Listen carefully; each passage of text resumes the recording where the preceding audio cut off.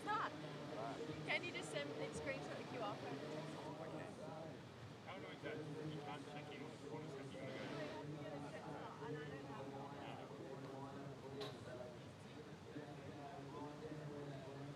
Yeah, we'll get there when we get there. Yeah. I might call Kate. Just be like.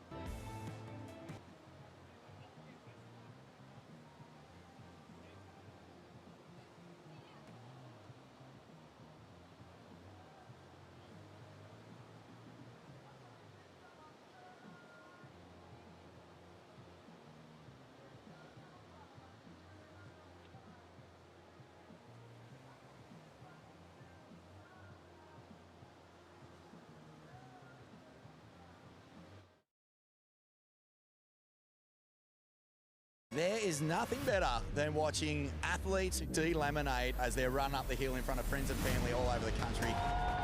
Having watched this event for many, many years, you don't want to sacrifice points for time. 37 seconds. It's the only time he's fallen all weekend. The energy up on the hill is unlike any other comp you ever go to. It's such gnarly pressure. It's not just about cheering on your favourite surfer, it's about cheering on your whole community. It really is a great spectacle for surfing. You're not just surfing for yourself, you're surfing for your whole club and your whole town. Australian Boardriders Battle Finals, business time. Let's just bring it home, eh?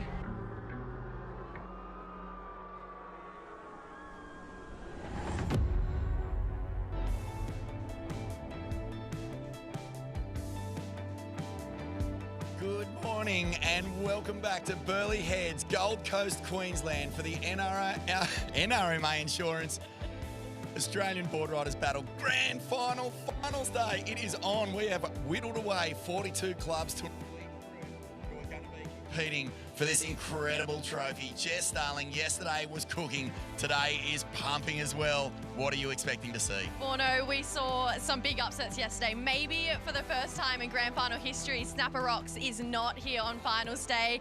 Could be the day for the underdog. We saw so much go down today. I cannot wait to see what team hoists this trophy above their head. Well, the clubs that got through are going to be stoked because, as we said, the Waves are cooking out here on Burleigh Point. Let's take a look at some of these quarterfinal matchups. Talk us through Heat 1. I literally cannot wait. The quarters, they're always so stacked. Everyone wants to make it through.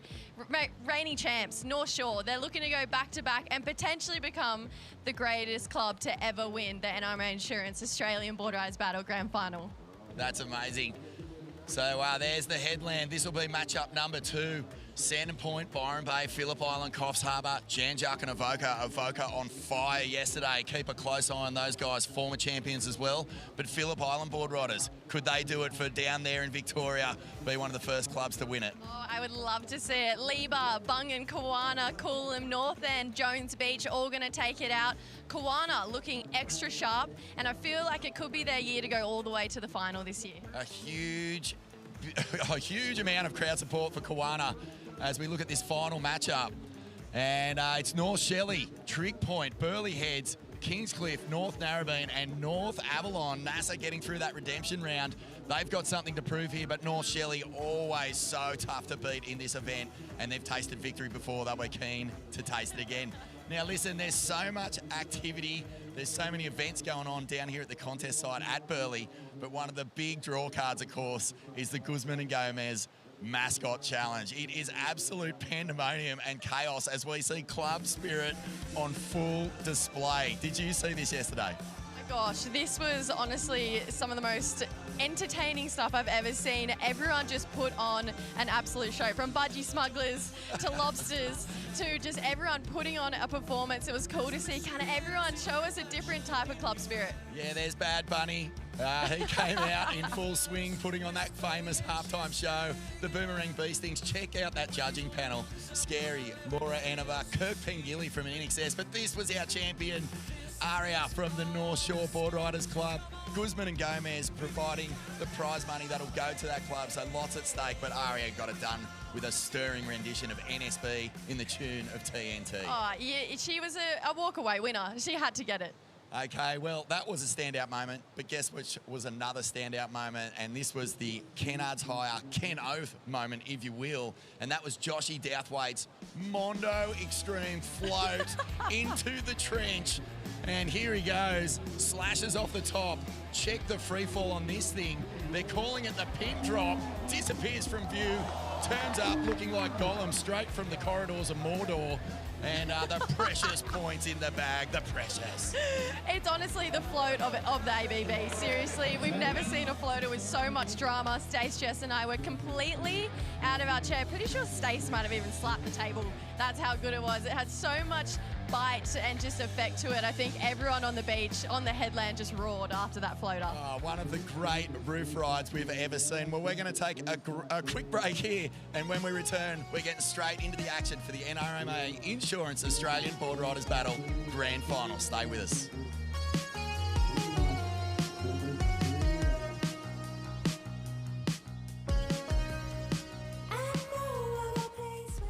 It's time for the good times. Forget about the bad times, yeah. One day to come together to release the pressure. We need a holiday, holiday. Oh yeah, celebrate.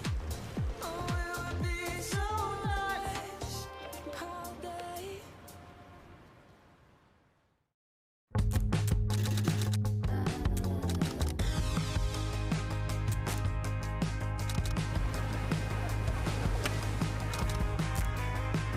Moments worth waiting for. Quick Snap. Mornings start with a Celsius.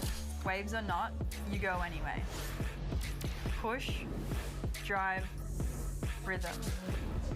And have a little fun too. That's why I keep coming back. When I was younger, so much younger than today, I never needed anybody's help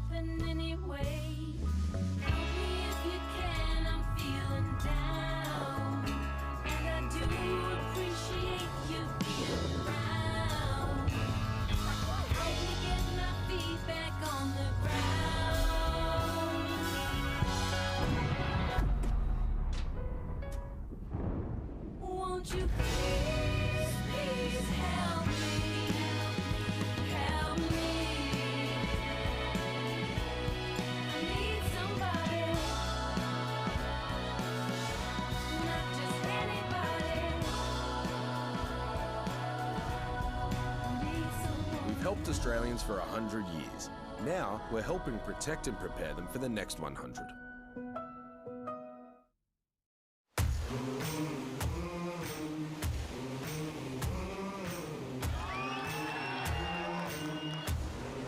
Oh, here we go. Is this Al? Deep barrel. It is. Wow.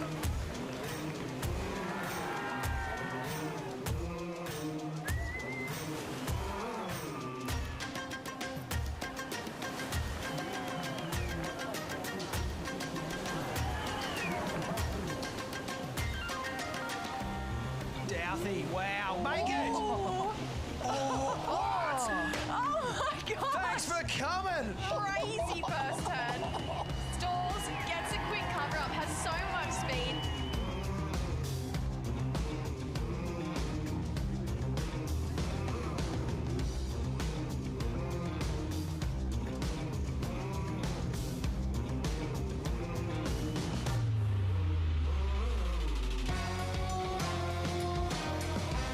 A little kick stall. Oh, look at that.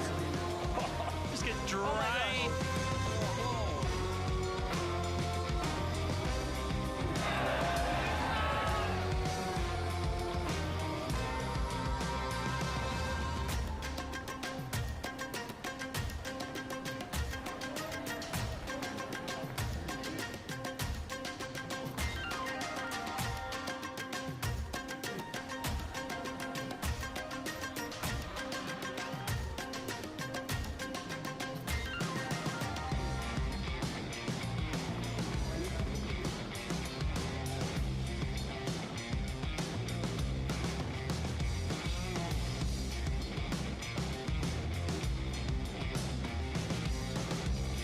Big section coming up. Bang, gives it everything.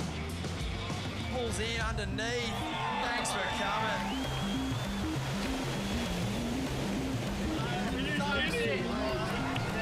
Big hack out the back, and this is an absolute masterclass.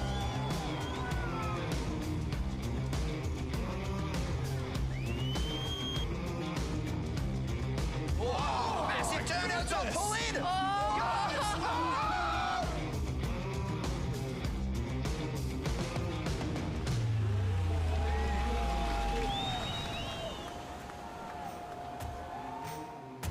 Well, there we go.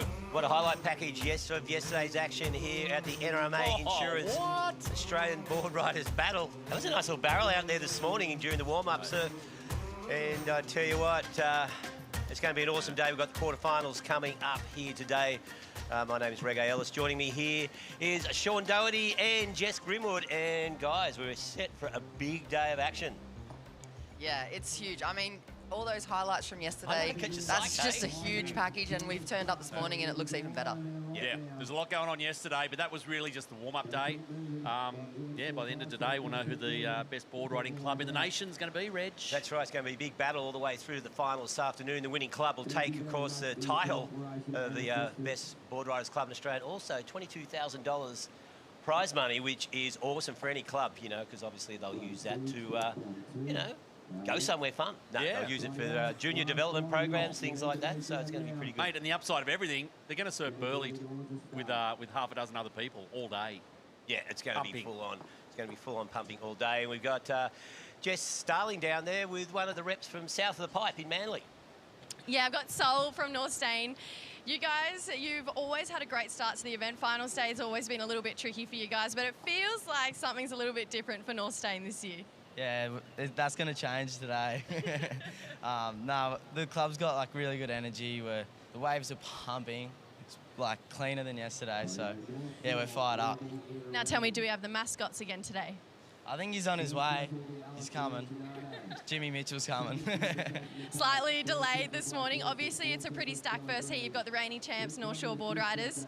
North Stain's going to bring something a little bit different to try and get the jump on them. Yeah, that don't faze us. We're coming up. We're underdogs.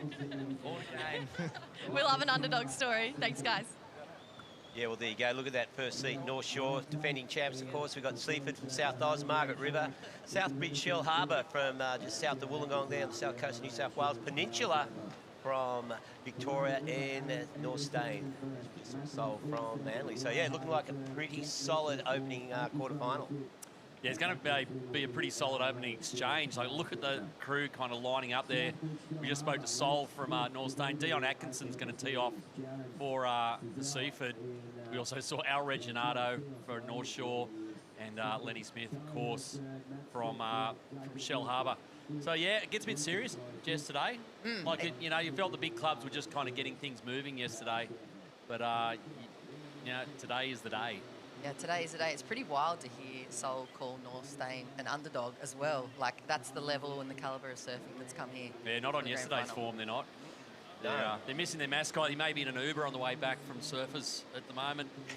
But it was the Northstein mascots were having some fun up there yesterday. But, yeah, you see the crowd starting to build. Of course, we'll be going here all day. Final should be in the water. I haven't crunched the numbers, but it'll be around 3 o'clock Queensland time. Swells, as we've seen, touch smaller, Jess, but far out. It's kind of pumping. Yeah, it's incredibly pumping this morning. I mean, we thought yesterday was good. Today's even better. And there's a few more lulling points of the sets, but there's these odd barrels that just spin from all the way top of the point and all the way through. I watched this morning, and the free surfers were just getting, for some of them, would have been the waves of their lives. Oh, getting piped out there. It's so cool, like the buzz around the clubs. Even the clubs that got knocked out yesterday, like all of their crews surfed in the free surf this morning, because why wouldn't you? You're at Burleigh and it's pumping, and you know, you're not going to not paddle out. So there it is. There's the crew getting ready for the first heat of the morning, quarterfinal number 1. So 70-minute matchups. Yeah. Yeah, well, as you said, Al Reginato heading out for North Shore. Dion Atkinson for Seaford, Andrew Sheridan for Margaret's, Lennox Smith for Southbridge, Willem Watson there for Peninsula, and Sol Grundling heading out for Northstein. So, yeah, that opening exchange is going to be pretty full on. And as we saw yesterday, it really heats up as the day goes on. And we're going to see some outstanding surfing throughout. Yep. And just, you know, some of these heats, you know, obviously 3 making it through. This is elimination. There's no redemption rounds on day 2 of the event here. So, yeah, there we are, underway. The NRMA Insurance Australian Boardriders Battle. Quarterfinal number 1 heading out there right now. So, good. Yep, so if you missed the drill yesterday, so these are 70-minute heats. So each team has 5 surfers. You've got to get those 5 surfers in and out in that 70 minutes. You've also got a 6th surfer who doubles up. One of your 5 surfers goes back out. That's your power surfer right at the end. So you've got to manage the clock. You've got to find some scores. You've got to get barreled, and you've got to make the top 3, because the top 3 will go through to the semi-finals after lunch. So there's the big fella, Shero, Andrew Sheridan from Margaret River. Bit of a captain-coach role, Binzi, for Shero from Margaret River. The sheriff, yep. Fonzie's been just part of the furniture in Margaret River for years now.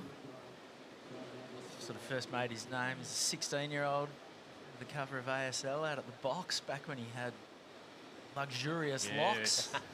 They're long gone. He's done a lot of hard surfing between then and now and then, but mate, he had a great day yesterday. Yeah, he did. Like, really led that team, and that team's, we kind of picked it as a bit of a smoky to maybe do something here on finals day. Got some great juniors, Macklin Flynn, Oki Fraser in there, Willow Hardy. We'll see how they go. These guys kind of surprised us yesterday, Binzi Seaford. Oh, absolutely. I mean, Dion Atkinson, no surprises there. Special shout out to Maya Tate. She got a 4, I think about 2.5 or something with 2 fins. She knocked a fin out jumping off the Sodii Cove in the rocks. And how you get a 4 missing an outside fin? We were just, Vaughan and I were debating which fin you'd want to not have. So obviously she could bottom turn, but then I don't know how she was able to conjure up 4 points not being able to go the other way. Well, it's probably in your head, mate. If you don't know it's not there, you surf like it is. But no, she did really well yesterday. This is the first time we've seen Shell Harbour here, actually, at the finals of the ABB, led, of course, by Lennox Smith. The Beagle. Yep, he has a nose for a tube, that lad. Yeah. He found several yesterday, and I'll guarantee you he'll find a couple today. Peninsula from down the east coast of Vic, they were good yesterday too.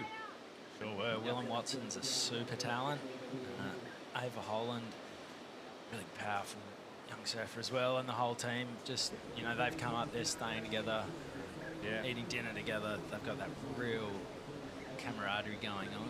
Yeah, so all the Vico clubs got through yesterday, which is good news south of the border. And these guys, they were probably the funnest team yesterday, North Stain, but they also shredded. All their surfers did something out there. They look really good. As a QBC stalwart, Reg, I know it pains you a little bit to see your nemesis clubs, you know, doing well and your club not, but you've got to tip your hat, though, surely. Oh, yeah, without a doubt. No, they were outstanding yesterday, you know, like Axel Carrota, the new club president, was one of the standouts. Sol really put it on, and then, you know, they got the ever-reliable Dayan Neeb as their master, and he put together a solid 6.9 yesterday, so Dayan looking really strong. So, no, I do like to see the boys south of the pipe, you know, every now and then. Well, if someone's got to wave the Manly flag, well, the Sea Eagles aren't doing it, the QBC's not doing it, so it may as well be North Stain. North Stain. Yes, they're my favourite club. I thought I'd just, you know, switch allegiances. No, but actually, I've only surfed south of the pipe once in the last 30 years, so. It's like a headland, that Did you pipe. accidentally drift down, did you? And Yeah, and it's funny, I don't think I've ever seen Axel Carrota north of the pipe. No, we're not allowed to. It's like a headland, that pipe. It's just weird. But if you do go south, drift south, they'll just go, get out. Get out. You know? So you got to head north again. But no, it's good to see North Stain there. But yeah, this is a good mix of teams from around Australia, and yeah, we've reduced the field. We started off with 42 clubs yesterday, down to 24. Of course, we had the top three in every heat. Then we had that redemption round where 3 clubs got a second bite of the cherry to make it through to today. And yeah, so just waiting for the swell to kick in now. It's the only lull we've had in the last 5 days. It literally has not stopped breaking all morning until we fired this thing up, and yeah, not much action so far. It's probably the slackest ocean we've seen in a few days as well. Not much wind. Feels like it could be portent of something to come. Yeah, there is a bit of weather predicted. Bit of weather, a bit of swell predicted this afternoon. Hopefully it'll arrive in time. Finals, but it looks like it might be delayed a bit. This reminds me when you're commentating at Bells. It's pumping in the free surf, and the first heat goes out, and it doesn't break for 20 minutes. Yeah. So, look at that. The live heats loop. Now that's from the start, from the NRMA insurance start line, paddling out, catching a wave, coming back in. So 6 minutes, 1.5 seconds with Monty Tate. And the fastest, whichever individual, he'll win a 12-month subscription to live heats, of course, which means their club events can be, you know, all the scores can be up on the internet quickly. That's the scoring software that we're using here for this event. And that record is about to be surpassed right now. So all 6 surfers still just sitting out the back, and Monty Tate will be finished in about 3 seconds' time. Caught in that live heats loop. Yeah, so it's not going to be from this heat. So there's, like, all these guys just ran down frothing just to get amongst it, thinking they're just going to just paddle straight down into 5-second tubes, and they're kind of lost. Right, they're looking around at each other going, what's happening here? Exactly. What are we doing? It stopped. Well, it's interesting. It's the first time we have the whole event. We haven't seen a wave caught in the first 2 or 3 minutes of the heat. It's probably also the first time all event we've seen all 6 surfers in the water on the screen at the same time. Oh, here we go. So no priority either, and it's... look who it is. Reginato, big hook off the top. Nice section ahead of him. Sets it off the bottom, drives that beautiful carving turn out of the lip, and running down the line, building his speed, and goes crack. And again. Oh, wow. Ooh, what do you reckon? Is he going to keep this? 100%. Has to. That's a good scoring wave. Yep. North Shore crew pretty stoked on that. He'll bank that, no doubt. Come straight in. So, well, Al Reginato doing what he's done. Mate, he has done that for North Shore for, you know, 5 or 6 years now. Ever since they kind of came from the clouds to win that ABB title back in 2018, I think it was. Yeah. He's been the main man, and this is why. Just teeing off here, just ripping it into the pocket there, and a couple of really nice critical turns, just blows the tail there, and another one to finish. Such a good serve. So that'll be solid. Because he's fresh off a QS win down at Phillip Island last week, so Al bringing that form into the ABB here at Burleigh Heads. Yeah, and North Shore Boardriders also fresh off a mascot win last night. Well, that's right. They would have psyched him up totally. Yeah, young Aria with a stunning rendition of AC/DC's TNT, reimagined, repurposed as NSB. Lit the Burleigh headland alight last night, so NSB have got some mojo with them this weekend. Yeah, mascots are going to get a bit fruity up there later in the afternoon as we get towards the final. Here we go, Willem Watson for Peninsula. Look how smooth these waves are. He was surfing 20 yards in front of himself there and just caught a rail. And here goes Lenny. Lennox Smith floats and gets caught behind. So it's against it. Yeah, well, Willem Watson was looking like he was going to bank a decent score there. Unfortunately, came unstuck. And, sure, you hear the thumping footsteps of Al Reginato behind us as he does the Gold Coast run in front of the Pav. Yeah, replay of Willem Watson for Peninsula down the east coast of Vico. Just a little hung up on that one, ripped that thing, and this is where it went sideways for him. You see Lennox out the back just parks himself in that thing, and then it just runs off after a little floater. He'll want something a little better. He'll stick around. Oof, 738 comes in for Alistair Reginato's opening wave. And he's in, look. Yeah. He's already back up at the NRMA insurance start finish line where he will release Sophie McCulloch. Yeah, well, North Shore, well, they're just doing North Shore things at the moment. They have been dominant in the last 4 or 5 years. Won 2 ABB titles. They're defending champs. And, Donnie just loses it there. Slipped there from Dion Atkinson. Might have creek feet after jumping off the basalt rocks. Maybe. Here goes Willem Watson. Good looking section, opens the shoulders, big bucket of spray up into the lip, repeats the treatment a second time. Hunting the tube, can't find it, goes up into the lip once again. This is going to be a good wave for Peninsula Boardriders. So he's picked that way down the end, Shero. Yep, that's keeper for Willem Watson. That was a sick one. Wasn't it? He's down in the free surfers down at the north end of the bank. So he hasn't managed to paddle too far back up after his 475, gone super wide, and he'll be throwing away that 475 once he hits the ready, set, forward beach sprint and gets back to the start with the Gold Coast dash. Yeah, so a couple of good scores will lock in now. They'll put a bit of heat on these guys who are left out here. Here's a replay of Willem Watson's wave. Sick wave here, Vincy. Sure was. Right about now, he's probably hoping that it would have bowled out, given him a tube to pull into, but didn't matter. Back to the drawing board and cracked it a bunch of times, and he's out of there. We've got a Queensland team, Victorian team, South Australian team, West Australian team, 2 New South Wales teams in this heat. That's pretty rad.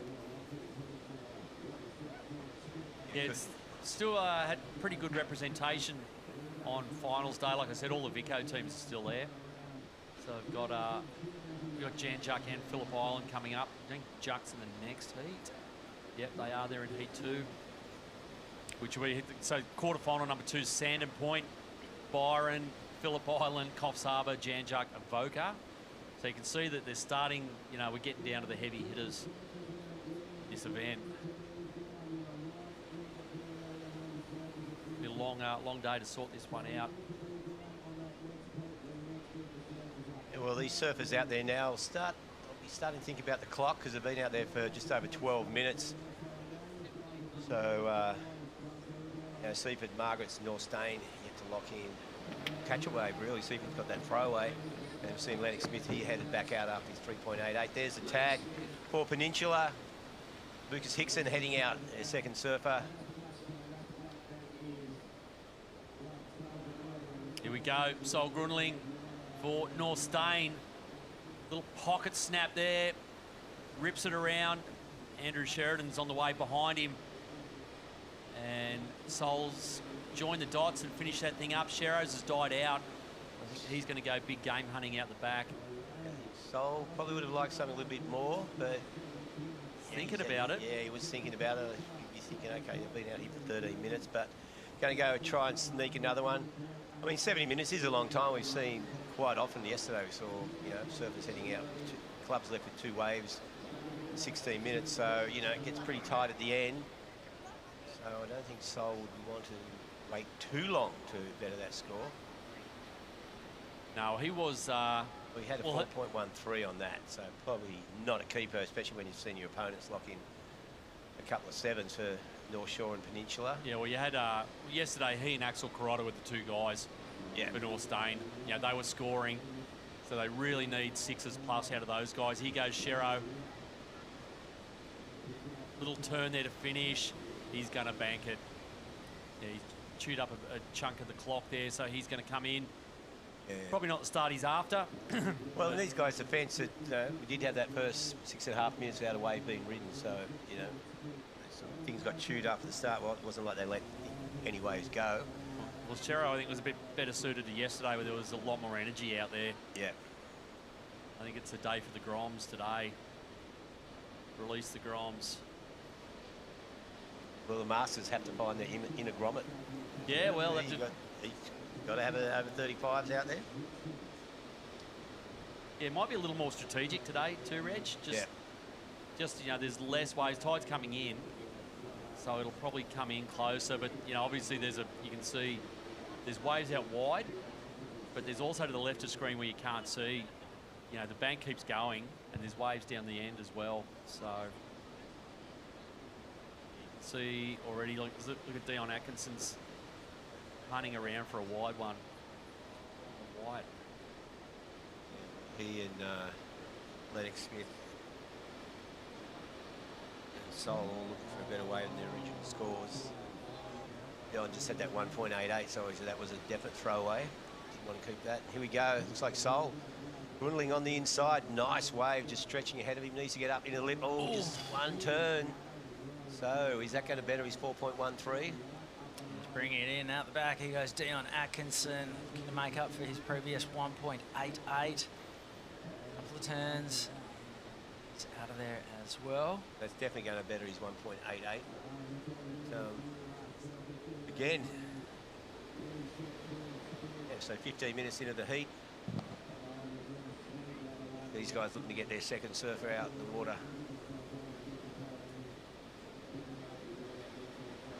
Yeah, Donnie, of course, a former championship tour surfer, has carried this club on his shoulders through a bunch of these ABB finals. Here goes Sherro.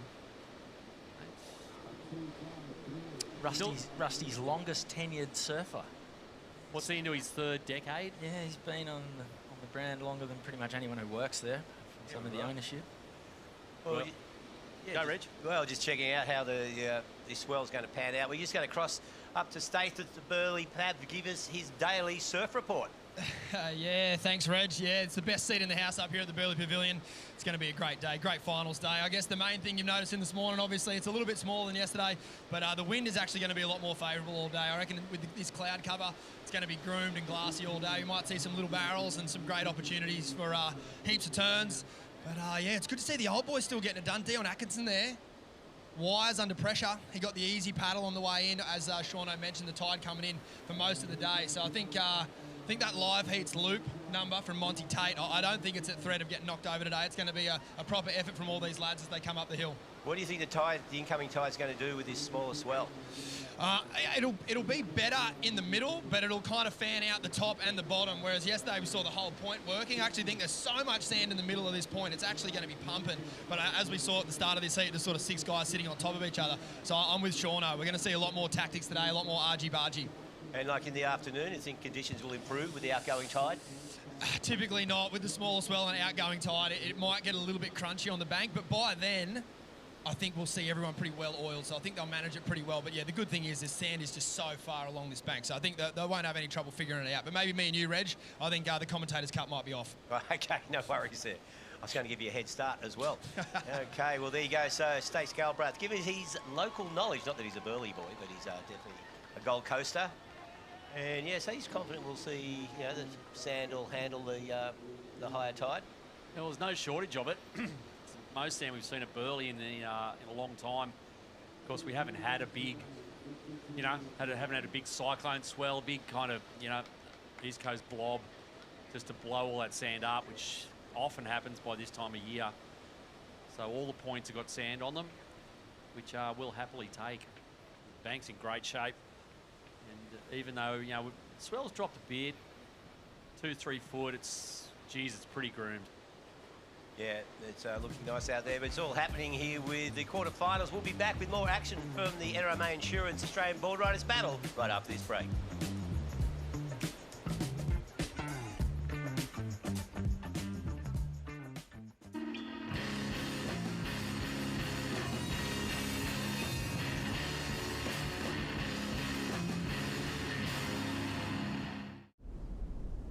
In the beginning, we were told the ocean wasn't built for us. We were told to stay on the shore, but we didn't. We didn't have a seat at the table either. So we built one and created history. We've started the legacy and led the way forward. Countless hours, weeks, years, and decades in the making. This isn't participation. This is domination. We don't wait for opportunity, we step up and create it. Now we can better develop the next generation of female talent. This is Talent Unleashed.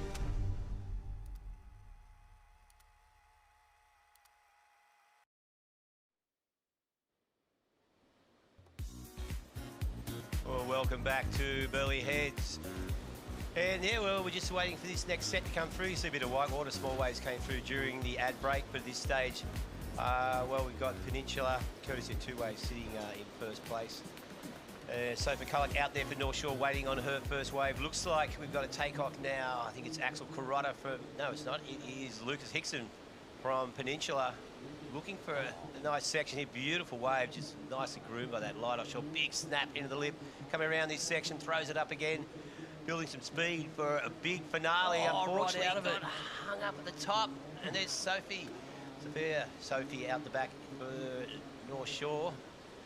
Former CT surfer as well, always knocking on the door for re-qualification, but just kicks out of that one. Not what she wanted. So, yeah, Shauna, a couple of small waves there. A little bit of an error, unfortunately, for Lucas. But yeah, mate, I think he's going to keep it. Oh, he's going to keep it 100%. That's a... mate, there was half a dozen turns in that thing. So Peninsula probably, you know, I don't know.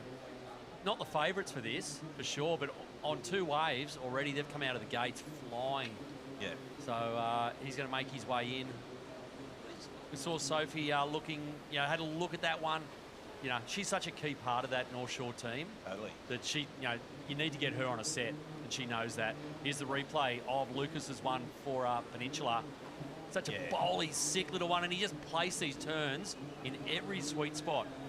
Like, he might have lost the last turn, but he'd really done, lost the last one, but he'd done a lot of work on that wave. Yeah. Goes to the cut, big swooping turns, so much power in that back foot. And again, that wave sort of ran out of the wall, but 2 good solid turns on the inside. Well, we just lost Lenny there. So he's been out there a while too. Yeah, he has. Man, what's that? Is he on 22 minutes? Wow. And he's got to go out and do it again as well at the end. So. Yep. Quick in and out there for Axel Carrotta for North Stain in the black. Yeah, if you're the team captain, how he kind of, like, Lennox is obviously capable of dropping an 8 or a 9, but how much time can you allocate towards waiting for that score? Yeah, I know. Well, that's a big way. That's a huge chunk of time that he's taken. Lucas Sikora here for Seaford. It's a pretty sick one, actually. He hasn't mucked around, so Dion Atkinson came straight in. He went straight out and found this thing. So that's it. He's done straight in. That's job done. Well done, mate. One from the second surfer. So they've officially they've lapped Shell Harbour. Yeah, Lenny's dropped anchor out there. You know, but probably the reality of it, lads, is that you know, Shell Hubbard relies on him so much. Here he's in. They need him to fire, so you want to give him time out there. This is the replay. Just jams it into the pocket, drives up into it again, a nice critical snap. And another big one, big tail blow there to finish. 3 big solid turns. Yeah. Oh, go! Try, just couldn't get in there. Couldn't get the brakes to hold for Sophie McCulloch there. It was a beautiful wave though. A couple of figure 8 roundhouses. She's going to finish up here. And yeah, she's so far down, she's going to come in. Yep. For sure. And this is looks Cora on his backhand. Really teed off on this one, and it also just delivered him beautifully into the corner of the beach. Saved him a bunch of time, because there is going to be some flat water paddling involved today to get yourself in over that last little 50 metres of often dead water. So I saw Andrew Shield swimming in the lineup there. From his angle, that might be the perfect shot of Sophie McCulloch. The perspective gets thrown a little bit out. She might be sitting right in that where he was. Yeah, couple of beautiful waves. They're still there. Bit of a gap between them, but there are still some little bits of magic out there. So down to 46 minutes, of course, 70-minute heats for all day we're running. So 7.93, the result for that last wave of Lance Smith. So was it worth the wait? Yep. Yeah, well, it is a good solid score, so taking that chunk of time, he did need to lock in something towards the excellent range, so he's done that, and see how it pans out, that 20 minutes he took, how much pressure it puts on him when he's a power surfer. So at this stage, got Peninsula, their 3rd surfer already in the water. We'll see Sophie McCulloch come through and tag soon, as will for North Shore, and Luke Cora on his way back in. So Seaford will have their 3rd surfer out very soon as well. And it looks like Macklin Flynn. Yeah, this. Yeah, beautiful little wave here, just snaps it. And looking down the line here, racing. And goes into the big air rev. And he was there too. Looked like he was going to stick it. Yeah. He's back out there now. Yeah. You'd probably see quite a lot of him, Binsey, back at home, Macklin. Yeah, unbelievable surfer. Demon when it's big and heavy. Up north in the desert, he's a nutcase, and he's really come into his own out at North Point, those kind of waves as well. Great mates with Dane Henry. Dane often comes over and stays with the Flynns, and those two really push each other. I think Macklin might have just relocated to the east coast for the next little while. He's driven his car over and he's basing himself around here to chase all the comps, but he's an incredible surfer. His younger brother Ace is pretty handy too. He's the next gen, but yeah, Macklin got the winning formula yesterday, one of the highest scoring waves of the day and one of the quickest live heat loops, which is, can't really ask for much more surfer. So between Macklin and Willow Hardy, Oki Fraser, who's just a powerhouse junior, and then you know, a veteran like Andrew Sheridan and Jack Mitchell, who's club champ. Margaret River just have that backbone of great consistent club. I think they've made the quarters the last 2 years. Would love to just go that next step. Yeah, got good balance in that team. The only questions today are going to be with the drop in wave energy. You reckon if that's going to hurt any team, probably hurt Margaret River, who are used to, you know, used to oceans that don't quit. Yeah, there's a reason Jacob Wilcox and Jack Robinson both live over here on the Gold Coast. It's just to hone their small wave chops, be a bit closer to international airports. Yep. So Macklin here, 3rd, 4th turn in. Looking pretty good. I imagine he's going to bank this. Yeah, it needs to with... yeah, they've burned a lot of clock. Yeah, almost 30 minutes into the heat. So Macklin, who saw, you know, Shero got that 2.5, so they need to build some points as well. So he'll head in now, their 3rd surfer. God, if he'd stuck that punt. Yeah, well, that's right. A different story. Yeah, here's the replay of it. Just pumping, sets up that big first snap. Nice and clean, rips it around. And another little snappy before this thing kind of runs into some dead water. That's a keeper. That's, you know, that's not going to break the heat open, but it keeps them in the mix. Yep, 5. So, yeah, 5. That's a decent score. So Willow Hardy heading out now as we see Jared Cecil. Yeah, Jared Shelley from Shell Harbour. Geez, he's got straight into this thing. He's only been out there a couple of minutes. What are you looking at? No, he's going to go back for in for another crack.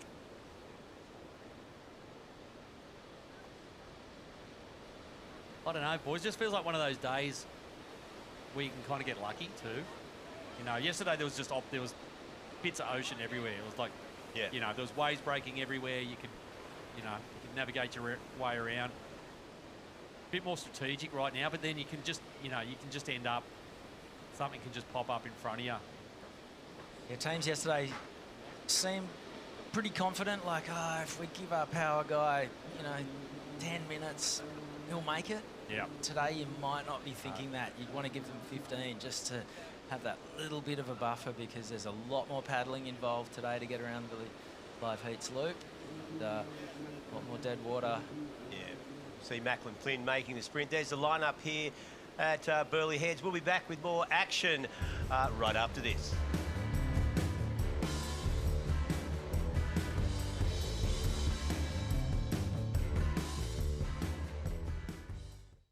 Won't you please, please help me, help me. We've helped Australians for 100 years. Now we're helping protect and prepare them for the next 100.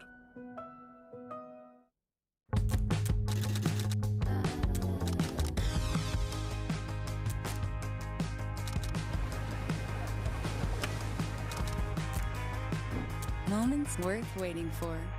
Quick Snap. It's time for the good times.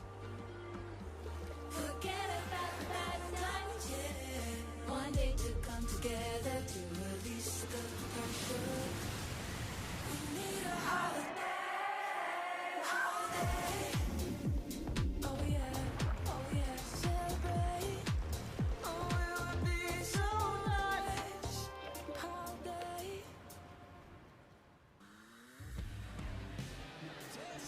Welcome back to the NRMA Insurance Australian Boardriders Battle Grand Final. I'm at the incredible NRMA Insurance Rise International Women's Day Breakfast with the lady that makes it all happen, Shanice Ryder. The Rise program has been one of the best things that has ever happened to women's surfing. You have made it all possible. 12 months of Rise now. Tell me about the program and kind of what the last 12 months have looked like. Yeah, thank you so much, Jessie. The last year has been absolutely amazing, and we have seen some incredible results. Just to rattle off some amazing achievements in the last year, we have onboarded 9 new female social board rider clubs. We have onboarded 17 new subcommittees within traditional board rider clubs, allowing women and girls to have more of a voice in their club. We have run 50 on-beach training sessions across the nation, allowing women to do their logbook hours. We've hosted an annual development camp, allowing coaches and judges to upskill themselves. And we've seen over 1 million views, continuing to get the word out there. So it has been an amazing year. And again, we've got this International Women's Day breakfast going. I feel like every year this is just such a high point for women to come and celebrate just like the community and everything that you're doing. What is kind of Rise looking to do this year? Basically the same, but better. So we will continue hitting our goals, our KPIs, and pushing more of a voice out there for women to get into the water, to be in those leadership roles. More importantly, bridging that gap. So I think, like I said, we've got an amazing community here today, power in numbers, and celebrating being a woman today. It's quite incredible. Well, thank you for everything you do, guys. The Rise program is beyond incredible. And at the breakfast this morning, we have some incredible women, just like these two here, right, I've just found. Lane Beachley, Isabella Nichols, Lane, to be here at another Rise International Women's Day breakfast. I feel like every year it just keeps getting better, and to see the amount of women that are here and how far the sport has come, it must be amazing for you to see. It's very satisfying. This year's theme is all about balancing the scales, and I can honestly say by sitting here with people like Isabella and seeing all the frothers around here, all the young girls who are super excited, who can interact with their idols and dream to be a world champion, it seems to me that we're actually getting closer to balancing the scales now, especially in women's surfing. It's an incredible time to be a woman in our sport. Bella, you get to know that right on hand at the moment on the championship tour. You're going back. It's been a long season off, but kicking back off in just a couple of weeks' time. How are you feeling for the season? Yeah, I'm so excited. I was just saying to Elaine before, it's like it's been such a long time off. I think, 7 months. So for me, like even coming down here and watching all the girls ripping, like every single team has like an absolute gun of a weapon of a women's surfer. It's really inspiring me to, get back into competing, and because I haven't done it for so long, I'm fired up.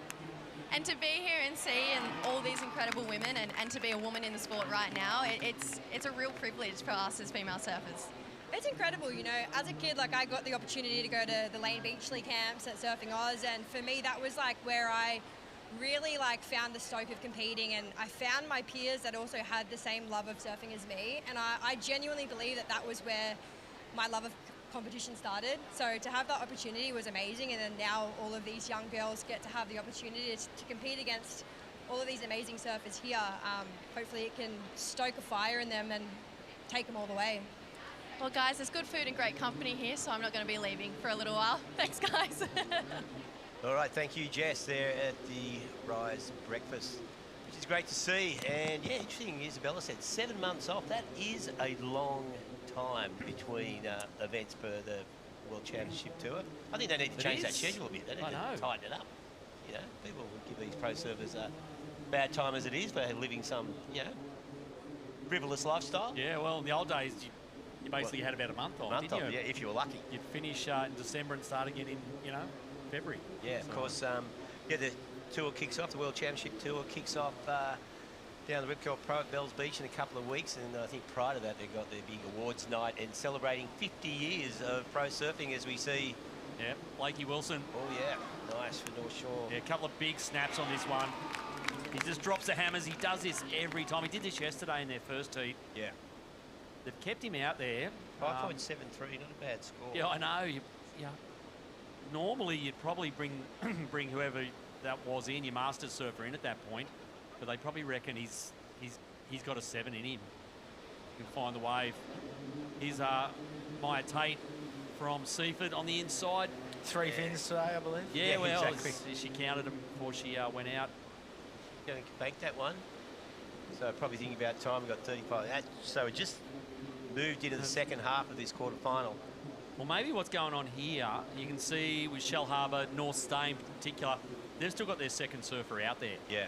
So they've been out there a long time. So maybe these other teams, like Seaford in particular, are banking on just rotating, getting their surfers in, and hoping that these other teams get time crunched right at the end. Yeah, and the Seaford, they might be thinking, give Dion Atkinson a little bit more time at the back end as the power surfer to try and bank a big score, plus save themselves that 5 points. Yep. That's Axel Carrotta releasing the fins. I'm sure he got some work done out the back before we got to this point. He's going to link it up all the way through to the inside and hit the ready, set, forward beach sprint. Yeah, so Norstein really needed that just to keep the wheels turning. So he's gone all the way in. Yeah. He'd be down almost in the flags. Oh, this is every last decimal on this one. Here goes Willow Hardy. So she's fresh off a win at the Phillip Island Pro Junior QS last week. Coming in as well, so he missed the outside of that one. But Blake Wilson doing the sprint there for North Shore.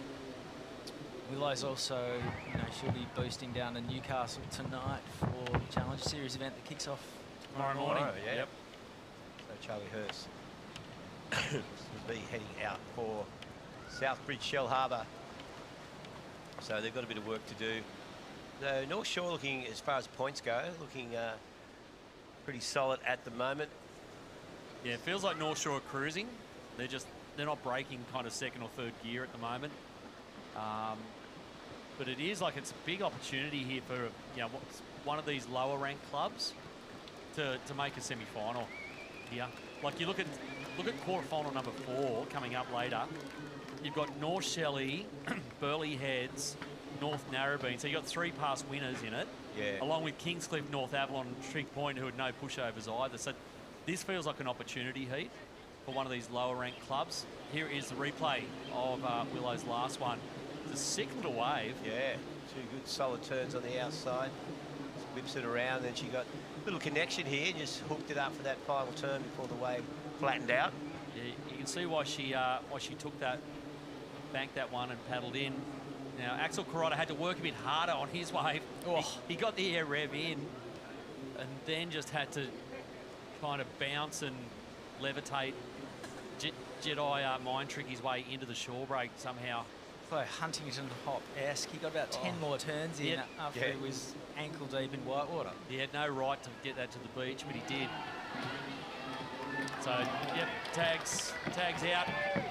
And that's Izzy Higgs going out next for North Stain.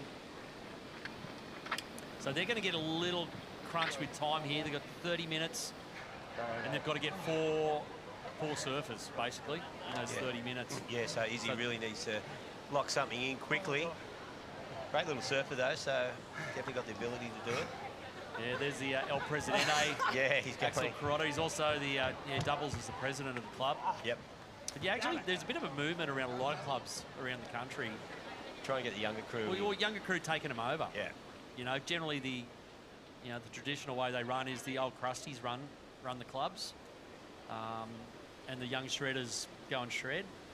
But you know, it's way better when you have the current crew, leading the club. You know. Mate, you let the kids take it over. Look, it's happening in a few places. Yeah, go for it. And it's kind of awesome. You know, I think Kiwana's another club that have done it. Brings new energy too. You know, I'm not saying that the long-term stalwarts lack energy, but I just think the enthusiasm. Because when you're involved in the Boardriders Club at a committee level and running monthly events and doing the newsletters and all that kind of stuff, it's a lot of work. You know, so it's good when you and there's always one person who'll do like 90% of the work, and everyone will let him do that. The Barbie guy. Let he or her do it, yeah. The trailer guy. Yeah.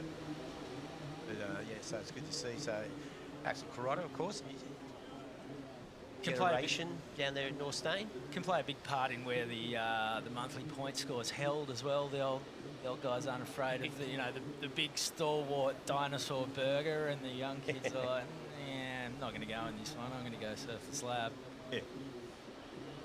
I don't know if that's the case in Manly. Well, a couple of just slabs. beachies, or did you ever go out the back on the reefs? What, for a club contest? Yeah. No way. Yeah. That'd be a no-go. Yeah. You're not going to see QBC or North Stain run a club event out at Winky out to Bommy, or you have to get out the at Dead Man's or even the Bower. I'd like to see it. I'd love to see your heat out at Dead Man's Reg. Yes, all right. Well, I would pay good money to see Dead Man's by name, Dead Man's by nature. Exactly. With the end of Reggae Ellis right there. So it Ava wouldn't Holland be happening here for Peninsula, who are really going great guns in this heat. So she's just looking in, and it looks like she's coming in. So that last wave of Willow Hardy's come in at a 6.3. So that's Margaret River's best wave so far, and dragged back into it. Done in double time as well. Just like that. That's kind of flipped the heat for Margaret River. Yeah. You see that happen all the time, like that surfer coming in at third and fourth. Those surfers can really change the complexion of a heat. So Peninsula, East Coast, like Gunnamatta. Do they have a home? Where's their clubhouse at? I've been to it once before. I don't think they've got a club. I'm not sure if they. They do. They own their own property. They've got 4 acres. Yeah. As we see Stella Green here for North Shore. Just setting it up, big snap to finish, and looking good there. So Stella pulls out. We'll be back with more action right after this break.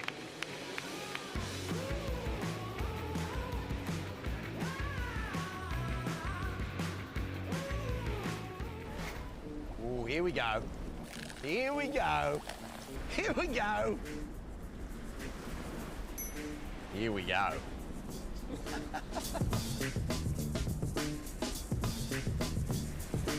Mornings start with a Celsius. Waves or not, you go anyway. Push, drive, rhythm. And have a little fun too. That's why I keep coming back.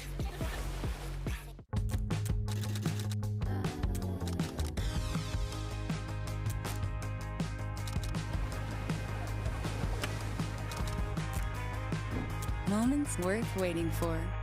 Quick Snap.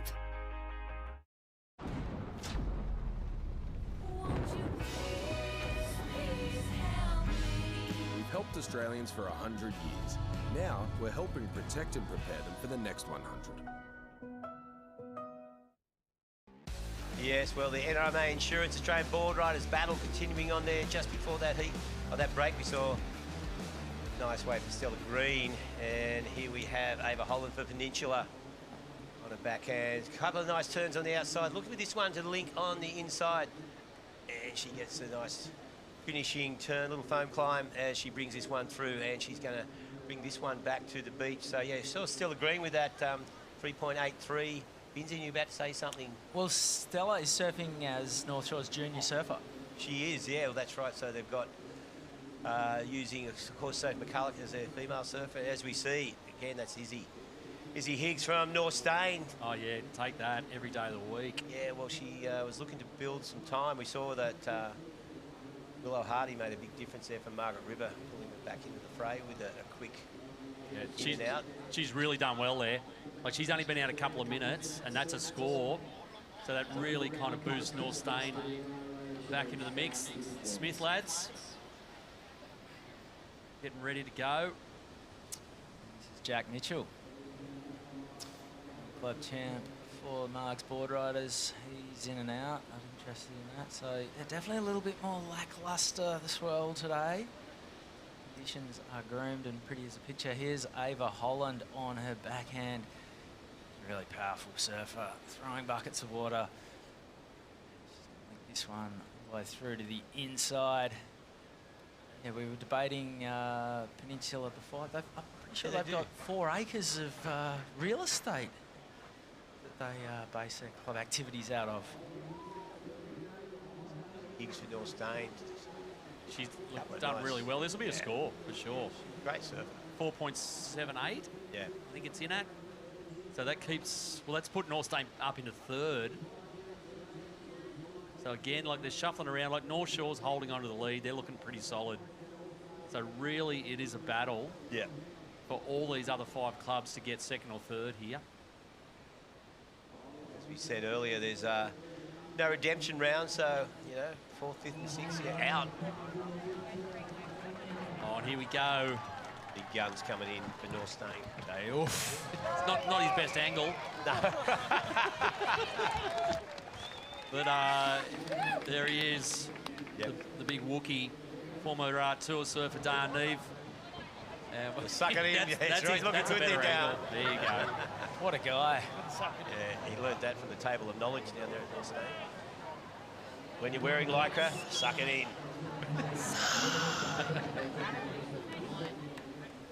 And one of the funnier human beings you'll ever meet. So he's got a bit of job to do here, though. North Stain hanging around that 3rd spot. Seeing Charlie Hurst coming in here for Shell Harbour. Little reform on the inside. Oh, nice. Take that. She must be right in against the rocks here. This thing running through. She managed to squeeze in a couple of points, extra points on that little insider. And she's going for the paddle around the rocks. Well, down to 23 minutes to go, so still got 2 waves to be ridden by North Shore, 3 for Peninsula, 2 for Margaret River, 3 for North Stain. So yeah, it's, clock is definitely going to put a lot of pressure on these teams. Their 5th surfer and for the power surfer. Yes. They're the North Stain mascots. How they got James Mitchell to wear that Wookiee suit up here, I got no idea. Did he get on his flight wearing it? No. Maybe. Maybe it's a pretty extreme weight loss program, really. I'm sure he went to dinner last night, innit? That's kind of Bucks party areas. That Here's your is it? Wookiee outfit. Yeah, That's all you've got for the weekend. That's all you got. Yeah, see you down at the casino. Yeah, so Izzy Higgs has done well. Turn that wave around pretty quickly. Big fan of the run. So what have they got? They got 3 surfers and 22 minutes. Oh man, this is getting crunchy for North Stain.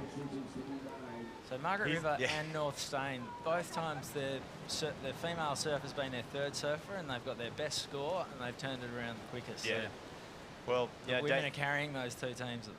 Yeah, we saw Daiwa go out yesterday and lock in a high 6 pretty quickly. He's going to need to do something similar to that. We know no room to drift around the lineup looking for the a huge score. So yeah, so the surfers. So yeah, the live heats loop has not changed. I don't think it's going to. Nah, I don't. Well, I don't think Daiwa's going to change it. That's for sure. But as we see, goes. That's Charlie Hurst coming back in. Yeah, so the Gold Coast dash. Yeah, so suddenly, yeah, I think it's dawning on Shell Harbour, North Stain. And obviously Seaford. And probably Seaford too, that they're probably in a bit of trouble. Yeah. They are starting to run out of time. Here we go. This is Harry Green for Seaford here. Rips into one. Going again here as that wave flattens out. He's probably going to have... Oh, he's a 4 surfer. Yeah, I don't know. I don't know. He's going to come in. Yeah. Yep. But they're in a hard position because they needed points as well. So they basically just need to unleash Dion Atkinson. Yeah. And hope he gets an 8, I reckon, at this rate. But yeah, the clock is the problem for North Stain and Shell Harbour. They are going to have to get a wriggle on.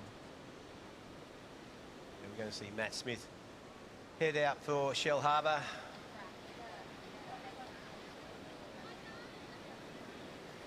Yeah, North Shore is just the blueprint on how you do it. You've got that one anchor, the heavy-hitting power surfer in Alistair Reginato. You've got a female in Sophie McCulloch who's just super dependable. And a veteran who just goes out and does his job, and then everything else around that falls in place. Yeah, they haven't broken a sweat. No. In this, they are just cruising. They're going to finish with 10 minutes to spare. Yep. And they should win it at this rate and go through to the semi-finals here. Jack Mitchell. So Margie's still, even though they're probably, they're into 3rd and the other teams are struggling with time, I still be nervous. Yeah, well, 20 minutes. 3 minutes for 3 waves. 3 people well, they've sent Jack Mitchell back out. Yeah. So, see Matty Smith running down for Shell Harbour. The Masters surfer. Caden Fowler. Have a sick that turn. Mate, he was shredding yesterday. He's looking in. Here we go. We've got a bit of action now. Good rumble there. Yeah. So he'll come in, and of course that'll give Al Reginato plenty of time. Luke yesterday was got that beautiful, clean little drainer. Yep. Inside. And, replay. Nice snap. Coming around this section, just throws it up again. So nice critical surfing here, just hooking it straight up into the lip. Yeah, mate, that's great. there you go. 4 Bang, off bang, the bang. top. Yeah. Thanks for coming. So, yeah, if they weren't cruising before, they're definitely cruising now, not sure. Caden Fowler might have gone back out for another one. They'll speak of. Reg, here he is. Off the bottom, little high line, speed run, drives into this neck turn, snaps it. This thing's running down the bank, up through the lip. Now it backs off a bit, goes into the big roundhouse and can't find a turn to finish it up, mate, but that'll do for now. Yeah, he'll bank that one. Take that, and Peninsula just got to hang in there, just bank even bank 5s, that'll do the job. Well, his previous wave was a 5.53 and it's put them into the lead. Oh, we're still waiting on that last score. Still waiting for Luke Brumby that'll flip that one back around. Here goes Jack Mitchell. That's a better turn. It's a little bit more. Oh, no. Yeah. This is Caden Fowler. He kind of got a bit nervous because he was watching this thing run off down the line. He didn't want to lose it. Eventually got a big up and over turn there. And yeah, went for the roundhouse. The wave took off again. He didn't get that turn, but he did salvage the board and get the little taxi ride into the beach, which is such a huge factor. Here goes Dayan opening up those big shoulders. Oh, there you go. Hacking into this one. Mate, this is what they needed. Yeah, they needed Dayan to do that. Yeah, he's happy with that. So 3 good solid turns for Dayan Neve. Beautiful little hair flick too. Yeah, yeah. You don't often see that from the Masters. Mate, he's got a great head of hair. You've got to celebrate it when you're in the Masters and you've still got luxurious locks. So, mate, he's done exactly what Norstein needed him to do. Yeah. Went straight out there and found one. So Luke Brumby coming in here for North Shore. That last wave of 5.75 pushes them further out in front. They're kind of cruising, as we've said. Yeah, total cruise, yeah. So Al's going to head out with... yeah, that'll be good. Oh, no rush. Yep. Yeah, 15 minutes left by the time he gets out there. Just going to sauna down and go and get another 8 and job done. Samson Coulter yesterday had about 5 minutes to do this, and he was querying how, like, do you have to go through the cove, or can you just run straight down the rocks from the top of the hill? Yep, Matty Smith here. A couple of nice ones. He's turned this one around pretty quick, Michelle Harbour. That's a quick lap. That's there's as much to be gained from the time on this one as from the points. A fair bit of a knot. They've still got to get another 2 well, Matty's got to come in, then they've got to get another 2 surfers in and out. This is going to put the pressure on Margaret River, because Mitchell come back in. All right, Oakey Fraser's in the gates, ready to go. Jack Mitchell, yeah, had that one good solid turn on that last wave, but unfortunately nothing left in it after that. This is Tavi Woods taking the tag and running out for Peninsula. Yeah, you need some churn and burn here with these guys. Like, Richie just... You guys go. Waving the traffic through. You guys go. We got plenty of time. Whatever flag that is in the Formula One, just to let them overtake you and safely go past. That is the Sodii Cove. There's a pro guarding lifeguard down there as well. I'll tell you what, I almost joined the Lennox Rocks feed yesterday. I slipped on my penultimate rock and found myself bouncing around. Well, look at that. Dayan Neve locking in. Pull your pants up, Dayan. Moved into plumbing since leaving the championship tour. Yeah, so 6.7 there for Dayan. That was a good score. And there's the North State mascots trying to get down. And in sharp time as well. Yeah. So they'll pick the pace up. So Dayan Neve, he is going to... well, they've got 2 waves to lock in. So he's brought them back in on as far as points. So Eden Olka, he's going to have some work to do. He wants to get out there and get back in. But if you can lock in another decent score, you've slowed down with that 6.7. So a mid to high 6 is a really good score in these conditions, especially as the clock is putting so much pressure on the 5th and 5th surfer and the power surfer. Poor old Matty here, he has been marooned in the corner. Yeah. So he's fighting it. You can see the rip. He's fighting against that as well. Look at the athlete. He actually looked like he was in a good spot, and then he's just been stuck in it. And the clock is ticking all the way. Good job, Duffy. Yeah. He's got 14 minutes now for North Stain to get 2 waves. So it's doable. Tell you what, they're going to have to hustle. Dayan left Chewbacca for dead up the Burleigh Hill there. Yeah. The Wookie's not moving as quick as he was yesterday, that's for sure. No, not at all. You see Matt Smith now on the ready, set, forward beach run. Then he'll hit the in front of the Pav for the Gold Coast dash. No, he's just cruising. Pacing himself. Yeah, so it's really interesting point in this now. With 13 and a half to go. It's basically going to take a pair of leaderboard live heat laps. Yeah. Okay, here we go. This is the interview we've been waiting for. Stace Galbraith with Dayan Neve. Yeah, thanks, boys. Look, I'm going to do the right thing, give Dayan another 30 seconds here, but I want to hear from Sol. You were muttering some words of confidence, mate, and sort of temptation. Think about this afternoon. What was that? Mate, we're getting to this Arvo. Duff just flipped the switch. We're back on. We started a bit out of momentum. It's a bit slow, but he just worked God's magic just then. That was crazy. Does that run get a bit easier after you belt one?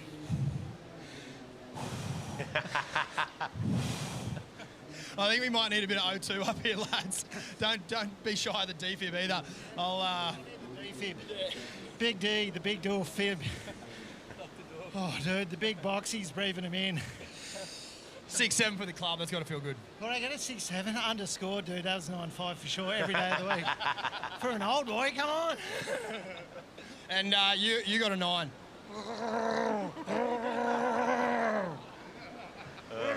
All right, I'm going to send it back up to you guys. It's getting pretty mystical down here. It is indeed. Well done. He's still sucking them in. But yeah, you got a 6.79, they are. And yeah, some sauce on the sand there. Whose paws are we looking at here? That's a co-victim. Yeah, definitely looking a bit gnarly there. Yeah, those rocks, you slip and you feel it as we see Tarby Woods here for Peninsula. So they're hanging in there in second. They're looking pretty solid. Yep. So I think their best bet. Oh, he's done well here, the Grom. Yeah. Yeah, a bunch of little backhand hits. Where he is. He's get in and that's the Burleigh rock break. I think the best thing Peninsula can do is just get their last wave in and then because I guarantee you, I think some of these clubs are going to run short of time. Yeah, we're going to be a lot of pressure as that clock winds down the final 5 minutes to get that power surfer out and in. Because you've got the guillotine of that 5-point deduction if you do not have your power surfer back at the NRMA insurance finish line within the 70 minutes. Sol Grundling didn't seem to mind having his shirt off, did he? No, he's got the cotton allergy. Well, mate, you know, if Reg and I had rigs like that, Binsey, we'd be commentating shirtless at the moment, but... Those days are well past. Reg looks a bit more like Chewbacca. So there he is. Well, it's actually put... Tarby's last way has put Peninsula up into the lead, a 3.4. So they're doing all the right things. Here we go, looking at this. This is Oki Fraser. There it is, yep. Oof. Go. Oh. Didn't stick the punt. So the time is kind of coming into play here for Marks. Oh, yeah, man. Definitely, yeah, he needed to land that. They're getting squeezed. Seaford. Yeah, Mitch Henderson here for Seaford. So he's the 5th surfer. So he's going to bank this. He's coming in. Oh, here we go. Here's Al Reginato. Yes, Power wave. Oh, my goodness. What can this guy do anything wrong? He's just... When was the last time he fell in one of these events? He's... Oh, mate. Well, he won the Phillip Island QS at the start of the week, so he is on a heater right now. Yeah, that crew there, North Shore, they're starting to feel it, the defending champs. Back on the Challenger Series, so yeah, it's all going well for Mr. Reginato at the moment. Yep, they're going to cruise him with under 10 to go. That maroon board of his, he's either got the whole quiver sprayed the same, or that's just the magic weapon that's been banking points and cash all over the country in the last few months. And the best thing with this too for North Shore, they haven't burned a lot of energy. No. You know, because they're going to have to, if they're going to win this again, they've got to serve twice again today, a semi and a final.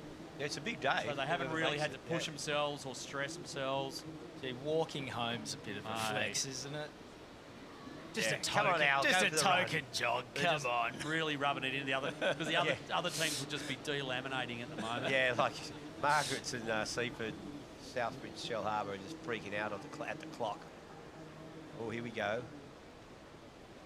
Yeah, it's Eden Alka there for North Stain. So you go. So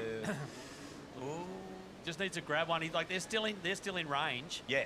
9 minutes. If he can just find something, he get to the beach. Like they've got 3rd spot right now. Yeah, he wants to get Axel Carrotta out there for their power surfers. That was the North Shore Groms that just ran past us in the background. Reg is... So at least they're running. Reg is just strolling along. But for North Stain, probably their best thing that they could do is get in on time here. Here we go, Jacob Wilton for Shell Harbour.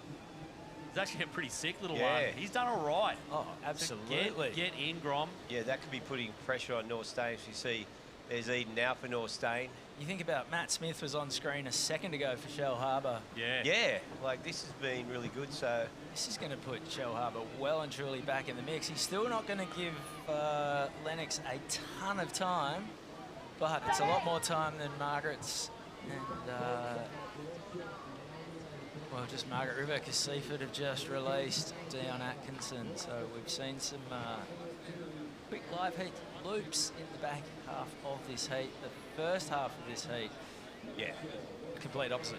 Yeah, well, we had that 6-minute flat spell at the start of the heat, which automatically put time pressure on all 4 teams, although you wouldn't know it with North Shore. As we see... Oh, that dead zone just on the inside. That's a killer, isn't it? Like, you finish your wave, and then yeah, you got like 60-second paddle. They're just bogged in dead water. Yeah. So you get to the end and you think you've kind of hugged the rocks and got it all the way in. You go, I'm there. Your head's already in the run, and then you've just got to tread water for a minute to try and get in. It's frustrating. There's basically a race on now. Can Lennox Smith overtake Dion Atkinson and get back to the NRMA insurance finish line first, or in time? Because that's the difference between those, you know, 3rd and 6th right now. Yeah. Well, look, North State being pushed back. Look at Reggie into 4th. We need the Gold Coast dash timer on Reggie, because it's going to be about 10 minutes. He's going to use every second of this 6.5 minutes to walk up there. So, yeah, Jacob Wilton for Shell Harbour. So, oh, God. So you reckon Lennox Smith is going to have 6 minutes? Yep. To get out, get a wave and get in. Yep, and same for Axel Carrotta. So, assuming that Dion makes it back in time as well, because he'll have just got into the water now. He's got to get a wriggle on. We know it's doable at 6 minutes, but man, it is cutting it fine. Yep, so Southbridge, Shell Harbour and North State are going to battle it out for Thursday. We see a big hook from Oki Fraser. He's got a sick one here.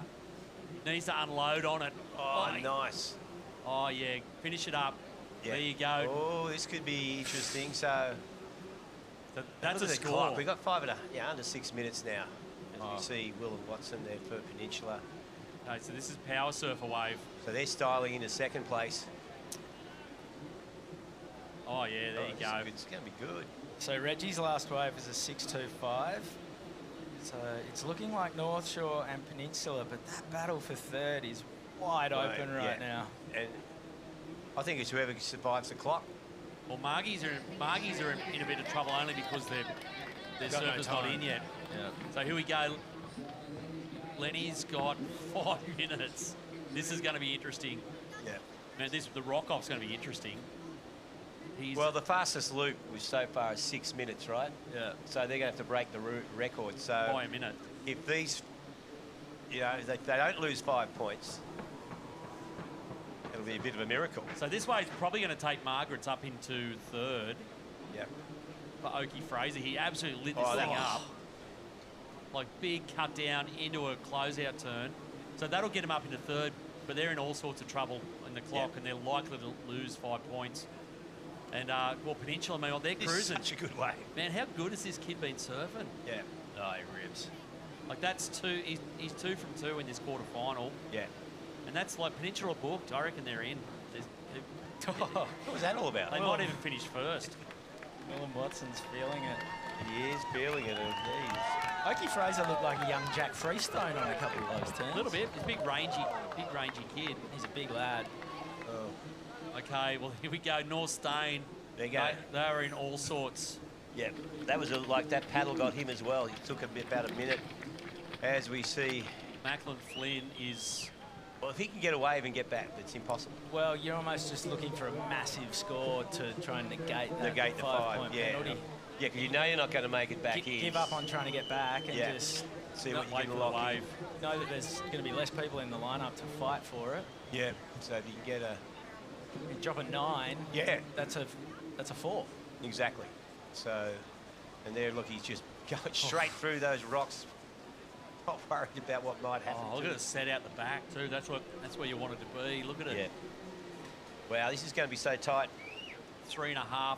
So where's Lenny? He needs to go for a 9 as well. There he is. He's out the back in the cove. Yeah, like you said. So he's out. Remember, he took 22 minutes on his first wave. Yep. Yeah. Here goes Dion. So for Seaford, this is their roll of the dice. Power surfer Dion Atkinson. So he might get this and get in. Well, that's right. Whether it's...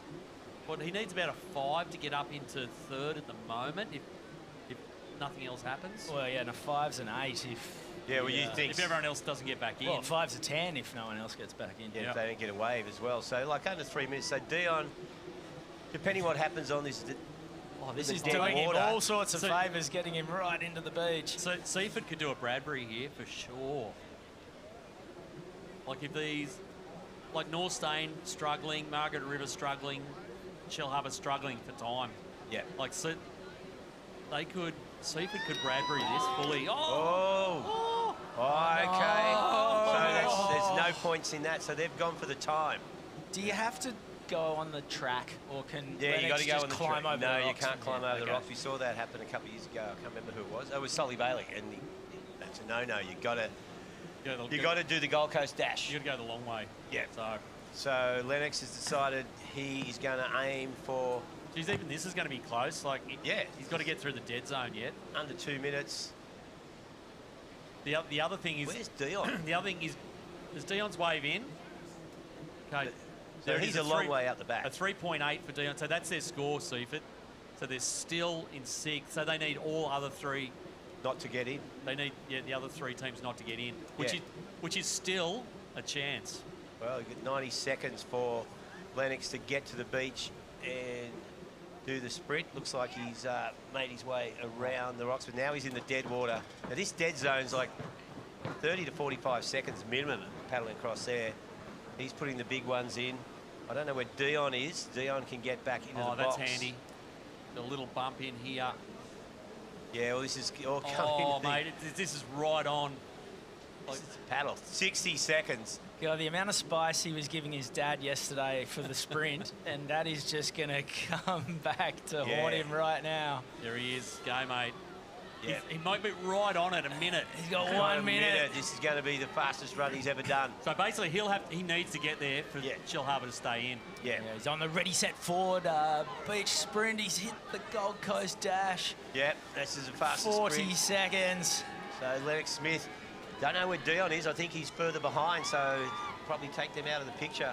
So we see Lennox Smith. It's a long, long run.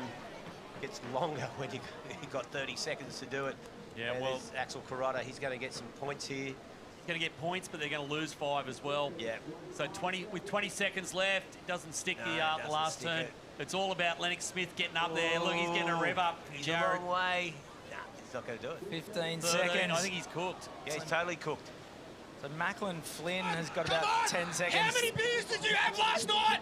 Come on, let's go! You got to push! 3, 2, 1. Oh, you're kidding me.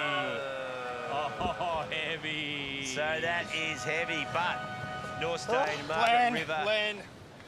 Mate. Everyone's going to lose 5 So points. if they all lose 5, they're sweet.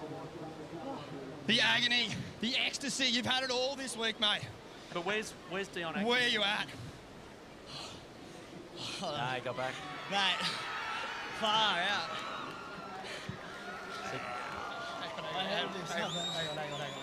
Wow. Wow, wow, wow.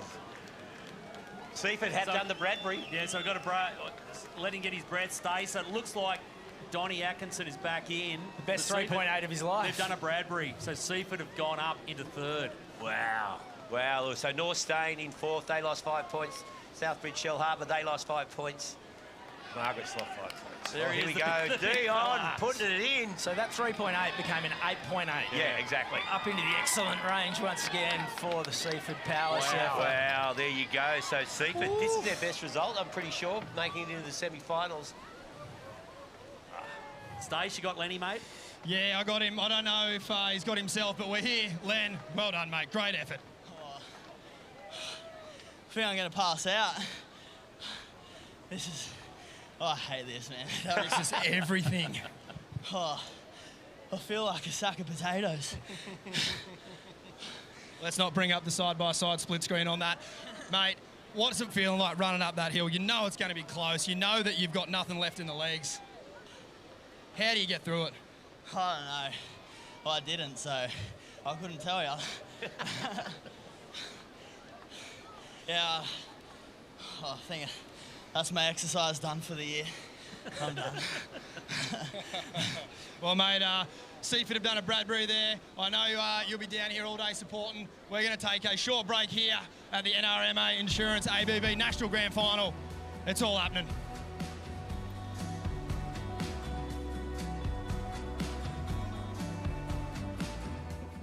Mornings start with a Celsius. Waves or not, you go anyway. Push, drive, rhythm. And have a little fun too. That's why I keep coming back.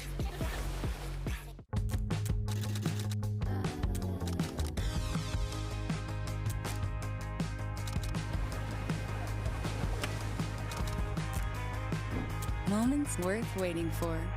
Quick Snap. It's time for the good times. Forget about the bad times, yeah. One day to come together to release the pressure. We need a holiday, holiday. Oh yeah, celebrate. Oh, it would be so nice. Holiday. Help me if you can, I'm feeling down. And I do appreciate you being around. Help me get my feet back on the ground. Won't you please, please help me, help me. We've helped Australians for 100 years.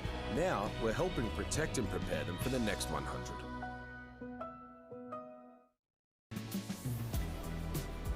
Welcome back to Burleigh Heads. This is the NRMA Insurance Australian Boardriders Battle Grand Final, and it is finals day, and there has been plenty of high drama here in quarterfinal number 1, but right now it's quarterfinal number 2, and this is Sandon Point, Byron Bay, Phillip Island, Coffs Harbour, Jan Juk Boardriders, and Avoca, the ABC, Vaughan Blakey, Jess Starling in commentary. And Jess, wow, what about that first heat of the day? I mean, the surf is cooking. Let's be straight up about that. It's really fun. It's not as pulsy as yesterday, and time management is really crucial today. And we saw that exactly with that first heat. There's nothing more heartbreaking than trying your best to run up that hill. We saw Lennox Smith have about 60 seconds to do it, and you think, it's doable, it's so doable, and he got to about the NRMA Burleigh Hill and NRMA Insurance Burleigh Hill, and unfortunately just couldn't get there. And it's heartbreak, it is, but you always see it with these events. There's always someone who doesn't quite get across that finish line. It took 22 minutes to catch his first wave, Leno, so he had no one to blame but himself. But I'm sure as he was running up the hill, he was going, oh, why didn't I just take 21 minutes? He was so close, and you know what? The factor is that dead water right on the inside before the ready, set, forward beach sprint, it's really affecting people. It's chewing up a lot of time to try and get through that. And of course, the Sodii Cove, if you don't time it well, you're going to be stuck there for a while. These are the two factors that team managers and coaches are basically taking into consideration. This Sodii Cove, it takes a little bit longer than you think to punch through that whitewash. Yeah. That back bank out here in the cove at Burleigh is really thick. It's like a heavy impact, hard, concrete sort of sand bottom, and just punching out through that section can be quite difficult. A lot of surfers towards the end of the heat will actually just traverse across with the rip, with the sweep, and not even try and punch through. But then the dead water on the inside, particularly low tide, has created a lot of dramas. It adds a lot of time to, you know, your overall team clock, to that live heats loop. It does. The live heats loop. And don't forget, we're crowning a champion for that today. And whoever, you know, takes home that #1 spot on the live heats loop there at Boardriders Club gets a full 12-month supply of live heats. So there's actually a lot of winning going down today, whether it's, you know, taking home that trophy or getting the win on that live heats loop. But take a look at that starting 6. Warno, Sammy Lowe, Dakota Walters, Joe Van Dyke, Creed Smart, Kennards, Leno Chell. That is outrageous. Yeah, I mean, we're right in the thick of that sort of qualifying series, challenges series, elite level of surfing here. All of these crew have everything from Aussie titles to air show championships to, you know, big victories on the QS. Creed Smart from Coffs Harbour, he's been around for a long time.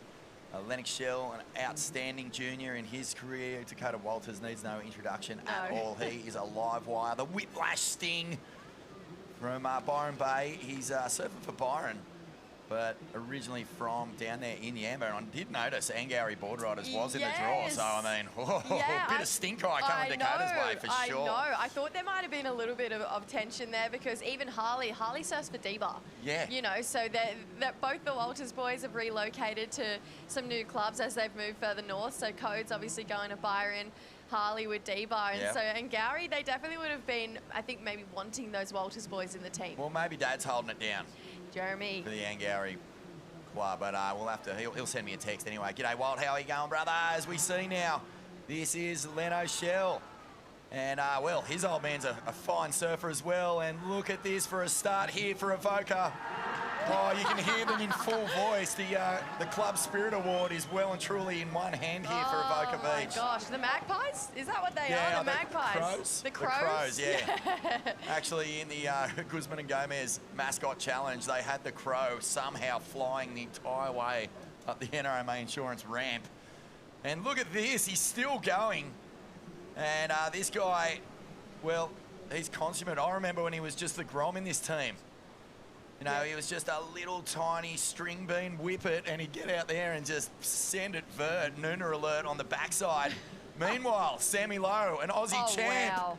Oh my goodness, I'm just realising the generational expertise, the lineage. This guy, crack, shades of the old man. G'day, Mick, if you're watching. And look at Sammy Lowe. He's unleashing. It's a battle of the goofs here. Wow, Kennards getting a couple tees off as well. Sammy Lowe, we were just hyping up Lennox Shell, and he goes, you know what? Take a look for this. This is pretty unreal. Sammy Lowe, Leno getting a great start. Oh, my goodness! Off axis. Somehow pulls it round, this bendy, stretchy wonderkind. And Dakota Walters, nobody can pull the cork in from nowhere like this kid. No, he's actually unreal. I'm so glad Stace has joined us because we were talking earlier about time management in these heats. It's not as pulsing. Yesterday, you had to almost try really hard to not get your entire team in. Yeah. In fact, who was the only team that didn't get it done yesterday? I think. It was Snapper That's Rocks. right. Yeah. Sorry, Stace. No, that's mate. Yeah. Fair play. We got belted. But you guys, I mean, it is the weirdest feeling to wake up, look at the draw and not see Snapper Rocks there on finals day. Like Jess and I got up this morning, we went, what's going on here? Something weird is happening. You cheersed it when you put your coffee mate in, didn't you? I did. With your little latte vanilla spritz. Well, look at this, mate. This is a great start here for Avoca Beach. And I think, you know, with Snapper going, a lot of clubs are smelling a bit of blood in the water. They're like, okay, it's time to put the foot down. Yep. Yeah, definitely. And I like what you said there about the lineage too, Vaughn. This back-to-back, the Chell and Low names, synonymous with going 12 o'clock through all the generations, and we're seeing it on display here. Wow. How beautiful is that bottom turn, having that arm just fully dragging in the water all the way up, just all class there for Sammy Lowe and Sandon Point. Big score, and then again, this one here just looking so sharp. I just feel like it was unlucky that that wall kind of didn't bowl up all the way through. Obviously, Sammy and Leno's really held up, and then Codes. This is exactly what we expect from him. What on earth was that even? I heard Chris Bin say that Oki Fraser looked like Jack Freestone. I'm going to have to think Dakota's just one-upped him there. That was rangy, wrangly. I've got elasticity to give from Dakota Walters. Yep. Give me some, bro. Anyone over 25 just got instant pain in the knees. Yeah. That was such a cool tail blow. Not quite the full rotation that he goes for, but he's so able to sort of lean, slip that front foot up the board, lean over, and sort of almost just cork it round. It's a really specialised move. Only a few people really have it in their back pocket. He's one of them. Jack Freestone, another. Who else you got for me, Stace? Oh, yeah, it's a tricky one. I don't know. Anyone with, like, cool sprays and a punk rock haircut. Fully, mate. Yeah, it's like a turn that you see a lot of kids practicing. It's a hard one to make look good, though. Yeah, I think if anyone's going to be doing that turn in women's surfing right now, Sierra Kerr seems like the most likely. That big flip that she pulled off in the pool a little while ago. But we won't be seeing her here because Snapper not in the event anymore. Let's go here. Janjuk. And Kai, yeah.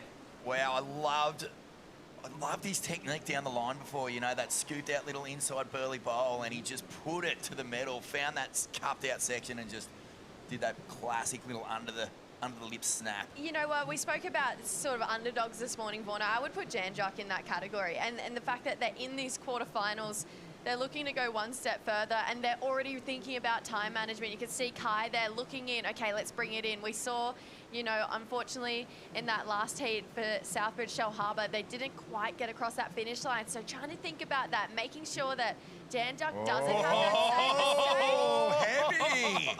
Let's go, boys. This is That's old two school. of my team riders. Get into it. Old school. The boys are flaring up here. You want to know how much this means, this event? Look no further than these two surfers. Joe Van Dyke there, Creed Smart.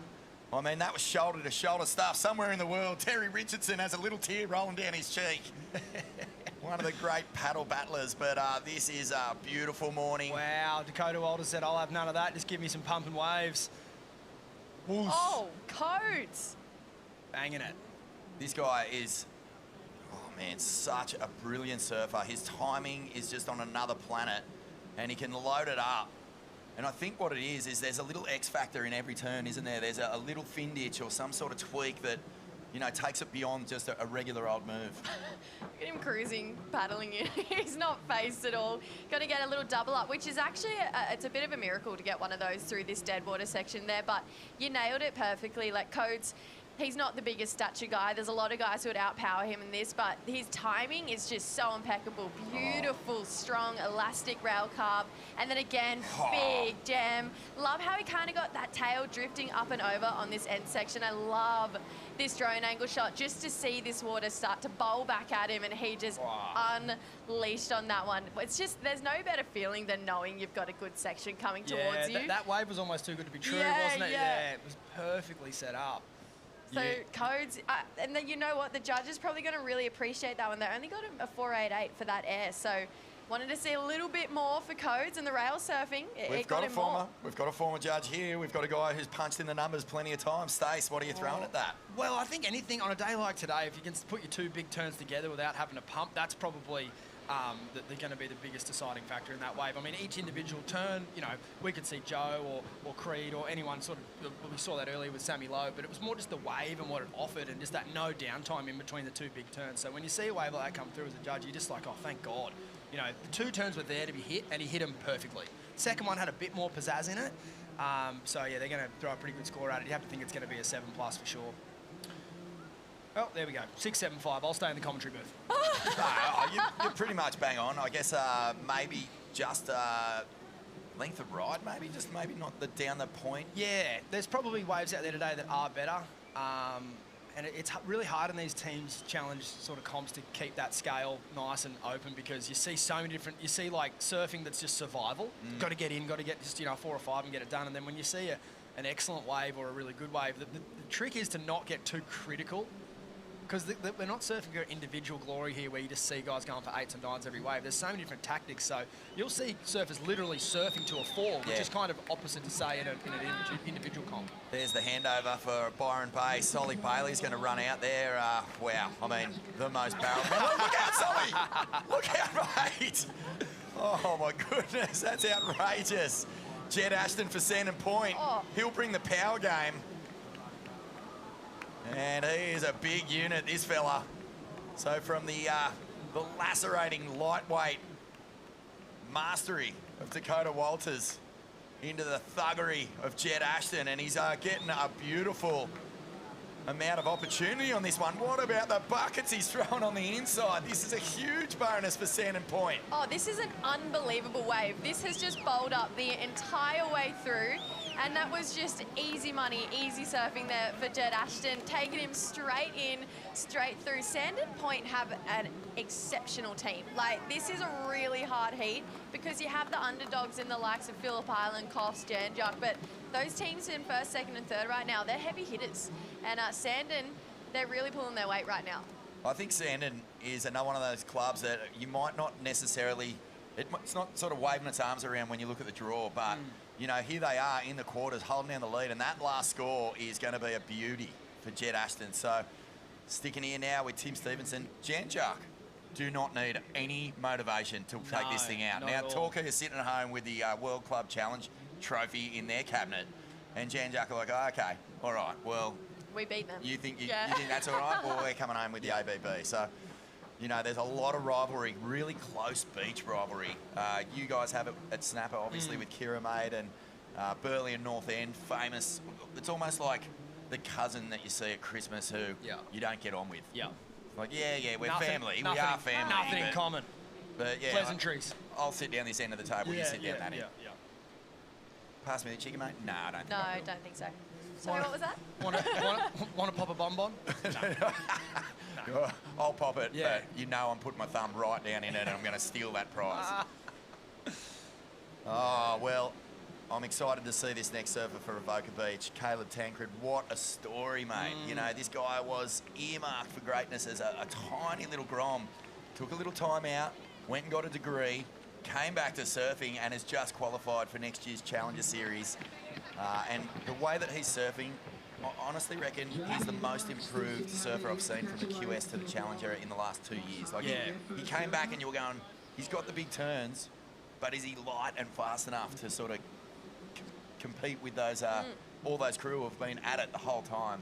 I think he's on another planet. Oh, at the moment. absolutely, absolutely. He was out snapper the other day and he was easily one of the standouts out there. He's so strong.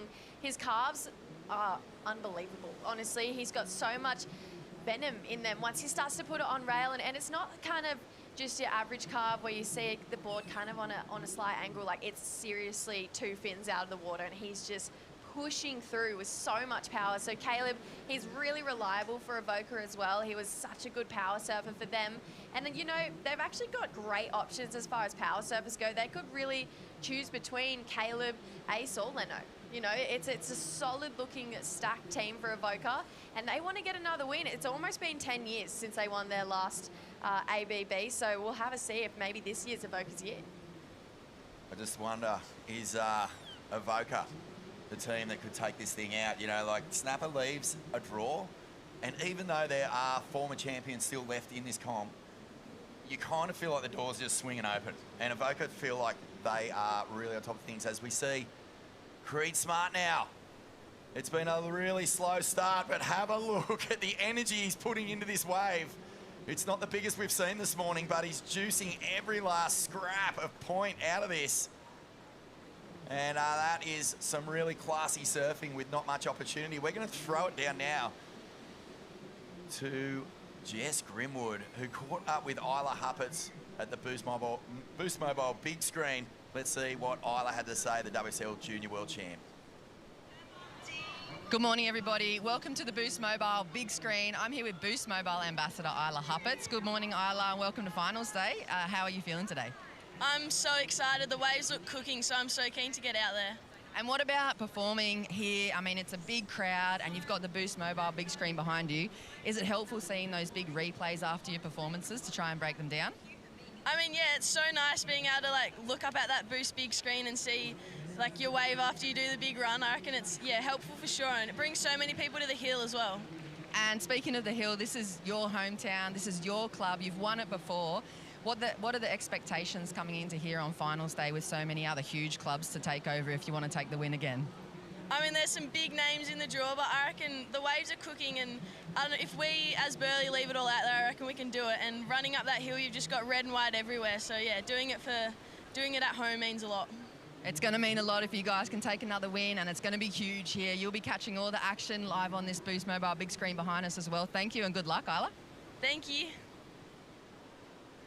Thank you, Jess. Thank you, Isla, the Junior World Champ surfing for Burleigh, as we stick now with a huge hack from Joey Van Dyke. There's a little bit of adrenaline in the bloodstream from these guys, a little altercation. The paddle battle got fierce between him and Creed Smart. I don't know what Creed was thinking, actually. I mean, Joe Van Dyke I was about to say, no I think it was one of those whippet. ones, once he got under Joe's wing there, I think he realised, I mean, Creed's no slouch himself. He's tall timber. Joe's tall and tick. Yeah. He's like MMA fighter spec. He's 0% body fat. Oh, my goodness, Sully Bailey. Nice, bruv. Yep, a former CT competitor, won a huge event at Pipeline in probably one of the best overall conditions I've ever seen for an event there. It was just start to finish pumping. Got the job done, qualified for the tour that year. Only lasted a year, fell off, but in the meantime has become the most barreled man alive. No one has had more viz than Solly Bailey in the last 24 months. No. Well, he actually was out with an injury for the last year, but And he before still that, held the title. He still held the Yeah, title. he had that many. Well, that's how much viz he got. Okay, we're going to cut to a quick break here, guys. Stay with us. It's the NRMA Insurance Australian Boardriders Battle Grand Final.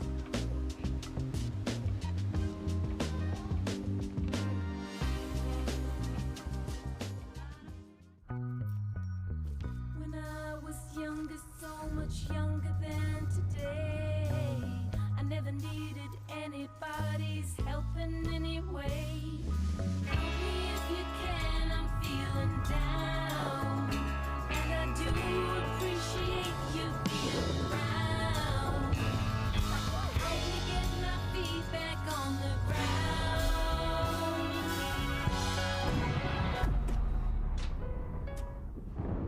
Won't you please, please help me, help me.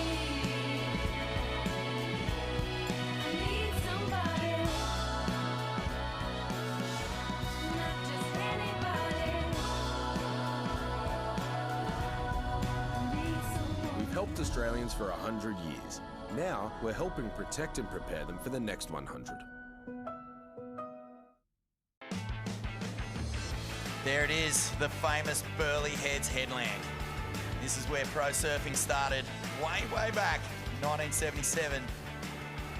The professional era dawned. It was man on man, the very first ever pro comp. It was taken out by the great Michael Peterson, I believe, over MR in the final. It's 50 years since that time, and you know, we'll be celebrating that a lot with the World Championship Tour this year. But right now, And it's your about... recollection of that event, Vaughan? Oh, yeah, thank you, Stace. Yep, was I born? Yes, I was probably just born. But mate, it's all about grassroots surfing today, and we do have world champions in this draw. We've got Challenger Series surfers in this draw. We've got up-and-coming superstars in this draw, and this is the great thing about club surfing. You know, no world champ wasn't getting their start in a board riders club. Yeah. It's such an important part of our culture, and that's why it means so much. When you can pay back the club that really helps create you as a surfer, well, it's a big deal. As we see here, Janjak, Timmy Stevenson, just the one float the boat. It's not quite the pin drop from yesterday, but it's always a high-risk move, isn't it, Stace? Yeah, I mean, in Victoria, that wave would have just held up nicely, but here on the Goldie with the sand the way it is, they just ran off. I was actually feeling pretty excited for Timmy then. I was thinking, with how good he surfs on a big open wall, I thought he was going to go to town. There But it is. not the case, unfortunately. That's the Kennards hire Ken Oath moment. Yesterday, Jess, we saw that with Douthie. It was probably one of the biggest floaters we've ever seen here on the point. It was out of control. Stace and I, we were both kind of gutted for a moment, like, oh, that would have been crazy if he had made that. And then he just popped up from below sea level, and it was unreal. And I think, you know, at some point you think, oh yeah, like I'll do a floater. If he was probably surfing for himself, maybe you don't land that. But when you're surfing for your club, something comes over you. No, I have to make this turn. Like I genuinely do. And he would have had a lot of time to think about that as he was at the top of the wave. It was a big free fall down to that one. Here's what we saw yesterday. I actually really love that first slash as well, but this one got Stace and I really just up and about. Completely drops out of nowhere and then pops up. Look at that shot. That is the money shot. Yeah, what's the class of the floaters? It's obviously D'Souza. Who's the other name that you mentioned? Well, there's the Nicky Wood lacking our landings, but the big one that I actually totally spaced on was that Geordie Smith floater in the WSL finals last year at Cloudbreak. Cloudbreak, He sort of found himself against the wall and had to pull something miraculous out, and he did one of those ones where, as we see Solly Bailey trying to get more points, he had a spectacular big sort of snap to tail release on his last wave, but oh, here we go. This is Jake Sharp. Well, he likes it, Sharpie. He does. Stoked with that. It's it was right on time as well. We saw Creed and Joe get a bit hung up for Phillip Island and Coffs Harbour at the start of that heat. It kind of hurt the clock a little bit for them, and they didn't put too much on the board. Look at this. The tradie getting to work. Jakey Sharp, he gets over that dead section with a nice little wave, as we see upside down on the backhand, Taji. And he's going to carve this one through onto the inside. It's a nice steep little inside bowl. He'll rack off another big vertical snap and gets the finish. And Sand and Point are on some sort of heater here right now. If we said it, Sand and Point have an exceptional team. Tajir, their junior surfer, he has just gone out there and absolutely unleashed. And it's exactly what he needed to do. That big section where he just went to town, got a little inside bowl as well. So Tajir adding more points. Every single time that Sand and Point is sending out a surfer, they are getting the job done. They're executing quickly as well. Not only are they in the lead, they're ahead with surfers and they're ahead on time. Yeah, and those bonus sections, those little waves that hug the rocks, peel across, give you not only a few extra sections to hit, but get you across that dead section. It just spares so much time. Yeah, Tajir, he's even found one of those ones. It's going to take him in. It's going to make that run feel a little bit easier. Jan Jack with Timmy Stevenson out the back here, though. He's a little caught behind on this one. I mean, wow, that angle is pretty winky poppish. Big time. You'd think he'd just be fanging out in front of it and just doing down calves for days. But he's got the connection. Love a little double up here. Give himself one more little moment as you see the rock starting to show up in the wave face. This is the reality though from front on. You see the wave height not super critical, so not too many points on there that way, but it did get him in nice and quick. Stoked on that as we see Sharpie on the run around there. How many fins? How many fins, Stace, live in the rocks here at Burleigh Heads? Oh, hundreds, maybe thousands, along with a bit of flesh and bone. I actually don't think I've ever surfed Burleigh and not come in with skin off. Like, I've got cut every single time, especially paddling out the cove when it's like this. And sometimes you get lucky and there's sand over the rocks there, and you're like, oh yeah, this is sweet as. Don't know what anyone talks about with the Burleigh paddle out, and then it is like it is. And you're like, oh no, I get it. I really get it. No, and it's thick Burleigh. Like it holds you down, it punches you, it ragdolls you around. There's a lot of energy out here. A lot of the other points, you know, they've got different sort of moods, different personalities. This one is totally unique to this magical headland. Caleb Tancred soaking up some valuable seconds here. He's been out for quite a while. Yeah, and I guess, you know, in these formats, someone can do it, you know. It's kind of made for it. 70 minutes is a long time, as long as it averages out. But with Caleb now comes that responsibility of a big score. They're expecting a big score, so not only has he soaked up a bit of time, he's got to execute. You saw that happen with Joe earlier. He waited the longest, and then all of a sudden the next surfers just started coming in from down the line. So you have like first priority for a minute or two, and then the next person just comes out the cove. It's gone. I've got a question for you, Stace, because you're a strategist. You're a guy who loves the game.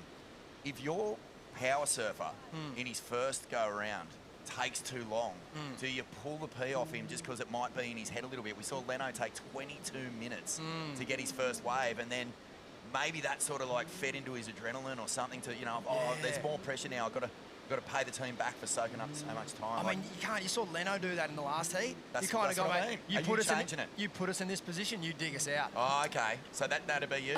Leave them in. Back them in. You got to back the big horses in. They're there for a reason, and you know.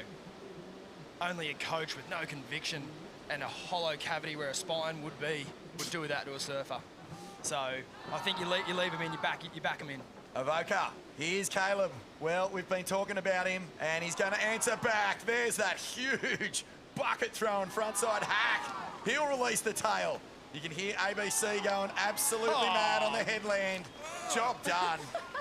And as you said, Stace, you'll forgive a little bit of a time vacuum if you're going to put a performance like that on. You have to. They're in that position for a reason. Even if they stumble, it's unlikely they're going to do it again. And obviously, confidence is a massive thing in surfing, but you're only one good wave away from having it all back, and you saw it right there. Ace Buchan is going to be watching the tail end of this wave, which continues to just allow Caleb to not even have to worry about the paddle, and it looks like it's getting really consistent along the rock section there. So he'll come in, and this guy, Adrian Buchan. Oh, well, yeah, let's have a look at this replay, Jess. Oh, beautiful bottom turn into that big open face click here, and I love how he waited. He just kind of went high, came low, regained speed, and this is where we see these trademark wraps. Just there's one, there's two with a little bit of flair to it into pretty steezy finishing turn, if I'm being honest. I felt like there was a little bit of flair and style in that one. hopped over this little inside track, and this is that kind of inside bowl that we were talking about. Got a couple nice little 1-2s there, and now he makes the march back up the hill. And yesterday, actually, Ace was probably one of the standout performers for their team. He dropped in a big score, I believe the biggest for the team, so hopefully he's got enough time to go out there and do it himself, because he's actually a really big part that plays for the Evoca team. He'll be pumped up. They've gone from 5th to 2nd on the back of Caleb's last ride. I love when it comes to these elite surfers, you know, Caleb, he was carving his way, doing nice big hacks, but he throws in a little X factor just to get the judges interested again, you know, like that tail release. Stace, you really see sort of the mass going on in their heads as they're pushing through waves that might not necessarily just allow them to just be completely in the moment. Yeah, totally. And that's the dangerous thing, right? The moment you think about a turn, it's usually you've butchered it. So True that. It's like, you know, he did such a good job. Well, I there did to say kind of have elite variety. surfers. I did say elite that's surfers, right. Yeah, not exactly. this common fellows like Hey, us. I wouldn't actually take that away from the elite surfers too. You know, how many times have you seen someone great come off the bottom and you're expecting it, and so are they, and they just put the whole thing underwater. So Yeah. it's like, you know, everyone can fall victim to it, just getting a bit too far ahead of yourself, particularly out here at this point. It's sort of got a bit of J-Bay in it, where you want to be here and then you're there and then you're getting tubed and then you're getting it in the head and then it's behind you. And so to have that rhythm is so important, and Caleb definitely had it on that wave. As we see Adrian here out the NRMA insurance start-finish line into Sodii Cove on 3 fins today. Had a beautiful looking quad yesterday. Imagine being, you know, running up that chute up towards the NRMA insurance start-finish line, and there's a guy waiting to tag off for your team who has beaten Kelly Slater twice in two CT finals. Never lost a final to Kelly So Slater. good. Adrian You'd be Bucket. stoked. Once in France, once in Chopu. You just say sorry. Yeah. You just say sorry for taking too long, mate. I mean, this guy is one of the friendliest, nicest guys you'll ever meet. But as I always say, an absolute psychopath when the Rashi comes on. Solly Bailey, speed off the top. Links into this section. Meet, hack, and buckets to the wind, and he'll finish with a nice little float. And Solly Bailey. Carving 3-0. He'll just carve on down through onto the inside. He'll look for the connection now along the rocks. But that's some classy surfing. And now Rosie Smart from Coffs Harbour. So Jake Sharp's put Coffs in the top 3.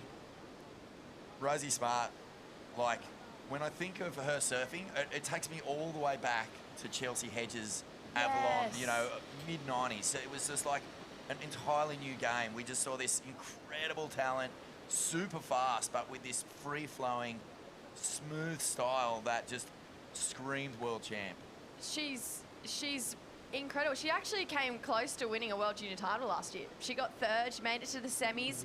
I believe Kana Nakashio knocked her out and she went on to get 2nd to Luana. So Rosie's got game in the big stuff too. I mean, World Juniors, it's no easy task to get a result there. She got 3rd. She was the 3rd best junior in the world last year, and now Coffs Harbour have her as one of her really important team members. Just want to point though, feel like we spoke about Caleb, you know, chewing up a bit of time there. Solly did too. That was a lot of time. It's been a while since we saw that wave for Dakota. That entire time Solly's been out there, but look who they're tagging out Yeah, there. similar story to Ace, right? Running up the hill, tagging into the Kamish KP. Morning, Kieran. Pipeline master.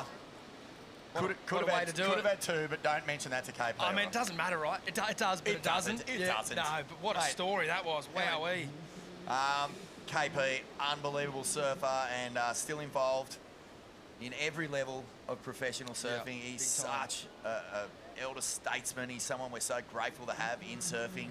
But more than anything, mate, he's out there every single time it's breaking. If I paddle out Talos, KP's out there, and usually you're looking so far behind the foam ball and you might see his head sort of that deep before it just gets blown out into the channel. It's an interesting story, though, isn't it? Evoca and Byron done a similar thing. They took up a bit of time, but they both got themselves fantastic scores. So now it's up to Ace and KP to get him back on the clock. But as we see Solly's wave here, he read it beautifully, got the speed going down the line at the start so that he didn't lose it. And he got a series of major manoeuvres in, so he'll be stoked on that. And it took him all the way in, so he didn't have to waste any more time paddling, and he'll be stoked with that. He did take up a good amount of time, but he's put himself in a really good position for his club. Are we still thinking it's about 90 seconds? For Solly right here, no. Bit Bit longer. I think we're plus 2 minutes there. Yeah, when I mean, what did Leno do? I was sort of in the thick of it. Leno was about 60 seconds and he got close, but he got stuck in that dead water. Yeah. That's what really chewed up a lot of the time. If you can get across, you could probably do the run in 60 seconds. Get him solid. Yes, Gone. And he's gone for all Gone money. in 60 seconds is how a lot of these athletes feel once they get to the top. Stoked. On your There he goes, the pipe master for Byron Bay. A legend. I mean, kind of two pipe champions right there. One pipe master, That's one right. Vulcan pipe pro winner. And good to see Sodii back at full stride there. Obviously had a pretty scary injury, like you mentioned, Vaughan. So I know he's sucking in the big ones, but he got it up there in about 90 seconds by our clock. Like I said, I don't think he'll take a top of the live heats, Luke. But what he did do was put a really good score on the board for his club, 7.65. And yeah, now it's over to the strategist. KP's just got to cop that on the chin and go, sweet, I'll get you a 4 in 2 minutes and get us back on track. He's a numbers man. We're going to take a quick break here from the NRMA Insurance Australian Boardriders Battle Grand Final. Back in just a moment.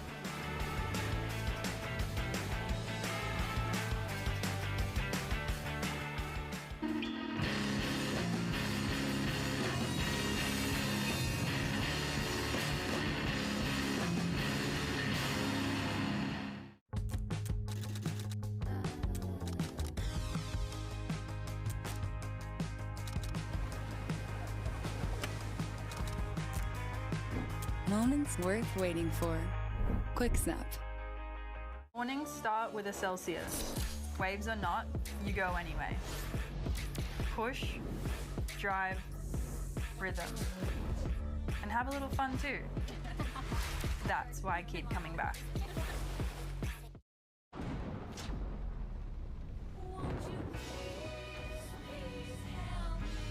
We've helped Australians for 100 years.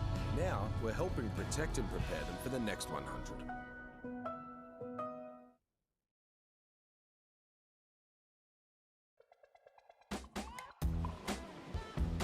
And we are back. Burleigh Heads delivers yet again for this epic grassroots event.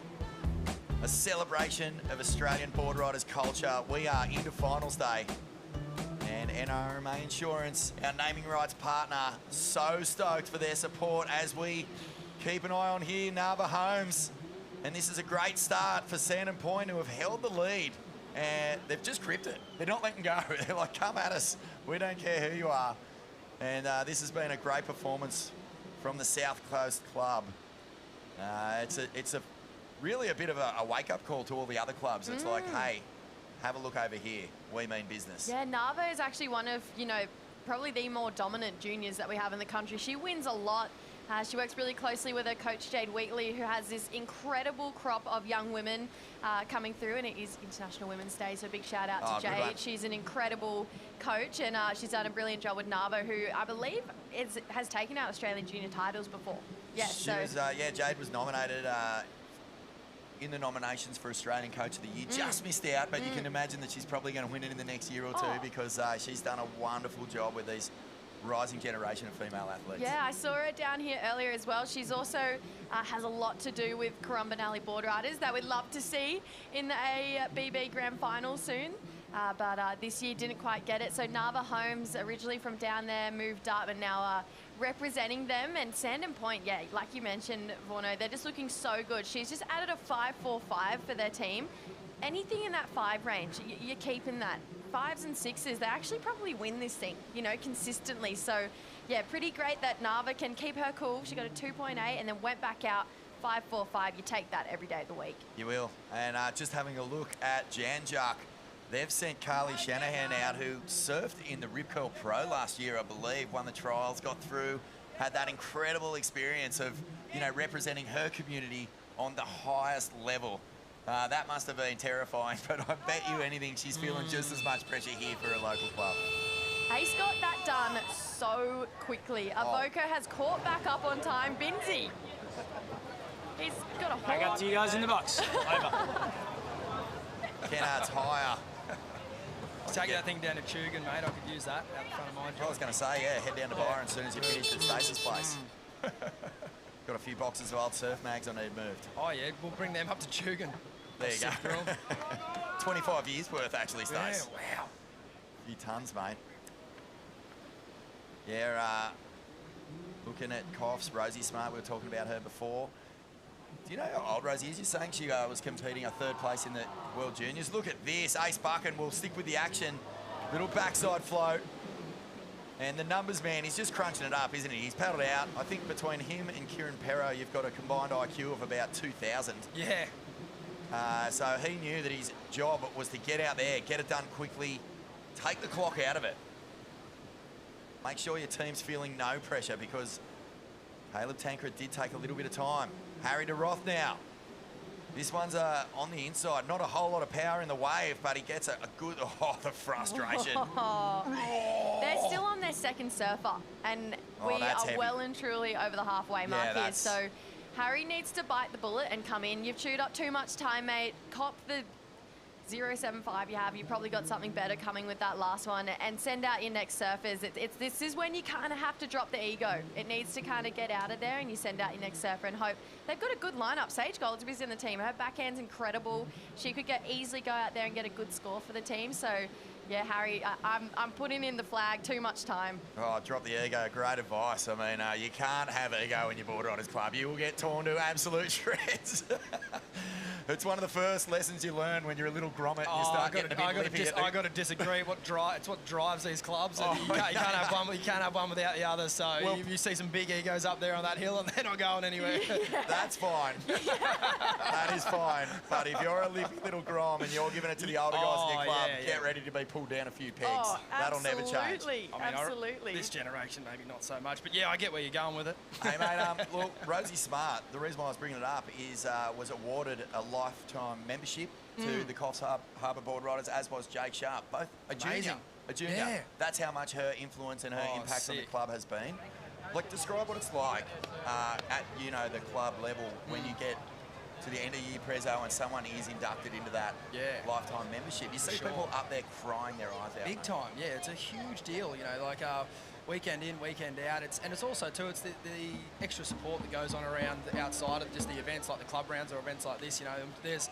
They're checking in every day. Like, surfing is such an amazing sport to be a part of because it is both, a leisure activity and a competitive sport, and both sides of it are so awesome, and that's where you see it shine through. Like, this is the heart of it. Yeah, well, Ronnie and I got to host the 60-year anniversary of the Coffs Harbour Board Riders. I actually came down and did the Narrabeen 60th one, and as I said, Brett Warner was awarded a lifetime membership, and mate, it was dead set like watching The Notebook. I just went to pieces. It was crazy. I was going, oh God, I can't cop this anymore. It means so much to be acknowledged by your Board Riders Club after a lifetime of service and surfing. Hoggy's in there, Laura Enevar, but Rosie, she's 21, maybe 22 this year, and she's taken a bit of a step back from competing, but look at her look in. She really is relying on her club, exactly what they're saying, and I think it's smart from Coffs Harbour at this point. 29 minutes to go. They've got 3 more surfers to get in and out. You want to pretty much allow 10 minutes for every single one of them. Let's get her in. Someone's going to do it really quick, and then it's going to give the power surfer just that little bit more time. I guess the indecision there from Rosie, you can sort of understand why. She did a pretty good job, but they are in a tricky position. Avoca and Byron Bay, either side of them, have got a lot of points on the board with KP not having stood up yet. They've got the 3rd surf in the water, but they haven't actually added much points yet. So it is like it does get to that point now where you can start to kind of almost look into the future and see, okay, where's this going to end up? And I think between, Sandon, Avoca, Coffs and Byron Bay, it's going to end up in big totals. We're going to need to see some, we haven't seen the best surfing yet. There's still going to need to be some numbers thrown down. We also know that it's so important to get across that finish line, considering that last heat, 3 teams had that -5 points. Yeah. All right, well, while we've got a little lull in the action, why don't we throw it down to Binsey, who's with Lukey Madden from Surfing Australia, down at the Kennards Hire activation. Binsey? Thanks, guys. As you can imagine, events like this with a massive footprint don't just happen by themselves. We got Luke here, who's the Chief of Sport, to run us through what Kennards Hire bring to the ABB. Yeah, we're stoked to have Kennards Hire here. We wouldn't be here without them. They've given us the buggy, the portaloos, the generators, powering the whole site. We wouldn't be here without them. We've got the Groms here, the cement mixer, having fun. Any Groms can come down, win some prizes. Thanks, Kennards Hire. You guys are legends. Nailed it. Back up to you guys in the box. Thank you, Binsey. he's the master of wordplay, isn't he? When you were saying, you know, it's really smart of Coffs Harbour before, Binsey just popped into my brain and I was going, Rosie smart? Oh, Creed smart? That's Stop. where his mind goes. I'm Yeah. starting to think like Binsey after hanging out with him for so long. You've been infiltrated. I've been done. He's permeated through you. I know. Kieran Perro, let's stick with the action as the Byron Bay Maestro. Oh, Karamas throws- double grab. We're begging, KP. Oh, yes. I'll tell you, you see some of these faces that you grew up with, you know, like watching them surf at the highest level, and they pull on that rash, they get back out there, and you just go time travelling back to your favourite moments from their careers. KP, such a legend. We're actually about the same age, grew up together. Our parents were friends, so, you know, we'd often go on holidays together and surf a lot. And there just came a point where the waves he was interested in didn't interest me that much. It just blows my mind that he was interested in what he was interested in coming from the past. Well, the funniest quote of all time, I was interviewing Solly Bailey about how he got so familiar in big slabs. We'll come back to that. Parish burn, okay, just in and out. But I said, yeah, where did you learn to just sort of like feel so comfortable in these hectic situations, these below sea level gurglers? And he goes, mate, believe it or not, out the back of the pass is a lot like shippies, a lot like Shipwreck's Bluff. And I was like, okay. And I was like, what are you talking about, bro? Are we surfing the same path? I definitely get that it's as dangerous because it's so crowded out there, but yeah, I don't see how you get off the step at Chippies after surfing the pass. Yeah, bit of a struggle. Oh, Findage! And Harry DeRoth and Phillip Island Boardriders Club are in all sorts. Come I'm in, sorry to brother. say it's not happening at the moment. KP.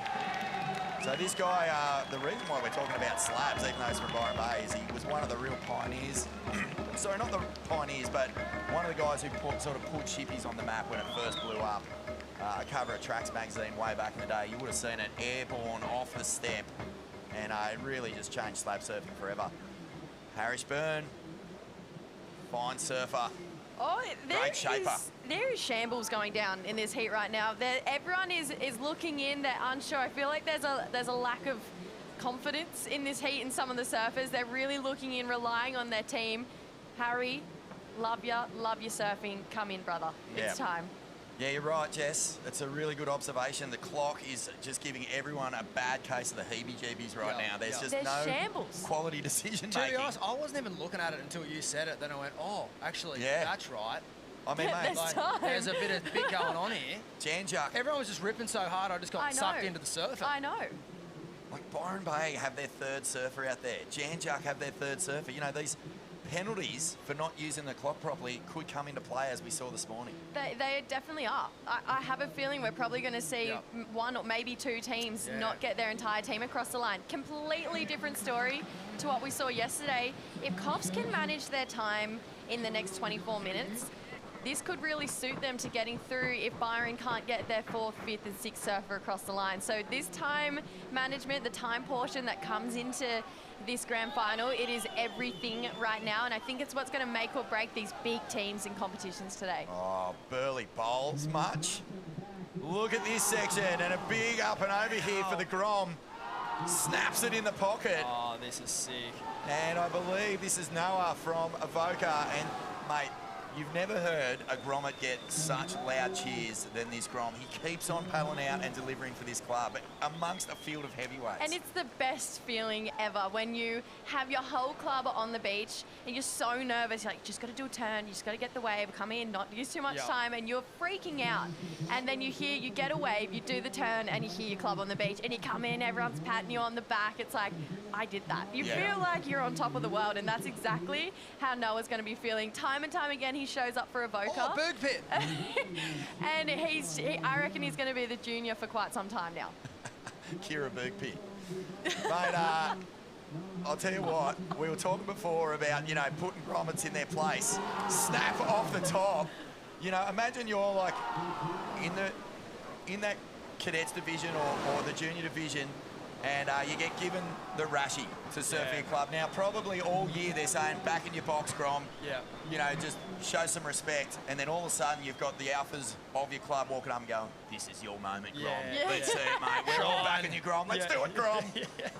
And imagine just how much air that puts in your tyres, how much just adrenaline it fills you with when the guys and the girls that you look up to are saying, this is your moment to shine, and you get it done. No, Parrish burn over the hangers. Well, what has happened here at Sandon Point, the momentum has come to a grinding halt. They're still in a good position, but Parrish is just having no luck finding a decent score out here.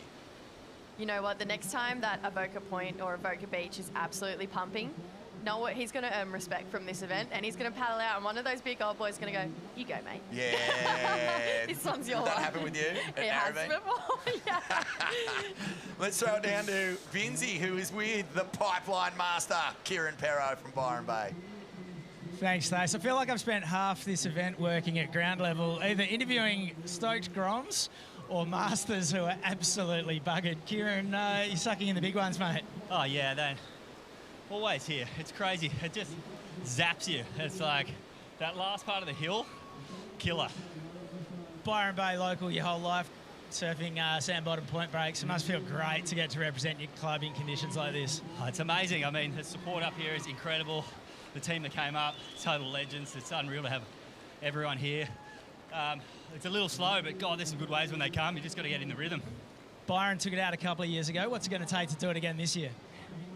Just a good string of solid scores. You know, we know what we need to do. You can't put it together every heat, but the plan is peak in the final. There's probably a young crew at these events who only know you as a WSL Tour Commissioner. Is it nice to get to pull the Rashi on and show everyone that you can shred a little bit too? I love it. I mean, it's just great to be able to surf for the club. We've got such a strong story, strong history in the club, and yeah, it's excellent coming out of, you know, a long time off the tour, but just to be able to surf again in a heat with that much pressure, it makes you feel alive. Leonie's Oryx in the water right now. She was one of the standout breakout stars of last year's event. Tell us about her. She's just a phenomenal talent. Great head on her shoulders, just really cool, calm and collected, and really positive, good energy, and absolutely ripped. So looking forward to seeing her get one. All right, well, you guys are sitting in third, 20 minutes to go. Nervous times, go join your team, but thanks for the chat. For sure, yeah, it's tight, but we should be good. You heard it here first. Back out to you guys in the box. Thanks. On your KP, on your Binzi. Weren't they looking very relaxed and chill down there? They should just get a little picnic blanket, I reckon, and just drop anchor for the day. Why not? Save the legs. But Benji Lowen for Coffs Harbour has done it again, you guys. Parrish Byrne finally got a score on the board, but right behind him, Benji Lowen has proven to be a real gift for Coffs Harbour in this event. They're getting it done. They're using their time really well. Carly, she's got an opportunity here. Love when she spreads those arms, really starts to drive, pull her body all the way through. Again, and bringing it all the way back for the power source here. Carly's going to get this done in one wave, and she's going to give them maybe just enough time to get all of their surfers in. So potentially another team in the mix here, but Carly picking an absolute runner along the rocks here. That's a perso. I did my job. Rest of you fellas have got to live here. Best of luck to you all. Yeah, cheers, lads. I'm out. That was absolute she smashed that. Flow state surfing too. She was unhurried. Yeah. At no point did it ever feel like the wave was going to get away from her, even though she didn't look like she was just fanging down the line like we see a lot of surfers do. Perfect synchronicity with the speed of that wave from Carly Shannon, and that is classy surfing. Let's check in with Jess Grimwood, who is with the Coffs Harbour Boardriders lifetime member, Rosie Smart. I am with Rosie. Rosie, this is super tense times up here. You can feel the tension. You're sitting in that precarious third, fourth spot, back and forth like a yo-yo. How are you feeling for Coffs? I'm feeling pretty stressed. I wasted so much time out there, but I'm hoping that the boys can make up for it and get a couple good ones. Benji just was super quick, as per usual, so we've got Wink going out next, so let's go. Yeah, we saw the uncertainty come out in your performance when you kind of switched back into that third, fourth position. What was going through your head? What are you looking for when you're looking back up to the team? I had the boys in the tower giving me some directions, but there weren't really any waves anyway, so I was kind of just sitting out there. And what would it mean to get up into that qualifying position for the finals later on today? What does that mean to a team like yours and such a big community from Coffs? Yeah, we have such an epic team, and I don't think we've made it past the quarters in quite a few years, definitely since I've been in the team. So, yeah, it'd be great to make the semis. And shout out to everybody tuning in at home. It's a beautiful morning of surfing ahead. Yeah, thanks everyone from Coffs Boardriders for supporting us, and hey to the grandparents and all my family and friends for watching. Roger that. Nervous times, guys. Let's see how this pans out.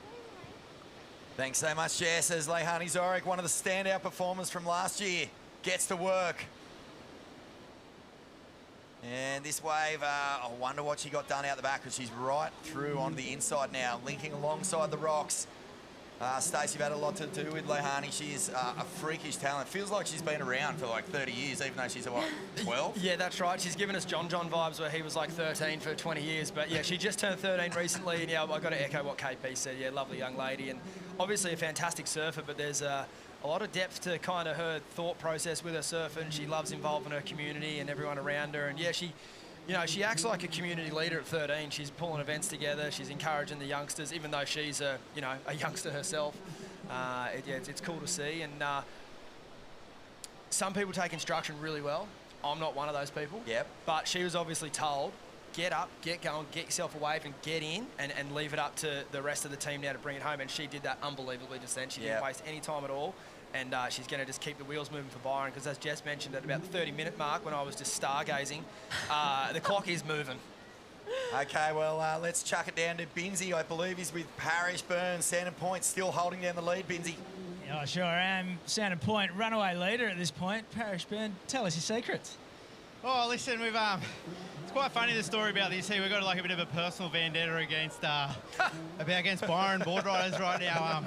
Yesterday morning, our junior was in the free surf and KP faded him really hard. And Taj ended up copping the board in the face and had to get 6 stitches. He was literally in Tweed Hospital getting stitched up an hour before our heat yesterday. So we kind of used that as drive to, yeah, let's beat these guys, you know, as a team go, yeah, we'll show them. Because KP's an awesome guy, I know him pretty well. But yeah, no, we just used it for a bit of fire. Well, it seems to have worked, because you guys are flogging everyone at the moment, although Byron Bays, funnily enough, have just tied it right back up.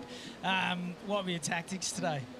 Oh, I'm just trying to keep up with the young guys. Like, our young fellas are so good right now. Like, we've got Jed, who's the Australian Open champion, and then Sammy, who was the under-18s Aussie champ last year. So we've got depth there, and yeah, the boys are surfing really good. It's just about being a team and having heat structured together as one. So that's what we've been working on.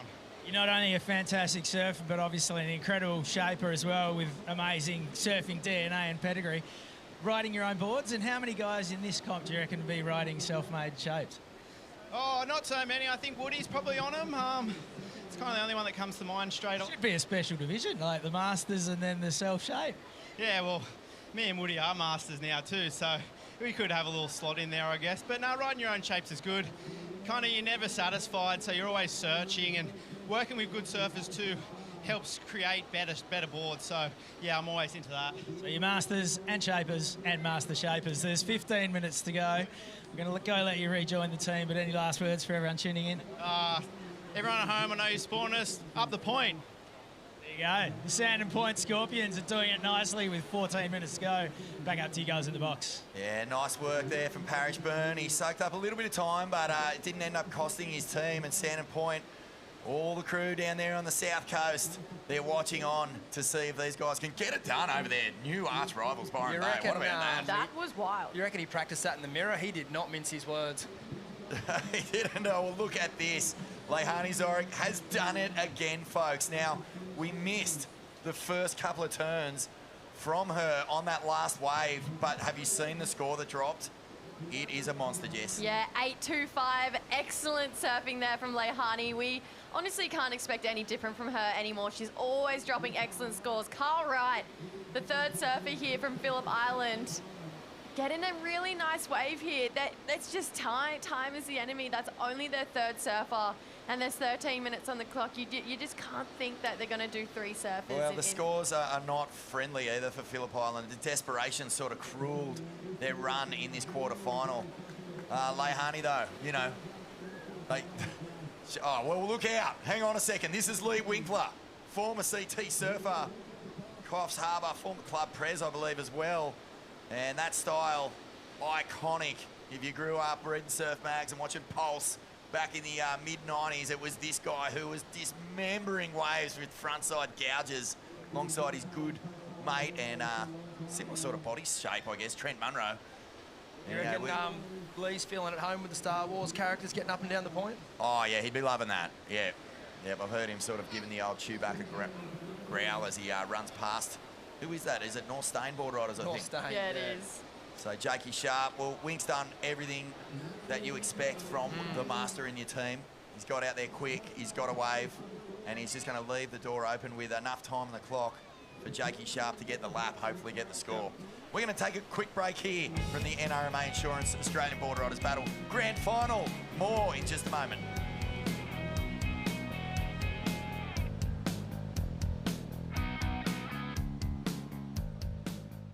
Mornings start with a Celsius. Waves or not, you go anyway. Push, drive, rhythm. And have a little fun too. That's why I keep coming back. Are you ready? Ready for the rush? The roar, the thrill. Ready to get out there and chase adventure. Yeah, the kind of adventure that won't wash off for weeks. Are you ready to work, to build, to load, to tow? Are you ready to discover what you're capable of? Yeah, you're ready. Won't you please, please help me? Help me. We've helped Australians for 100 years. Now we're helping protect and prepare them for the next 100.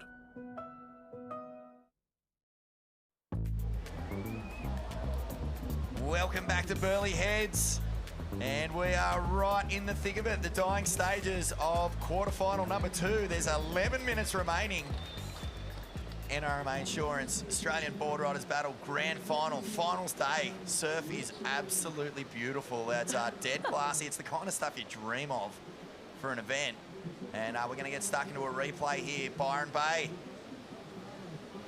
So Lehani Zorik laying down a huge score, an 8.25 on her last wave. And I believe the Grom is now going to get it done here. So Byron are managing the clock well. They can thank KP for that. Oh, Lehani, sorry. She got out there and just got it done. Look at this backside attack. So I believe, is this Lowy? Oh! Little door swings open, but this points differential is pretty solid here. Not really. It's the time, if anything. Well, they're coming in. Yeah. So let's throw it down to Chris Binns, who is with the superstar of the Byron Bay Boardriders Club, Lehani Zori. Sure, and thanks for Lehani. Good news, bad news. Good news is you just got an 8.25. Bad news is we didn't get it on the webcast, so run us through it and feel free to add as much mayo and spice as you like. What did you do? So basically, as soon as I paddled out, I seen this like good wave coming. So I was like, all right, I'm gonna go because I need to like get a wave fast because, yeah, we don't have a lot of time. We still have a few surfers. So I took off. I did one Rio because I had a pretty good section, and then I did a bottom turn like straight after the first Rio, straight into the second, and I came up. I did another good Rio, and then I claimed it at the end because it felt like a good one. And then a backflip. Oh, and a backflip according to Stace. This time last year, I'm going to say a lot of people weren't aware of who you were, and then I don't think the hill has ever made as much noise as some of those 9-point rides that you dropped. Run us through your whole experience at last year's ABB because it really put your name on the map, and you were absolutely ripping. And you're still only, what, 13 now? Yeah, I only just turned 13 a couple months ago. Yeah, last year I actually hadn't like got a good score up until the semi-finals, and then I got this one really good wave. I got a 9, and then I actually I could hear the crowd yelling so loud when I caught that wave, and it was a really great feeling. And I hope I can get another 9 this time. I got an 8, but I want to try keep getting higher. That was like a championship tour spec crowd noise. Does that fire you up to, what are your goals? You want to be world champion 10 times? Yeah, I want to be a 10-time world champion, 2 Olympic time gold medalist. And this year I want to try getting to the trials for the Snapper main event. And I hope to win the trials and go on to win the main event and become youngest to ever win a CT event. Wow, okay. I'm exhausted just hearing you list that off, but if anyone can, I reckon you can. Congrats on another brilliant performance, and good luck for Byron in the remaining 8 minutes of this one, and deeper on into the event. Thank you. Let's go, Byron. Yeah, I reckon, goes in the box. I reckon aim higher, Lehani. Hey, you got to be careful when you ask an athlete like that a question. Yeah. She's no joke. No, I know. She's got it detailed, very Look at detailed. This. Power surfer for Avoca. Caleb Tancred, combo town, 1-2 punch. And that is a knockout, perhaps, from Avoca Boardriders. He's just so classy. It was, you know what's funny, actually, listening to Lehani describe that 8.25? It was word for word how I describe most of my serves to my mates when I come in. Same thing, though. They aren't captured, are they? Yeah. First turns are always missed as well. Yeah. True that. Hey, no, in all seriousness, good on the judges. You know, we help them a lot sometimes with broadcast and glare and camera work and that. Yep. The judges nailed that for us. You know, we're a working unit down here. But I will say, if anyone's running an SD card out there with that wave, run it up the box. Yeah, let's see it. We'll get it in there. Yeah. Colour it up and make it look special. You know, it's all, you know, we're all in this together. And today there is no cloud cover, there is no glare, so the judges can see what they're doing. That's why they've been tight all day. Agreed. Get it up here. And you know what, Lehani... Everything's filmed these days, so everything. That's right. There's been some pretty classic filmed moments of late, particularly when the waves are pumping. There's no shortage of cameras. This looks like the Coffs Harbour power surfer, Jake Sharp. He's off the tools. He's a wonderful chip. He actually got a great business down there in Coffs, but this is where he gets his real work done. And he's doing it yet again. This guy's wave selection, his timing, it's absolutely flawless. Stop it. There's the big stinger for the exclamation mark. Stop it. And Coffs Harbour sitting in fourth. They've managed their time, and a big score is starting to drop. And, we're just watching some changes go down. Caleb Tancred, well, he got the job done, and all of a sudden, that mistake from Sammy Lowe, the blowtail. Don't tell me Jake Sharp's still going. Come on, bro, have a rest. Same wave all the way through. Jake Sharp, you know what? They need a really solid score, though. If you look at this, he needs an 8.39 to just jump Byron. However, if Byron don't get in the next 5.5 minutes, game over. Game over. Coffs Harbour will go in. Coffs Harbour. You are right, but if anything, it'll be, you know, you can't see Dakota making that mistake, but all he's got to do is stand up to pass Sandon. Oh. And you know what I mean? And that's where that mistake And from then Sammy can become like a potential issue, but you're right. There's a lot's got to happen. Jake's got to get a huge score here to convert that. And he did some nice surfing. Hey, it's going to be a good score. But the judges have been hard when it gets excellent. Like, I even think about Dakota's first wave, the wrap with the big sting. Caleb Tancred's wave's only an 8.25, I think. There's been some real excellent surfing in this heat. So to get an excellent number, you're going to have to be well and truly getting it done. And there was a lot of foam work in that wave, unfortunately. But you never know. So if Byron gets across the line, if Codes gets the waves, gets across the line, Sand and Point are in big trouble right now. They're the team at risk for me, but again, it's really dependent on the score of Jake. We could all just see it here now, and if they don't obviously surpass that, Codes just needs to just get in, which it looks like he's already got that frame of mind. He's probably been told. He's got KP up there doing, you know, a beautiful mind, maths. Yeah. And he's just going, mate. The clogs are turning. Yeah, big time. Yeah, well, we got to give a shout out to Jan Juck and Phillip Island. It's been one of those heats, mate. It just was time management all over the shop. There was a little bit of argy-bargy at the very start. Big shout out to both clubs for doing so well, making the quarterfinals. Sage Goldsbury on the inside here for Phillip Island. Look, that just tells the story. But I think we're going to throw it down to Jess Grimwood. Yeah, I'm standing with Sand and Point right now. I mean, team, it's been really nervous times up here this morning. What are you thinking coming up after that power wave and just trying to digest all the information on the Boost Mobile big screen? Oh, it's far out. It's just heartbreaking. Can't believe I fell on that. But I guess most teams in this comp will get out of jail free card, and I think that one was ours. So yeah, definitely going to try and put it together in the next one. I think we got through. So yeah, one mistake, but going to keep coming back stronger. Are you watching that third position too? I mean, Byron and Coffs right now, they're neck and neck. It's going to come down to this if he makes it in 3 minutes 30. Has Dakota got it? Yeah, Dakota will get in, but Jake didn't get the score, so I think we're sweet for third. I think we'll get third, so I think we're going to get through, so yeah. Oh, beautiful. We'll let you just digest the rest of this 3 minutes, guys. It's tense times up here. There's a lot going on, a lot of different situations to unfold. Back to you. Yeah, extremely tense, Jess, as Dakota starts to put the muscle in. There's not a whole lot of it, but he's using all of it. Know that. He's trying to get across this dead patch. He's got a fair bit of time, so he didn't even worry about putting a score on the board. He knew that he only had to get to his feet and make sure he beat the clock. Jake Sharp, agonisingly close, a 7.23. And that is not enough to overtake Sand and Point, so Sammy Lowe can stop chewing his elbows because he had no fingernails, he had no fingers, he chewed them all the way down. Run Codes on the ready, set, forward, beach sprint. Codes actually just put Byron up into the lead. It was only a 2.3, but that's how close it was between Byron, Avoca, and Sandon.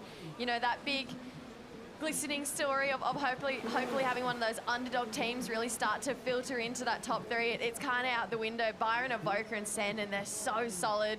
They're so strong. And Codes, he's got about 2 minutes to get himself across the finish line. So well done, well played from Byron. Coffs Harbour will be devastated.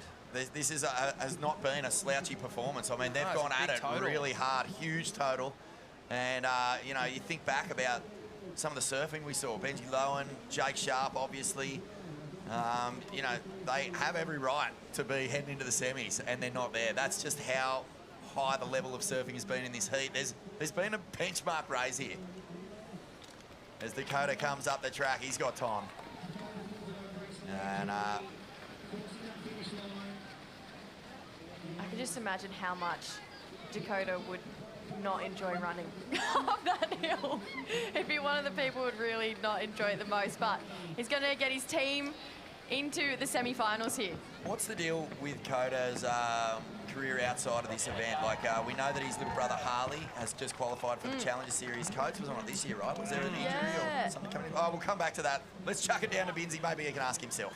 Coda, you can't run away from me, mate. Is that one of the best 2.3s of your life? You definitely can't run God, away. it was horrible. But we just need to get in, I guess. I don't know. When you took off from the NRMA insurance start-finish line, was the plan just to get around as quickly as you could? You didn't care less about what you did on the wave?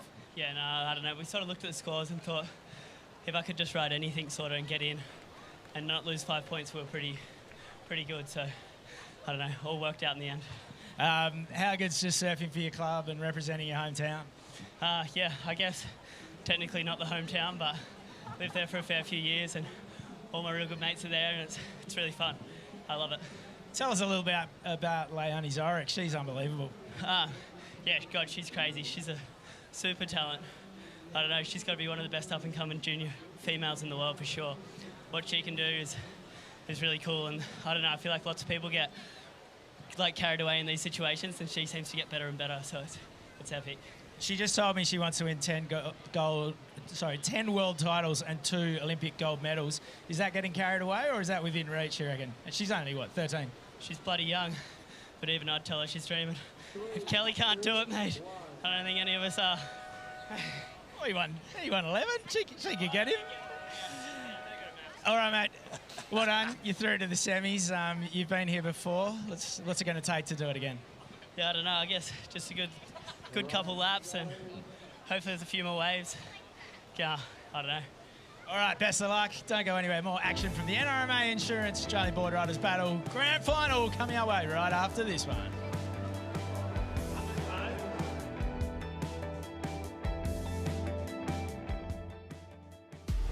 It's time for the good times. Forget about the bad times, yeah. One day to come together to release the pressure. We need a holiday.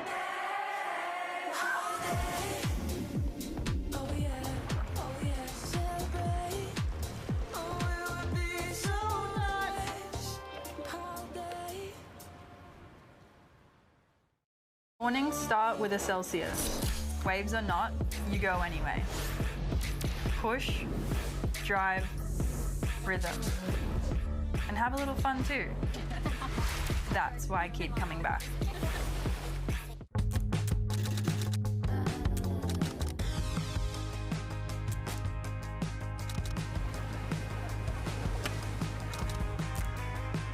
Moments worth waiting for.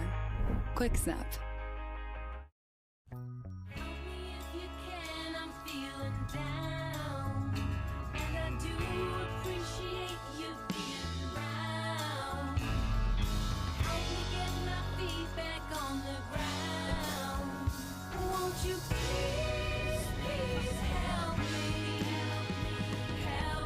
We've helped Australians for 100 years.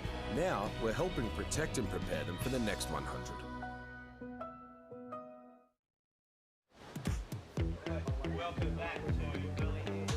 Welcome back to Burleigh Heads for the NRMA Insurance Australian Boardriders Battle. Good to work with the pros, Reg. Yeah, I forgot to turn my mic on. But there you go. But here we are with Heat 3 of round 2. Quarterfinal number 2. In fact, Lennox, Ballina, Bungan, Kawana, Coolin, North End and Jones Beach. And they are off and running. Of course, we saw, I know that last heat was, surfing was a bit up on heat number 1, I thought. Yeah, mate, that was a pretty stacked quarter, that last one. Yep. This one's an interesting mix of crew. You'd imagine probably Lennox Ballina is your favourite. Yep. But a real big opportunity for some of the smaller clubs here to turn up in a semi-final. Like, look at Bungan. You know, Kawana been knocking on the door for a bit. You know, Jones Beach, North End too, Jess.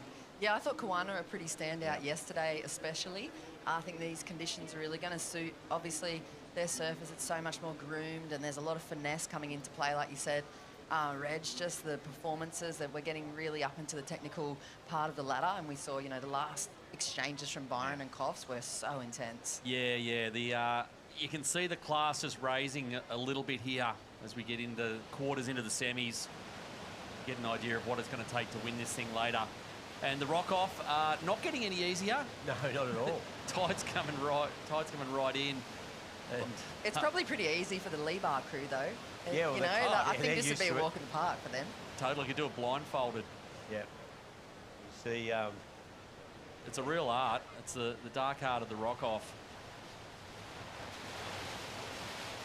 And all our crew getting on. There he is, Adam Melling in the red. From Lennox, not his first rock-off, we can tell you that. Look at him, he's just taking his time, he's cruising. One of the standouts yesterday, of course, in the first round. Mellow.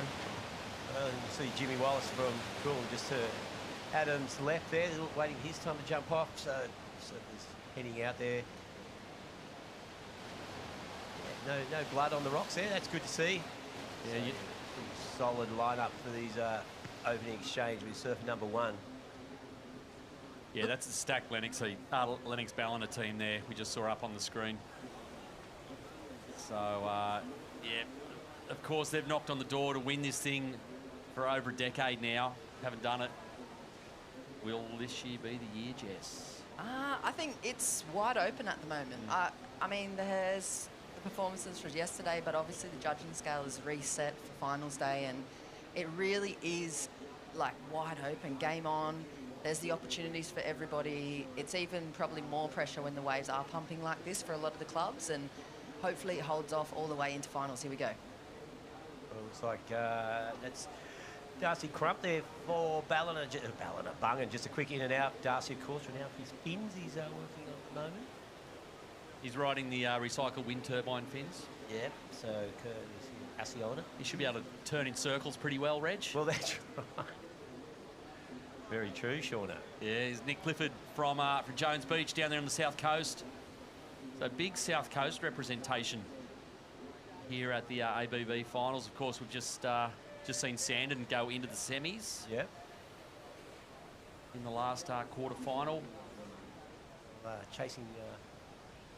Good to see what Parish Burns said about not too happy with KP. You know? Yeah, a bit of free surf beef, mate. Surf beef, yeah. They took it on for a bit of incentive to try and knock down the old Byron Bay. But yeah, so looking at that overview now, we've got a great heat coming up. It's just a couple of small waves ridden so far.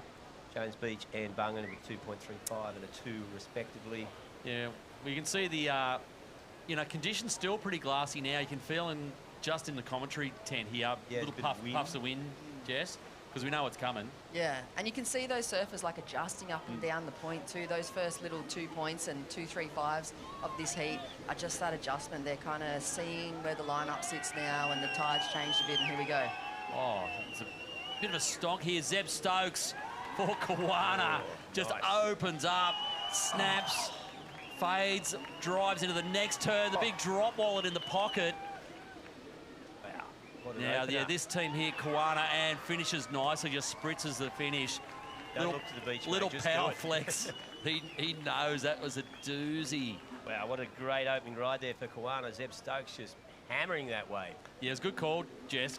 Kawana, like the last couple of years, have looked like, because they've got the mad youth energy as well, that team, but just knocking on the door is what they've been doing. And look at this perfect positioning for Zeb as well. He just takes off on the inside and then straight to work. Nice carve, hits it straight in the pocket, bit of creativity and fin release, and then he just backs it up. A little bit of a jam there, just really accentuates that turn. He's getting the most out of this. That was And sick. I mean, perfect positioning, great start to the heat for them. It's going to straight away put them in the driving seat. They're on the offense straight away. They're not playing catch up. They're not got those little 2-pointer throwaway things that the other two have got at the moment, and he's got the inside position. So game on for Kawana. Yep. So they're looking good. So the Stokeses from Kawana really owning this here. So straight up the lead, 7-1-3. There you go, bingo. In the opening minute or two, he's hit that out of the park. Yeah, that's huge. That we saw in the previous heats. That opening sevens really sets you up for success. I mean, it just takes. Number 3 surfer particularly has been kind of quite a hard position for most of the teams to surf through. So by opening up with a score in that range, it just gives them a bit more freedom. You'll see the shoulders kind of relax a bit more for that number 3 surfer, and they've got the time. So if you can build on that momentum for them, not get too caught up in the excitement, and just put enough space between yourself and the rest of these. Because, like you said, I mean, Liebart, on paper, the favourite, but there's some very good surfers amongst the other 5 teams. Yeah. Well, what it does do is that first big wave score early for Kawana, it just gets the noises in everyone else's head. They're the guys that are sitting there waiting. They wait, and every minute they wait, that kind of little voice just gnaws away because someone's already got in, got a score and got in. It's the psychology of the sport, isn't it? Major psychology. Yeah, and then you've got Tapper on the beach commentary as well, just saying that score and saying that score and saying that score, especially if you're a grommet or if you are one of the first timers in the Australian Boardriders battle. You're hearing it over and over and over again. If there's a voice you don't want in your head, Jess, it's Tapper's voice. Over and over and over. Over and over and over. Could really do some damage to you. Terry Tapatis, the voice of the Gold Coast. Well, we dubbed him the voice of the Gold Coast yesterday. Right, he's embraced it. Yeah, he claimed it. Yeah, he's got new business cards. I think he claimed it himself beforehand. Tapper's been around for a long time. Well, he's got to call Burleigh's heat yet. Doesn't he have a podcast? They're coming up next. Yeah, he does. Yeah, Tapper's. Well, everyone's got a podcast, mate. True. You don't. No, I don't. Jump on the bandwagon. I've held out, actually, mate. I think the last thing the world needs is another podcast. Another surfing podcast. Here we go, mate. Well, this is Zeb Stokes to Taj Stokes. And, well, this is the guy we expect. He's the shoulders for Kawana. Yeah. Right. He's the captain of the team. He's big bro. He's the one you're kind of banking on to really drop a number.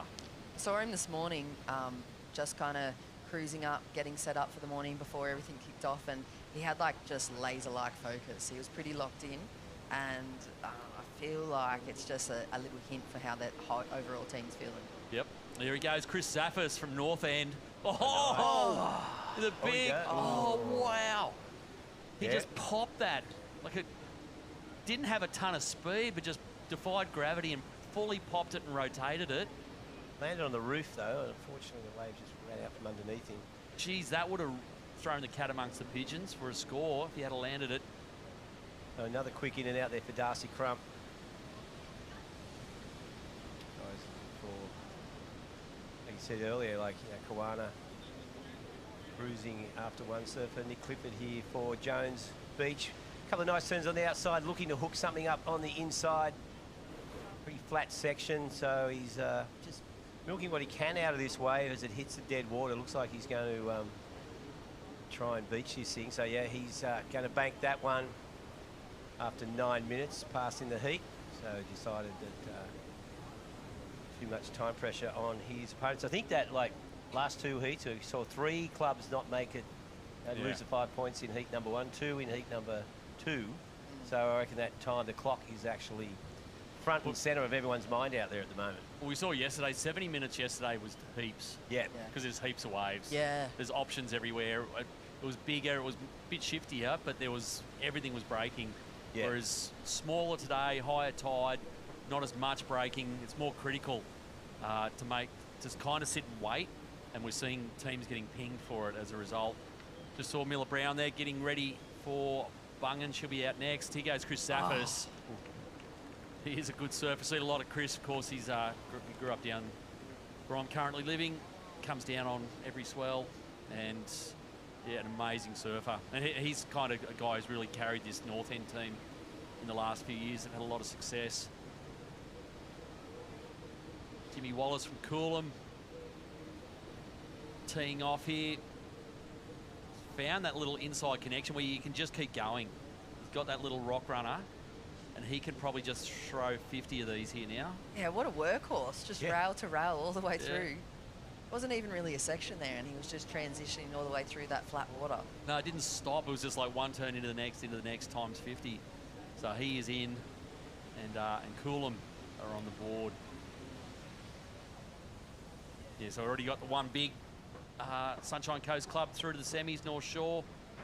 See if we can get another one here. You can see the intensity too, like with these lullier timing in the swell, he's made the call and he's done. He'll take the next option and he's coming in and they're changing. Yeah, they've watched those last two quarters and just gone, we're not getting marooned out there with 3 waves and 15 minutes, you know, left to get them. Yeah, I feel like it probably, let's have a look at the replay first though. This is last to Chris Zaffis. Great deep bottom turn, big release through that first turn, real critical surfing. Nice extension through that second snap and closes out with the third complete little foam climb. Good measure. Great surfing from him, just really solid. Going to sit well in the judging scale. Let's see what it locks in as for North End. They're currently in 4th position. But yeah, I feel like we might have this flurry halfway through. I mean, we do have plus hour heats on our hands, so we're going to see probably multiple lulls, and then in the same sense, multiple massive kind of rolls in sets. So nothing's really defined until, you know, those last 5 minutes, really. Yeah, we've seen a pattern over the last couple of quarters. So he's mentioned we had a little bit of wind coming through the commentators' tent here. Of course, we're expecting a drop or two of rain, Jess. When I say a drop or two, it could be a lot. Could be a lot. It's all afternoon, which might kind of freak the wind out a little bit. And so we've got glassy conditions right now. That's the other thing. You might want to just make sure you get your scores while you can. Here goes Chris Zaffis. Well, he banked that 7.55 on his first wave, so he'll come in on this. So good, solid score there for North End. Just up in the ante on Kiwana's 7.13. The Taj Stokes locked in. Chris just cruising through, making his way across the dead section. Right on the rocks. But when they do pull out there, they still have to paddle around a little bit, and that's when they sort of hit that sort of flat water. You can see it there in the wider view. Might pick up a little runner here. Does. Wow, just even the flow and the speed. You can just just on the appreciate little it, rock can't runner, you? yeah. It's Yeah, just looking good. beautiful flow. Yeah, we've grown up surfing a point, so he can surf a point break. Yep. So Chris Zaffis in. North End looking pretty good at the moment. North End Kiwana looking pretty good. Grom's fully committed to the course today as well. Absolute 100% commitment. Oh yeah, it's a big day for the Groms, for all the clubs. Yeah. All the club Groms have got jobs today. You know, grab boards, you know, the running escort, you know, scream their lungs out, run around in a mascot uniform. There'll actually be quite a big... Got to earn their keep, the Groms. Yeah, there was like big North End crew here, obviously Gold Coast Club. Yeah. They haven't got far to go. Yeah, they've got a bit of wet weather to deal with. Oh, big hook there from Taj Stokes there. Stokes, but yeah. Wow, look, you can see what he wanted to do there. He wanted to put some nails into coffins. Here we go, Darcy Crump from Bungan. Nice little backhand float there. Another great section here, just jams it in the pocket. Oh, good. And that would actually look sick front on. I think he's actually probably nailed that. It's really hard for the teams to see where they're perched up on the hill as well, what that actually looks like in a scoring potential. Actually, there's been a few heats this morning where I can think of Sophie Culloch's barrel and the team was screaming, but actually she was pretty far in front of it, yeah. They're surfing away from her. Here we go, is Mello out of Melling for Lennox Ballina. Oh. Big, stylish back foot jam. And nice little finish there. So he took him a while. Yeah, look, we're talking Mello. 15 minutes. Darcy Crump and Adam Melling locking in at the first wave for Bungan and Lennox Ballina. So That ran away pretty quickly, that first 15 minutes. You know, we saw... But it felt quick for Mello. Yeah. So he kind of is the key because he's their power surfer as well. So he'll go back out at the end of this. But that they are pretty strong, Lennox Ballina across the board. Jimmy Wood will be going out next. Harry O'Brien, Nixie Ryan. Who am I missing there? Grom. Mac McGilvray. Oh, Maxie McGilvray. Oh, here's the replay from Darcy Crump. Nice critical first turn. See the fairness spray flying off those ACCIONA fins too. Yeah, he's got a long board too. Yeah, he kind of, I feel like, always rides similar equipment to that. He's got a really unique style. It's really nice. He's really smooth, and you know he's been working along with ACCIONA. They've been proud partners with Surfing Australia and the ABB for quite a while. So yeah, great to see. We'll see what the number is. Yeah, well, it's looking pretty good out there at the moment. We've seen some good waves ridden. The time's getting away from some of the clubs, but we'll be back with more from Burleigh Heads right after this.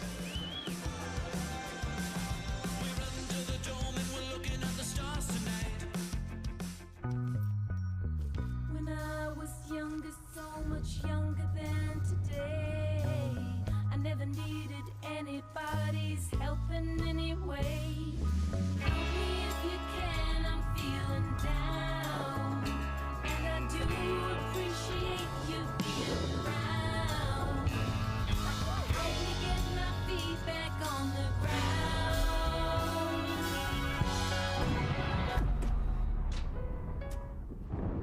Won't you please, please help me, help me. I need somebody, not just anybody. I need someone. We've helped Australians for 100 years. Now we're helping protect and prepare them for the next 100.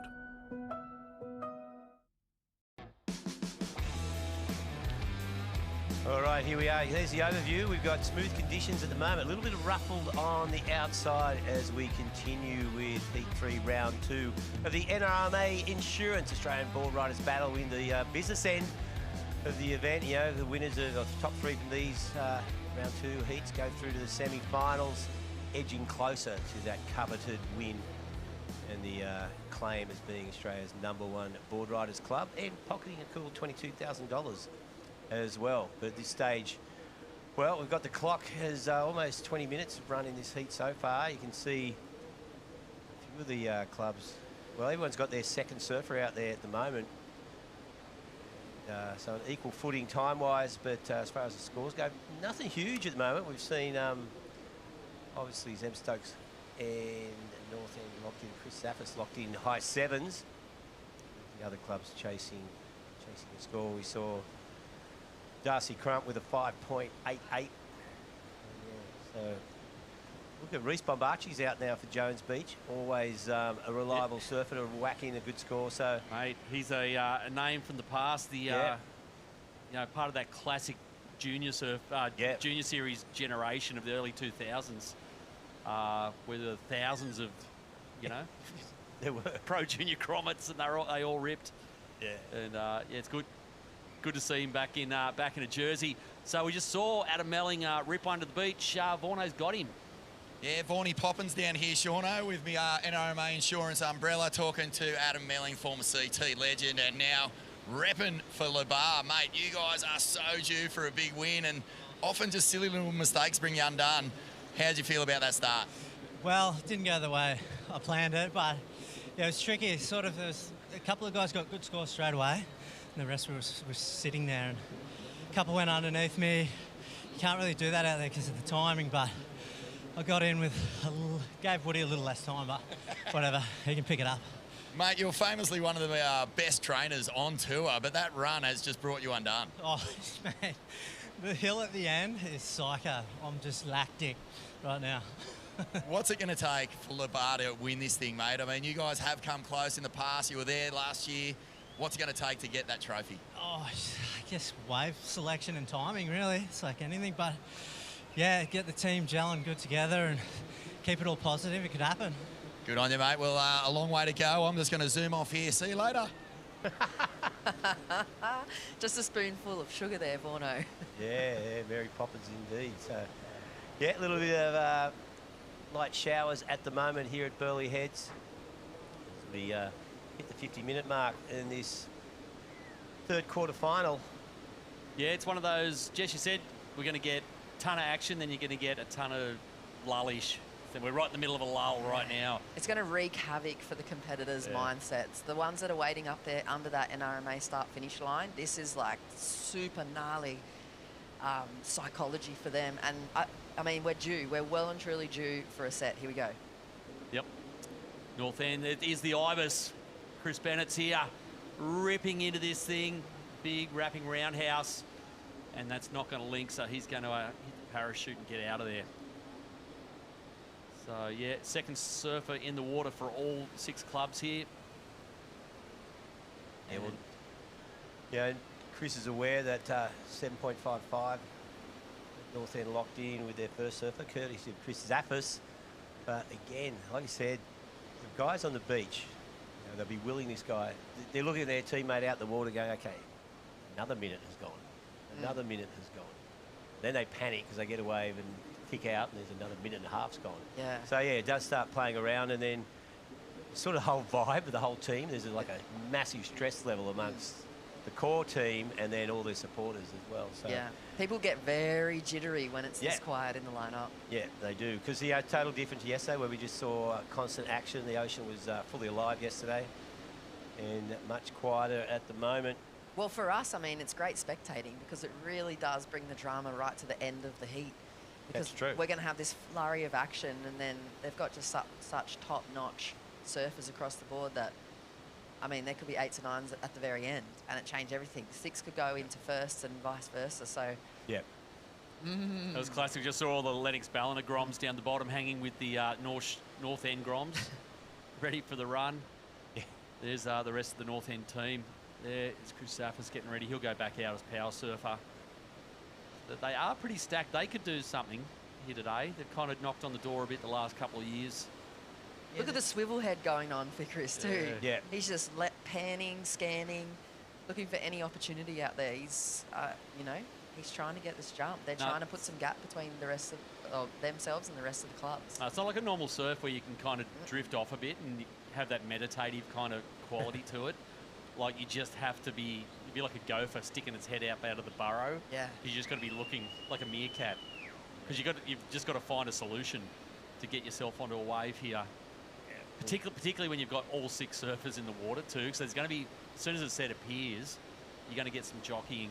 Yeah, because that's pretty unusual for this event this year because, yeah, at any given time there's 2, maybe 3 surfers out in the water, but yeah, today it's been the 6.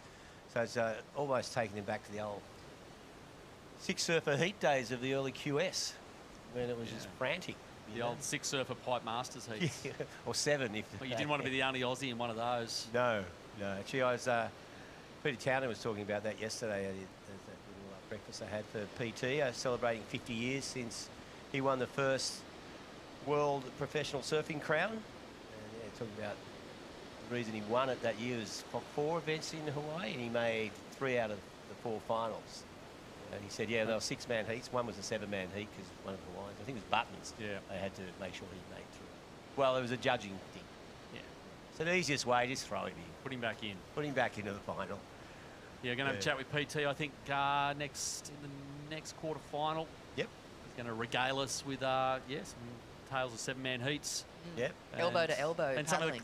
And he'll also give you a pretty good, like the old history of the Gold Coast clubs is pretty classic. Like he was in a bunch of them. Like he would have been. He was Kira. He was one of the original Snapper defectors. Oh, really? Yep.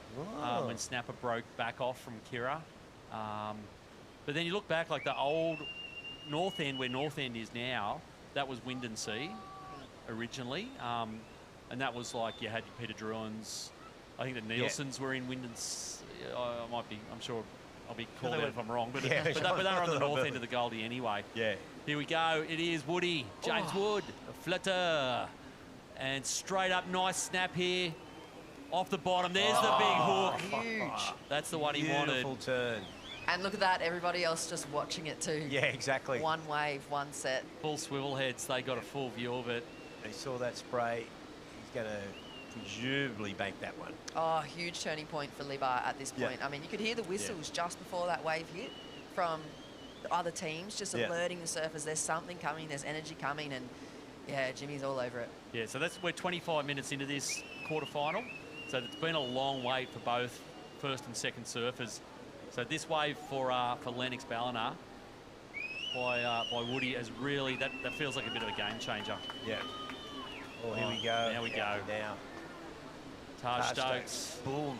Can he match his brother's score? It's nice off the top. Throws it in. This section. Ooh, look at that. Just nice hook out of the top. Flat through this section. Back to the whitewater. Keeping things moving nicely. And another nice hack off the top. And transition turn back to the source. Looking to keep this one through. And again, he'll be aware of the time. I'm pretty sure he'll beach this one if he can. Nice little finishing flurry. So, yeah, Taj Stokes getting the job done on this wave. Wow, still going. Throw into it. And again. So he'll be, dare I say, Stokes will be stoked with that one.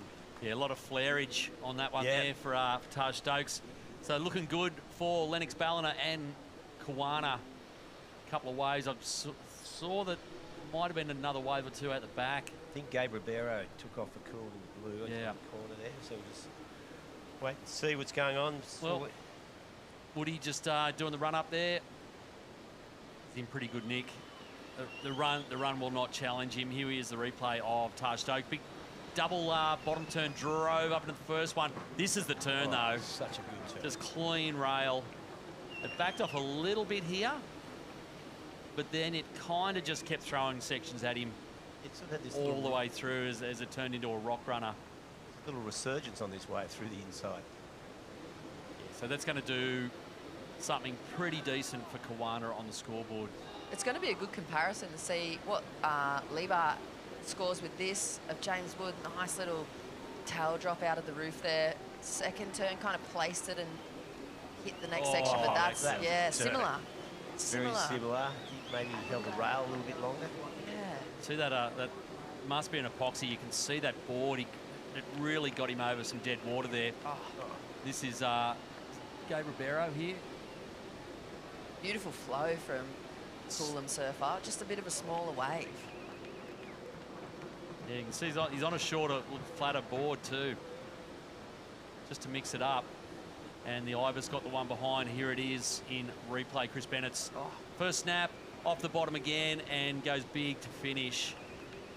So he's going to wrap it up on that one as well.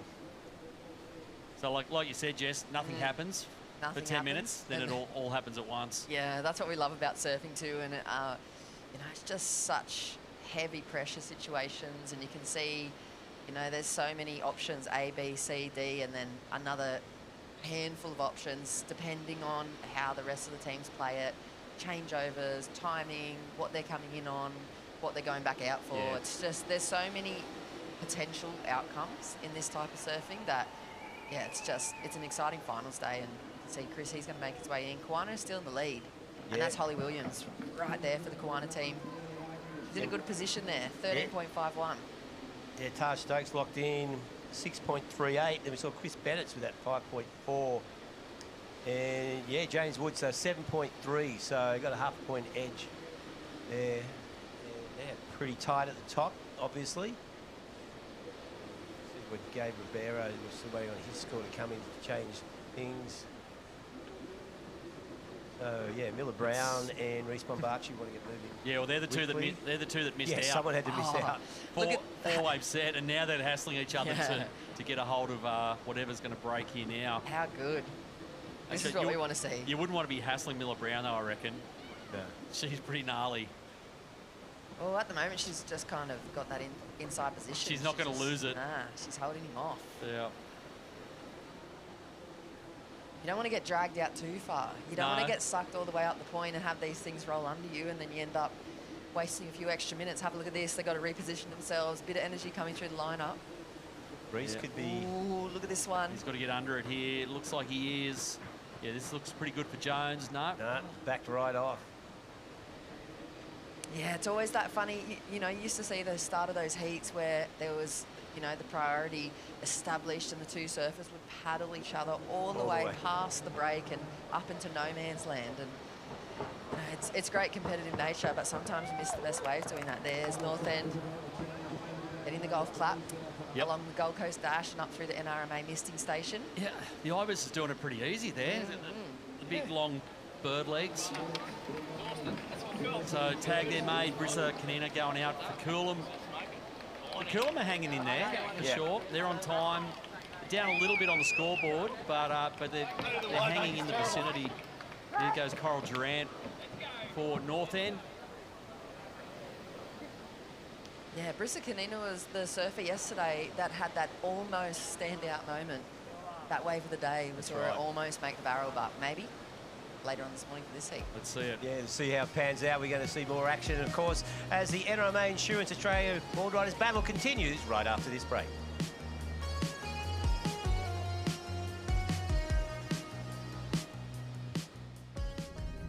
Are you ready? Ready for the rush?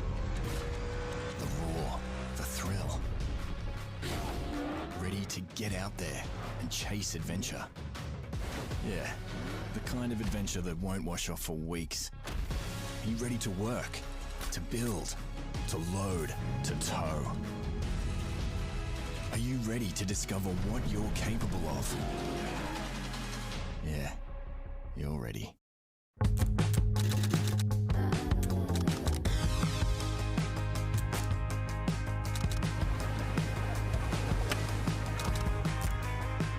Moments worth waiting for.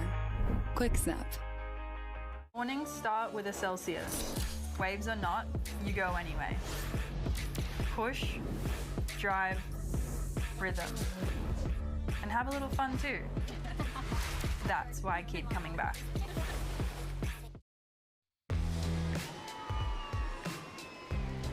So there we go. Looks like a finishing wave here for Harry O'Brien. Harry O'Brien. Yeah, so bringing this one through all the way. This, of course, is Heat 3, quarterfinal number 3, I should say. Here at the NRMA Insurance Australian Boardriders battle.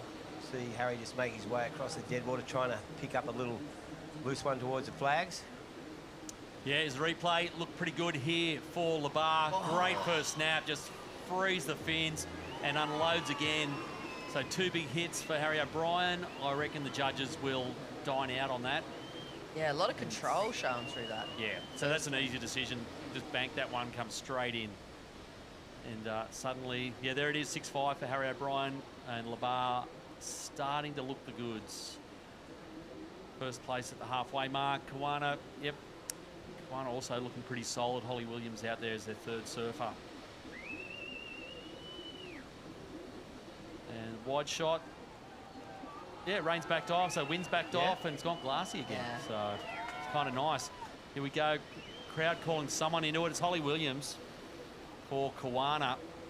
She's been a standout, Jess, last couple of years. Yeah, she's always just a really hard worker. She's got a real good level of work ethic. I think she's riding actually borrowed boards for this event as well. Her boards didn't turn up from the airline, so she's had to adjust, and it's something that all the travelling, you know, pros and aspiring CT surfers have to deal with. They've got to just adjust and adapt in the moment. Here she goes, swinging for this. Yeah, well, she's seagulled this one on the inside. We saw Reece Bombassi and Miller Brown both look at it and couldn't get it. So that they're getting pretty scratchy out there now, because what do we got? Like, they're the second surfers. You can see them there, black and white. They have been out there now for a while. Well, I mean, Adam Melling gave them a hint, really, in his post-heat interview. If they had been listening, you can't even let one wave go under you in these situations, and you end up sitting out there, and the pressure builds, and the legs feel less and less stable, and things start to go haywire at that point. No, you just got to go. There he goes, ready, set, forward. Beach sprint, Harry O'Brien, Lebar. Kind of coming into form, perhaps. Pretty early on, but 19.30. Whoa. Late drop there for Miller Brown, and that thing just closing out. Yeah, not what she wanted. Reece Bombacci has that 3.55. Yeah, Bungan just with one wave caught. And that put it back in front. Yeah, I know. Ball back in front of him anyway with 0.7. So, yeah, Bungan and Jones Beach. The time is starting to twist for those two clubs. Yeah, such a gnarly surfer too, Miller Brown. Like, the other frustrating thing is the contest situation. The other frustrating thing too is there are waves there and they're super rippable, and that would be kind of on her mind just as much. It's almost harder to surf on those, isn't it? Like, you just wouldn't want to get a hold of one and just like unload. And she just can't get near one at the moment. There's the Groms. Oh, here we go. Coolums. Brissa Canina, sorry. She's finally found something. Nothing really on offer for them. Coolum, their best ABB grand final result was quarterfinals in last year's event, 2025. So this would be a good breakthrough for them if they can find the opportunity. She might have repositioned herself into a better spot now in the lineup. She's not getting sucked out kind of on top of those little lumps of swells that are coming through. Yeah, you can see they're pretty spread out there at the moment. It is her first ABB performance too. So she looks pretty young. Yes, it's a massive improvement curve. It's a huge learning curve, and then you can't underestimate the impact that Boost Mobile big screen has on the competitors standing and waiting to take their turn. Yeah, the funny thing is because like some of the teams have been loading up like not even micro groms, or in some cases micro groms, but like 13, 14-year-olds. It's almost like they're so young that the situation just flies over their heads, and they can just go surfing, and they don't care. It's whereas it feels like the older crew, like a guy like Reese who's been out there for ages, it would be doing a bit of head noise. Yeah. The fact he's been sitting there, and that wave now it's just died out, so he's just going to have to pull up stumps. Yeah, he knew he had to do that. Like thing with Brissa as well, because the first two surfers of Coolum, neither one of them broke 4 points, so she has to get a decent score if they're going to have any hope of getting back into this. She needs to lock in something up around the 6, so extra pressure on the grommet. Yeah, you've seen a clear divide in the scoreboard there now. Yeah, 100%. First, second, third, looking pretty measured. Feel like they've got it sorted. Here goes Brisa now for Coolum. Hey. Great first turn. Nice little shape on this inside one. Fades it back, and it might connect up here, and she might just be able to do a big series of little fades and cutbacks and get this thing towards the beach. Hey, she's been watching Miller Coco Brown. That was very Miller-esque of her, the way she wrapped through her shoulders. Here we go, Holly Williams. Yep, rips into a nice roundhouse.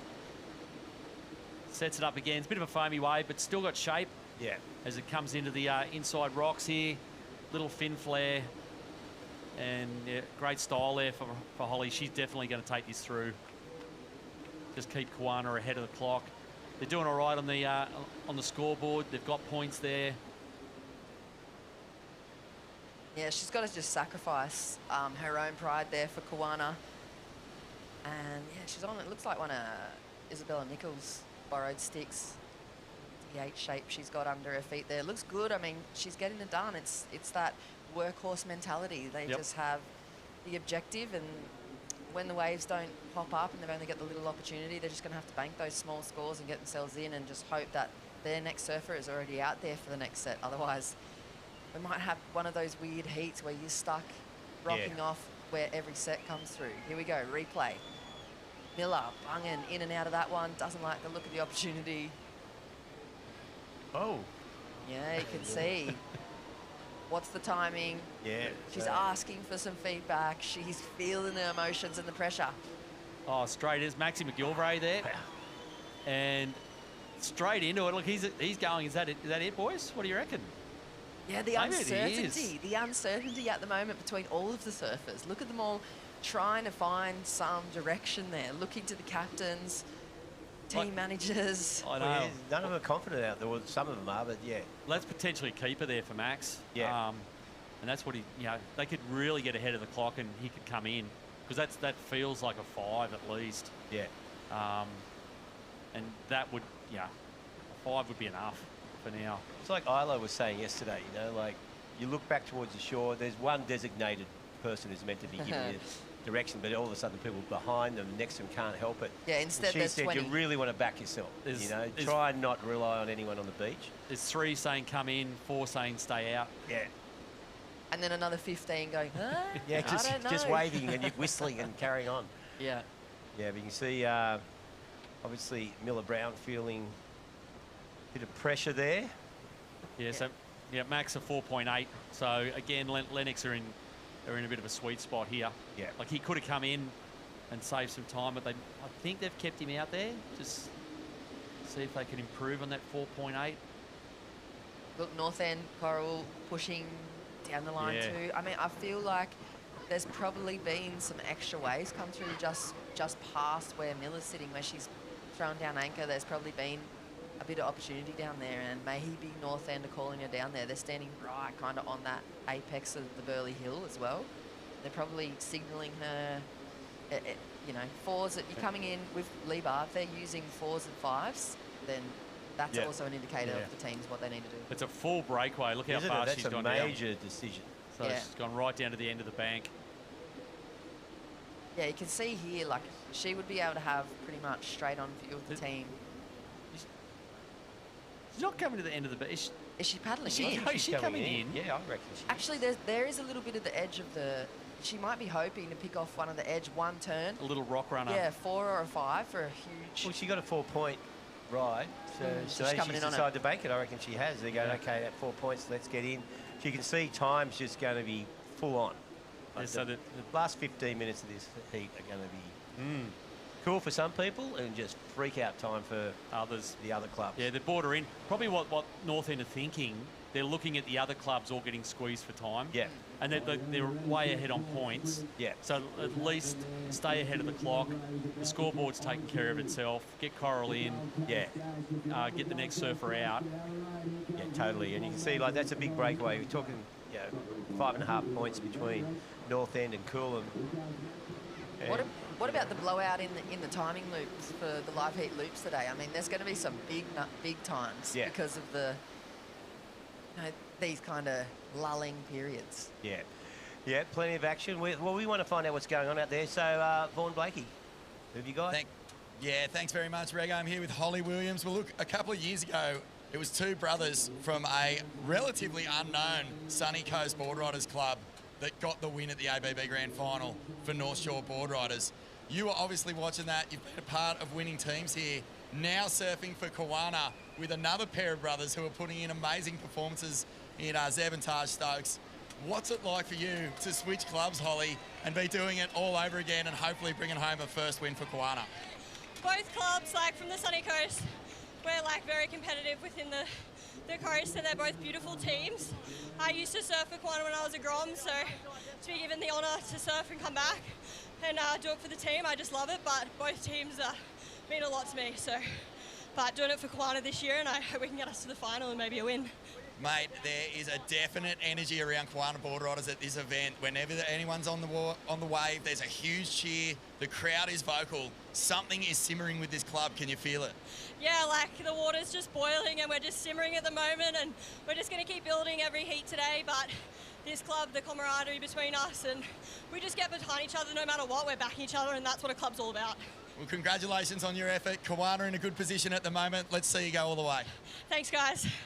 Wow, there you go. So Holly Williams, of course, yes, but she switched clubs and doing the job there, though, for Kawana. I like that, they're simmering. Yeah. Yeah, they are looking good. The ocean's boiling, we're simmering. It's going to get hotter and hotter as the day goes on. As we see Coral Durant there doing the run with the North End Groms. Yep. Of course, she's originally from over west, grew up up north in the station over there. Family run it, and she's grown up in heavy reef lefts. Yeah. Of course, came east to work on a bit of a competitive career and joined up with North End. And here we go in the blue. So 4th surfer out for Coolum there. Yeah, that is Jai Peg. Jai Peg snuck out without us seeing him. He's really high up on the point, isn't he? Look at this thing. Who's got this? Oceana. Yep. Oh, nice first turn. She's looking down the line already, jumps on the front foot. And those surfers are so far up the point. Yep. They must have literally just come out of that Sodii Cove rock off and straight into that set. So it's great that they haven't missed it, but I think probably caught a little bit too high up in position. Matt Borden out there for Kawana. Here goes Miller. She's pulled the trigger. Yep, it's got a little runner. There goes the goes to the big reverse and doesn't stick it. And look at the Bungan crew. They're doing the maths and going, okay, 4 waves, 25 minutes. This is going to get weird. Yeah. So they're really up against it now. Well, Miller's got to come in as well. Kind of does. She might not. She might just sit it out. It's it's not looking real good for Bungan. They're under a bit of a time crunch. Yeah. But yeah, at the other end of the leaderboard, Lennox Ballina looking great, Kawana looking great, North End looking pretty great too. Coolum is the one that is just hanging around and can potentially make a run at third. So here he is, Miller Brown. Just huge. Super explosive. There we go. Yep, Mac Borton here for Kawana. Look at that, just drifting those spins. Zokarama. Wow. So Kawana. Yeah. We were pretty happy with that. Loving Beautiful it. turn, that second turn, just giving us a serious stick. Let's see the numbers come through for these. I don't know if you guys remember, but do you remember the years where Kawana were running the blue folder, the Magic? No. They had it on the beach. They had it at some regional qualifiers. I think it was a few years ago, but... What was in there? I don't know. They never, ever, Secret ever formula. let anybody in on what was in there, but they did. They've got this like undercurrent of almost kind of similar to the Libar thing. But let's have a look at the replay here. Huge turn for Miller Brown. Really critical, really aggressive. That was full on. That's her turn. That's the Yeah. one. That's the signature turn. And for Kawana too, just solid surfing. Yep, 2 big backhand blasts. That's job done, Mac Borden. Yeah, really nice. Nice for the timing for him too. And yeah, Kawana, I mean, they won the live heats last year, 2025, and they're just looking like a lot of their elements are starting to line up. Like, you know, it's like that thing in the planets or the stars are aligning for them, and you can have that feeling, that undercurrent that's coming for them. Yeah, they just have that mad Grom energy across the whole club. You know, they're a very, very young team. Yeah, even the 2 stalwarts, the Stokes brothers, they're still pretty young. Seeing here, Jai Peg for Coolum. Now, they kind of need a score out of him, as well as they need to get him in too. Well, we see Miller Brown locked in that 6.25, so Bungan's 2-wave total, 12.13, is pretty good, but they've got 4 waves to catch in 22 minutes, which is pretty heavy. Yeah, well, I think you'd take it right now that Bungan aren't going to get back in time. So they just need to go for broke. Yeah. You know, try and find 3 sevens. They've got to go into that playbook where it's like they get huge scores. They're not even trying to finish their roster rotation. And they hope that the other 3 teams below them get penalised. Someone kooks it and doesn't get back in time. That's where they've got to go with the folders and the plays. Yeah, totally. So there's the, Here's the boys. Okay, where are they? Where are they? Oh, here we go. Look at these. Okay, is this Nixie Ryan for... It is for Labar. She's on a sick one. Isn't it? Yeah. Take it easy. Oh, is that 4 big hits? Yeah. Thank you. Well, I don't think that's Nixie, No, but that's incredible surfing from her. There's Miller, Luca. I don't know who they've subbed in there. Elder. Yeah, Bungans, Luca Elder just takes the sprint out, but you can see the emotion and what this means to the clubs and to the surfers here today. Yeah, Ryder Lucy here for North End. It's been a little quiet out there, sitting deep, so he's finally connected with something here. Oh, nice. Yeah, that was a pretty syrupy turn there. Fading back, so he's going to beach this thing. Just keep North End ahead on the scoreboard and on the clock as well. Yeah, let's see what that score, well, the last scores just lock in, because it's just really, I mean, we we saw this in the previous round, in the previous heats, and, you know, second, third, fourth were really interchangeable score-wise. Here we go. Jai Peg trying to find himself a number as well, up and over that first little section.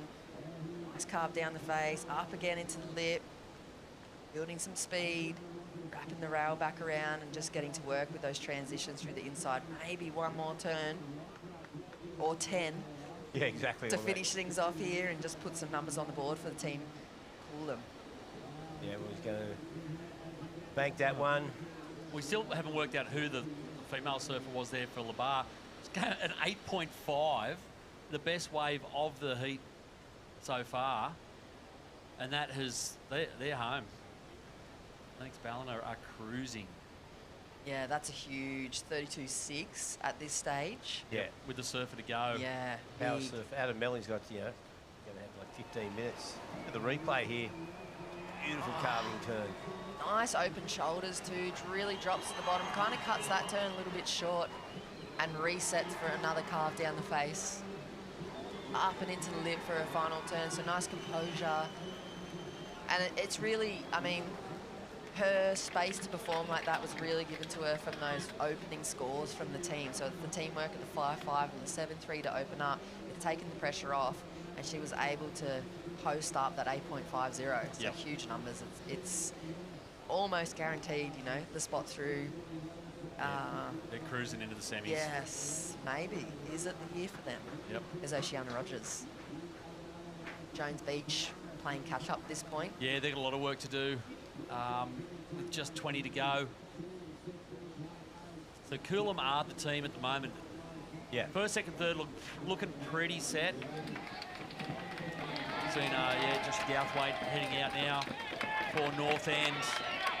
Coolum might be the one that might upset the established order. Yeah, they'll have a shot with the time. Like we've got Hayden Danswan will be the next guy out. So they've got 2 more waves to catch. 2 surfers remaining, 2 waves remaining. 18 minutes. So the time average is doable.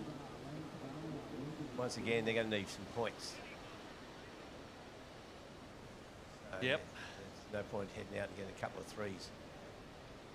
So we're seeing, Jones Beach just coming up. So this is quarterfinal number 3. Quarterfinal number 4 coming up next. I don't know how the seeding fell for this or how this has happened, but have a go.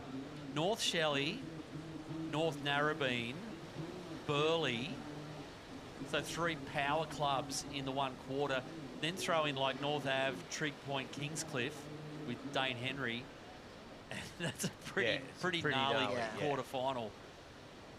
Yeah, that's a huge one coming up. And just back to Lebar for a second, that was Nixie Ryan, my mistake. That's actually Nixie Ryan posting that excellent score, 8.50, and gee, she's bringing some experience into the Lebar team too. That was kind of, I feel like they've still got so much more in their performance there. She's there, what they're capable of. If they're already posting 7s and 8s, and they're kind of maybe, I don't know, 4th gear. Yep. I mean, they're going to shift up if they're making the semi-finals and they have to come up against, you know, something like a North Narra or a Burleigh. I think they've got it. Yeah, they've kind of got a form. Totally. They've got all the components you need for a winning team. You know, you need like the established, hard-hitting pro/old dog, which is Melling. You know, you've got to have the over 35 Ripper, Woody. Yeah, the super Grom, Max McGilvray, the female surfer capable of dropping 8s. You just saw that with Nixie Ryan. So, yeah. Touch wood. You know, we've said it about 1,000 times over the last decade that they're due. Yeah. But we'll see how they go. Miller Brown there hasn't kind of worked out for Bungan probably the way they were hoping. There's nothing better than a camera chasing you around the contest site. You know, especially when you're sitting in a position where you kind of feel like you haven't had the opportunity to show your best surfing, and for your club and your community, it's tough. But I mean, you should be proud. The whole community at Bungan and everybody that supports those surfers. Oh, it's sick they're here. Yeah. It's so good to have them here. Yeah, it is indeed. I reckon the back end of this is going to heat up very nicely, so don't go away. We'll be back with more from the NRMA Insurance Australian Boardriders battle right after this.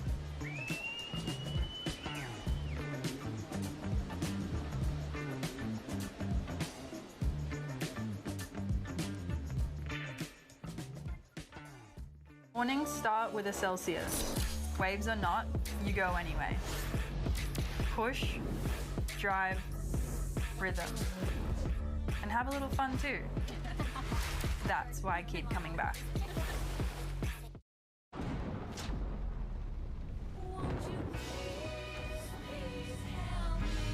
We've helped Australians for 100 years. Now we're helping protect and prepare them for the next 100. It's time for the good times. Forget about the bad times, yeah. One day to come together to release the pressure. We need a holiday.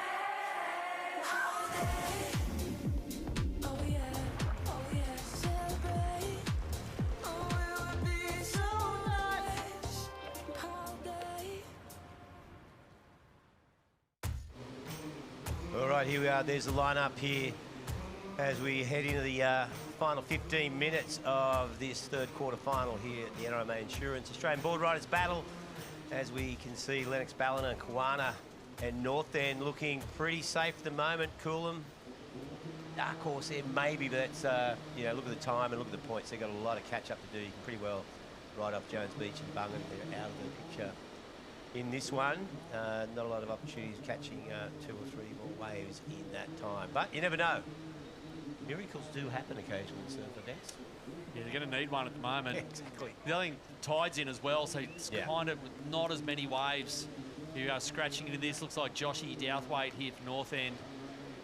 And it's just capped on the outside bank. Yeah. Is he going to try and connect the dots here and make something happen? He's staying with it, just going rail to rail. I don't think we're going to see any death floaters landing below sea level today, but he's got into the little rock runner and a little back foot slash, and he might just bench this. He'll come all the way in. Here's Dane Bird for Kawana. He might do the same. These clubs just wanting to stay in front of the clock. Out the back, Hayden Dancewan there for Coolum. So Coolum need points as well as time. So we're seeing green and yellow there. North End and Kawana just getting their waves and getting in. Whereas Hayden kind of flared a bit on the outside, still going. Very poised surfing. Yeah, he's from done. him. He's Under done well on pressure. this. Yeah, he's done really well with the time and that wave. Yeah, they are. They're just pushing this rotation hard. All those clubs. So just keeps them in the mix. Yeah. So Dane on his way in. Side. Haven't looking at the team sheet. I imagine Taj Stokes will go out as the power surfer for Kawana, and yeah, he is. Undoubtedly Chris Zaffis will do the same for North End. So those boys are going to have a pretty decent chunk of time. They'll have 10 minutes to go and find their wave. Yeah, there it is. Taj Stokes will be power surfer. So pretty solid numbers all the way down. Started, you know, with the Stokes brothers with a 7 and a 6. Been solid through the middle. They're kind of cruising, but just not safe yet. Same can be said for North End too. Yeah, for North End, similar feelings. And won't it be huge if, you know, one of these teams is able to take out the overall grand final later on today? I mean, we've all seen what happens when the clubs get to bank that $22,000, and then more importantly, that confidence. You see their junior programs just absolutely explode. I mean, Libar's already got a huge kind of, the little Libar grassroots program running, but the clubs just explode when something like this happens, when they're able to take home the trophy. The really interesting thing is we're seeing drone shot there for Dayan Connie from Jones, just pulling through that. So if you look at, like, obviously there's a lot of past winners still in this. Like all the big dogs, North Shore, you know, North Narrabeen, North Shelley's, there's Burleigh, they're still there, the past Avoca, past winners. If you had to find a new winner out of the remaining clubs, like, I'd be looking at Kawana, could do it. I think they've got the artillery, and I think Lennox Ballina are the other obvious one who could break through. Maybe North End with a couple of good heats could do it as well. Watching themselves on the big screen there too. Yeah, I think you're right. Definitely Lennox Ballina and Kawana within striking distance of those top clubs. We see nice hook there from Luca Elder. He waited a long time for this. Good-looking wave, though. He's had 2 big solid turns on the outside, running through on the inside, swooping back. So maintaining some speed through this flat section, do a really nice job on this wave. And this will be the 3rd wave for Bungan, so 10 minutes remaining. So at least they're going to lock in another okay score, courtesy of Luca. Great composure for him too, you know, just kind of being that role model for the team and bringing everybody back down and refocusing, and there's still numbers to be had. They can throw some scores, they can put some Fujifilm photo moments together as well. There's still that opportunity. It's all learning experience, and we're building towards, you know, possibly in a couple of years, a victory for them. They're in a building phase, for sure. I mean, they'll be disappointed with this, you know, this result. You know, just look at the, there'll be a lot of what ifs with the timing, things like that. But that's all part of it, as you said. Relatively new club to the top end of the event. And then goes Coolum's Jimmy Wallace as well. He's got 9.5 minutes for his power wave. I saw him at the mascot challenge yesterday afternoon. Oh, yeah. Yes. He said they didn't have anything locked in talent-wise, and they just pretty much heard the club called, and he turned up for service. I think he's also got a military background as well, that guy, and he had the wraparounds on, and he just took the shirt off and flexed the abs. It was a great mascot challenge. There you go. Creativity. Under pressure too.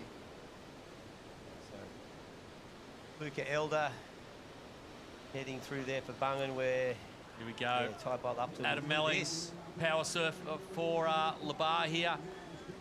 A little hung up on that, figure eights it, floats it, and yeah, just keeping it simple, rail to rail here. Just going to try and get this as far as he can. The number probably isn't going to matter here at the end. Nice little rebound. Left at Burleigh. Yeah. They're going to cruise through into the semi-finals, and well, Mello will be spared the run up the hill. He can walk it. That's right. Be happy with that. Got 8 minutes. Yeah, he did say he was lactic before. Yeah, well, that's right. He wasn't real keen on another run. Well, he can walk this one. So yeah, Lennox Ballina booking a place into the semis.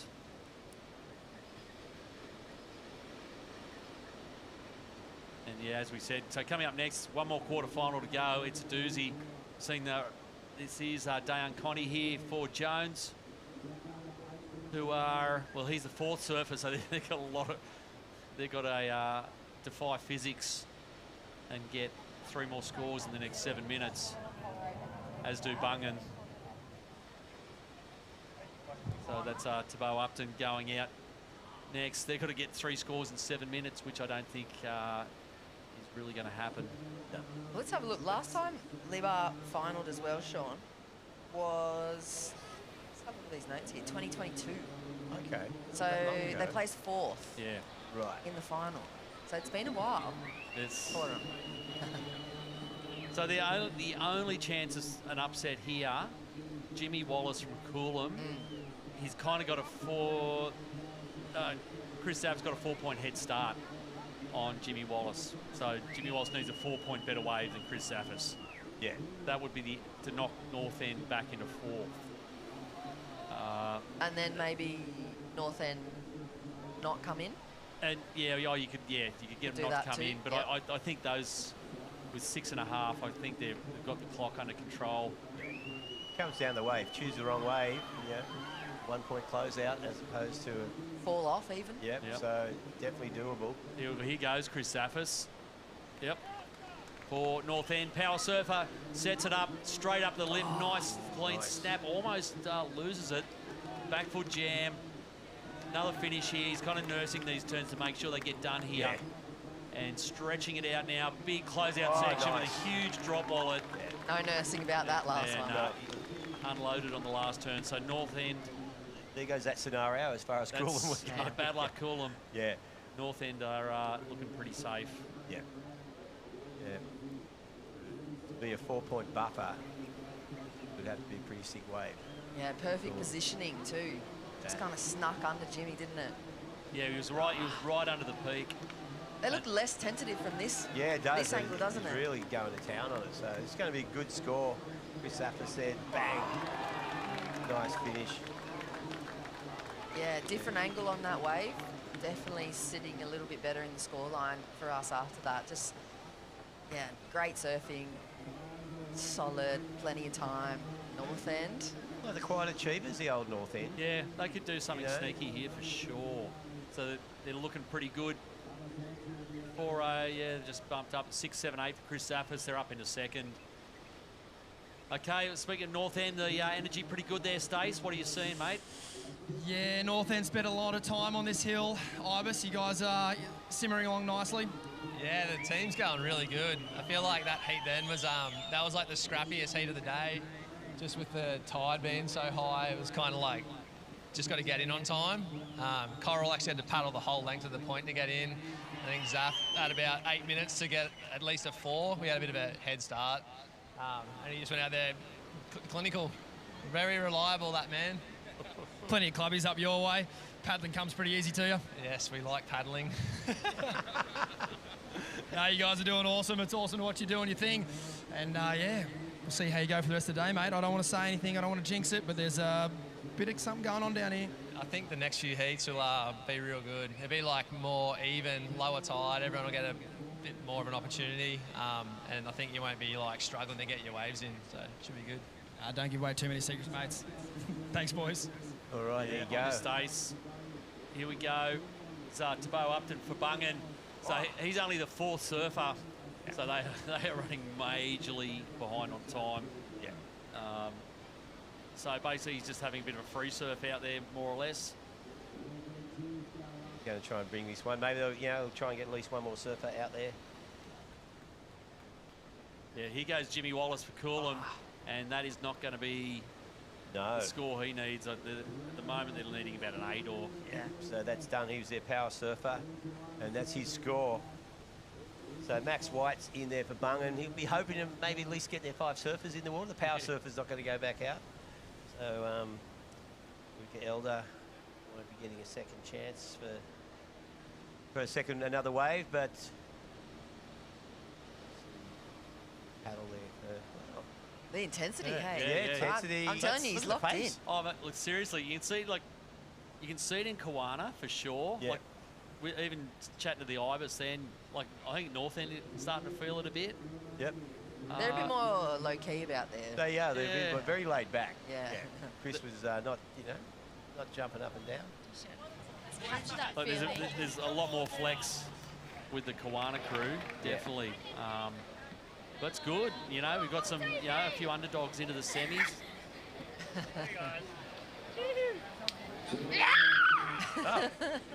That is the vibe. That is the vibe. Of Boardriders Battle, the Groms. Groms their camera, they love it. Plenty of prizes and awards still, apart from the overall winning club. There's the Spirit Award, the Celsius Energy Drinks Overall Performers Award, and the Boost Mobile Wave of the Day Award. So there's still plenty to take away for the other clubs that don't potentially make it into the semis and onwards. Yep. We're saying it's a bit subdued, the energy up top, but it's going to change next heat because Burleigh's out.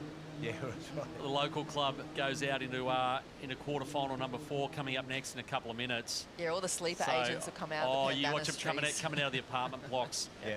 They'll be red T-shirts everywhere. Spilling out of the crab pot. They'll be all making their way. There'll be a sea of red up the top. Of course, Burleigh won this whole thing, the first year we had it here 2 years ago. And what we saw yesterday, they're probably a decent shot in doing it again. Jimmy Wallace is still giving the big sprint, Jeez, though. mate. He's You okay. Put him in a footy jumper, mate. Yeah, You wouldn't want to have to tackle him. No, he's okay. We're not going to lose 5 points. I'm just going to make sure we get our full quota and at least. Love it. I'm not sure the prize money breakdown all the way through. There could be a substantial difference between maybe. coming 4th and 5th in the quarterfinal as far as money goes. Yep. Oh, look at him. He's lapping. Mate, he's got some hustle on him, hasn't he? Yeah, he's Yeah. He's just got the Bungan surfer. Bolt's going, bugger it. We're not going to get out. I'm not pushing He's it. just thinking of going to the pub this Yeah, Savo. I'm just going to get down there and get up the top of the... Get across that NRMA insurance finish line. And Jimmy Wallace, on the other hand. He's getting fast. No, he's going to run through a 45 brick seconds. wall. He's going to keep running after he gets to the finish line and then run through some brick Well, walls. that's the spirit, you know. He wants to get their full quota in. He's got 35 seconds. Yeah. And so they'll get through with at least they'll have a 6-wave total, so well done. Jimmy Wallace, that's what it's all about. Yep, you can see the crew getting ready for the last quarter-final up there. Huge quarter-final. Have a go at those, well, a couple of big names there. Huey Vaughan leading off for North Shelley. Hoggy, Nathan Hedge for North Narrabeen. Some of the big power clubs coming up in this quarter-final. Yeah, as we count this one in, it's going to be Lennox Ballina, North End and Kawana all through to the semi-finals. Yeah, look at that score from Lennox Ballina, really throwing it down. And we're going to be back with quarterfinal number 4. Do not miss it. It's a big one right after this break.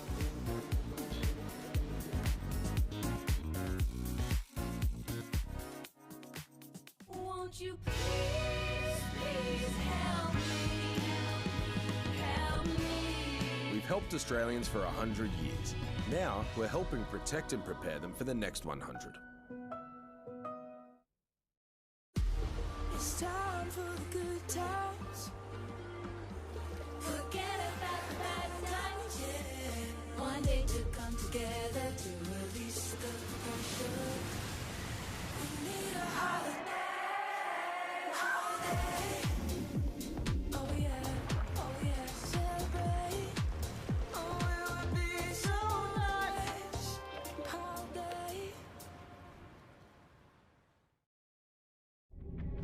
Are you ready? Ready for the rush? The roar, the thrill. Ready to get out there and chase adventure. Yeah, the kind of adventure that won't wash off for weeks. Are you ready to work, to build, to load, to tow? Are you ready to discover what you're capable of? Yeah, you're ready.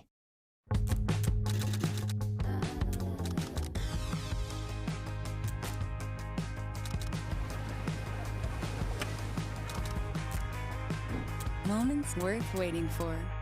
Quick Snap. Welcome back to Burleigh Heads, folks. It's the NRMA Insurance Australian Boardriders Battle Grand Final, quarterfinal number 4, and heavyweights do not come much bigger than this clash right now. North Shelley, former ABB champions, Trig Point from over there in the west. They're looking to get a major victory here. A boil over it would be. Burleigh Heads, ABB champs as well. Kingscliff, another club from just down the coast, looking to put their name on the map. ABB champs, North Narrabeen, and NASA, the North Avalon Surf Association.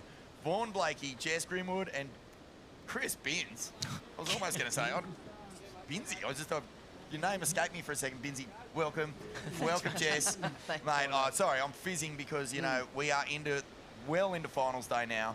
And we are starting to see some real flex going on from the big dogs, but we're also starting to see a few of these underdog clubs make some noise. Jess, how do you see this heat playing out? I mean, the anticipation for this particular quarterfinal has been in the air all morning. Everybody on the hill's been speaking about it, and it's just huge. I mean, these are the people that you want to see. These are those free surfers that you turn up and that are ripping at their respective beaches every single day, every week. Yeah, 3 Davids, 3 Goliaths, or 3 Davinas, 3 Gales. I don't know how you put it these days, but look at that lineup. North Shelley, Burleigh, North Narrabeen, just 3 of the teams that are in the final every year, year in, year out. They've won it probably a third of the time between them. And then Trig Point, you know, there's 3 big teams in WA, Yallingup, Margaret River and Trig. Margaret River and Yallingup have great waves. Trig, they're just the Perth City scrappers who fight for it, but they punch well and truly above their weight. They're not even a huge club. They've probably got 50 members, but they are here every year, and they'd love to take down some big scalps here because that's how they operate at home as well. Burleigh Heads, of course, you know, the hosts this year. not necessarily always the most grateful hosts. You know, they sort of welcome you, kind of. You know, we saw yesterday how genuinely heartbroken they were to see Snapper get eliminated. You know, really touching stuff from the boys in the red and the white. And Kingscliff, you know, they've got just the power of Dane Henry just charging them through this event. That's right. Yeah, I mean, the good thing about coming from a scrappy little beach, and that's no disrespect to Trig Point, but you get to a wave like Burleigh, and even if it's substandard Burleigh, like, you know, if you're getting flat spells or you've had a few lulls, you're still out there going, oh my God, is this the best surf I've ever had? So you're going to really take advantage of anything that sort of reels off down the point, gives you a few opportunities, and we're going to see our first ride here from that club. Trig Point, Fletcher Lawrence, Lanwan, this is Frocko, the club president, on you, and their lead-off surfer and power surfer. He's got a bit of a cheer squad with him this weekend as well. I've seen a few the placards and posters of the man himself. Does lots of board reviews online. Works at one of the surf shops and loves pulling together a video review of surfboards. Who is Trig Point's biggest hero? Who's the biggest club legend from that club? Binsey? Oh, you'd probably go, you know, your Matt Bransons. Whoa, wow, that is a name. Love Brano. Haven't seen him for ages. There used to be a guy called Adam Collitz back in the day who was just one of those enforcer types that you kind of grew up fearing. You know, plenty of guys like Mark Clift who commentates lots of events with us when he's not ruling the roost over at Lakey Peak. You know, he's Trig royalty. His brother Kim as well. Speaking of club legends, we got to throw it down to Stace because he's with the all-time Burleigh Boardriders club legend right now. Who is it, Stace? Yeah, it's fallen down here with the champ. And, you know, every club has got their strategist, you know, from all across the country. There's, you know, he's not just a handsome fella. He's also got a big brain on him, champ. Wants to see... At Stace, you know, like, it's a tough event. You know, the best clubs in Australia here, you know, pretty much the world. To get off to a good start, hopefully Matty Job will get a good start, and then young Thomas will fire up too, mate, you know. So we get a good start and that gets the ball rolling, you know. Yeah, no, we've seen that. Obviously, it's a game plan for every heat. It capitulated for a couple of teams in the last round, but, mate, it's all about adapting, isn't it? You've got to adapt out here. Yeah, mate, I mean, the conditions are pretty good, eh? Like clean, nice and clean, glassy as, you know, a little bit smaller than yesterday, I guess, but the boys have been training hard and the run will sort, you know, anyone out, any athlete, Ironman or whatever. So, yeah, we'll get a good start and then Thomas get out there, second surfer. And then, yeah, so, yeah, we'll be looking forward to it, mate. So it should be a rip. It's a tough one. It's a tough one. So, yeah, looking forward to it, Stace. Yeah, they're all tough at this point, mate, but I reckon you guys have only got a good look in here. It's a bit tricky. You guys know this bank better than anyone. Some good sets coming in here, boys. I'm going to send it back to the booth. Let's go, champ. Here's Fraser DeVille from North Avalon. He's a big unit and there's a huge snap. And this guy is a former Aussie champ, and that's exactly why. Classy surfing, plenty of muscle, and big power turns here for North Avalon Boardriders. Shout out to the crew. I know Av really does get behind the team. They'll be gathering at all the famous water holes and surf shops down there. Kongi, g'day, mate. Already you can see that shift in energy too between that last quarterfinal and now. I mean, Fraser knows you can't be caught sitting out the back and waiting for a 4. It needs to be up in those high range. Just on Stacey, you know, saying that Champ has the strategy. He's the brains behind the Burleigh Boardriders outfit. You know, I feel like he's from that Tommy Rodonigas sort of field of strategy where it's like, run through all a brick right, wall. Get out there and rip their heads off. Here we go with Trig Point again. Yeah, this Fletchy. Fletcher Lanwan. And right now, Trigger in the lead. They've got them on the ropes, right where they want them to be. You're loving this, aren't you, Vincey? Oh, sure am. And, you know, just to keep running through some of the legends, you know, there'd be guys like Kerry Whitford out there and maybe even Brooke Farris might have grown up surfing Trig back in the day. Look at this replay from Fraser, though. Just solid surfing from him. Nice first wrap. Cracks it into the lip for that second turn. Big tail release. Buttery, wasn't it? It does look good for them. Great start. Solid. That's what you need in a quarterfinal like this, because I don't think anyone's going away without, you know, a 6 or 7 and 8. We might even see some 9s come into play here. So a 7-6-3 for the opening score for NASA.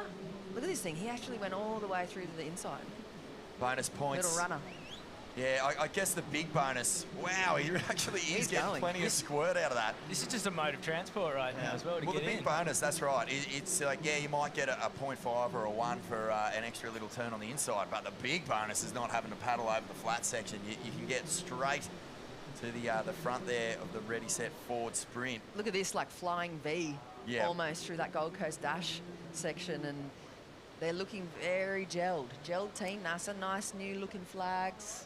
I saw that, yeah, I was a little confused, but yep, there was no mistaking it once they start running up in that V formation.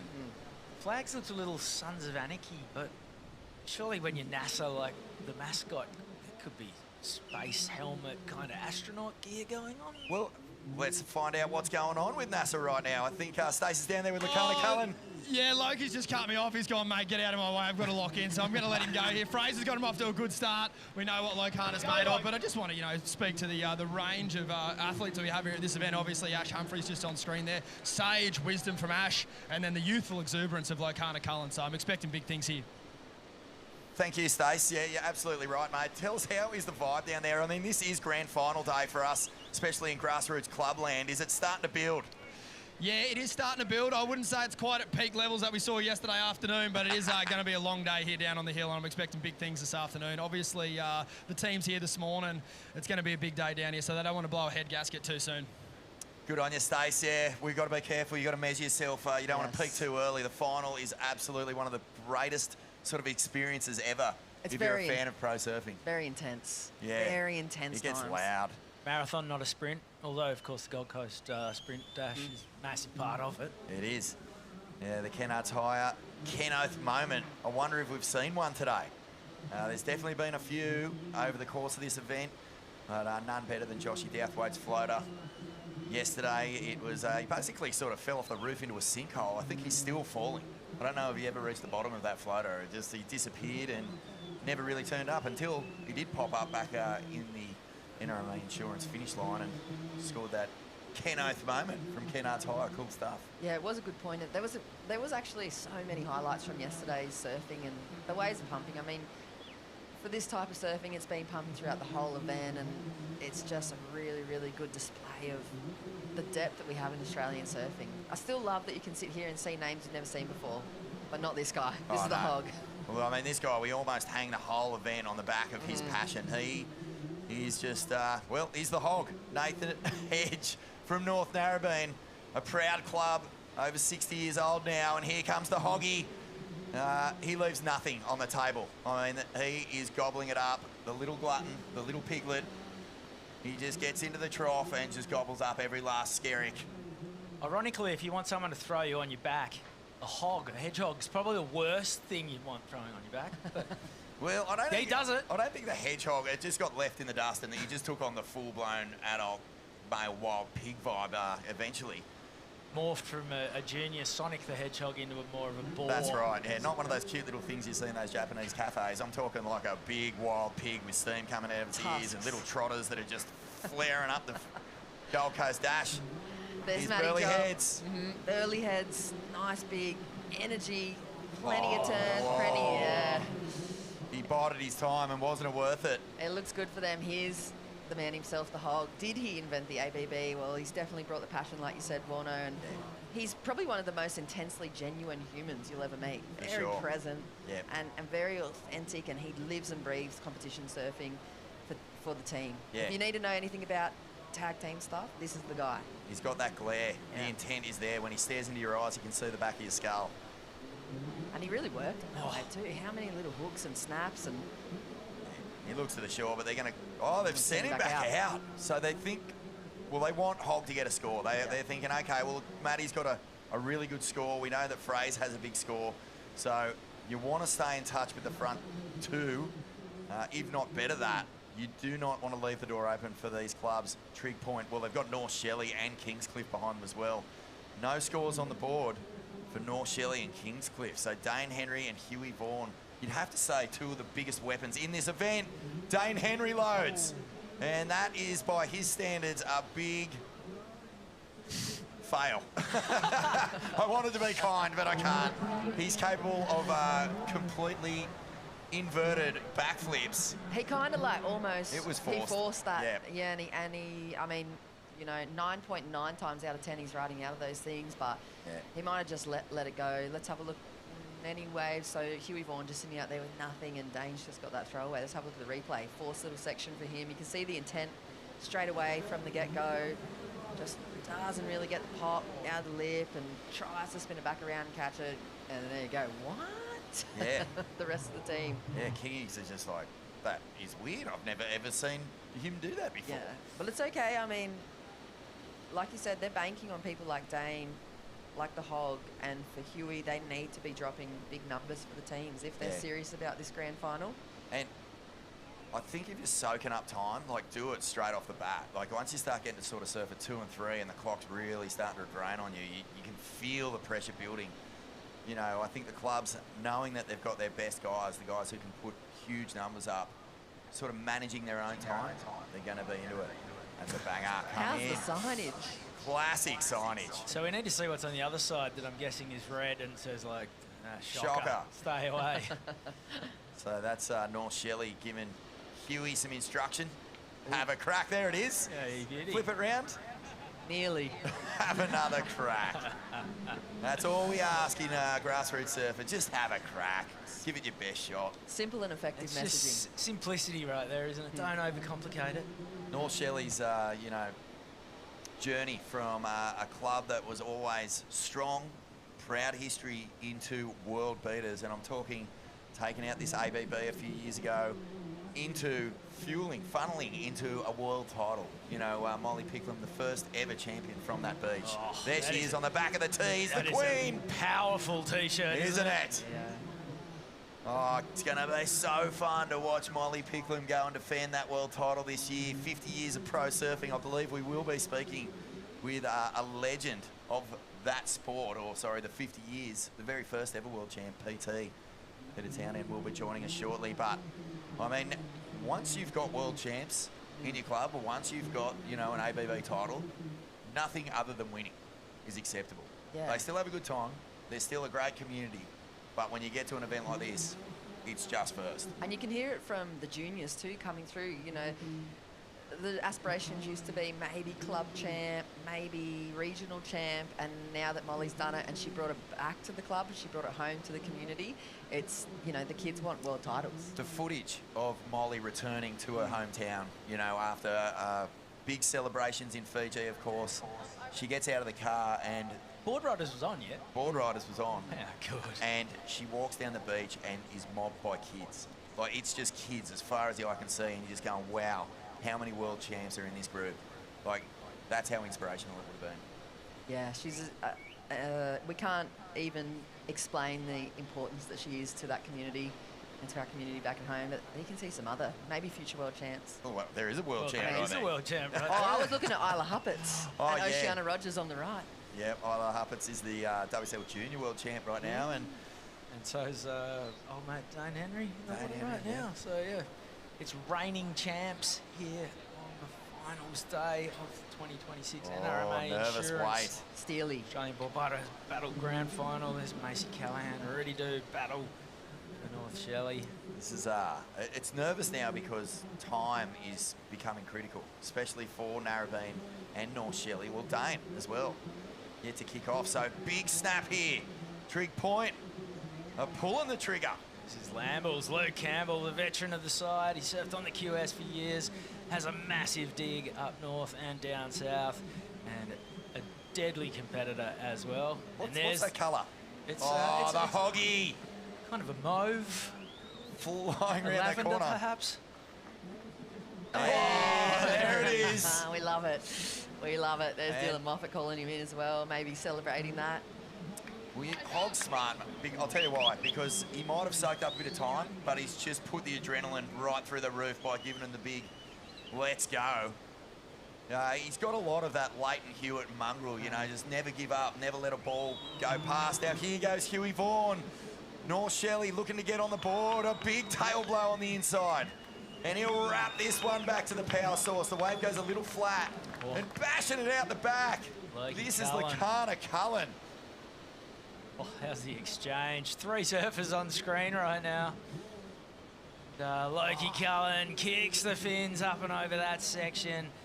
He'll stick with this one, trying to link it through to the beach, purely to avoid paddling as much as possible. He's done it very nicely. We're going to see a pretty decent sprint up the beach now. Out the back, here goes Dane Henry. How about the talent?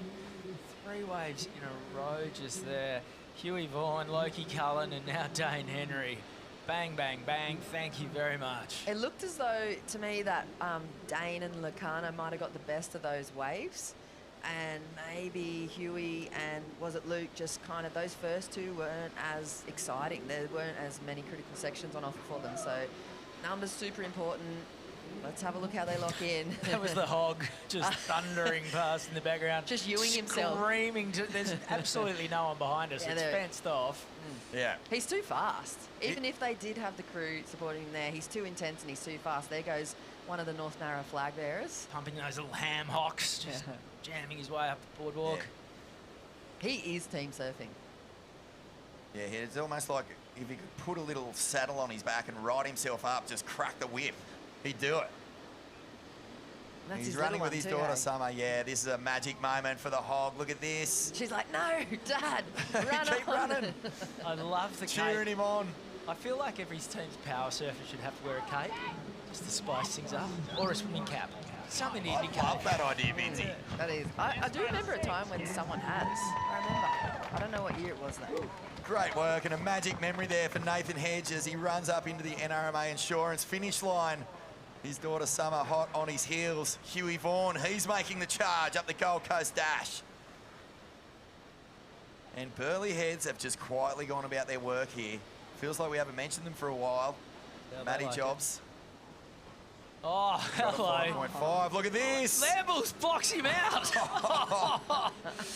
Footy season started and the boys aren't afraid to go shoulder to shoulder. Well, last year there was a heartbreaking moment for Huey Vaughan where he missed the finish line by 0.1 of a second. He didn't get the nod from the judges. He copped it, and he copped it from himself. He was shattered. He's going to make sure he's not in that position again this year. So he gets the run done. And let's have a look at this replay, Jess. Yeah, nice big first crack up into the lip, sets up this second section. Similar, really, really dynamic turns from him and goes to the rail, a little bit hung up, but more so the wave rather than the turn from him. You can see behind him, Lacana kind of getting the best of that set too. There's just a touch more energy, yeah, it's a bit more. isn't there? Yeah, you're so right. It's a great observation. But you cannot argue with the timing of Huey Vaughan, the way he's able to just hit that lip, release the fins and get that big spray. And then out the back, the big drop wallet here from Dane Henry was where the money was. He'll get a little float on this section. And zap! Power move from the junior world champion who will be surfing in Bells Beach, the first event of the new championship tour. He's got the wild card. What sort of damage can he do down there? It's really going to be interesting because this guy has been described as Mick Fanning with airs. Mick Fanning can do airs, by the way, but the backflip, I don't know if I've seen Mick land one of those yet. Not yet. Look at the numbers in for them as well. Look at this. This is the future of Australian surfing on your screens. From Dane Henry to Lacana Cullen. I mean, this guy's doing stuff in the air that has to be seen to be believed. A great exchange there. Oh. And, Lacana Cullen, a 7.08. Dane Henry, an 8.13. Hoggy, a 6.28. They're thinking about Huey's number for a long time, waiting on the number for Huey. Well, let's throw it down to Jess Starling, who is with one of her childhood heroes, Nathan Hedge from North Narrabeen. Still is my childhood hero, Borno. This is Hog, Uncle Hog. I love watching Northie get a run, but it's not very often we see you have to take a little bit more time. You like to get a wave quick and come in, give the rest of the team time. You paddled back out. You got a 6.28 though, so job's still done. Yeah, it's always nerve-wracking because there's a bit more on the clock today with the lulls in the sets and the dead water to get from and run up. So it's definitely on your mind. So quick start's key, but coming in with a 3 equally puts probably worse pressure on the rest of the team. So if you could go back out, and if I had it taken too much long, it would have started getting interesting. So it was tricky to know because letting all those guys on the inside, if the one comes up there, you feel pretty silly sitting into the priority order. We don't have priority, so just trust my instinct and went down there and there. So luckily one little wide one came, gave me enough space from Dano to catch it. We actually just went through and watched all the replays of those last couple of waves. What do you make of them? Oh, look, they were really well put together waves. They're it's a little bit tricky right now on the high tide, so there's not much energy out there. Thought they might have juiced up Dano a little bit, but that's all right. In good news though, you got the run up with your daughter, Summer. She actually almost beat you up the hill hog. You might need to start running a little bit faster. I know, she's been my running coach. She said to me before this week, Dad, don't go too hard too early because you need to be able to come up the hill with speed. So I was like, she knows me too well. Summer, she's the best running coach that we have here at the NRMA Insurance Australian Boardriders Battle. Northie's up, Dilmoff, take us through it, hog. One nice hook there, setting up. One bottom turn, no double pump, another slash. He's going to kick out and look for a better one. How about that? Love it. Let's go, Northie. Dill Moffat, he's here representing North Narrabeen. I believe he's just going to jump straight in the car, head straight down to Newcastle for Surfest. Yeah. On the Challenger Series. We're going to take a quick break here from the NRMA Insurance Australian Boardriders Battle. Grand Final, plenty more after this.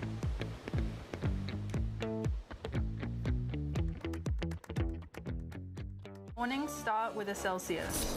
Waves or not, you go anyway. Push, drive, rhythm. And have a little fun too. That's why I keep coming back.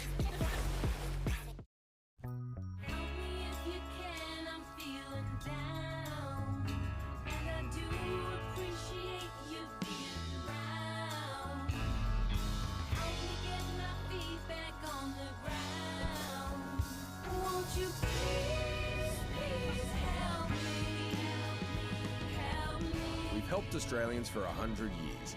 Now we're helping protect and prepare them for the next 100.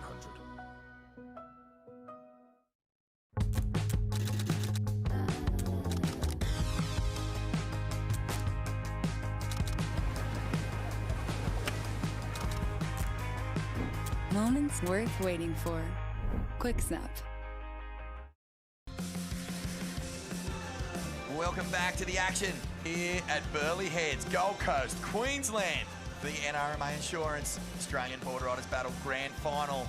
This is quarterfinal number 4. So much on the line as these clubs battle to keep their dream of being the best club in Australia alive. Jess Grimwood, It's been an interesting heat so far. North Avalon with the best of it.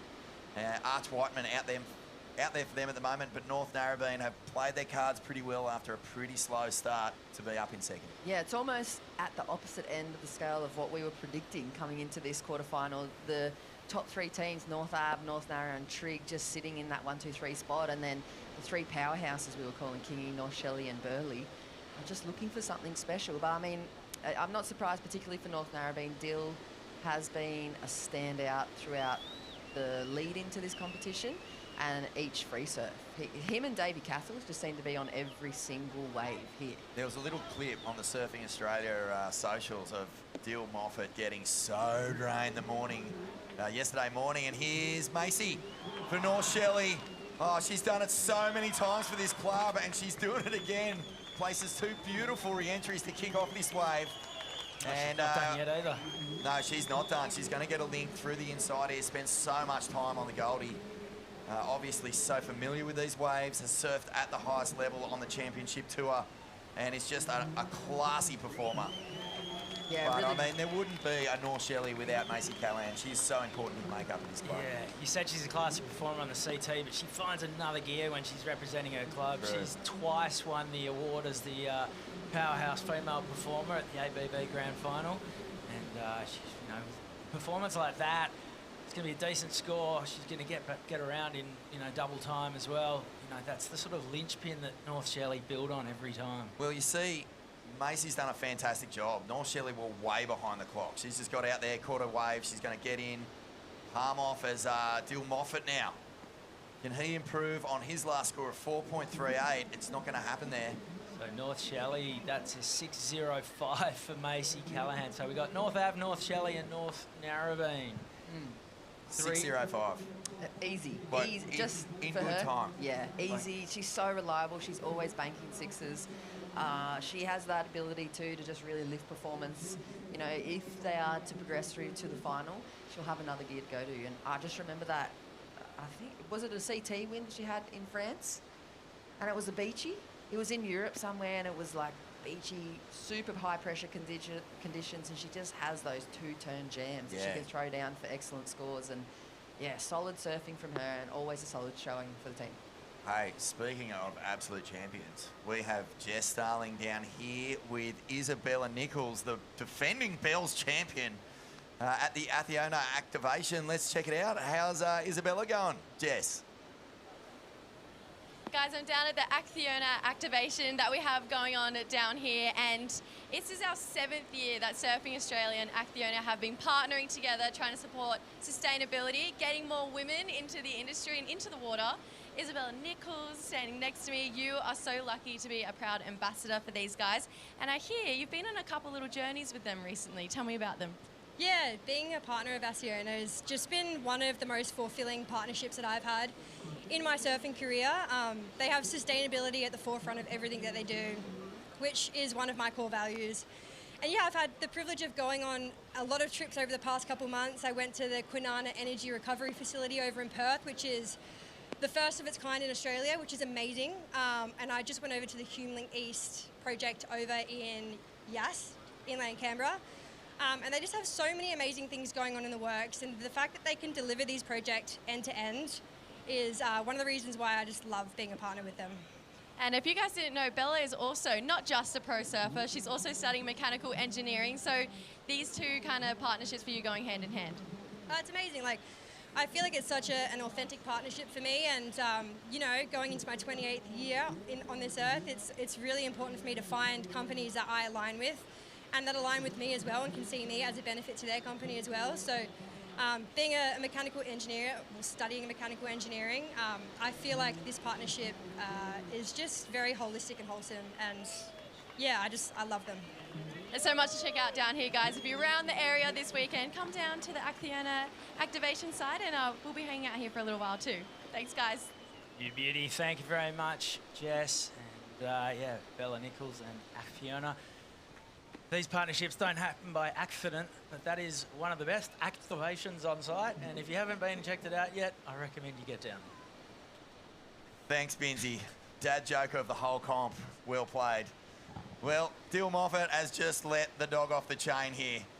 And I just can't believe the confidence of North Narrabeen, you know, like soaking up a bit of extra time. They don't hit the panic button. They just back themselves to get it done. And he was looking to replace a mid-range 4. He's done that with a 5.2.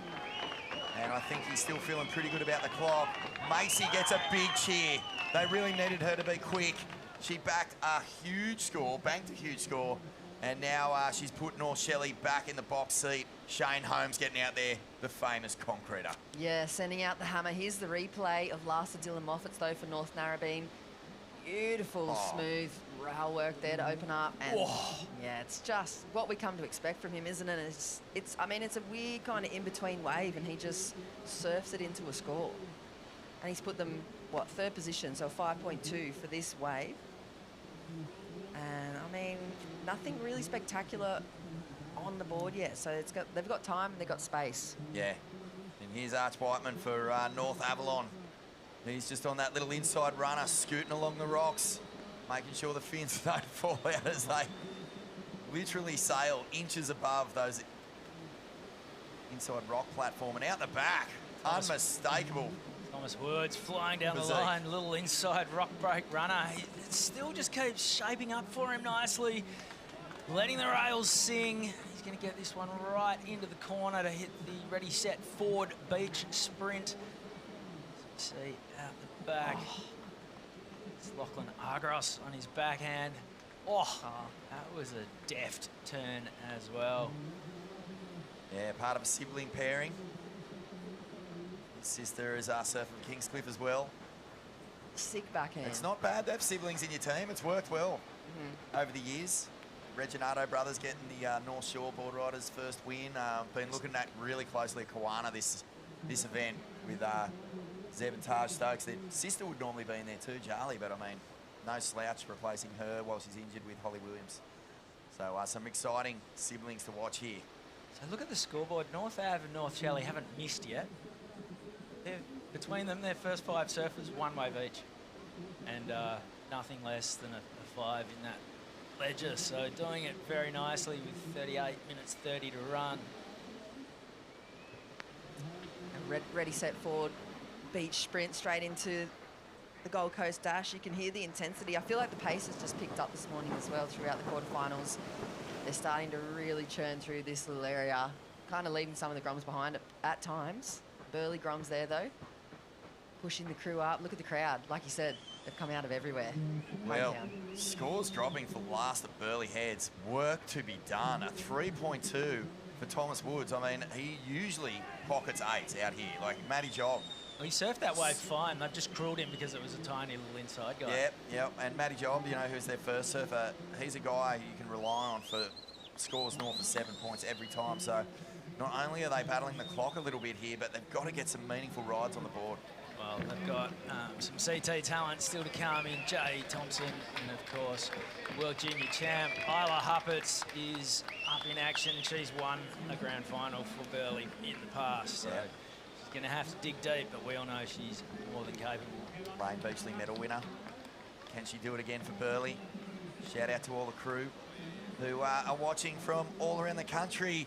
We're going to take a quick break here from the NRMA Insurance Australian Boardriders Battle Grand Final. Back with more in just a moment.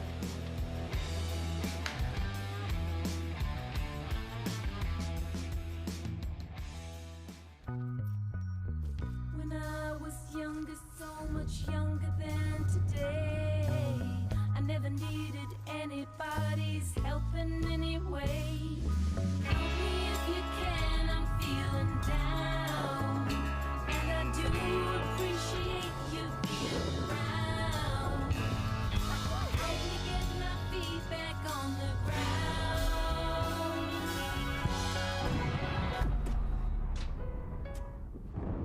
Won't you please, please help me, help me.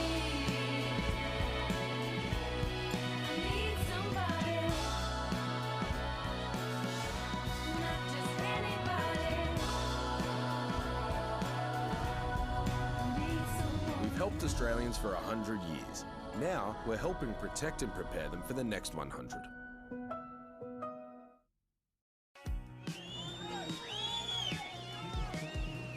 Welcome back to Burleigh Heads, iconic Burleigh Heads, the birthplace of modern professional surfing, with the first ever man-on-man event being held out here 50 years ago. Of course, we're here for the grassroots event, and this is the NRMA Insurance Australian Boardriders Battle Grand Final, and this surfer up and riding is Izzy Campbell, and she has the hopes of Trig Point on her shoulders, and she looks up for it. A couple of nice turns here as she works her way through on the inside. Burleigh providing plenty of opportunities for these surfers to get busy, but time management has been a huge factor this morning. Jess Grimwood, I'm starting to get excited. Shane Holmes out the back, he's going to work this one through, but we have a extremely special guest in the commentary booth with us as we talk about the 50-year celebration of professional surfing. The first ever world champion, Peter Townend. Welcome to the ABB Grand Finals, mate. Thanks, Fawn, and I hung out with Jess yesterday. We did a fun little segment about hockey yesterday that was pretty funny. Yeah, it's so interesting to hear the history of surfing, especially from somebody like you, and everything that's gone into bringing us to events and time like this in surfing. I mean, it's huge now. We all know it's a massive sport, big team sport. And for me, especially out here. I mean, I was in that first stubbies, you know, like that MP beat MR, and I think I was telling Vaughan yesterday that all the Gold Coast kids ended up on one side of the draw. So it was Rabbit against me, and he beat me in the quarters. Then MP beat Rabbit, and then on the other side of the draw was MR, right? And of course MP beat MR in his last great appearance, you know, in world surfing. That's right, yeah, mate. Look, it's a wonderful year, especially for pro surfing, but it's a wonderful year for you to be able to, you know, travel around and celebrate that magnificent win, the first ever Pro Tour win. Yesterday morning, you had a great little breakfast up at the top there, the NRMA Insurance start-finish line. We saw some footage here where you got to catch up with old mates, tell a few yarns. There's Claw Warbrick and Reggae Ellis. How was that for you, mate, to get up there and share a few stories? What was really special, there was a lot of guys that people wouldn't know that were the OGs of when we started in Greenmount Point. You know, Snake Sims, Mossy Boners, Terry Baker.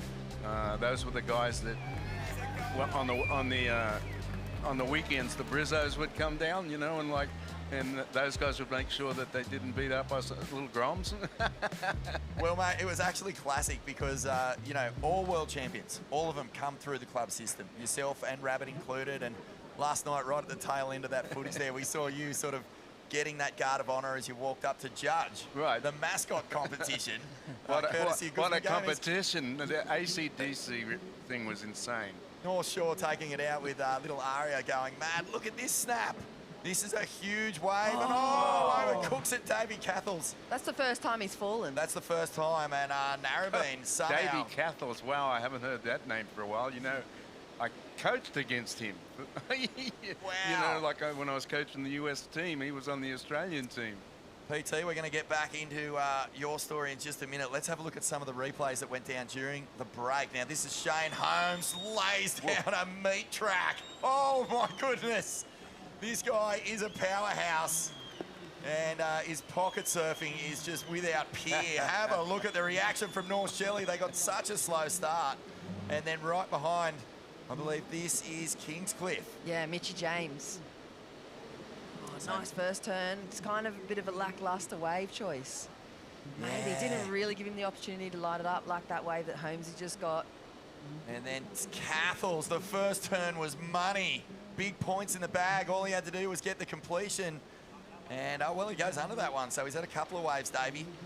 Beautiful first hack. But I just loved that you guys were commentating the mascot comp, because that's what you and Rabbit were when you first joined your own respective clubs. Yeah, and that's what's really important. I mean, I brought this is me as the Kira Club champion. So I was telling the story, right, about that, you know, we all get started in a club. That's pretty much still the same way it was 50 years ago, or even longer. I mean, I got in Kira when I'm a teenager, you know, like, and Rabbit and MP, we were all in there. We were the second generation of Kira. That's right. And that's where your surfing starts, you know. The first heat, right, you either win or lose is in a club contest. And then you look at that and you go 50 plus years and you end up with a trophy that I was carrying around yesterday. You're absolutely right, mate. That's exactly the pathway. Full circle moment for you, PT. And it's proven. It's proven that that's where it starts. It starts in the Boardriders clubs. And, mate, you know what's hilarious? When I see you around and when I see Rabbit around, that old club rivalry, you guys have your own personal rivalry, obviously. You're great mates, but the club rivalry is something else altogether. Especially in Coolangatta, because we were all in Kira to start with, and then we all left and went and reformed Snapper. So there's this tension still between Kira and Snapper. You see it all the time. You see it all the time, mate. I know that Torquay and Jan Jack have had a similar thing go on, and, you know, it's just that these clubs get so big that sometimes you just use seedling sprout, and it's healthy. It's a healthy environment.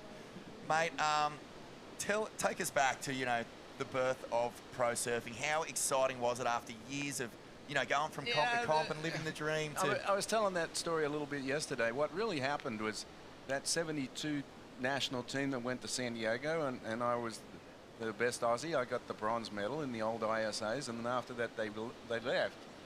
But that team was the most amazing team. I mean, you had Nielsen, Terry Fitzgerald, Simon Anderson, Hall of Famers. Emma, myself, Rabbit, and Andrew McKenna. The team was ridiculous, right? Yeah. And after we had done the world contest, we all went to Hawaii. Let's catch up with that story in just a moment. Mitchy James off the bottom. He'll get his first meaningful turn on this wave. Combos it out. And Kingscliff, they're holding on to third place here, and that's an important ride for this guy. Yeah, mate, I mean, all those names you just mentioned are future Hall of Famers. So then we went to Hawaii, and there was money contests in Hawaii at that time, and Nielsen wins the Smirnoff. Davey Cathles. Yep, had Narrabeen happy with this one. So Davey will shake off that first little fall. Yeah, so you get to Hawaii. So he wins the Smirnoff, and then he and I both get in the Duke final. And then there was another big contest that started, the Hang 10 American Pro, and it was Terry Fitzgerald, Nielsen, and I all in the final. And all of a sudden, we won a little money. And then we came back to Australia, and Claw turned bells in the pro, and there was money. The next year, we had the Coke contest in Sydney, and there was a lot of money in that one at that time. Like, and all of a sudden, we were going, oh, Hawaii, Australia, money. It's the Gypsy Tour. That's what we called it, right? It still is, mate. There was no real tour yet, right? But we were all going around like a bunch of gypsies going for a contest trying to win enough money to get to the next one. That was the impetus for what really happened when Fred Hemmings decided the IPS was a real thing. Wow, this is a nice ride. Up and over here for the surfer in wide. Trig Point answering back. Oh, critical surfing from him, Vorno. And behind too. Yeah, Davey as well. That must have been the one that they called him in on. Well, this is why Narrabeen was cheering. The former junior world champ there getting really busy. Oh, that's amazing. I love the fact that, you know, you guys, you don't really even know where you're going or what you're doing. You just don't want to go and get a job. You've got to go to the next surf comp so you can keep surfing for your livelihood. But then, mate, we had a dream we could make a living out of this. That's right, and it's because of you guys that we were able to. Russ Maloney out the back. This is classy stuff. Well, I think, you know, North Shelley, there was a clear lift in their energy on the back of their last couple of surfers, Shane Holmes and Macy Callahan, and Russ has just taken that to good effect here. Yeah, it's good to see the exchange too. You can really start to compare the numbers, but like you said, I mean, they kind of haven't missed a 708, a 605, and a 773. Here's Isla Huppets. Everything's happening at the moment. Oh, the junior world champ, Jess. Yeah, Burleigh Heads. This is the number they needed. This is the little spark they needed for the team. Hometown for them. A lot of pressure on their shoulders. They've won before. Look at this inside section. Nice. Huge crack. On the inside. Finish. And there's Cedar Lee Jones for NASA. Nice opening carve. You know, she's come back out, plenty of experience under her belt, still really young as well, and she's representing the NASA team. They've found themselves in the lead at the moment. Jess, you must be really proud of where the girls have come in the last few years. I remember being with you in China. You remember, yes, right? yeah. And clearly the level of the girls at that point in time, and we were probably talking nearly 10 years ago when we were there. Yeah, maybe, right? 10 plus years ago. I mean, you would have seen too the shifts that go on generation to generation now. And this new crew of girls, you know, it's just like I was watching TV, the Molly Pickle has been up for the Loris Award. It was on national TV this morning. I mean, that just did not happen 10 years ago. And mate, when did it go from just, you know, a ragtag gypsy tour into a fully banded world tour, and how did it come about that you won? 76, Randy Rarick had been going around the gypsy tour and taking Hawaiians and stuff. And Fred was the impetus to international professional surfing, but it was really Randy was the catalyst. Midway through 1976, we were all going the gypsy tour, and he told Fred we should like count all these contests. So they sent a letter out that said we're going to declare a world champ in September before the Hawaii season, right? And all of us went, wow, that's cool. And they're going to retroactive and count the contests before. And the great little note about that is the very first contest on the World Championship Tour that was rated is Michael Peterson winning the New Zealand Pro. Wow, and we're heading back in the 50th year. That's actually incredible, mate. Great little bit of insight. Thanks, PT. And how did it come about when you got the call and they said, mate, we've tallied up the points. You're the first ever world champ. Come and meet us at the Outrigger Canoe Club, and we got a trophy. They didn't have a trophy, so they took it out of the cabinet. It was one for rowing or paddling or something. Turned it round backwards so you couldn't see the inscription. and that was the photo that announced world surfing to the world. Pro surfing, right? Next day, Honolulu advertised a photo of me with this trophy that didn't exist. It's one of the great stories in professional surfing. It's like surfing, sort of like presenting this image of being a legitimate top-line sport, but it's just a bunch of mates traveling around the world. But, of course, it has turned into, you know, an Olympic sport and all of this stuff. And what's really cool about that story, so there was no trophy. And we owe Kelly Slater, us old champs, because none of us got trophies in the IPS era. And Slater, when he wins his 7th, gets up on the acceptance speech and he says, it's come to my attention that the first world champ didn't get a trophy. This is what he said. This was his opening statement. And he says, where's Al Hunt? Can we fix this? And so... Okay, so while we'll get back to that in a minute, let's throw it down to Jess Starling, who's with Russ Maloney from North Shelley. Russ, I got to ask, this time last year you were cramping up really bad. How are you going today?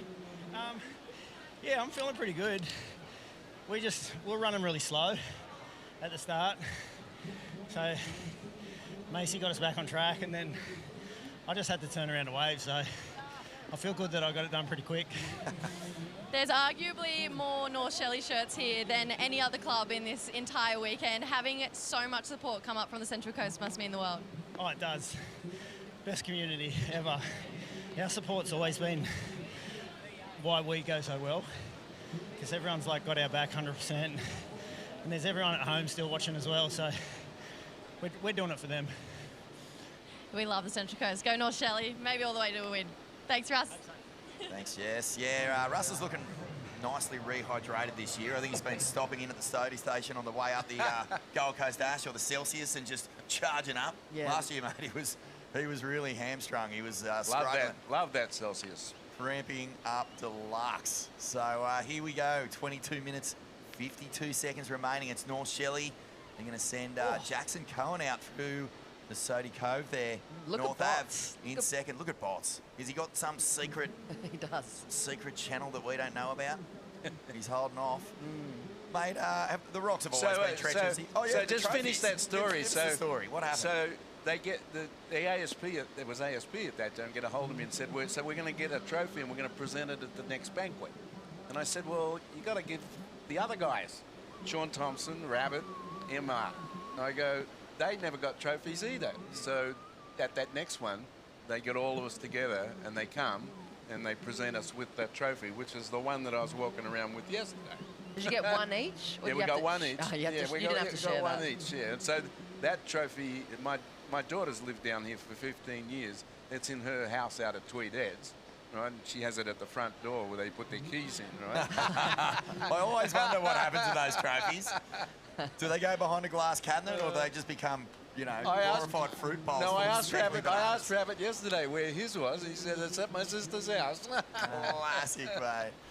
Oh, it's so good to have you here, PT. I love being able to share these stories. The origins of pro surfing in its 50th year now. It's turned into it just must be almost like looking into the future, into space, compared to where it was when you started. Let's stay here now with Ava Argios as she surfs for Kingscliff. Very important wave for her and very, very solid finishing for her as well. She's been really reliable for the Kingy team, and they're sitting in that 4th position. Look at the difference between them and Trig. I mean, North Shell and North Ave have kind of found themselves with some space, but Trig 18.81 and Kingy 18.73. Very, very close situation, but they've got North Narra and Burleigh chomping.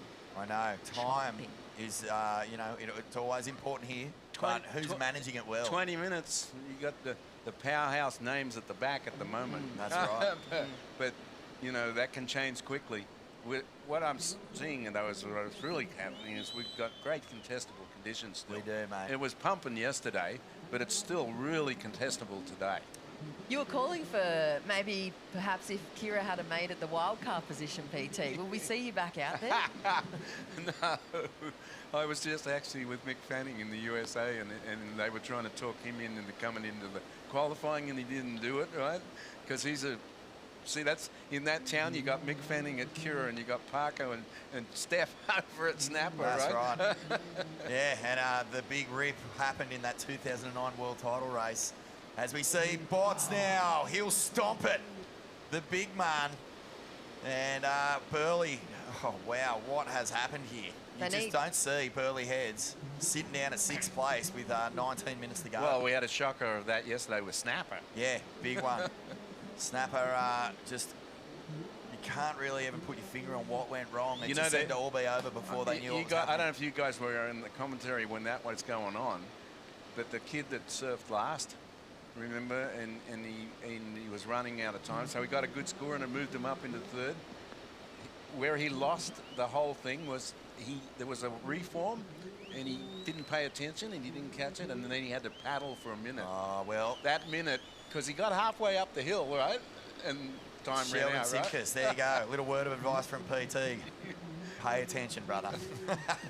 Pay attention to get to the shore break. That's it. It's brought a lot of people undone. Well, you know, some people will get that magic little chip shot that you can ride all the way through. He had it, and he didn't pay attention, and it just went by him. Fantastic. So, well, Jay Thompson's making a move. Just on the back of that one little 3.63, he's got Burleigh up into 4th. It's time. He's got to somehow get a meaningful score and get in. So out the back, this is Jagger Phillips, the Grom from Northie. He's been throwing it up and he cops a shockwave, goes down. So Narrabeen are going to be really intently watching the clock here. The Oh, it Hog's says not it all. happy about that. Nah, well, both these guys took a fair bit of time to get their waves. They made the choice to paddle back out and increase on their scores, but will it come back to bite them? Here we go. North Avalon Shane Carroll, he fell down on that previous wave, but he gets the two-turn combo on that, so he's going to bring it in, make the rotation. They're going to send out their power surfer. 18 minutes on the clock. It's a tricky one, isn't it? Like Are Shane they? Carroll Yeah. is their 5th surfer, so they've got 18 minutes. He's probably got time to get a better score than he just got. But if he stays out there and then we see another lull in action and he sits out there for 11 minutes, he's only given the power surf. Oh, this is so tense. It's- This is, yeah, it's radical. This is unlike any other surf comp in the world. Well, Vaughan, you said it today, time management is huge today. Yesterday, that wasn't an issue. Even though that, like, Snapper lost with not mismanagement of time, just bad strategy by that last kid. That's it. And, you know, it's just one little snowball will create the avalanche that puts you in a bad position here. PT, thank you so much for joining us in the commentary booth. Are we going to see you at Bell's or Margaret's? Are we going to be enjoying this 50 I'll be year? at Bell's. I'm already booked to be at the Torquay Resort, you know, because the start of the tour, as we know it, is there. And I got a call from Singding, of all people, Claw's partner in forming Ripcord, said, Townend, you better show up. Well, if he's made the call, mate, I can't wait to see you down there and to hear more stories from this wonderful anniversary of yours and pro surfing. Peter Townend, folks, the first ever world professional surfing champion. Thanks for having me in the booth, Thanks mate. for joining us, mate. So stick around. We're going to keep an eye on the lineup here. And this is tense times. We're going to go to a quick break and be back with more from the NRMA Insurance Australian Boardriders Battle Grand Final in just a moment.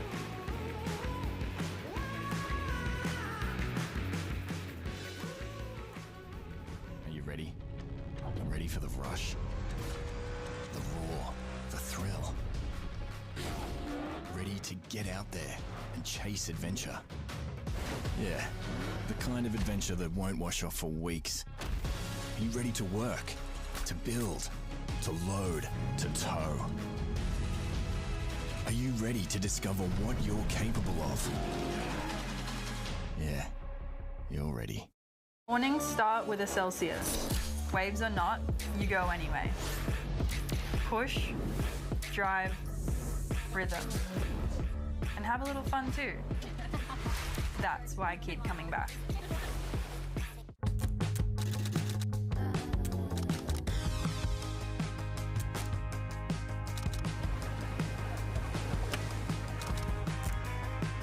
Moments worth waiting for. Quick Snap. We are back and there is action in the water here at the NRMA Insurance Australian Boardriders Battle Grand Final. Quarterfinal number 4 is in the water. We are starting to really get a picture of who's going to be battling it out here. North Narrabeen, they look tense. They're tense for a reason. They're battling time here. They've got some good scores on the board, but they must beat the clock. And that was Jagger Phillips, their Grom, who we just saw as we came back from the break. Vaughan Blakey, Jess Grimwood calling the action here. Jess, this is tense, and North Narrabeen are feeling it. Burleigh Heads are feeling it even more. Oh, let's have a look at a couple of these waves to catch up on from the break. This is the last of Trig Point. Nice style up over that rooftop floater for him. Here's the replay for Burleigh Heads bots. Just getting to work, nice solid rail work, carving, keeping everything moving, trying to keep speed on the table for them. And behind him as well, you could see, look like Jackson Cohen from North Shelley. Let's have a look at the replay for him. Bots are still winding away on the inside. Opening turn for Jax. Nice compose, kind of floats over that second little roof section and then gets to work as well on the inside. So some rail work, kind of grindy, little waves. Didn't look like the actual big sets, but we'll be talking about it all morning. It's the timing, it's the changeovers, and we're down to about 14 minutes. Yeah, this is grindy. You're dead right. It's been tricky, but there's been a real flurry of activity. And the tide's going lower, so we're actually going to see these waves starting to bottom out. That brings a whole different challenge as you're trying to figure out where to place your turns. Because right now, there's a lot of fat backs. Once that tide starts to bottom out, all of a sudden you're doing snaps and there's just nothing below you. And to sort of dig your rail out and continue down the line with speed can be really hard. Yeah, and there was a lot of carnage over the last 2 days. The warm-up day on the Friday and then first day of competition yesterday. on this outgoing tide Yep. was absolute carnage. We've got some good wipeout reels from them. Oh, well, good news here for North Shelley. They're in front. Their power surfer, NRMA Insurance power surfer, Huey Vaughan, is in the water. So they've done everything right here. This is where you kind of expect a club like North Shelley to really start turning the screws and make a little bit of a statement. You know, Huey Vaughan's got all the time in the world here. He's got the lineup to himself, and all he has to do is punch in a decent number, and you think they're going to be home. Yeah, and I mean, you know, equally with Trig Point, they've got a lot of time on the clock for Luke Campbell too, but for North Shelley, they've made those mistakes before. They've gotten to this level, they've, you know, come second multiple times, and there has been those times where those major mistakes have taken them out of competition. So, if we look at the live heats loop, it's about 6 minutes at best. Right now, North Narrabeen have 2 surfers to go, and there's 12 minutes on the clock. So here, slicing his way across the inside here, Shaney Carroll is the 5th surfer for North Avalon. So he's going to give his teammate probably around about that 8 minutes or so. And look at Shano, still getting points out of this thing on the inside. Yeah, he wants to improve on that 2.78, and he stayed out there, and I think he's going to do that. He's done that. 12 minutes or a bit under, maybe 10 minutes by the time the power surfer gets clicked out of there is going to be good for them. They're going to be back into the mix of it. They're kind of sitting in a nice little score range. So, I mean, North Narra, Trig and Burleigh are going to have to pull something special, maybe one of those set waves and some critical surfing from their power surfers. See Shane there, he's got the fins of the board. He's got the board flipped. He's paddling so that those fins don't get knocked out on a rock. It's funny, you know, it's not flat by any means. You can just have something pop up in front of you and next minute, fin's gone. We saw equipment carnage yesterday as well, didn't we? Plenty of snap boards, lots of creases. Yeah, the intensity. I know the whole Maloney family will be watching from home. Ange and the kids tuning in, watching Dad. Shout out to the world champ. You know Molly Pickland's tuning in. Oh yeah, I would love to have her mic'd up. You know how they do that player mic? I'd love to have her mic'd up to hear what she'd be screaming at Huey Vaughan at the moment, sitting in this position. Probably not screaming. Probably sitting in a pretty comfy chair, feeling pretty comfortable about what North Shelley's done in this heat so far. It's going to be fun. The Pickle begins her world title defence at Bells Beach. It's not too far away as we see Kingscliff send their NRMA Insurance power surfer, Dane Henry. This is what you want. Sodii Cove. This is what you want in the water. You want Huey Vaughan and you want Dane Henry going for sets in the water at this stage of competition. This is what you wake up for surfing on Sunday. Yeah, the ocean. What's it going to do? There's rumours of a little pulse this afternoon, but there's also rumours of torrential rain. So we'll see what happens. But Shaney Carroll, it looks like he's done a good job here for North Ave. He's going to get up to the finish line with a little bit of time to spare. It's going to be tight. Yeah, almost a whole nother point he's gotten out of that situation as well. So well managed with time and good decision making from the NASA crew shows their experienced competition. Oh, North Narrabeen, Ruby True in the water. Crazy. Superstar. Crazy, crazy background. If you even just want to throw her name in Google, she's an incredible skater, representing the Australian team.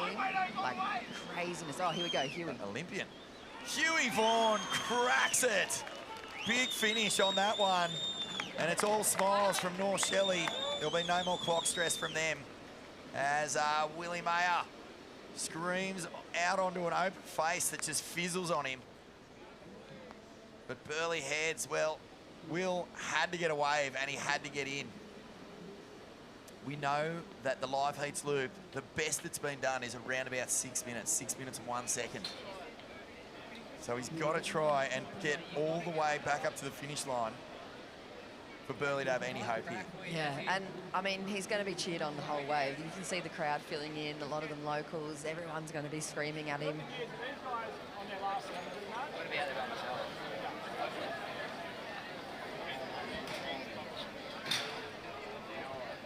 It feels like Burleigh might have just gone, I don't know if we're even in this. The body language, there's not a whole lot of energy there. But, you know, at least Will is going to give him a last chance to put a meaningful score on the board. A backside snap there from Ruby True. Narrabeen are biting their fingernails here. There's been a lot of that, just false starts from their surfers, you know. It hasn't really happened on the first attempt. And Burleigh have actually leapfrogged into 4th place. So is there a chance for them here? You can see the hog trying to wish Ruby True out towards that outside section of the point as well. Maybe a little steeper, a little more critical of a section on offer. They need something. They need something here. The Kingy in the North Ave and the North Shelleys are just, you know, rubbing their hands together at this point. Oh, here she goes. So Ruby, that was a really nice first turn. These waves are just flattening out if they're not, they haven't got the juice to stand up on that inside bank. They really start to fizzle. So Ruby's done a good job here. Again, it's a bit of a time thing. She's racing that clock. We're going to have to see one of the all-time performances around this live heats loop from Narrabeen and Burleigh Heads. So get ready for fireworks in these last 7.5 minutes. North Shelley, job done, holding down first place, a massive total, 36.97. Huey is going to conserve energy here. We saw the heart rate last year. He missed the finish line by, what, 0.01 of a second. Was devastated. Didn't even want to talk. Well, Jess Starling tried to get the interview out of him and didn't get diddly squat. North Ave, their power surfers in. I mean, are they at risk here? Yeah, I mean, Will Myers is giving them a chance. He's really, really put the pace up. Oh, this is one of the most tense finishes we've seen because it's all about the clock. But, you know, the scores that come in for these last NRMA Insurance power surfers are crucial. Bottle's starting to feel it. He's given a little bit of direction here to Matty Job. Now, if there's one guy that Burleigh Heads have always relied on to get the job done, oh, there it is. That's my Vincent moment. It's Matty Job. So here we go, the tag off. Burleigh have got time. 6 minutes 20. It's going to have to be right up there with one of the hottest live heats loops we've seen. Yeah, it's got to be quicker than Kiwana's live heats loop, and it also has to be the best wave that comes through in the loop time. Oh, Narrabeen could be in deep trouble here. Ruby True still not even on the shore. She's got, like, what PT was saying, about a minute of paddle ahead of her. You just never know. Yeah, well, Hoggy's not saying. He's not giving up. So what's the strategy here for Dill Moffat? Is it just hug the rocks, paddle down, try and hope for one of those wide little drainers? It seemed to be what Bots was telling Maddie. It seemed to be that was the direction. I would have to think that it's probably pretty similar. Matty Cattle giving him a little bit of feedback. Not quite. So here's the story. North Avalon and Kingscliff have their NRMA Insurance power surfer out the back. Neither of them have caught a wave. We're into the 5.5 minutes. 5 points could end up being the difference here. So Ruby is going to give it everything to get up here. Time, I mean, is it even possible? The Gold Coast dash. It's a long, long dash. I mean, her legs... It feels like you're running backwards at this point in the heat. They look cooked already. She would have done a few loops. They've got the free surfing under their belt as well. There's so much that goes into getting the win. Let's see. You can hear what Matty Cattle and Hog have got to say. What are their tactics coming into? I just don't know if it's even possible to get from the start-finish line through the live heats loop. I think you got to give it to Narrabeen. Look at Hoggy. The vein's still throbbing. He's going, we've got a chance. If there's time on the clock, we've got a chance. He's not letting go of hope. There is a chance. But North Ave and Kingscliff have to be careful. Pretty much they've got to get a set right now. Maybe you can see a glimpse of a bit of energy in the water behind that NRMA Insurance 10. In between Hog's Head and the 10, Apex. So Trig Point, for example, don't write them off just yet. 5 points could put them up into third if they get Luke Campbell in and North Ave and Kingy don't make it. So this is where, you know, this format just turns into a whole different ball game. Yeah, and then you've got the whole gallery, both sides of the aisle as you come flying through that NRMA Insurance start-finish line. Okay, the miracle at Burleigh Heads. Is it going to play out for North Narrabeen? Dill Moffat The NRMA Insurance Power Surfer is going to put everything on the line here. Nothing in the tank. The Sodii Cove is beckoning. Hear the pace. Hear the pace of the cameraman to keep up with the pace of well Dill right played. No one's done more laps of this entire hill than our cameraman. And there he goes across the rocks. Where are the other? Where's North Ave? Where's Fraser? Where's Dane? That's what we need to know. Dylan's going to be out there, and it might be record loop time.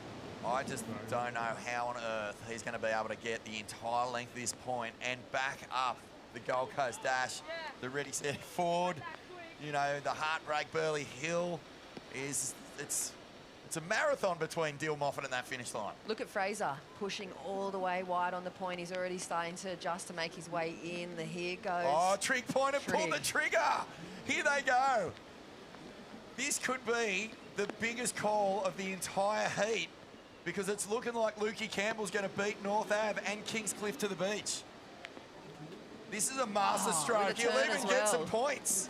With a turn, he's got to come in. 2 minutes, 20 seconds. Dane Henry's up and riding for Kingscliff. They're in a dangerous position, the worst possible spot to be sitting in. And Fraser behind as well, so Dane Henry's going to finish. Like, how much of a head start does Luke Campbell have here? And can Dane get near him? So Fraser's on the way. 2 minutes. There's a fair bit of paddle in front of North Dane Avalon. Henry is actually ahead of Luke Campbell. Luke's way inside on the point. So this might not even factor into things for Trig Point now. 1 minute 40. Oh, yeah, there. You can see that's Luke Campbell right there trying to find himself into the shore. We thought for a second that he was way closer to that ready, set, forward beach sprint, but he actually got overtaken by Dane Henry. So 1 minute 30. So where did North Ave go then? 1 minute 30. Fraser's still out the back. Well, I mean, in here, look at that. He's right on the inside of the point. Fraser's there. And Look they're at sitting in this. second. He's going to lose. I mean, 1 minute 20, he's going to lose 5 points. We know it takes about 1 minute. And all of a sudden, Luke Campbell has overtaken Dane Henry. Fraser DeVille could be out of this. Equipment on the line. 1 minute to get up this chute and not lose the 5 points. It could be the difference to keep Trig Point in this. Go, Luke. 1 minute. Luke has to put in the run of his life to keep Trig Point in this. And this will be one of the heaviest runs ever. Here goes Dane Henry. Kingscliff up into second, but there's a 5 point penalty coming his way if he doesn't get across that finish line. The sprint is on, straight past Trig Point, and that is not what Luke Campbell wanted to see. That's probably the worst thing to see in the last 30 seconds. Are they making it up, this Gold Coast Dash? 30 seconds for Dane Henry and Luke Campbell to keep him in it. Fraser DeVille, he might be too far back for Avalon to even make this. He's still on the ready, set, forward beach sprint. Well, North Narrabeen, we can count them out. There's no sign of Dill Moffat. Here comes Dane Henry. Has he got time? 10 seconds. This is unbelievable. He's going to come close. Look at him go. 5. Oh, my goodness. It's Huey Vaughan all over again. He's not going to make it, is he? Oh, wow. We've been waiting the entire event for this moment. How is it going to play out? Did he get there? I mean, on the screen, it looked like the clock timed out. We're going straight down to Jesse Starling. Jess, you've watched this play out last year with Huey. How is Dano feeling? My gosh, Dane, that was the run of your life, mate. We're not sure if you made it across the line yet or not, but tell us, that was everything of Kingy for you in that run. Go, Kingy. That's all I got. Oh. We'll wait for some confirmation. We'll come back down, but Dano is out of breath. Oh, this is incredible scenes. And we're a little bit in the dark up here. We're waiting to see sort of like how the penalties affect the final standings. Did Kingscliff make it across the line? Yeah, touch judge has to come into play here. He got a 3-4-3, but we're waiting for that time penalty. Does it affect Kingy or not? There is nothing worse. There's no bigger pin in your balloon than running up that NRMA insurance finish line ramp and not making it. You can confirm that from the sand, it was 56 seconds for him. 56 seconds. That's a huge push. It probably or most likely be the biggest or the quickest time. From So that full we beach are sprint. waiting to see the final adjudication here. Scores are going to matter. So a Trig, so a NASA. So let's throw it down to Jess Starling with trig point. Again, when it comes down to those dying moments, you got to get across the line. You give it everything, but the NRMA insurance start finish line just feels forever away. Yeah, that was good. We have the team behind us no matter what. So, hat off to Dane. He's a force to reckon with. So, yeah, all the best for him and the CT and all the other crew and the clubs and the rest of the comp. So, yeah, thanks for having us. And Trig Point had a hell run in this event. I mean, you guys were surfing so good. Even just this was a stacked quarterfinal. Yeah, it was great. It's good to have a bit more support here this year. And thanks to the missus and a little one at home. So, thanks, guys. CNG's Trig Point back here next to you guys. What a huge effort. And this is amazing because, like, with the penalties, we're starting to see some real chopping and changing with the leaderboard. So North Shelley are through, right? 36.97. Second and third. Well, all of a sudden, it might not come down to who managed their time well, but who actually did the best surfing. You know, in this format, it can go either way. But maybe a last score from North Narrabeen might play the difference here.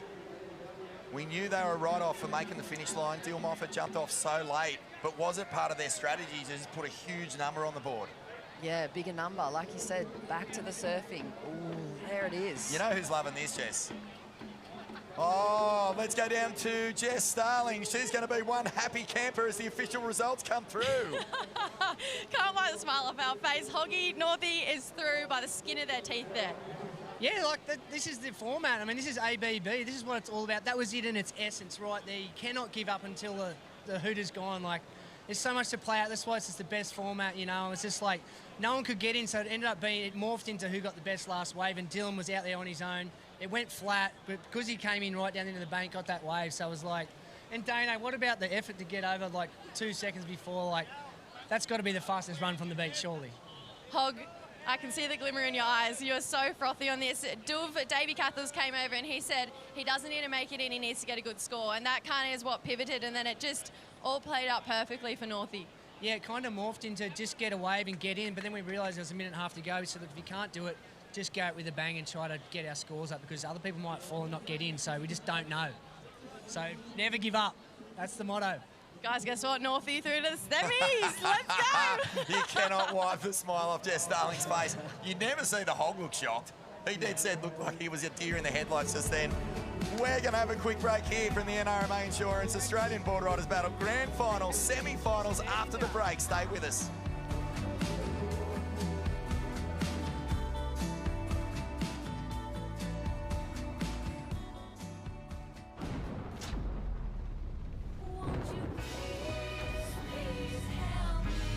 We've helped Australians for 100 years.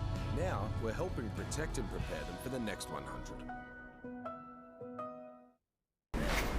Oh, here we go. Here we go.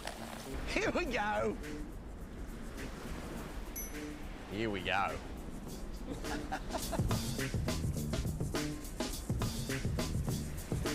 Mornings start with a Celsius. Waves or not, you go anyway. Push, drive, rhythm. And have a little fun too. That's why I keep coming back. It's time for the good times. Forget about the bad times, yeah. One day to come together to release the pressure. We need a holiday.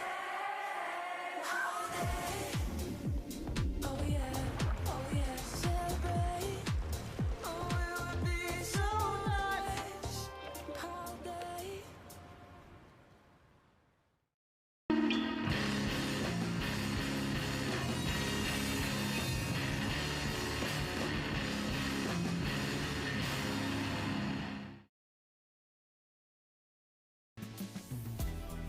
Well, here we are. Here we are, the NRMA Insurance Australian Boardriders Battle. We hit the big end of the event. Shauna, we've got semi-final number 1 about to head out. How was that last quarter-final drama? What? I'm still trying to process what happened. Yeah, it was just... I think the long story short, explaining what just happened, they all got pinged with 5-point penalties. Yep. And so it came down to Dylan Moffat actually having the best wave. Yep. On the best power wave. Yeah, it was 6.9 or something like that. Everyone else caught small waves just to get in. Yeah. And no one made it anyway. No.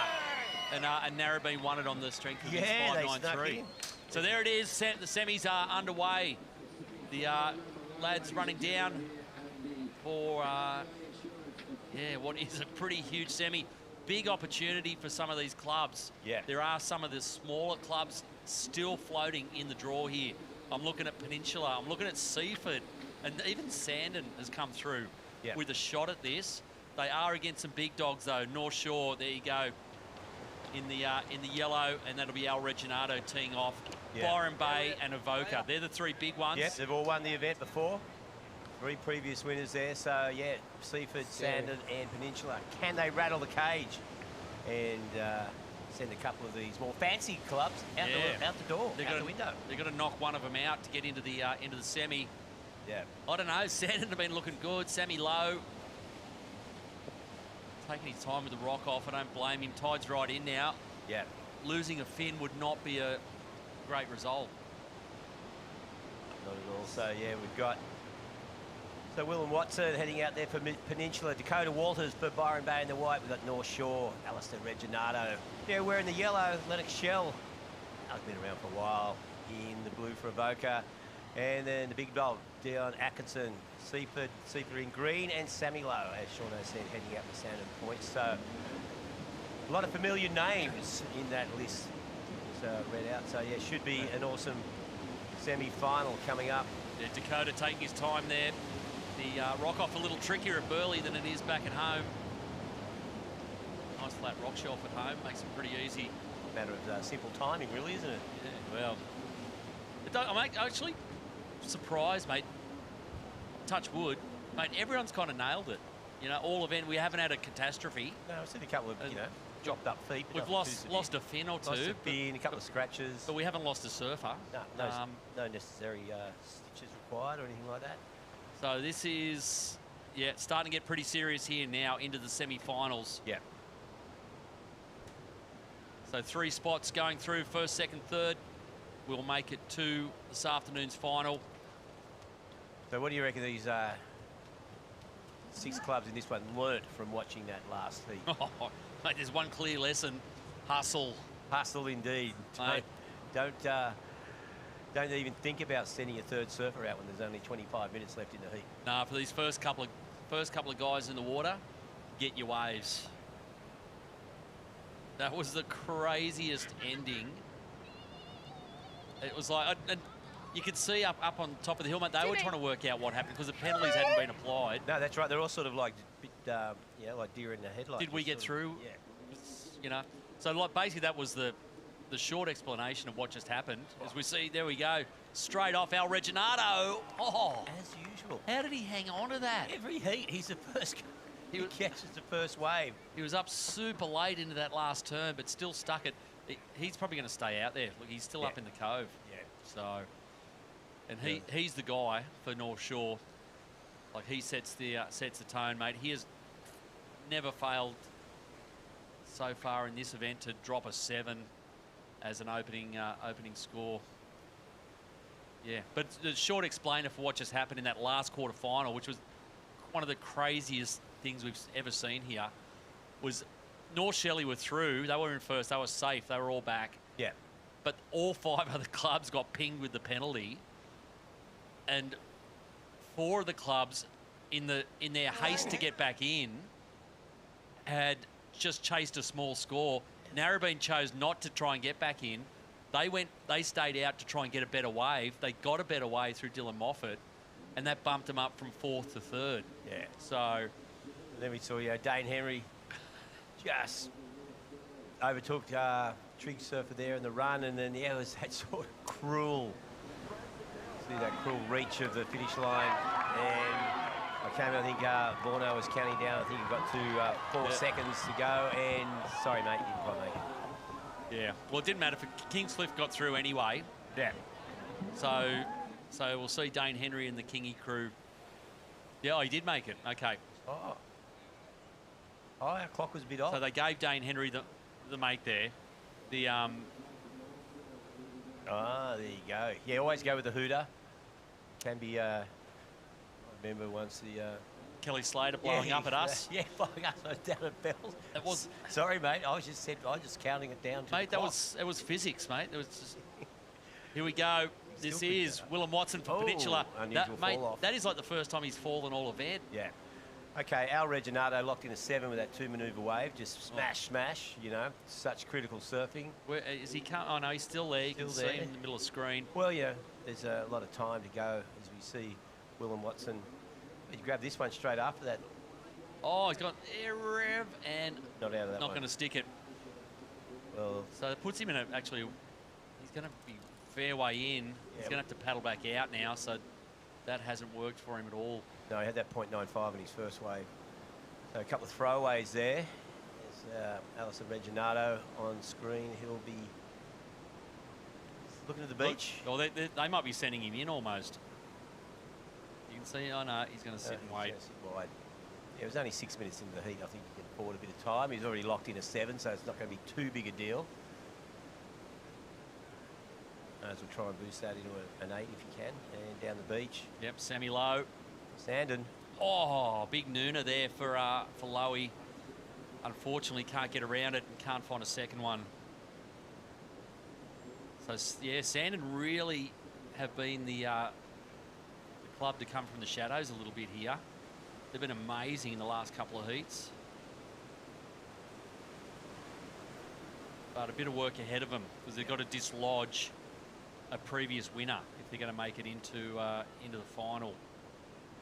Yeah, we got all 6 surfers out in the lineup. That is happened a few times today. It was I don't think it was ever any time yesterday where we had more than 3 surfers out in the lineup with the consistency of the swell. So puts a bit more pressure on the surfers. They've got to sort of jockey around, think a little bit about wave selection and getting inside their competitor.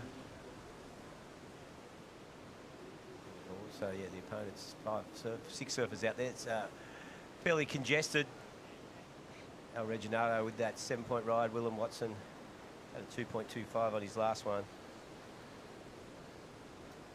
Everyone else, other than a couple of throwaways. Yep. Well, here goes Al again. He's just using this as a convenient way to get himself into the beach. Yep. So he's already banked his 7. He's good to go. He's going to head in. Try and not waste too much time out there mucking around. So this is what they've done every heat pretty much, though, North Shore. They've got the first wave. Yep. And the first wave's been good. So here we go, Dakota for Byron Bay. Into the big air rev, tail high, and can't hold it. It would have been great if he rode out of that one. So Dakota letting his intentions known. Yeah, as you're saying, Sean, like that, locking in like a 7 and above, which Al's done every single heat, and back on the beach probably within 7 or 8 minutes. So it just sparks up the rest of the team. Mate, they're a machine, North Shore now. Yes. They just do it. It's a simple tactic. Why don't they all do it? Yeah, I know. Just go out and get a 7 in your first 2 minutes. Yeah. Reg, get up there and coach someone, will you? Yeah, well, that's the thing about surfing. So bloody simple. Surf coaching's just stating the bloody obvious, isn't it? You just got to get a better wave than the opponent. Not that, we're not talking rocket science here.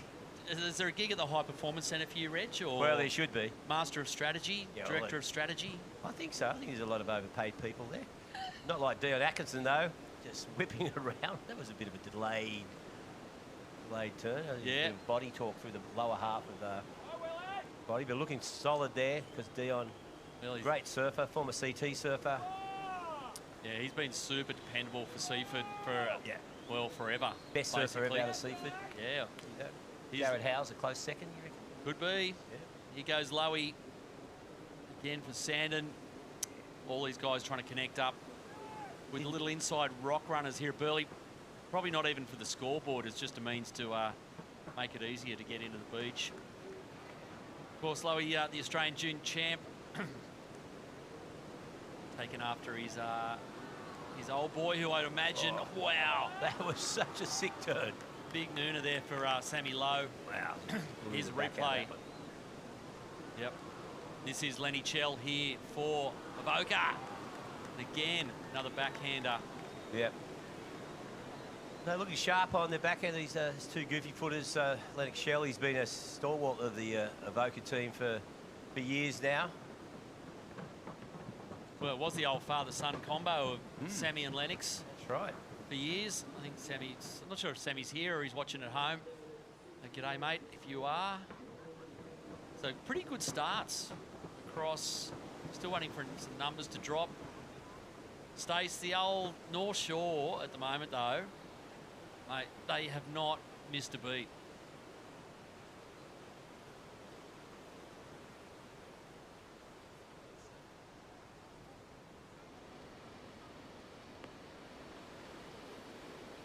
So as we see, there's the sprint.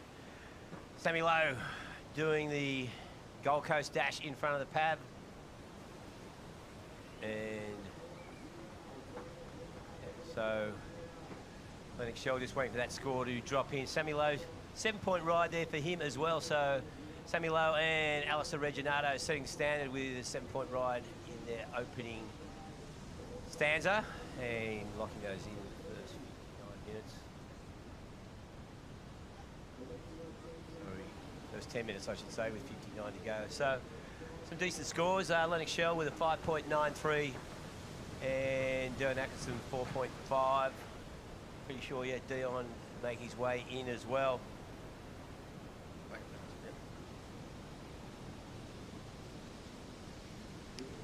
Yeah, some pretty healthy numbers dropping here for the first exchange. The only one missing out at the moment is that man on screen, Dakota. For Byron Bay, not stressing probably too much yet. 11 minutes in. His strategy is pretty clear. Yeah. If he can't find a long one, he's just going to unleash with a big forehand air rev. Here we go. Dakota Walters for Byron Bay. Drops in, fades off the bottom, straight up jams into the pocket. Another little tail hit, lining it up again, and flares to finish. And nice. oh, hang on, he's not done yet. He's going to connect. Wow, nice bone climb to connect this inside section. So that's it. So 6 from 6. Everyone's got away. Oh, nice finish there. So Dakota Walters, going to be a good scoring wave for him as well. Well, coming back in. So, yeah, time, not too bad. He's sort of averaged out at about 12 minutes, but although at the moment, once it gets back to the NRMA Insurance finish line, he's going to milk a couple of little wiggles out of the rest of this one. Yep. So everyone's dropped a number here in this opening exchange. Yep, 4.5. The Dion's the smallest. So everyone's done pretty well. Replay here for Dakota. Chris snap into the pocket. Another little tail fizz. And then just flares it here to finish. And then got a little bonus spinner on the inside. So, yeah, something for the judges to think about there. But it'll be a healthy number, no doubt. Of course, Dakota, made that famous big debut with Byron the year they won, which was 2019 maybe, at Newcastle. Yeah. Of course, came out and just did the gigantic air rev in the middle of a club heat, which completely turned the final at that point and basically won it for them in the end. So he's been a huge addition to the club. Yeah, the junior seahorses there behind him. So we've got second surfers out for Sandon, North Shore, and Avoca. And I think Luke's Zakora will be heading out soon. Yes. Caleb Tancred for Avoca. Sophie McCulloch's already in the water. Yeah, so a bit of weather closing in this afternoon. You see Gotham City there just going under. We expected a bit of rain around this afternoon, which might just do a little bit with the sea breeze. Goes straight back into it. It's Jed Ashton. He's another guy who hasn't missed the last couple of heats there for Sandon. So he's straight back out there to back up the 7-point ride for Sammy Lowe. So big opportunity here for Sandon Point to get into a final of the ABB. This is the replay. Super powerful. Wow. He's a big lad. Pretty good, solid turns. What's he going to elect to do? He's just drifting down. I think if you pick up a wide one to come to the beach, you'll probably take it. But yeah, there's, as we see the seahorse frolicking on the grass. We'll be back with more action from the NRMA Insurance Australian Boardriders battle right after this.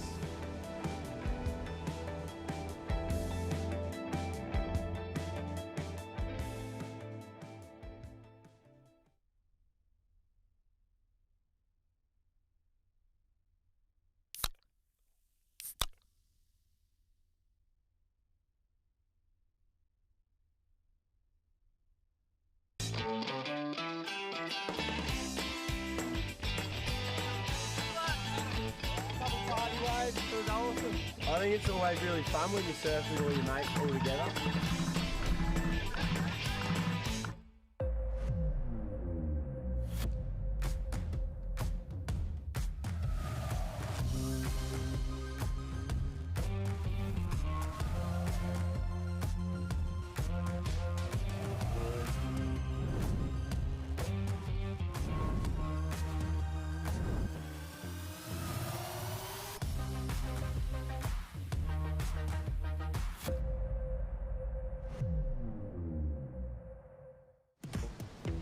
Well, welcome back to Burleigh Heads, the NRMA Insurance Australian Boardriders battle. We've got semi-final number 1 out there. Of course, 3 of these teams will be going to the big one, the final. 3 of them will be just left licking their wounds on the beach, wondering about what could have happened.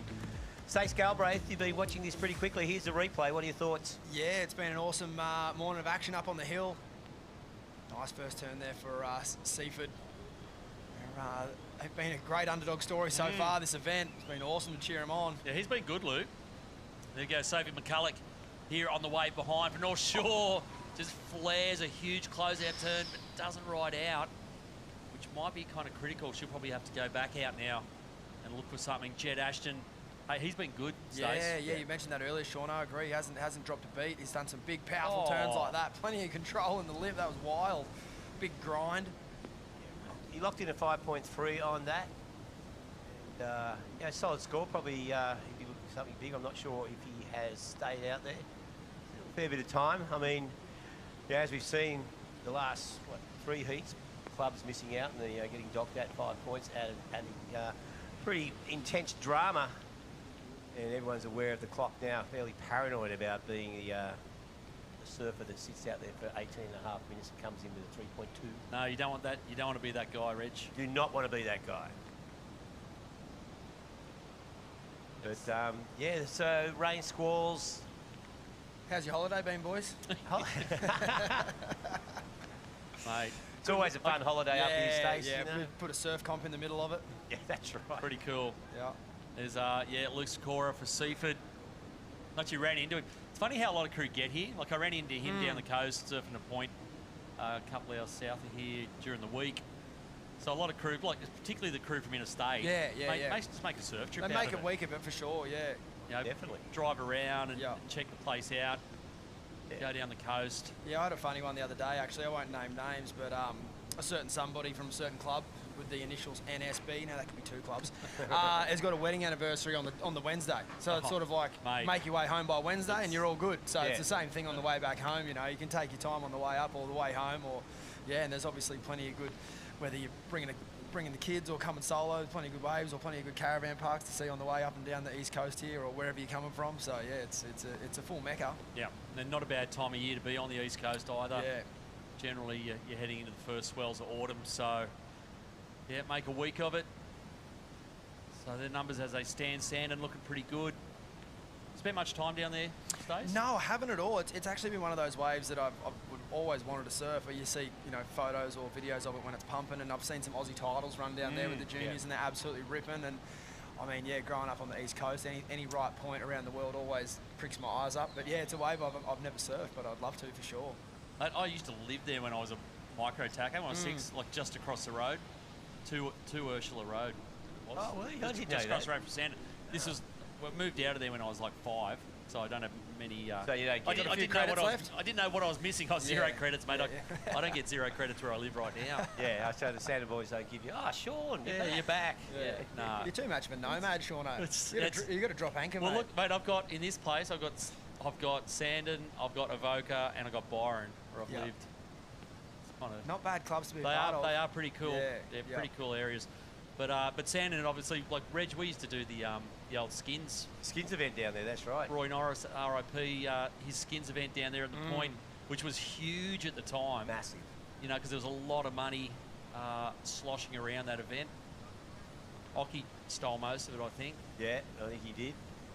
Yeah, because he did them back to back. He did the Bell skin and the Sandon Point skin. Yep, cleaned them both up. Yeah. I remember seeing Parish Byrne down there. This is a long time ago. He was at Grommet, and he had a Teletubby sprayed on the bottom of his surfboard. Oh, yeah, and I'll fitting. never forget that. Yeah. Because it was a beautifully shaped surfboard by his What old were we thinking? man. Red one, Poe. Which one was it come to mind? Might have been Poe, yeah. Yeah, Poe was pretty popular. Popular with my kids. That's right. Still popular. Yeah, I mean, it gets around. It's timeless, Teletubbies. Just like, a bit like Dora the Explorer. Yeah, exactly. Yeah, ageless. Well, I got a bit of a shock the other day seeing when Ice Age was made. Oh, yeah, I know. Yeah, okay, wow, all right. Yeah. Yeah, we're getting on now. But no, some great clubs, and it's cool. I feel like we've seen some heats stacked with super clubs, and then obviously you got clubs like Seaford and Sandon Point, obviously stacked with great surfers, but they don't have that name like a like a Solly Bailey or an Avoca's obviously stacked with pretty much everyone on the CT, and then you look around at North Shore, they've won this thing a couple of times. So yeah, I'm always heavily invested in the teams that come from nowhere, or could come from nowhere and never making a final before or a semi or whatever it may be. So yeah, it's cool to see the depth. It's like when Culburra won. Yeah. Sort of blew everyone out. Yeah. Well, Tyler Wright. With those bunch of unknowns. Owen didn't surf that year, Tyler did he? Wright, Mikey Wright, and No, I don't think they all surfed. the Watto brothers. What's that? I suppose, I forgot about the Watto brothers. They are. I remember Tyler had a good clang around the pool there. At Yeah, Cronulla. down That at was Cronulla, scary. in the early She years. did well to get out of that. That might have been the first or second one. Yeah, I think it was, yeah. But there's always been great drama in this event, hasn't there? We even saw it in the last heat. Like that was wild. That was unbelievable. Here goes Soph McCulloch, just in and out there. That thing closing out down the line. So she's fishing around out there. Oh, big turn there for Jetty Ashton, and another one. Wow. Oh, mate, he's done. Yeah. Oh, he's going to paddle back out here like that. Even that wave, the two big blasts. That's a score straight up. I can understand why team strategists have kind of collecting their marbles after that last heat, because we saw it all. We saw great surfing, we saw poor time management, but then in the end it was actually the better surfing that got the job done, because everyone was in the same boat. So yeah, class of Narrabeen there to kind of identify that. And then another level of sort of grit from Dane just to make sure he didn't get wrapped up in that. Yeah. And he got over the line. There was an interesting conversation. There was one conversation with Matty Cattle talking to Hedgie and Dylan, and I'll guarantee you that's what it was. Yeah. It was, don't worry about getting in. Yeah. Go for the score. Yeah. And we didn't catch the score in the drama of all the running, everyone getting back up. Yeah. Dylan's wave turned out to be a 6, which ended up, that was enough to get him up into third. Yeah, that's wild. You got to have a cool head to be pulling out them calls. It helps when you got someone like Dylan Moffat as your anchor. Yeah, exactly. But up there, there's all kinds of there's all kinds of input. You've got the crew behind you, you've got the crew in front of you, you've got every other team, particularly when you're North Narrabeen. You've got everyone looking at you going, oh, they're going to butcher this. Yeah. And they didn't. They pulled a rabbit out and they did. Yeah, they pulled it off. They did really well. Yeah, there's some big old surfing brains up there, that's for sure. Throbbing. And they pulled it out. So here we go. It's Lucas Hickson. He's also been really good for Peninsula as well. Oh, hang on. Oh, just overcooked it. Kiss of death. Commentator's curse. It's like the first one he's fallen. But, mate, he's been a second surfer. He's been great. And here we go. Straight back into it. Is that Avoca? It is Caleb, yeah. Well, it didn't look like Caleb, but it didn't look like Jet Ashton either, because that's Jet Ashton. there, right there. So is he in like a long sleeve? Too sure, but it was good surfing.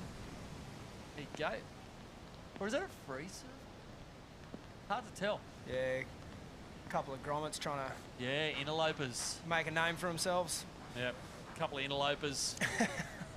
Free surfers over in the cove, like way over. Yeah, pretty sure they're both in clubs that are in this comp. So I've seen Glenn Elliott throw down the hammer a few times. Yeah, you can get a fine. Yeah. Dale Richards comes to mind, I think. got pinged. Got Kira in a bit of trouble. I think Dale was in Kira.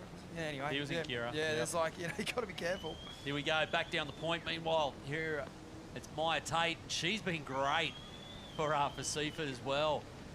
Just rail to rail here, setting this up. There's been a nice little wave here. Yeah, nice good. and pockety. She's going to link this up and go through, and that's job done for her. Well done. Stoked. The rotors, they'll be frothing. It's kind of cool, lads, to get a South Oz club into the semis. And be so, exactly, be so competitive. It's awesome. Plenty of great surfers have come out of the state over obviously the course of pro surfing, but to have them all together coming out of the one club at one time is, the stars have aligned. They're doing a great job. Well, generally what happens is the Queensland or the East Coast tends to poach. Yes. South Oz talent. Yep. There's one up here, famous one here on the Goldie, Chappie Jennings. Of course, I think he won the Wayne Dean Perpetual number of times. 6, I think it was, but that's a heat-winning turn right there. Wow. The big boy, Caleb Tancred. What? Hang on to it. No way. That was insane. Wow. As if the Evoca boys needed anything more to cheer about. That was, he pushed that as hard as you can. That was so critical. The structure up there, thanks to Kennards high, is at serious risk. Yeah, the ABC crew, the Evoca crew, they're building, I think, at the moment. Yeah. In all sort of facets of the team. Yeah. Lucas Hickson coming in through here for Peninsula. Got a little inside connection, but made that way for Caleb Tancred. Like, you watch it all pretty closely, Stace. Like, his resurgence back on, like he's onto the challenges next year. Yeah, it's been really cool to watch. Like, where's all this going? Yeah, it's going in a good direction. Here's Lucas Hickson out the back. Wow, big reverse there. That was amazing. Kind of had to do it. There was nothing else on offer. But yeah, Lucas has done well. Just won his first pro junior of his career the other week down in Newcastle. And he's getting Peninsula going now. Obviously, we saw the rest of this wave, and there was a bit of joinery on the inside. But yeah, getting back to Caleb. It's impressive to see. You know, I guess we are all obsessed with like junior superstars, and Caleb was one of those surfers for sure. But it just goes to show, like, if you kind of take your time and you grow into your surfing, he's looking every bit World Tour ready right now, and he's obviously qualified for the Challenger Series this year. And I mean, everything looks like it's in the right place, doesn't it? You know? True. Yeah, just sometimes that delay, like through the walk away for a few years. And just live a bit of real life. Walk away, get an architecture degree. Come back and they're kind of just, cherry ripe. Yeah, big time. Well, it's like Ace was saying yesterday, Caleb knew he had the ability and he just didn't want to leave unfinished business. Totally, because he actually did make the Challenger Series as a junior, which it's a big call, like when you're a junior doing the events up and down the coast here, you kind of, obviously the big fish in a small pond, and then I don't reckon even half of these crew know where the events actually are. They know that the Challenger Series exists, but if you had to stick it out on a map, and that's not poking fun at their intelligence or anything, it's more just the tour changes every year. You go every which way. Like, you could be in Brazil 1 minute, the east coast of America the next. It's a long way from just doing the comps up and down the coast here, so it's a big change. But Solly Bailey here up and riding, lads. Yeah, nice snap there for Solly. Little float. This wave kind of just dies out. Going to reform a little bit. He might get a little racetrack through the inside here. Just got great flow here. Another big figure 8 whip there for Solly. Yeah, looking light on his feet through that middle part of the wave. There's been a few waves like that though, hasn't there? Do I, don't I? Oh, mate. And Byron's interesting. Like, Byron haven't caught fire in any of these heats, but they've been solid enough. Like, they're kind of, you feel like they're just waiting to grab a hold of one of these heats. Here goes Sophie McCulloch. Great snap.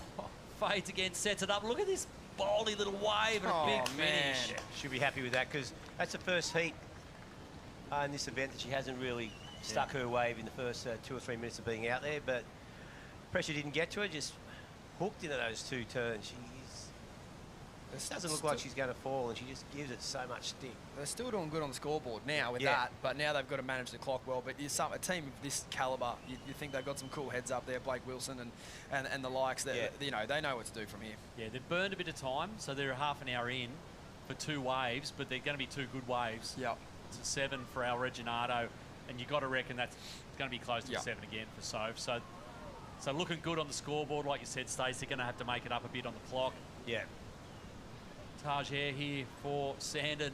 And And as he kicks out, we're just going across down to Jess, who's got some action on Fujifilm photos.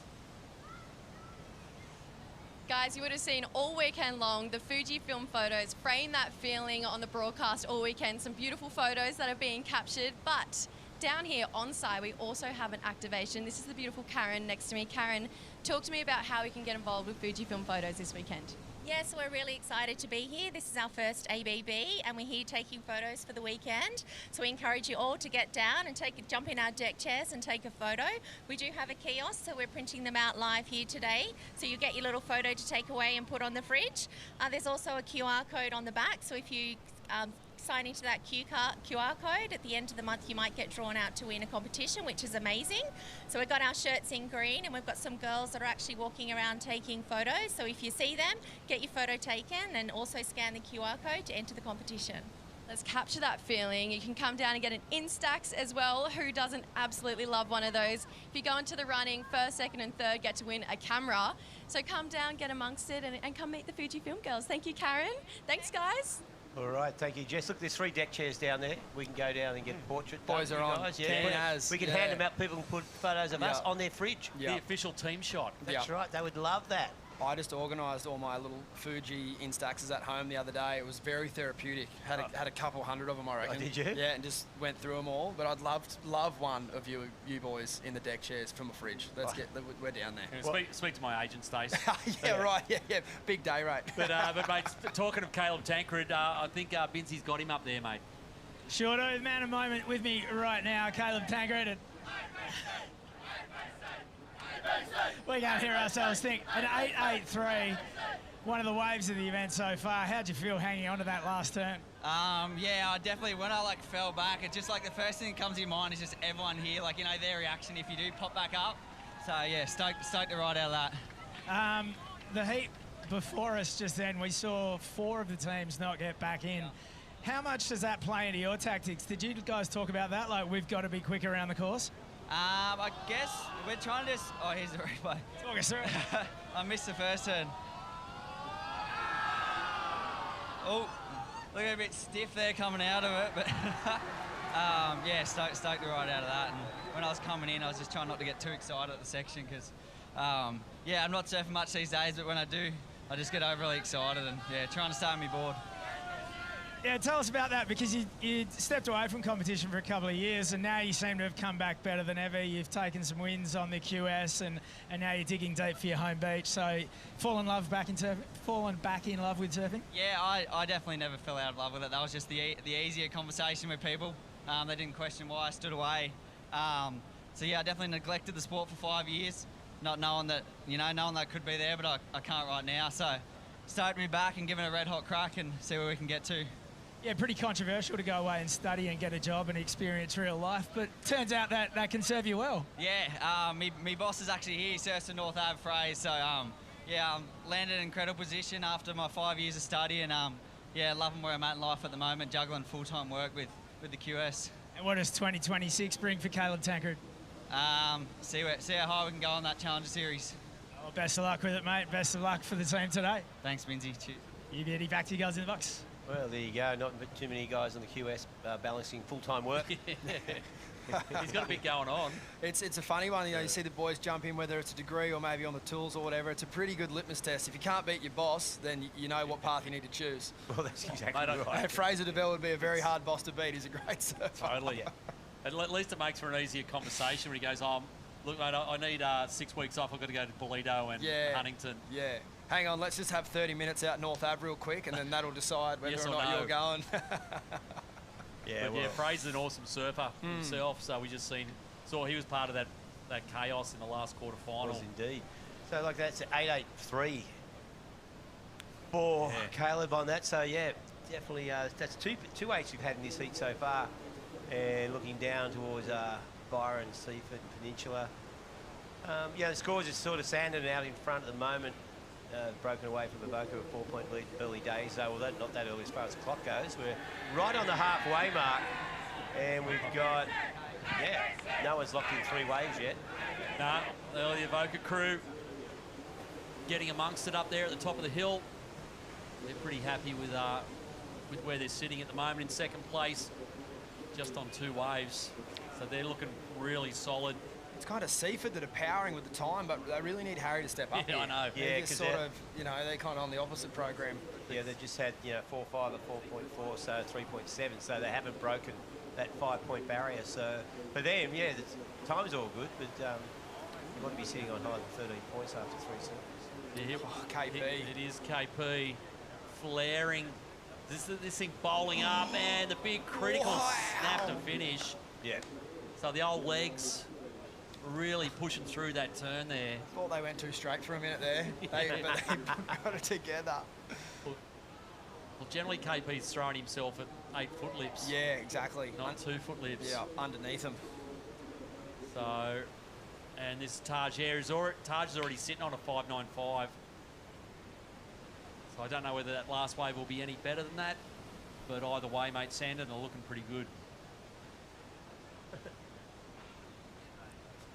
KP's the kind of bloke that'll say he got dropped in on there, interference, tactical mastermind. Well, that's right. We got Ace Bucket out there now for Avoca. We're just going to cross down to Vaughan, who's frolicking under his umbrella. Reggae, mate, the closest that I will ever get to running at full speed ever again is standing right here at the Ford Beach Sprint. This is the starting line for our surfers as they begin the big trek, the marathon, if you will, to the top of the hill. Ford is one of our proud sponsors, and I tell you, when the surfers first come in here, they've got so much hope in their eyes. They've got so much possibility. But about 3 minutes, no, not even 30 seconds after they run up this Ford Beach Sprint, that hope turns to terror as they realise just how far they've got to run. Thank goodness we've got Ford as a presenting sponsor here, because this is where you feel really good about yourself as we tune in right now with Kieran Perro as he makes the Ford Beach Sprint. Ready, set, Ford, KP, go brother! KP, indeed, putting it in there. Yeah, ready, set, forward. Good to have Ford on board. The old Ford Ranger in the background. I've had 3 of those. It's not the only terror of having to do the run. It's doing the run on national TV. That's exactly right. Is the real terror. Here we go, Harry Green for Seaford. Like you said, Stace, they're burning through surfers. Yeah. But need some points. But not ticking over a lot on the scoreboard. Yeah, I mean, all we can hope is there, and all the fans watching at home for Seaford, is that maybe there was a turn at the start that we didn't get a hold of. There's, Harry's a big lump of a lad. He's a great surfer. He's got all the tricks in the bag to really push the scoreline along. He does not need to rush here, but he's obviously looking like he's making his way in. We did see, chaos at the end of the last heat, but this heat doesn't feel the same. Everyone's sort of doing a pretty good job of the clock and a really good job of the scores, particularly a team like Byron and Sandon. Yeah, I reckon they've all been pretty spooked by that last quarter-final. They watched all the teams run late, and they've made sure they're on the money this time. Here's the replay of KP's one. Big finish there. So that is an instant lock for KP for Byron. Came in 6.58. Here we go, Blakey Wilson. Now, he has been, like we talk about Al Reginato, Sophie McCulloch for North Shore, but Blake Wilson, mate, he just never lets him down. It's a nice turn there for Harry, a little hung up, and then just some joinery through the inside. So certainly not the big score he was hoping for. But yeah, like, Blake Wilson's spotting the team very much like an Ace or a KP. He's like their Russ Maloney. Yeah. That's who he is. Yeah. He's got the same aerodynamic I was look. going to say, yeah. But, mate, he just never fails. He's always good for a score. And these club sort of stalwarts, they make it look easy. Oh, I'm just going to run out and get a 5 or a 6 or maybe even a bit more if they find a good wave. Yeah. It's harder to do. Yeah, it is. And see, things are tightening up. They're waiting on that score for Harry to come through. We'll be back with more action from Burleigh Heads right after this.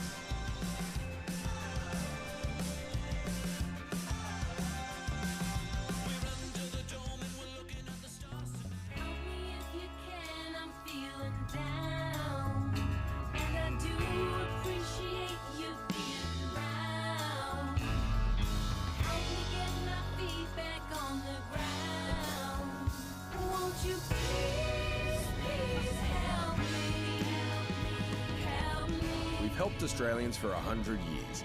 Now, we're helping protect and prepare them for the next 100. Mornings start with a Celsius. Waves or not, you go anyway. Push, drive, rhythm. And have a little fun too. That's why I keep coming back.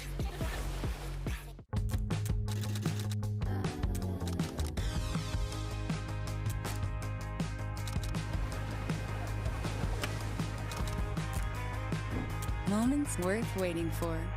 Quick Snap. All right, welcome back to the NRMA Insurance Australian Boardriders battle. We have semi-final number 1 happening right now. Terry Miller just coming in for the tag for Seaford. Mitch Henderson heading out. Plenty of time on their side, 30 minutes with 2 waves to catch. But look at their total after 4 surfers. It's just averaging a little bit above 4.5 points. So kind of thinking they definitely need some higher scores. So Mitch has got plenty of time out there. You can really maybe try and look for that 7 or 8. How often do we come to these things and the grommet is the star? Yeah. This is Mitchell Henderson's platform. Time to shine, Grom. He's got the time on the clock. Yep. They're not in a bad position, but just like as you boys have mentioned, they're just averaging off the pace, and that can leave a huge hole at the end. If you're kind of 2 points every surfer by the end, you're kind of going to be comboed. So he really needs to put his hand up here, and he's got the skills to do it, and he's got the time. Yep, so Ava Holland here for Peninsula, pardon me. Now, she's been pretty solid too, all event. All down that roster for Peninsula. Yeah, no one's let them down. So they're still, they're trailing, they're in 6th at the moment, but they're still not out of it. Like even Byron's up in 1st, we haven't really called much of Byron. So no one's really broken it open. Yeah. I feel like North Shore have got that heat tally on 3 surfers. So they're probably in a better spot.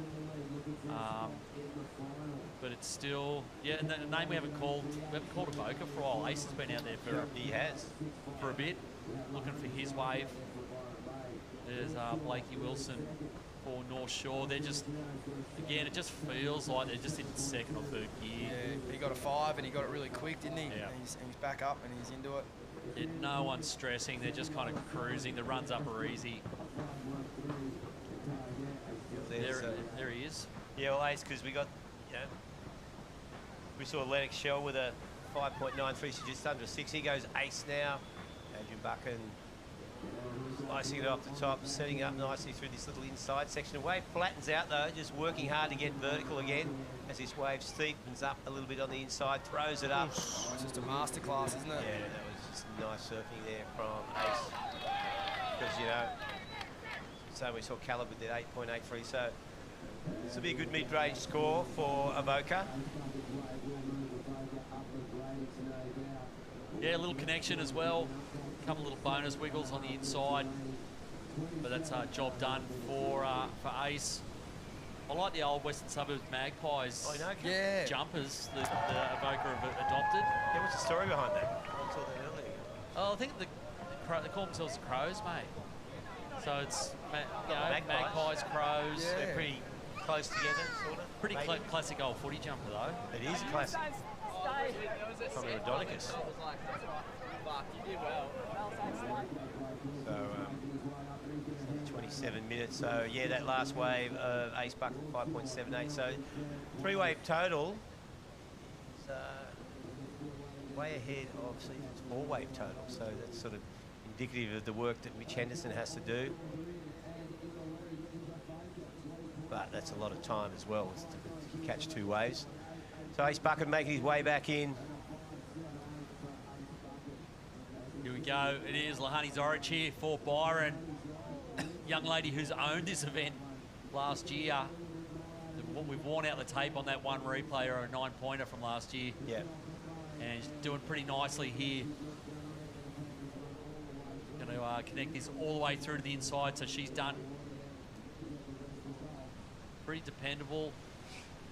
Yeah. She was such a micro grom, feels like she's had the big growth spurt. Yeah, big time. She was tiny a couple of years ago. But it's like, handle her style and, natural look on surfboards all still there. Totally, yeah. It's not uncommon, is it, to see kids with the growth spurt and then kind of have to sort of relearn it again. They're all arms and legs. Yeah.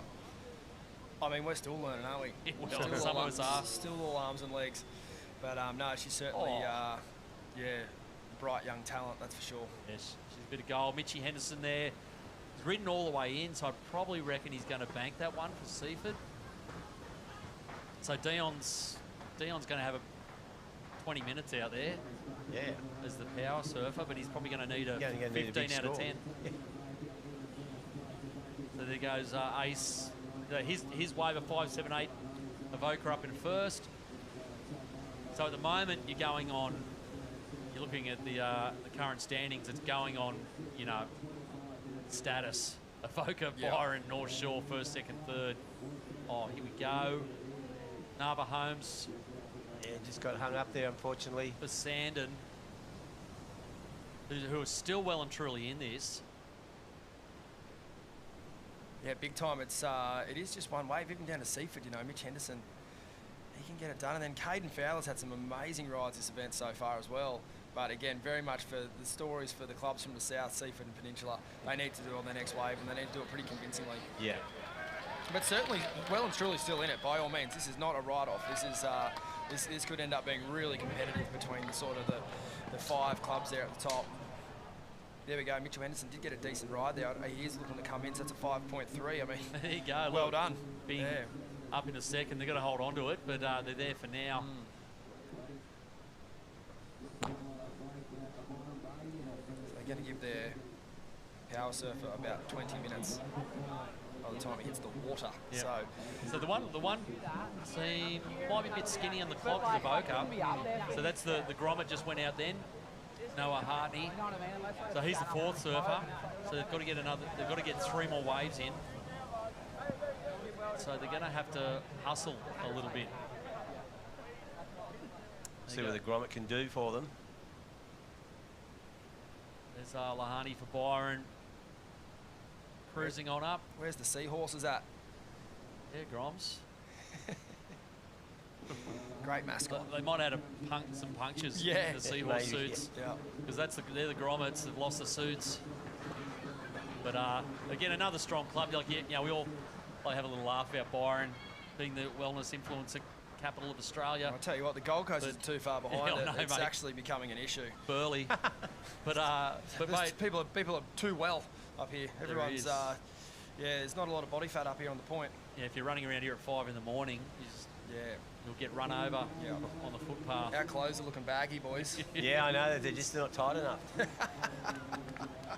There's Stella Green for North Shore. But back on the Byron point, mate, there's in amongst all that, all the craziness, mate, there's hardcore surf. Oh, it's an amazing, community. surf town, isn't it? It is. They cop a bad rap. I know. Well, I think they try and get away from it, mate. The club. I've always they felt also like have club rounds down at Broken. Yeah, totally. Get out of town a bit. I've always felt like the car park's always packed, but then there's never really been too many surfers actually surfing. You know, paddle out and it's always very recognisable faces. Lots of good surfers. Heaps of crew that might not be here, but they're. You know, it's a great town full of great surfers, and it's an interesting place. I mean, if you were Willsey or someone, you'd lived there for your whole life, you would have seen some things. Oh, totally. Seen the town big changes that town. Yeah. Don't get Willsey started. Yeah. Speaking of, oh yeah, that's true. There he is. So he's super coaching. He's been in the team the last few years. No, he's not. Danny Wills. He's relinquished the master mode to KP. Former world number 2.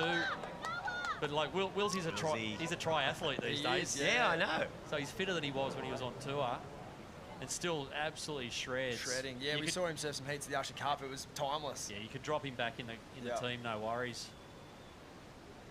It's probably the plan for, well, not the plan, but the way it is for most of these clubs. You know, plus 35 is starting to just look like the open. It's a strong. It's strong. It's a strong group in every club now. Point and case right there. Ace, he's surfing as good as ever, and well and truly a master now. Yeah, we're seeing the pressure here for the Grom. So this is Noah Hartney in the blue. Oh, he's about to learn a hard lesson here. He's gonna that would have been class.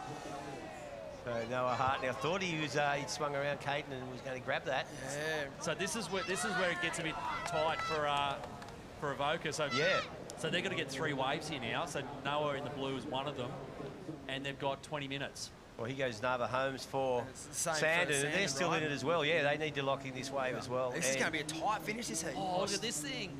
Stella Green. Wow. This is going to be This is going to be definitely better than a 2.83 for her. So this will boost North Shore probably up in a second place. Mate, I don't might know- even go to the lead. Couple of nice turns there. Yeah, I don't know if solid we surfing. talked about this enough, though. North Shore are the only team rocking 2 female surfers. Yeah, you're You right. know, I mean, they're we- running Stella as the junior. Yep. And she again, she has not let them down once, and she's smashed it here again. Yeah, no, you're right. That's Three a score. good, solid turns. Yeah, definitely. And they might not pay that last one, but even still, there was 2 massive cracks at the start of that wave, and obviously being, judged on the junior scale, is that there's obviously a little bit of more leeway there just with the points, but it's it's cool to see. I mean, She's we been have pretty seen it in the deadly. past, but not very often. No. It's looking good out there. So it's going to cross down to Jess Starling, who's with the Boost mobile activation. The Boost mobile activation has been the hotspot for the kids this entire weekend long. And where I had now with me, I'm down at the activation with a very special guest, the CEO of Boost Mobile, Bobby. First of all, welcome to the NRMA Insurance ABB Grand Final. Talk to me about what we've got going on at the activation right now. Hey, thanks for having me. We're at the Boost Mobile Activation Zone. You can see the Grommies really getting around it. We're bringing some vibes. They're having fun playing the Violent Lynch surfing game. There's some cash grab prizes. They can win some merch, some awesome prizes, and go up on the VIP deck where they can, Boost Mobile customers can get down here and watch the surfing from up the top there. It's been great fun over the weekend. You guys are a massive supporter of surfing, just kind of across the world, really. Tell me about what Boost Mobile is going to do for surfing in 2026. Well, it's great to be here at Burleigh because I really think this event's amazing. To see the passion and the spirit of the surfing community on show. We love it. Surfing's part of the DNA of the Boost Mobile brand, so we're just happy to be part of it and to support the event. And for us, it's about we bring great coverage to wherever you are surfing across Australia. You need awesome coverage of our mobile network, so we're happy to support surfing and support surfers. If you're a surfer, you've got to be on Boost Mobile. Maybe see Jack Robbo take out the world title this year? Oh, we certainly hope so. We've been saying it's hard. His pre-season's been good. He's returning from injury, and all the best for Jack and our other ambassador, Sally, who's back on the tour this year, so very excited about her too. Kids, Barton Lynch Pro Surfing Game. It's on down at the Boost Mobile activation. Come on down and hang out. All right, there you go. We might go down and see how we go with the BL Barton Lynch surfing game. So there's the stands, or there's the scores as they stand now. And yeah, Byron Bay, North Shore and Avoca doing the job. Avoca, well, look, Seaford's still in the mix, but actually everyone's in the mix except Peninsula way down. But yeah, pretty close, anything between second and fifth. Yeah, well, here's Caden Fowler for Peninsula. Now, he's fourth surfer and just overjuiced that turn there. So this is where it's going to get real squeezy for all of Seaford are right, but it's, yeah, this clock is ticking on a lot of these teams. Yeah, and we'll be back with more action here from Burleigh Heads as the NRMA Insurance ABB continues right after this.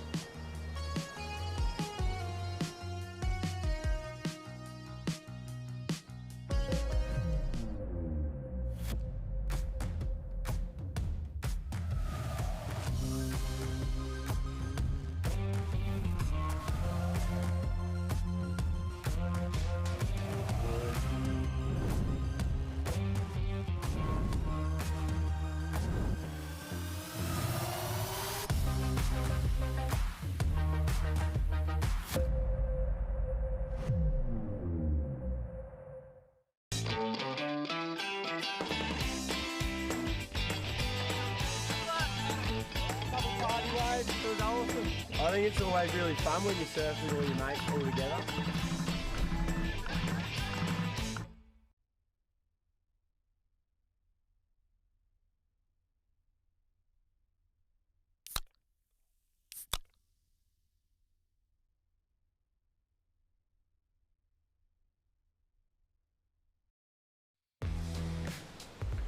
Well, there's the overview here at Burleigh Heads as the NRMA Insurance Australian Boardriders Battle Semi-Final #1 continues. We've got 16 minutes left in this heat.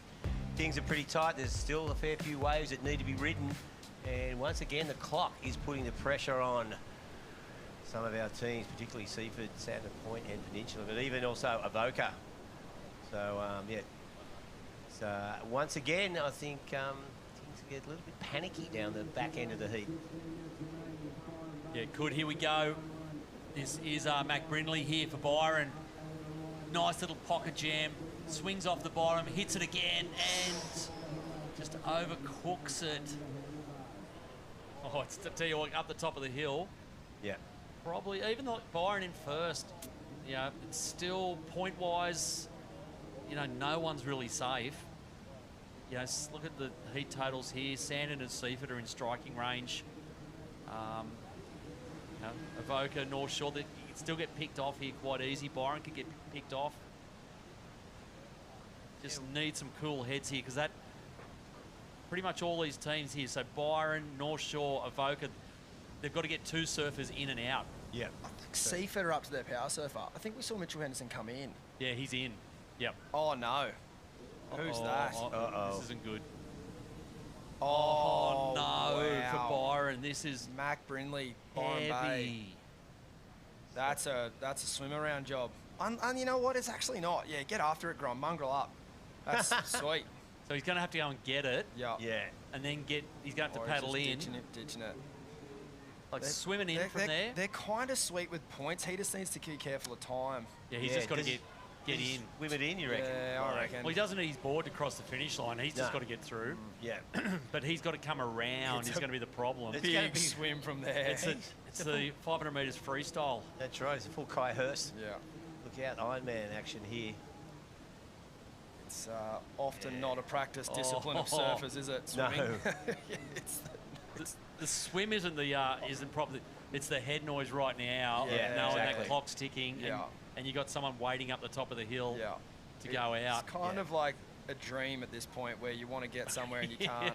Let's go, mate. He's going backwards. Keep that head down. Let's go. Oh, okay, Grom.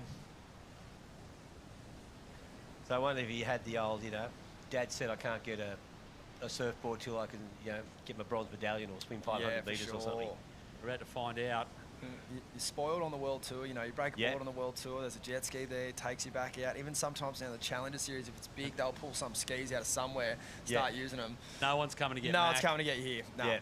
No. In Hawaii, people had caddies out at sunset and for stuff, sure. Haleiwa, so...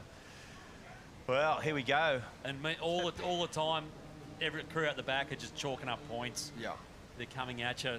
So Parish Byrne there for Sandon. He's their second last surfer. So that looked like a leggy mishap, though, if anything. Yeah. It wasn't like a snap board. It's not a snap board. No. That was Parish Byrne's second wave. He's elected to head back out. Oh, mate, he is. I'm just turning around looking over our shoulder. Mac's got a fair way to go. Look, he's right here. Yeah, that's tough. That is... Because he's in the rip as well. Look at. I don't think Avoca are too unhappy about it. No. That's gnarly. Okay, so Talia Hurst out there for Avoca. Well, she needs to sort of lock something in pretty soon.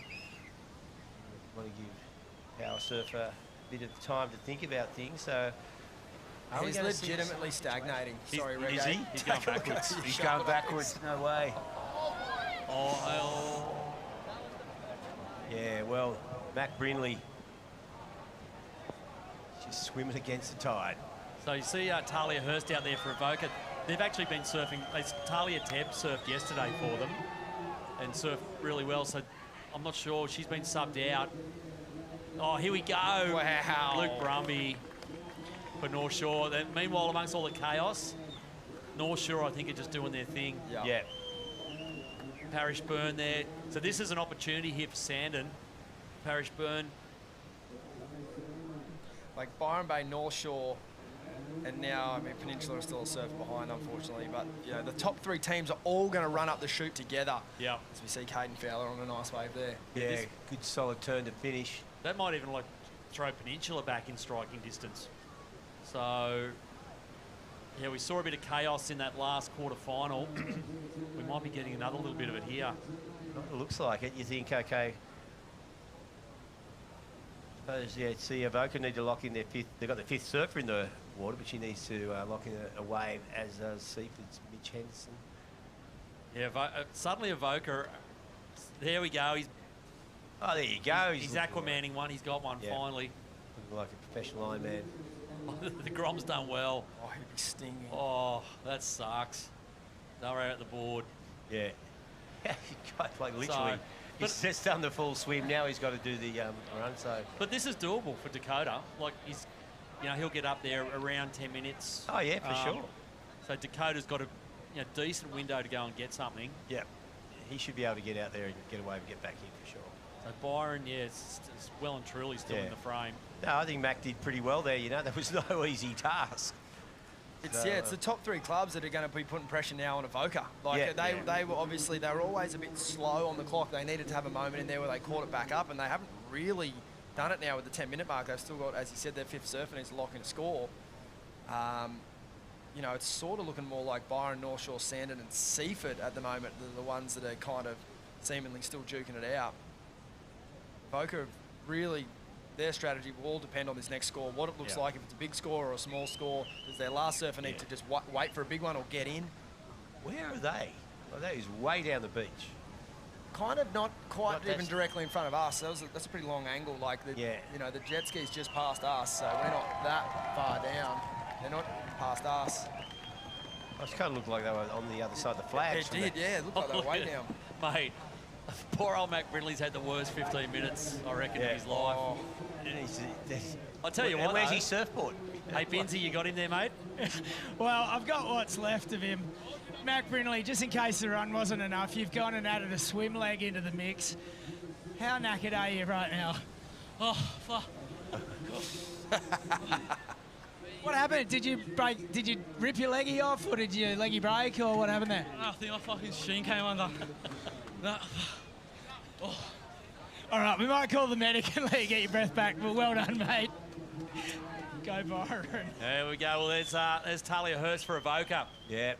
This is what Avoca needed. They needed Talia to get a wave. She's on her way in, but it's still going to be really tight. Yeah. For their last surfer. It's Caleb. Caleb Tancred. Yeah. So he'll be heading back out. So there we go. Unleash semi-low for Sandon. So semi-low is going to head out 8.5 minutes remaining. It'll probably be about 7 minutes by the time he gets into the lineup. Yeah. So there's not a lot of, you know, probably have 4 or 5 minutes, I suppose, to catch their wave and get back in that dead spot. If you can get past the dead water, yeah, it does take off 35 seconds at least. And, getting back in as we see Talia now, speaking of the dead water. Speaking of across his section. Dead water, Dion Atkinson's been out there for about 12, 13 that's what I was minutes. going to say. Has anyone seen him? And if there's one person that's happy to sit and wait and drop anchor, and you know, tactically it's not a bad idea. He'd be out there with the abacus going, okay, this person got a 4-6, this is where I'm at. And now he's got the whole lineup to himself. And he's like, like they need a score. He's got to sit and wait. Yeah, for sure. But I mean, he's played the clock perfectly here because he knows, like, unless a 9 came, he's obviously hasn't taken it. Yeah. And now he can see, okay, am I just going to get myself into like a clock situation, or do I need a score? Obviously, he still needs a score, but there's clubs here that are still sending their power surfer out, and they're not quite in the water yet. So he's got a few points behind, but he does have the time on his side, and he's got the skills to do it. Yeah, well, that's right. He's in range, and then if he's in range and locks something in, even then he rolls the dice and waits for a team not to make it back in. Good looking wave heading which at the moment would be 1 or 2. There we go. There's Talia. So she's done pretty well to get in, but it's still going to be really tight for Caleb Tancred to get that score and get back in. Well, problem for Talia, she made the decision to work on the clock, and it was 1 point right. So Caleb is going to need something decent. Yeah, this is the wild card in all of this is Dion Atkinson, because he doesn't miss. Like he's one of the most reliable club surfers you've ever seen, but he just needs the wave. Like he needs a bomb. Yeah, he needs to lock in a good score. You know, with 6.5 minutes remaining. He basically needs to put himself into first, so a 5-point ride will do that. And then excuse me, a bit more. You know, 6.5, 7. And then wait for everyone to fail. And then he needs just one of those 3 clubs to have stumble. Yeah. Whether it be a fall or a time thing. Yep. It's very, very Dion Atkinson, this. It is. He's got it all sitting there. He can take the glory.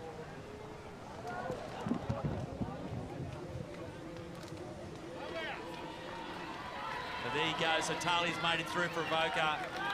There we go. Over to Caleb Tancred. Job to do, mate. Yep. So they're just a touch behind on the scoreboard as well. he's got to make up points and he's got to make up time. Like we said, we haven't seen anyone come in under 6 minutes for a full lap yet.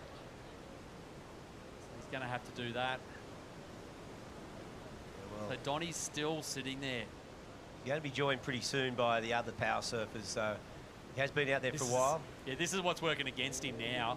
Oh, here we go. Well, Sammy Lowe's not mucking around at all. He's straight into it. Where did he find that? I know, it's pretty good. It's a sick one. He made up for his last power surfing effort, didn't he? He had a fall last time. He knows. Okay, so he's currently sitting in third spot. That's going to push him way up. And he's easily within the time frame as well. So that's what power surfers are meant to do. Go out there, blow up, do it quickly, and get back in. I reckon his old man Mick was at home doing those exact same motions. Yes, Oh yeah, can't you imagine? Down, true. Yeah. Yeah. Now you can just see how much, obviously, for the team it's a big deal. But then individually, you know, Sammy called it out like early. It's like I had the fall before. Maybe that's our one get out of jail free card. He knew he didn't have another one, and he surfed it like it right here. He smashed this wave. Mate, great surfing here. From there you go. champ. So there's Sandon booked a spot into the final straight up. That's hurting the Dion Atkinson fairy tale. Yeah. But it hurts the other big three too. Like, you know, North Shore, Byron, Avoke, you're going to lose one of them now. We saw Solly Bailey last year come in across the rocks and kind of get a bit of an adjudication that ended up going his way. He did go the whole way round. Obviously, you've got to start-finish up at the NRMA insurance start-finish line. Yeah.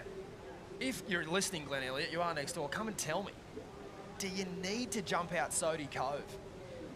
Yeah, right. Because no one's tested that one. Because you're way better off just running straight down off the corner. That's right, off the rocky part, which is just to the right of White, and the better part of the bank is obviously down the line. So, you know, I wouldn't be surprised if we saw some tactics come at play through the finals. Because with it being a bit slower, it's not written down anywhere that you have to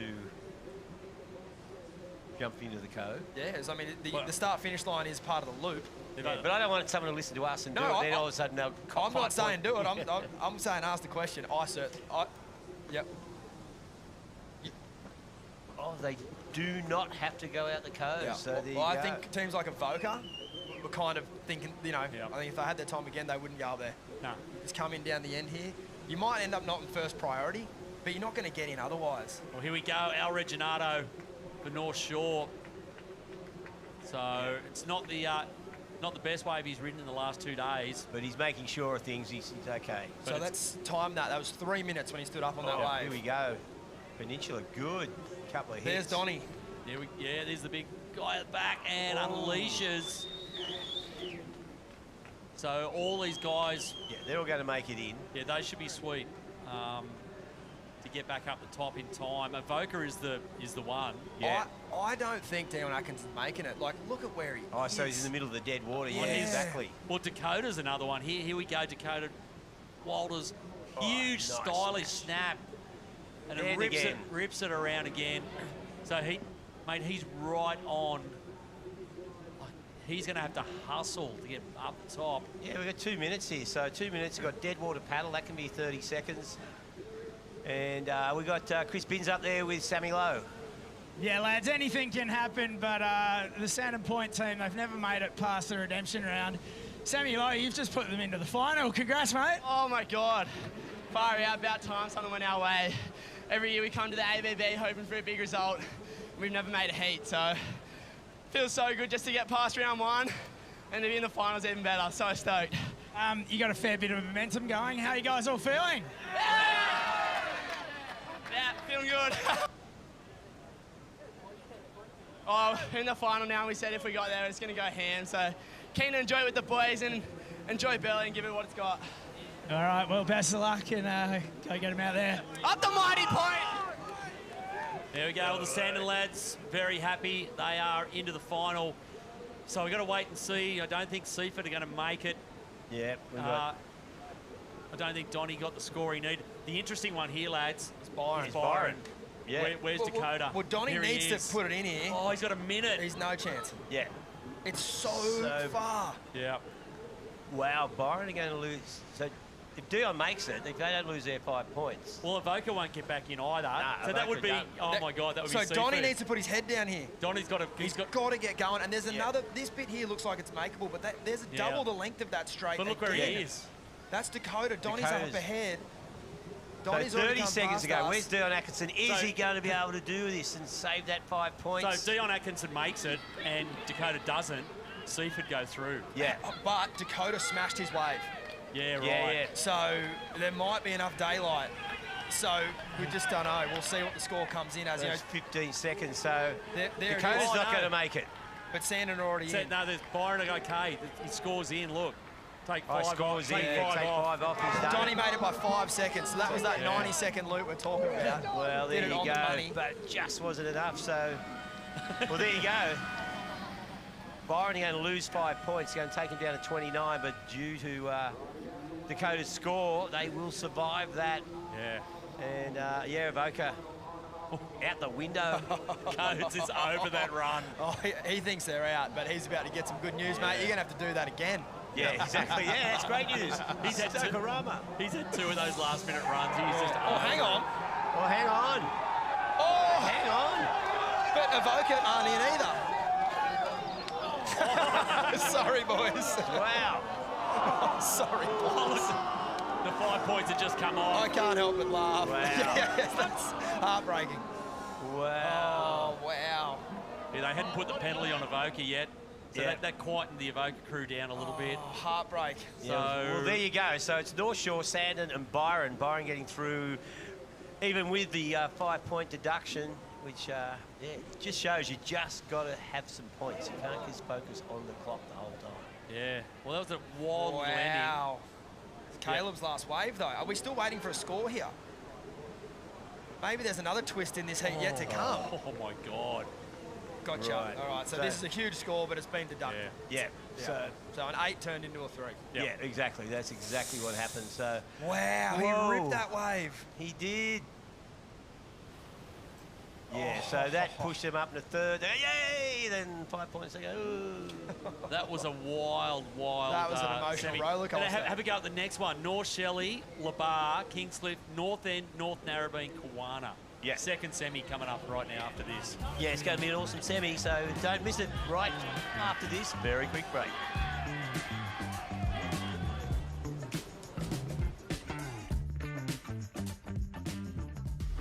It's time for the good times. Forget about the bad times, yeah. One day to come together to release the pressure. We need a holiday.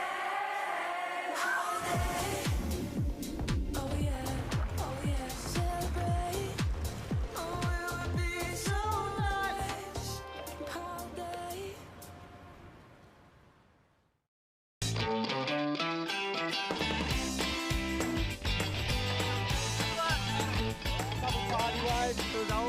I think it's always really fun when you surf with all your mates all together.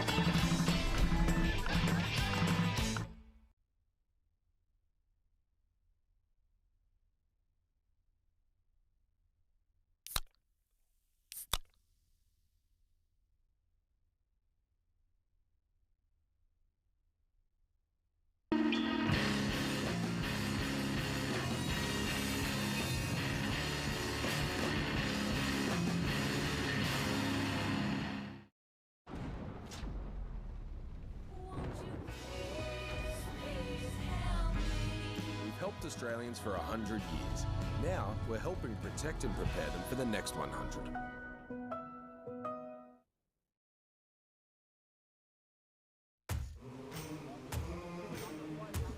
Well, action is happening thick and fast here at Burleigh Heads as the NRMA Insurance Australian Boardriders battle continues. And look at this semi-final number 2. And we are talking serious heavy hitters here. North Shelley, Lennox Ballina, Kingscliff, North End, North Narrabeen and Kawana. Whew, it's going to be full on. Yeah, mate, I'm still trying to process what the hell just happened in that last semi. Yeah. And here we go, kicking the new one off. But this, you know, we looked at this one. This one has got the A+ heavy hitters of heavy hitters. North Shelley, North Narrabeen. Yeah. And then you're throwing at Lennox Ballina, you're throwing at North End, Kawana, and Kingscliff as well. So here we go. There's Huey Vaughan leading off for North Shelley. Dane Henry out the top of the cove there. So, yeah, crazy semi that just saw, North Shore, Sandon, and Byron go through to the final. So we've got 3 teams out of I've forgotten already. It's such a blur. So 1, 2, and 3 in this heat will join them in the final. But lads, there's some, some serious talent in this heat. Yeah, there is. I need to take a moment to recalibrate. That was intense. Mate, that was gnarly. Oh. Mello, you should know better than that. Mate, he should, out of everyone there, he should be the best. There's no excuse for the Lennox Head surfer to be the worst off the rocks. Nah, it's kind of like living closest to school and always being late. That's just, Tell you what, the rocks at Lennox are 50% bigger. I know. Like, it is a hard place to surf. The rocks right now must be treacherous. I just ran down from the NRMA insurance start-finish line, and I was water skiing all over the place trying to keep my feet, and that's with shoes on a pretty flat track. Yeah. So, the Sodii Cove, treacherous right now. And how about poor old Mac Brindley in that last heat, having to do the swim run, and it was just his leggy string came under. Yeah. It's the simplest things, isn't it? Preparation, boys. But I'll tell you what, though, they got through. It's like, mate, because, that swim, doing the swim and nailing it, he did it enough time to just get him over the line. I'm not sure if you guys were still on air when they were showing it, but up the top in front of the bar, they were bringing the scores up as they came in. Yeah. And ever so briefly, Avoca went up into third place, and the bar just went bananas, and then the 5 points got docked, and they went back down. And it's kind of like sitting in front of a big airport board with all the departures, and all of a sudden your flight gets cancelled, and half the airport just goes, oh! Yeah, we were still on, and it was it actually got me. Yeah. Thankfully enough, Caleb's head was shown on screen at that moment, and all put it into context, he was still a long way out at sea. So, yeah, but then they showed the replay of the wave, and wow, he smashed it. He definitely. He nearly did a North Narrabeen where he just scored enough points to not make it matter, but not quite. Yeah. But, they'll be back down the Pacific Highway probably tomorrow morning at some point. Maybe this afternoon, Avoca. Sadly, they will not be into the final. They won't be winning a second ABB title. All of these clubs are in with a shot, though. Like we said, there's some established favourites here. Crews that already won at North Shelley, North Narrabeen, obviously being the case in point. But all these other teams could do something. If they get through this and into a final, they've looked good enough over the last couple of days to be in the mix. It might be recency bias, but it feels like Sandon Point have got a little bit of mojo about them this weekend. Yeah, definitely. They've never made it to finals day before, and now they've just blitzed it to this point. Maybe they're Sunday specialists. They've just never had the chance up until now. Yep. Chuck the red shirt on. Let's go, Sandon Point. Tiger time. It's such a hard comp to win, though. You look at all the names in the draw, you look at the teams that have bowed out. You need a bit of everything. You need to be surfing good. Zaffis is surfing good for North End. You need a bit of luck. You need, you need it all. You need to be good with your strategy. Some things are out of your control, but most of them are. Tell you what, the last heat we saw Seaford get close. They have a Gold Coast chapter. Guys like Dion Atkinson who live up here and still surf for their home beach. Imagine if Angari offered that kind of thing and you still had your Dakota Walters and this man, Chris Zaffis. You could pull them all together again. Oh, well, I think they do. They made it to this comp somehow. They must do club rounds. Yeah. I don't think the offering isn't there. Yeah, you could cobble together a pretty half-decent team from down there if you tried. Well, one of those clubs we thought might be in the mix here with that crazy Grom energy is Kawana, and I think Jess is down with the Kawana crew right now. I am. I'm with the VP himself, Drewy. Kawana, you've got a little bit of magic about you this year. Give us a little insight. I saw that blue folder hiding under that jacket. Oh, yeah, look, I can't tell you what is in it. It's a bit of a secret, but yeah, look, the club's look firing this weekend, and yeah, this is a big calendar for us. These are the ones we really want, and it's good to see we're a team of grommets, really. So, yeah, we're stoked to be here and stoked to be doing well. What's the tactics coming into the semi-final like this? This is pretty much a grand final any other day of the week. Can you give us an insight into the strategy? I think time's a big factor for everyone, so if we can rattle through and pull some scores at the same time, we'll be looking good. What about the support crew here? I see quite a big contingency in that VIP area behind us. Who's made their way down here to watch? Oh, look, we've probably got half the club here, you know. It's we profit. I mean, we'll dead set go nuts on a decent wax job, you know, so... Yeah, we just love it. Well, we love having you here. We love the magic, and let's see what you can do throughout the semi-final. Thanks, Stewie. Cheers. Thanks heaps. Go Kiwana. Go Kiwana. Yeah. I can get behind that. I can get behind a good wax job. Well, here we go again. So we've already seen a number drop. Yeah, Chris Zaffis, an 8.38 for his opener, and he's gone again. He's almost bagged a heat score. Yeah. Straight off the bat. Got a couple of surfers up and riding here. This is young Zeb. For Kiwana, like you said, team of grommets. Oh, beautiful nice. turn, but unfortunately, that wave not quite doing its thing. Yeah, low tide working against him there. Like, if you had said to me, like, one of these first surfers is going to land a gigantic forehand air reverse for an 8.38. Yeah, Chris Zaffis. You would have gone Dane Henry, but it was Chris Zaffis. Oh, sick combo. Wow. Mate. So North End, mate, an 8.38 early on, mate. You are in the conversation. Oh, massively. And this is the hog. Oh, we're catching up on those other replays. 3 nice turns there for Hedgie. He's stoked. He's good done with the time.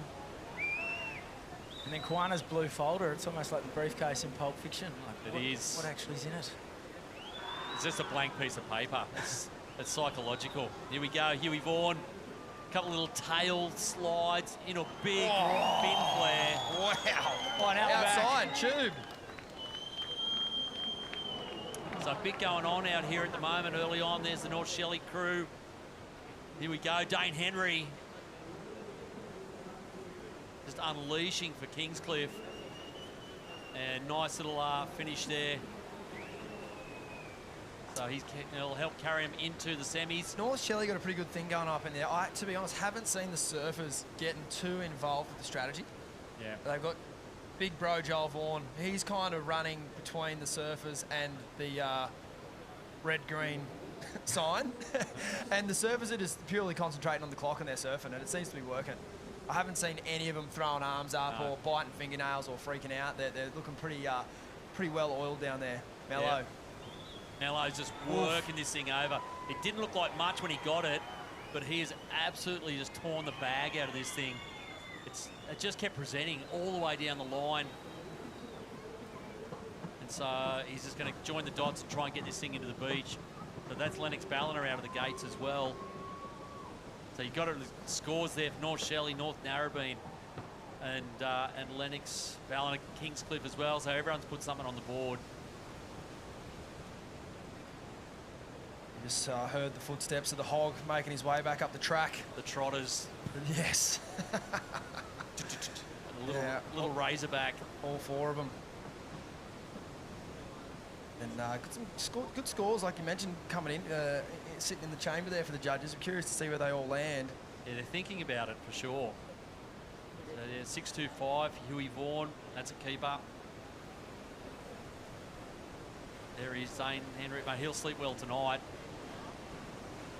A lot of these crew have done double duty, leading off as #1 surfer and then doubling up as power surfer. That's 6 surfs in a day. Yeah. There's a lot going on. Yeah, and the rest of it, isn't it? There's this element to it as well. But he's done well here with time. He can sort of get up the hill at a canter, not burn the legs out. A lot of live heat loops, and they're swapping jerseys as well. So you then switch out for the P jersey for power surfer. Yeah. The beach marshal doing double duties on that one. Yeah, so North End crew pretty stoked on Chris Zaffis opening with an 8.38. The Ibis is on his way out now, North End. Okay, well, speaking of Chris Zaffis, I think, Jess, you got him up there? I do, guys. That run is so much sweeter when you hear that you have an 838 for the reward. Yeah, for sure. Definitely makes it a bit easier, but still tapped. This is pretty much a final. I mean, this heat, all the teams, a lot of them have been champions before, but kicking off with an excellent score, it puts North End in a really good position. Yeah, for sure. I didn't even look at the heat through. I rocked up for the heat and saw Hedgie and Huey in that up here. I was like, oh, all right, sweet, gotta go big, I guess. Big heat, so yeah, love it. Any power surfer for North End as well? Yeah, gotta go back out, unfortunately, /fortunately.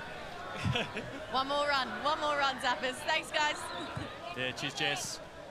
Yeah, North End looking pretty good, and the North End crew getting a bit rowdy up there as well. Probably a bit more subdued up the top of the hill after losing Burleigh in the quarters. Things could have got a lot wilder.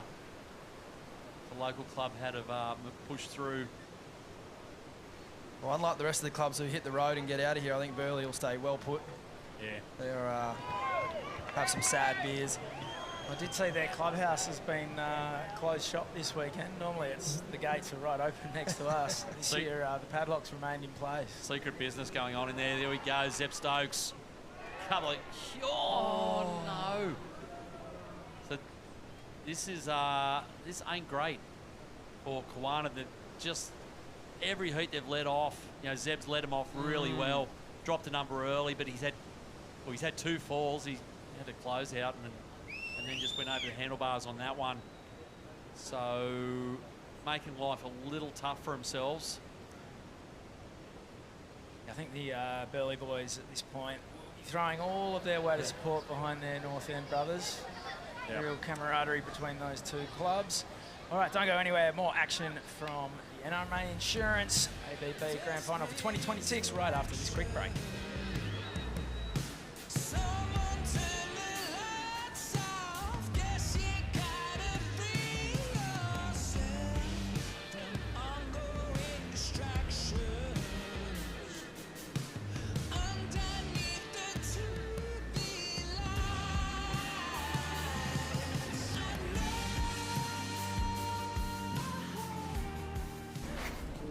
Here we go.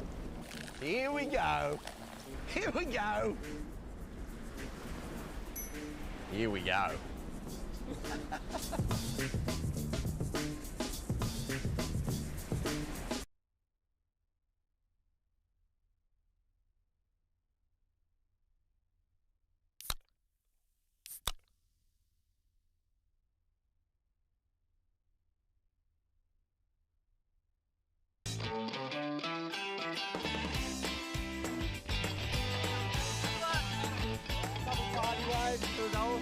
I think it's always really fun when you surf with all your mates all together.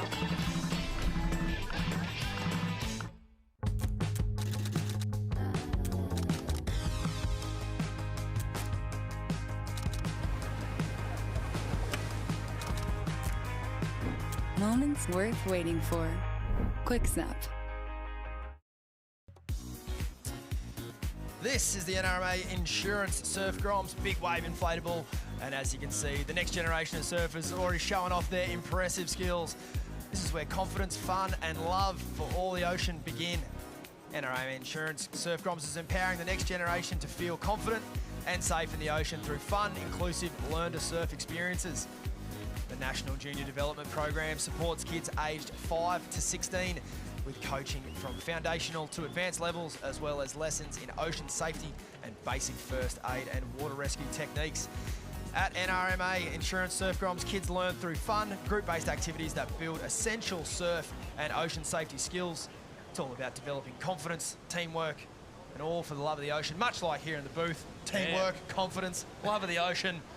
Love me an inflatable surf apparatus. Oh, mate. Let's get on it later on, mate. Yes. Well, there we go. There's a bit of it going on there. We just saw Huey Vaughan finally make his way in. Macy Callahan making her way out. There's the Ibis for North End. We've seen a wave there for Dylan Moffat for North Narrabeen. Yeah, I love that. We cut back from the action and Dylan Moffat's just riding backwards onto the screen. That's how they do it in Narrabeen, mate. Very clever from Dill in that last heat. Realised he wasn't going to get back in time. Didn't rush. I've got 3 minutes now. Mate. Got a 5.75. That's 0.75 more than all the other guys who lost 5 They points. had a full second chance of life here. North That's the kind of strategy that'll be talking about under those club round 10s for the next 10 years. You know, remember when Dill did that? The master stroke. Yeah, especially if they pull it off and go all the way. Yeah, great little coping slide there for Dill Moffat, and the huge tail whip to slide. Jeez.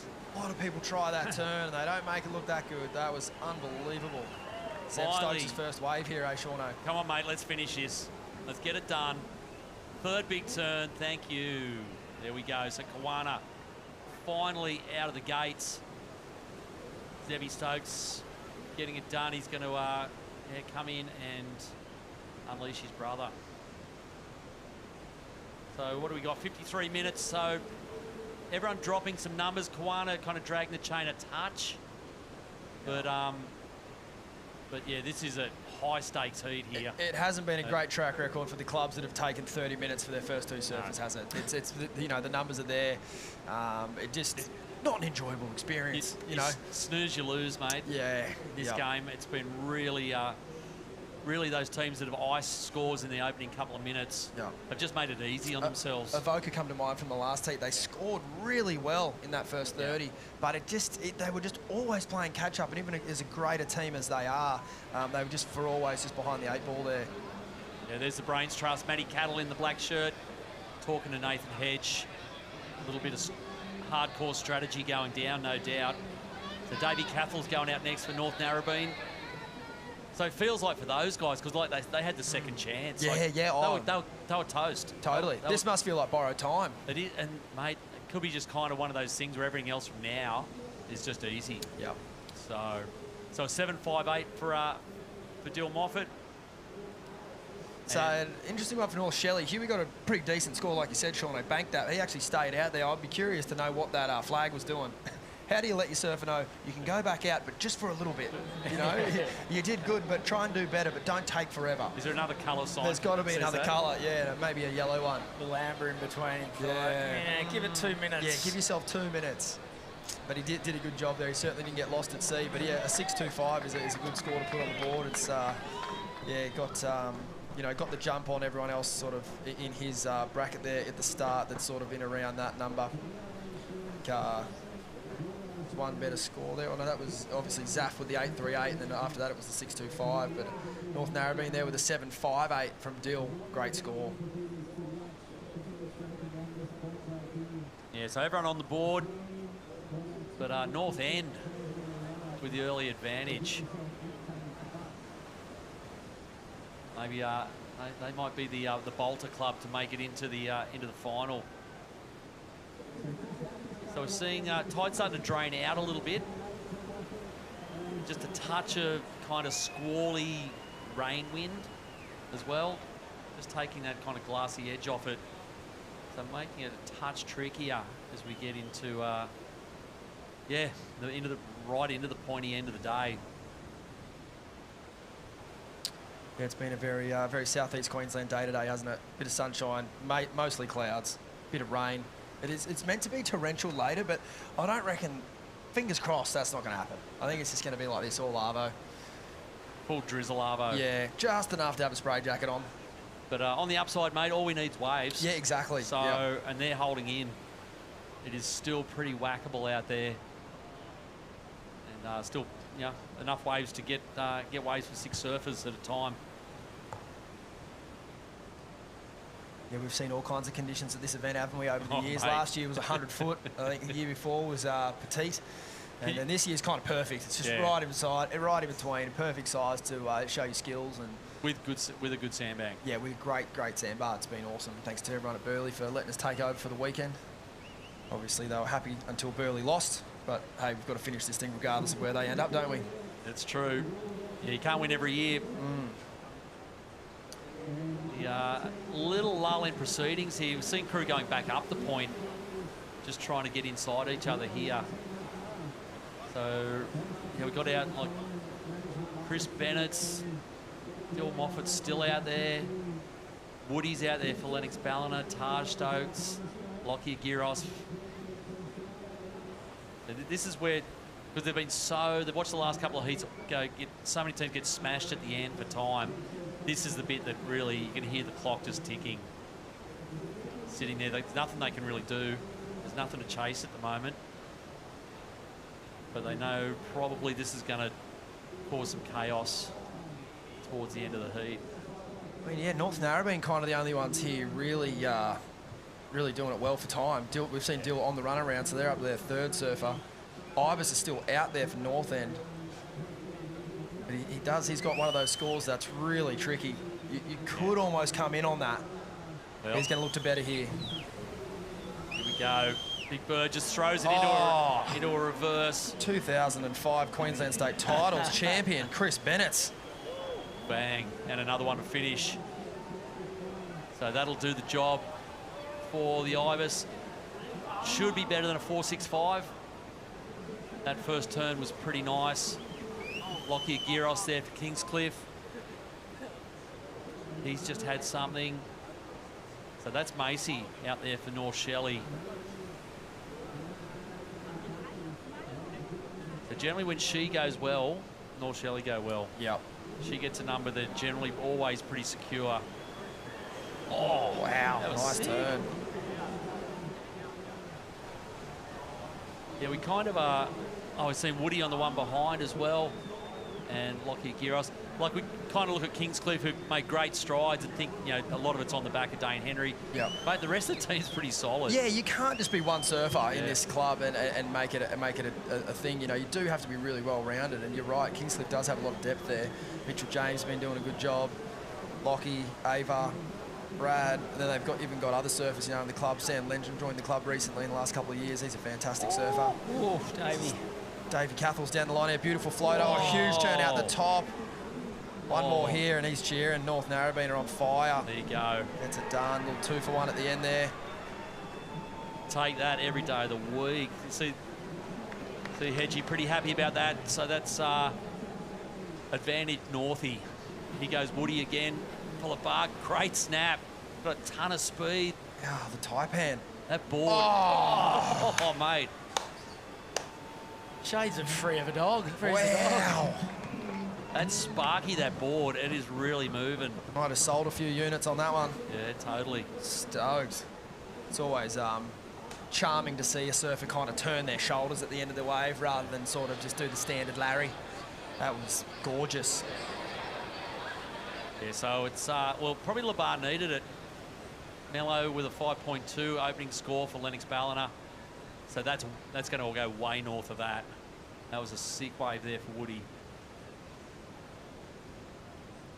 Macy Jane's got Burleigh to herself. She won't know what to do with it. Used to looking at look at 1,000 other people going, oh, okay. How is that? That's that'd be a strange feeling. All right, Stace, while Macy Callahan's in the water, I believe you caught up with her yesterday for a little bit of a quiz. Why don't we catch up on that now? Oh, yeah, I'd have to remember what the questions were and the fake answers that I threw out. It's, yeah, it's one of those moments we can see. Down at the NRMA Insurance Australian Boardriders Battle Grand Final, we're here with Macy Callahan, a Celsius ambassador. Down at the Celsius activation, Mace, they're giving away free drinks all day. How good's that? The best, yeah, it's so fun and beautiful activation. No, it's a beautiful spot on the point. Get down here and come and grab one. But I'm about to throw a quiz your way. How's the brain power feeling? You loaded up on the Celsius? Yeah, I'm feeling charged and ready. Yeah. Right, first question. When did North Shelley Boardriders win the ABB? We won in 2022. Ding! Well done. That you did. How good was that feeling? It was honestly like a career highlight for me, for sure, yeah. All right, next question. What's the quickest runaround at the point that we've seen at Burleigh in ABB history? The quickest would be Huey Vaughan. Yeah, slowest, Joel Parkinson. You're close. Huey was quick. He took about 1:20 last year. It wasn't quite enough. I reckon 90 seconds is about the marker. So you're 1 from 2. We'll finish with an easy one. It's not a yes or no question. What is your favourite thing about the ABB weekend? Favourite thing is just all the clubs down here. Like, it's so amazing. It just shows how amazing Australian surfing is, and especially in the Boardriders. It's so cool. Yeah, you're right. It's the foundation of Australian surfing. It's what it's built on. It's on full display here this weekend. So if you're in the area, get on down. And if you're tuning online, enjoy the rest of the action. Yeah. Classic burn on Parko there. I loved it. But it's actually not a burn. It's probably actually technically the right answer. Yes, yeah, I was on my mind, but Macy obviously said it, so that's great. But yeah, no, it's definitely the truth. But Joel's fit as fiddle at the moment. I think he kind of took that run and went on a bit of a training spree after that. If Huey Vaughan wasn't the quickest, who was? That's one of those things, Chris. When you're the quiz master, you have all control, and that quiz was then, and this is now. We're going to move on to this heat. Well, I think Monty Tate at the moment for the live heats loop. He's looking at a 6:01, and I don't think that's going to get beaten today. Just with the tide running out, there's a long swim in there. I don't think Mac Brindley's going to really threaten that time. But yeah, feeling a lot like The Simpsons right now when Homer walks past the window, but he's sitting on the couch. Yeah. I'll tell you what, clock is ticking. There's Macy out there again on her own. She's getting a bit of company now. Is it blue? Coral? No, who is it? Black is Taj Stokes. Taj Stokes. So Kawana and even North Shelley might be getting a little time crunchy right now. We're into almost gone, almost half an hour into it, and still with only one score on the board for both. So well, we've just seen unleash the fury of the Taipan. James Wood there for Lennox Ballina. I think we've got him up the top of the hill. Yeah, we do, guys. Woody, you got the new Hot Wheel T-shirts for Liba. It feels like the energy is really rolling for you guys. You're a little bit gassed, but you're surfing so fast, Woody. Maybe the fastest we've seen. Yeah, it's pretty tough, but trying to be quick and trying to keep the time going because the last heat, you could see the guys ran out of time. And yeah, it's a real fine line between getting a really good one and taking ages or trying to just keep it all moving with fives. So I took the option for a 5, and we got a 5, which is good, but we're still in 4th, so hopefully Scrap and Nixie and Maxie can bring it home. And obviously Liba's a really family-orientated club. There's a lot of Groms behind us right now. What does it mean to have all the Groms here supporting? Oh, it's epic. Just a whole group of serial killers, very young serial killers ready to go, but nah, great having us cheer them on, and it's good to have everyone, even in the rain. We've got so many people here. It's the best thing to watch on TV. I reckon it's epic. And Groms, what do you reckon about Liba? Yeah! Thanks, guys. Yeah, there you go. Lennox Ballina, future Lennox Ballina. I'll tell you what, I wouldn't want to be surfing the point in 20 years. I mean, I bet you get eaten alive. You get eaten alive today. I struggle to surf there now, if I'm honest. it's a well-regulated spot, let's be honest. It must be the rocks. Yeah. You know, the rocks here, rocks there. There's very much a similar level of regulation going down. And she's taking her time, but the last score comes in for Macy Callahan, a 6:13. So North Shelley back in the mix. Just need to tighten up that time crunch. Here goes Taj Stokes for Kawana. Oh, talk about opening the shoulders through a bucket of spray. And again. Once again, gets the finish. That's what they needed. There you are. You're guilty. Exactly the rev up that Kawana. Wow. That was page 1 of the blue folder. Yeah. Just do that. Might have to take that to the copy machine and reprint that for the next few surfers. That was insane. Yeah, so they were struggling a little bit up to that point, and that has really flipped it for Kawana. That's put them back in the conversation. Mace is a clubby from way back. That'll be no problem for her, that run. The sand run, yeah, not an issue. Here is the replay of Taj's wave. There's tons of speed off the bottom. Look at it. It's poetic. Just says hit me. And Darren Handley slicing through the water at Burleigh Heads. It doesn't get any better. There you go. Beautiful. So I've probably seen what, mid-7s there somewhere. Might have. It's been a tricky day for the judges. There's a lot of scores that are frantic and panicky from the surfer. You can just tell they're just trying to get in. And then when someone actually surfs the waves like they mean it, I feel like we're all guilty of it. We get overcritical of really, really good surfing. And that was exceptional. Yeah. You know, he looked relaxed. It might even go further than that. Yeah. So there it is. A lot of drama here in the second semi here at the NRMA Insurance Australian Boardriders Battle Final. Plenty more action right after this.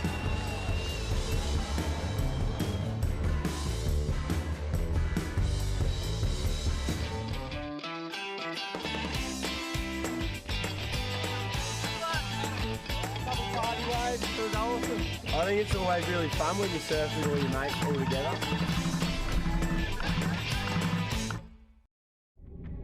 Are you ready? I'm ready for the rush, the roar, the thrill. Ready to get out there and chase adventure. Yeah, the kind of adventure that won't wash off for weeks. Are you ready to work, to build, to load, to tow? Are you ready to discover what you're capable of? Yeah, you're ready. Mornings start with a Celsius. Waves or not, you go anyway. Push, drive, rhythm. And have a little fun too. That's why I keep coming back.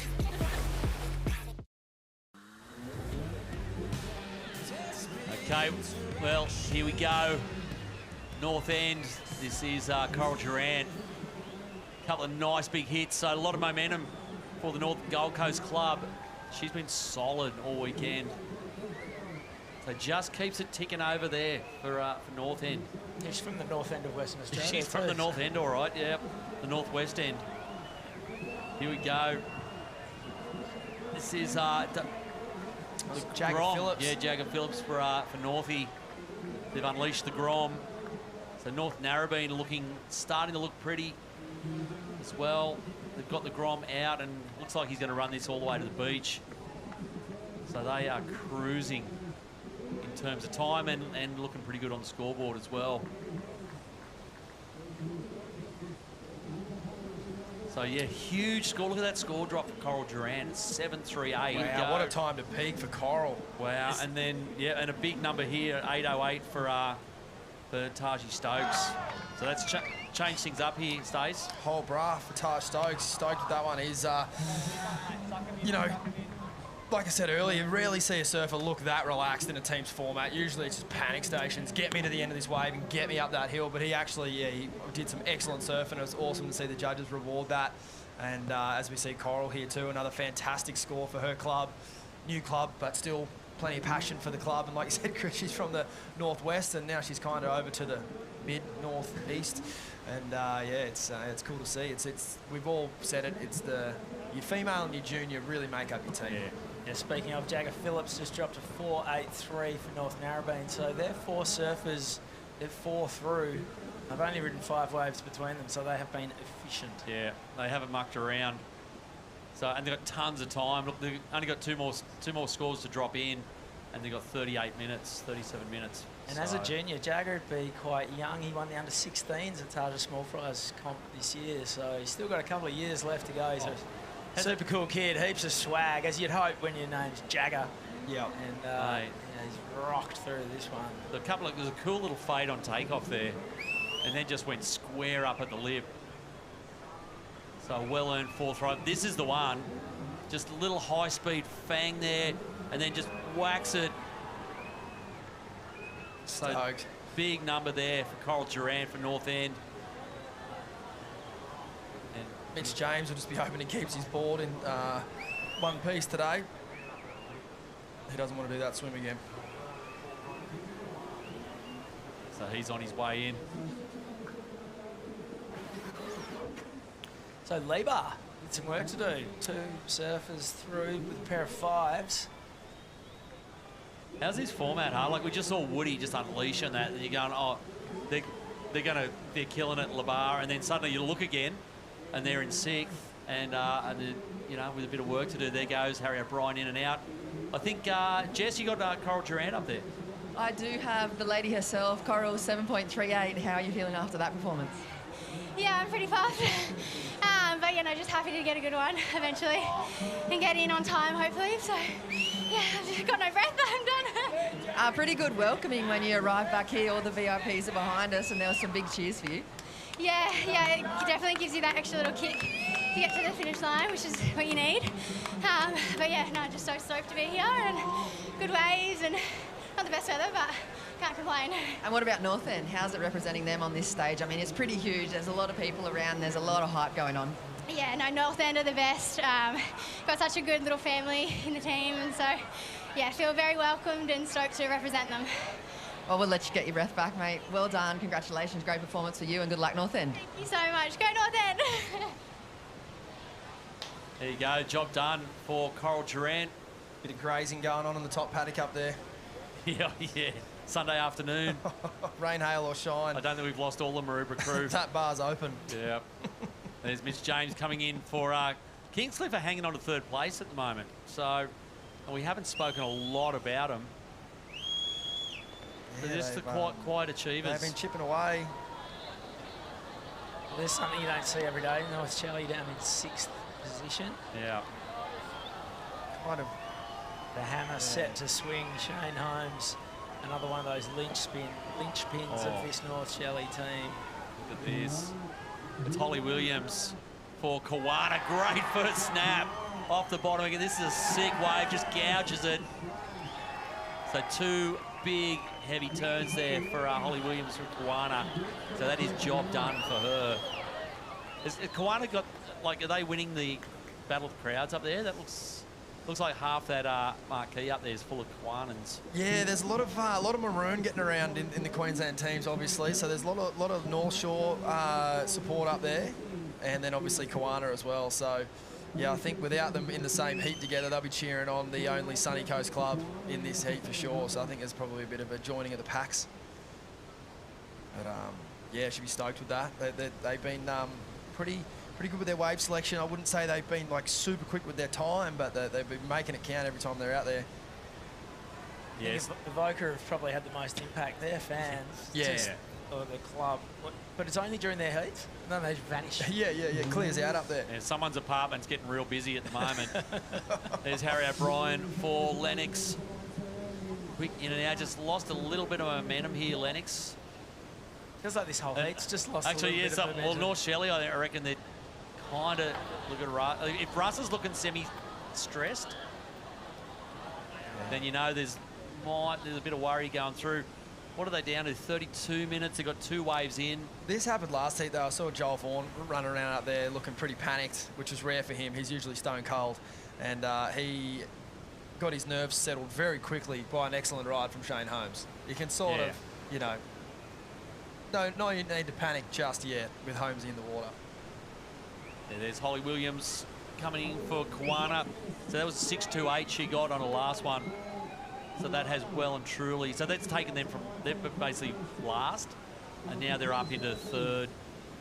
Feels like momentum's shifted. Oh my goodness. As if on cue. Dang. Death and taxes, boys. What? And Shane Holmes bringing it home for North Shelley. There you go. That is great surfing. Shut the front door. Holmesy delivers again. Where'd that wave come from? He's got to get a statue or something. Mate. It is absolutely unbelievable, his strike rate. Where did that wave come from? It was so clean and just top to bottom. And he's just, he's just done the Holmesy to it. Yeah. Put the concrete cutter on it and just taken it apart. Jess, what's happening there with the North Shelley crew? I've windowed it down to just Huey. Huey, you guys were looking a little bit nervous, but that last wave of Holmesy just kind of sealed it for you guys. Yeah, I don't know. Like, we haven't really I didn't really have the best start today, but here's the wave. Talk us through it, Huey. Mate, first carve was a bit of a setup, and this next turn was nuts. He actually laid into it that hard and finished it off with a finner. So, mate, what else can you? Mate, he absolutely hammered that thing like he always does. So yeah, mate. Thanks, guys. Right, let's go, baby. North Shelley on top. NSB for life, baby. Let's go. Oh, my God. Ryder Lucy here for North End on a sick one as well. But, like, where's that Holmesy wave going? There it is, 8.5. Well and truly excellent, no doubt about it. Oh, Harry O'Brien. Scrap dog. What? One more. One more. There you go. That was almost like a scaled-down version of Holmesy's. 3 similar kind of turns. Did not have that high point in the middle. Shane Holmes needs a statue, just made of cement, like a concrete. Yeah. Just a straight pour. Just go and get a concrete cutter from Kennards and just put someone to work on a big bit of marble. So there's going to be some numbers dropping here. So we're going to play leaderboard roulette here, I reckon. They went from 6th to 2nd. Yeah. Just one score. Yep. No one else dropped, so there's no -5s or anything. It was just. So Harry O'Brien's a 5.83, so they're bumped up. We're waiting on Ryder Lucy's there for North End. But yeah, North Shelley just got to be mindful. Obviously, the clock here. Yeah. That was a big momentum shifter, but they're still a little behind the 8 ball when it comes to having their fourth surfer actually in the water. as are Lennox, but Lennox obviously back in 5th with a few points behind as well, so they've got a bit of extra work to do. But North Shelley certainly can't relax, and they won't. They know what they need to do. Here we go. There he is, Holmesy. He's moving well. Pounding the pavement.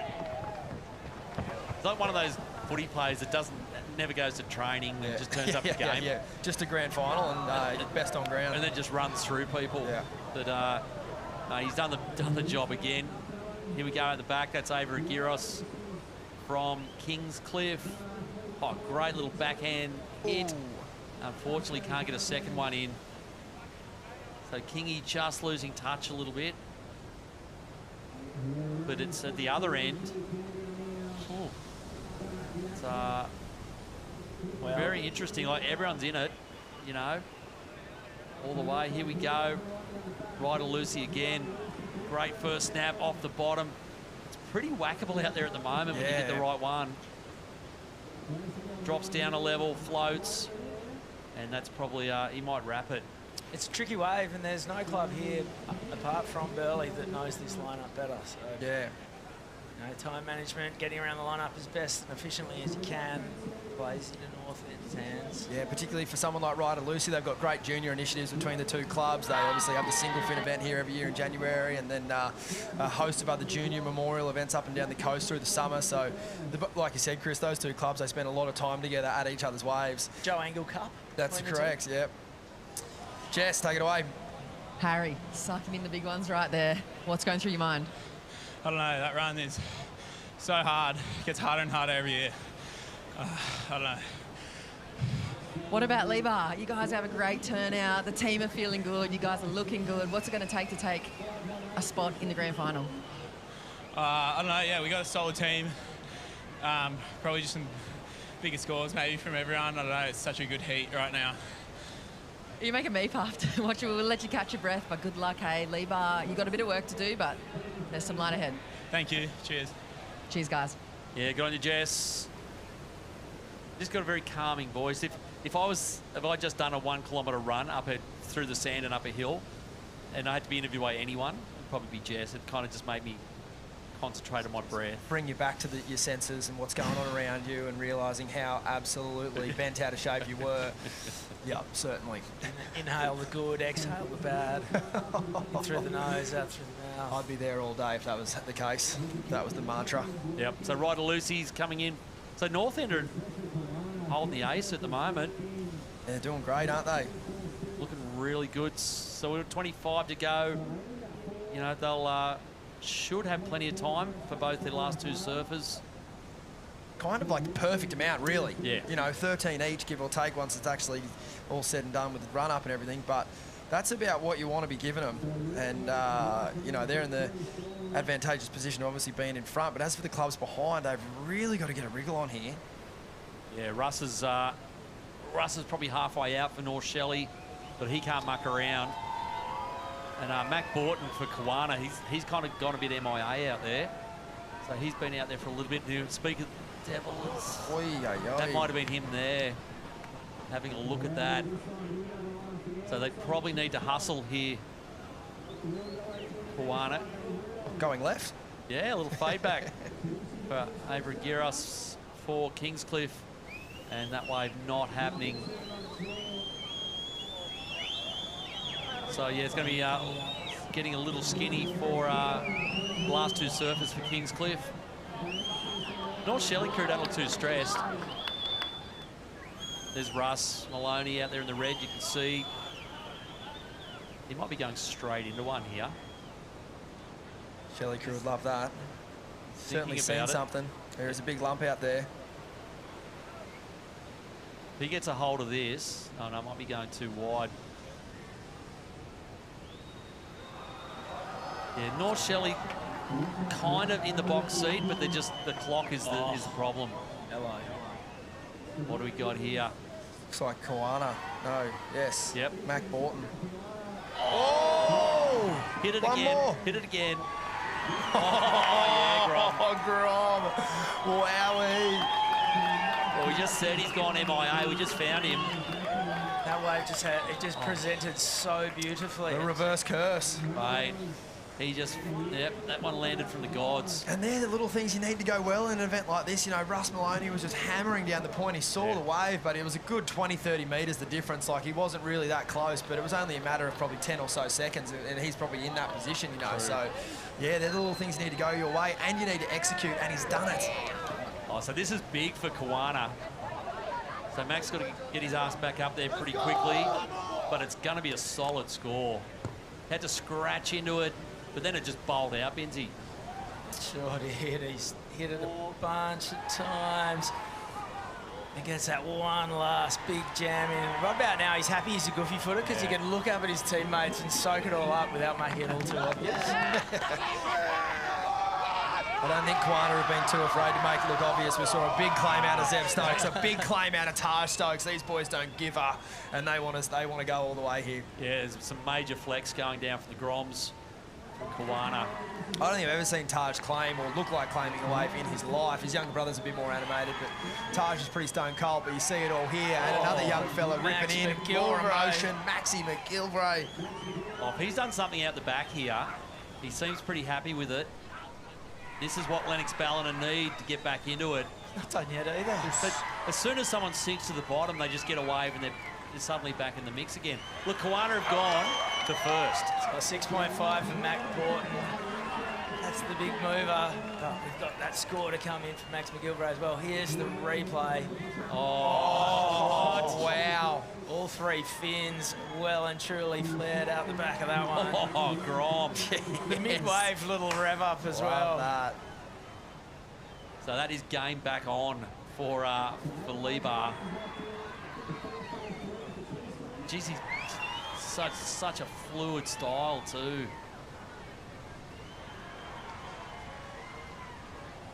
There we go. Well done, Maxi. So fourth surfer there, was waiting for that number to drop. From Evans originally. From Evans originally. Yep. Look at him, he's all iced out. Wouldn't get away with that in Evans.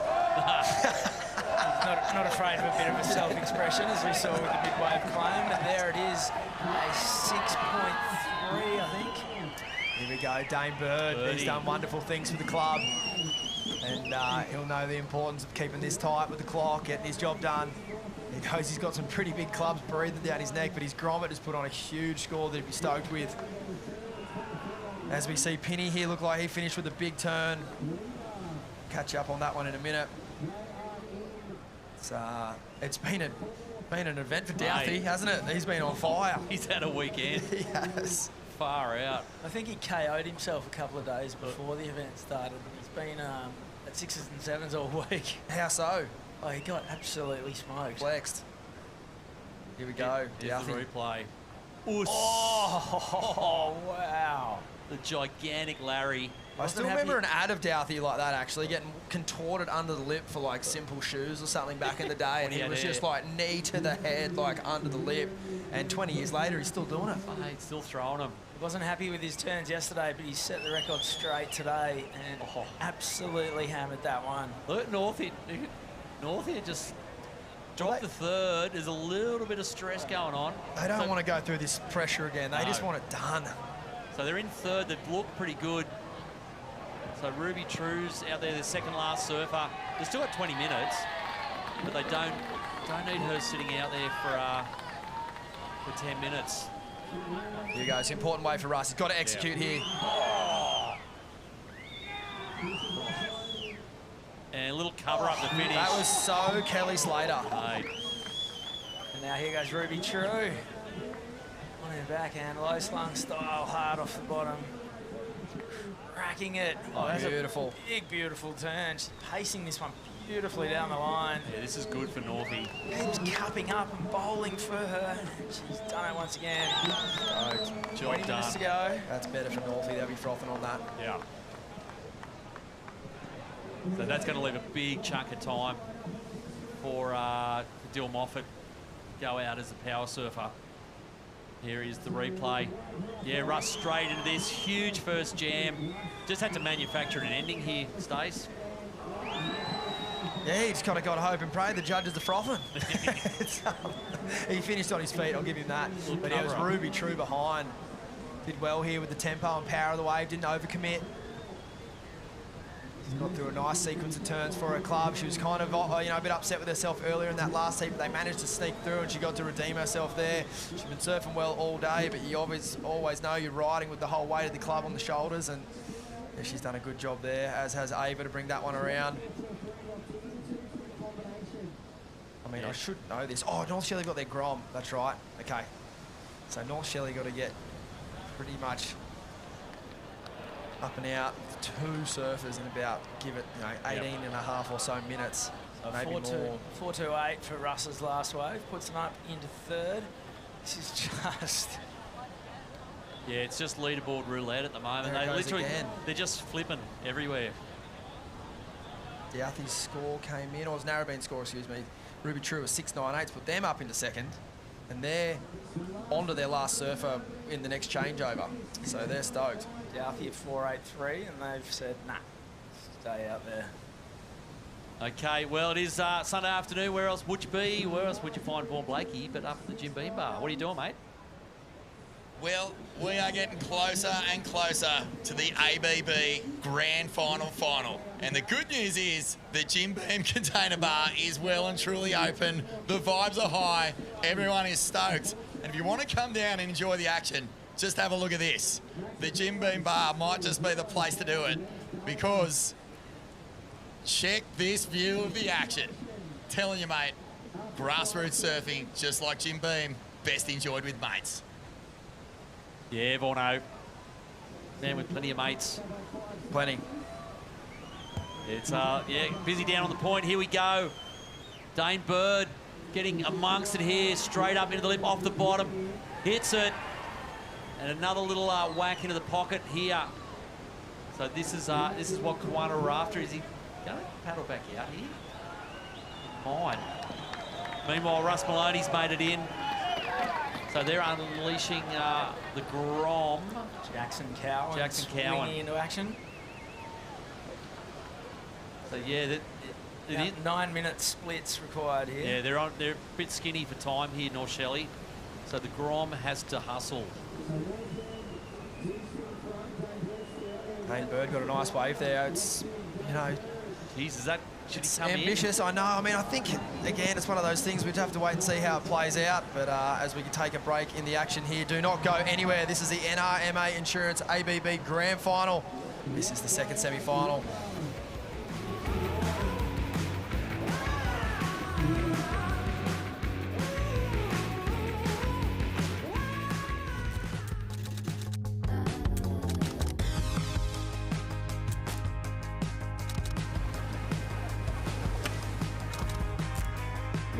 Moments worth waiting for. Quick Snap. Oh, here we go. Here we go. Here we go. Here we go.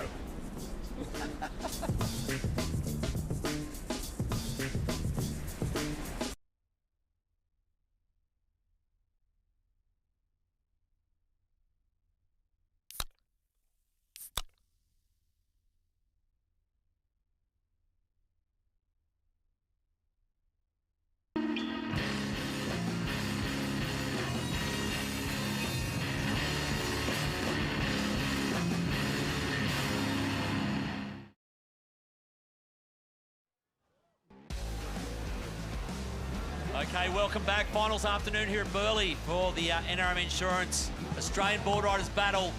Dane Fisher here for Kiwana, unleashing. That's the one. That's the one they wanted. You can hear the crowd. They told us. Yeah. We doubted whether or not to send him back out. Yeah, they knew what they were doing. He goes Douthie for North End, a little tube on the inside. Little head dip, and he's going to get a couple little bonus turns here on the outside. So North End, well, Kiwana North End going 1-2 at the moment. We're down to the last 15 minutes of this. This thing links up, and yeah, Josh Douthwaite finishing up pretty nicely there. So the old boys doing the business for North End and Kiwana. So that's going to put their last surfers in pretty good positions. Yeah, speaking of, Dill Moffat, the power surfer for North Narrabeen, he hit the water with 17 minutes to go. I think in the last heat he hit the water with about 4 minutes to go. So a bit more time up his sleeve this time around. Yeah, this is going to be a real shootout here, boys. Look at the numbers. Heat totals 32, 30, 30. The 225s here for Labar and North Shelley. Still got a surf to go though, so Still you're going to imagine frame. they're going to bump up a bit, but then can their last surfer have enough time to get it done? And if there's a miracle and their grommets, or in their Lennox case, Nixie, their female surfer, if they can pull some kind of rabbit on a quick run around, it is going to be, like you said, Shauna, there's going to be all teams right around that 30 number. Yeah, this is going to be a pretty fruity 14 minutes. Undoubtedly. There's a shot looking north. Still plenty of waves.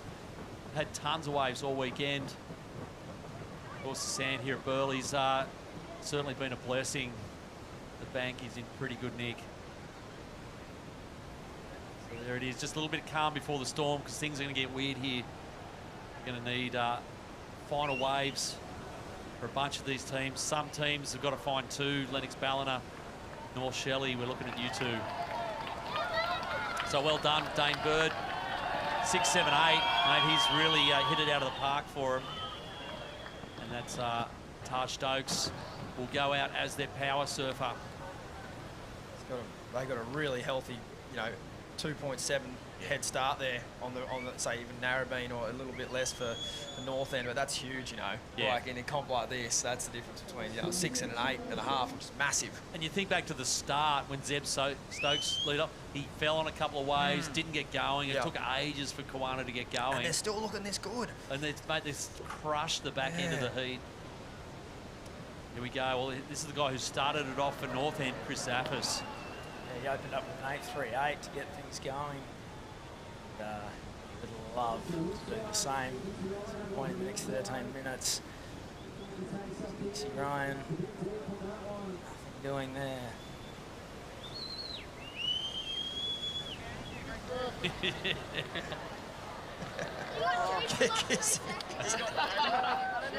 He's getting pecked. A couple of crow pecks. Oh, looks like Jess is in his grill. Throw it on down when she's ready. See the North Shelley team there. There's a big flare for the grommet there, Jackson Cowan, but it's only one turn, so he looks like he's going to stay out. Go fishing for something bigger. So probably imagine there's going to be a fair bit of pressure going back onto Huey Vaughan as the power surfer.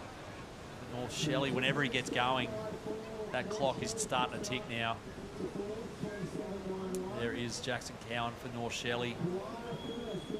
Yeah, only a 2.75 for that last one, so they need to find a 5 out of him. Yeah, big time, and it's just a number that's not quite enough to close the gap. You probably, you'd be fine giving, Dylan and Chris a point head start on Huey, but 2.5 with that less time on the clock probably is just a bit much.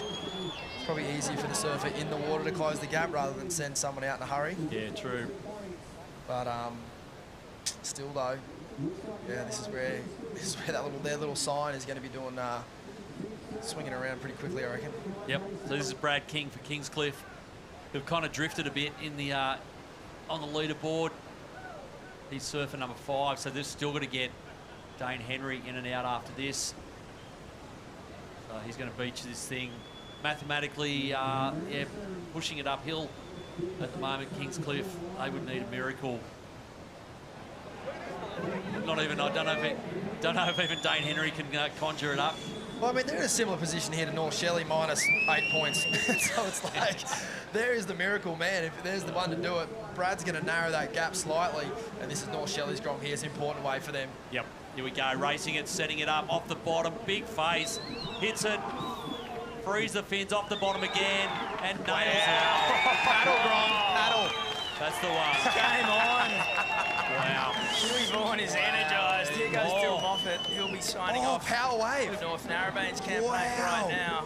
And Nixie Ryan out the back trying to keep Lieber in the picture with 10 minutes remaining. One more, Nixie. Go again. Okay. Are you joking me? Shauna, you prophesised it. That's it. This is happening. And Dill Moffat's wave didn't look that flash. We obviously will catch up on the whole thing, but we didn't have a big finish. Did we just see like a 7 or an 8 for Nixie Ryan? I think that's excellent surfing. We'll see. So that's game back on. Oh, look at Mello with a spring in his step. They were starting to look a bit cooked, but all of a sudden, look how quickly he's getting up there. They are back in the frame. Let's go, Adam. That's an 8-point ride. For that's sure. 3 top-to-bottom turns for Nixie Ryan from Lennox Ballina. And also game back on for North Shelley. So the two teams that were struggling in 4th and 5th. That's like watching an Ironman seeing them come through the beach there. Replay here at North Shelley, Binsey. Yeah, this is Jackson Cowan. Really laid it on the line with that one. There was no holding back. He did not cut any turn short. There was nothing safe about any of that. We missed the start of this. There was a big fade back roundhouse, then another little tail jam. Then it gets a bit soupy. Like, it's not a huge score. No. It's solid. It's job well something. done, but it's nothing like this, is it, Shauno? Oh my God! Oh. Look at it off that one there, and then the finish. Oh, well done, Nixie. You are kidding me. She's done that 2 heats in a row. Power surfer for Kiwana, Taj Stokes. He's not in the clear yet either, and he'd know it. He'd hear the cheers. Oh. And he's got a similar looking wave here to Dill Moffat, but like we said, he did have about a 2.5-point head start on the rest of the field there, so he's done his job. He's stoked. Wow. How was a crescendo on that previous exchange? We started with Jackson Cowan and then worked our way through, and Nixie Ryan. So much happening there. Wow. So she's going to get up. So it looks like Adam Melling's going to have about 7 minutes. It looks like Huey Vaughan's going to have about 7 minutes, which is enough. It's enough. It's just enough. And thanks to Jackson, he did it the easy way. He put a good score on the board, a 6-1-8. So for North Shelley, they're stoked. So now it's sort of back over to everyone else. We do wait with bated breath for Nixie Ryan's score. You know, to go all the way to second. Yeah, as it stands. They're having a think about Nixie Ryan's score and Dylan Moffat's score. Yeah. So that hasn't dropped in yet. So there we go. Huey. Oh, yes, it has. It's a 9-0. It's a 9. Nixie Ryan. Wow. So they've jumped up into second. They've gone from 5th to 2nd. And Taj has a score to come, which we don't think it'll be a huge number, but it will be enough to kind of put them in. They're going to be in for time, but they just have to wait to see how the rest of this plays out. But gee, there's some momentum with Lennox and North Shelley right now, that's for sure. They're still going to have to be real quick to get around the course, though. Yeah, Jess, you got Nixie there. Nixie 9-0-8. You just got Lieber up into 2nd. Yeah. Oh my God, I'm out of breath. Yeah, I was just trying to find a way, but luckily that one came through when I was paddling in. But yeah, so happy.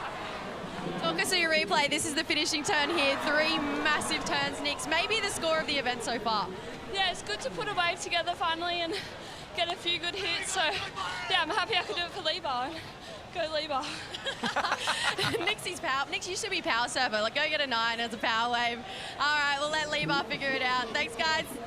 Yeah, cheers, Jess. So trying to make sense of all this. So Taj Stokes 5-7-3. Yep. So Kiwana, you reckon they're in? Yep. I'm not saying a thing. But they're looking good.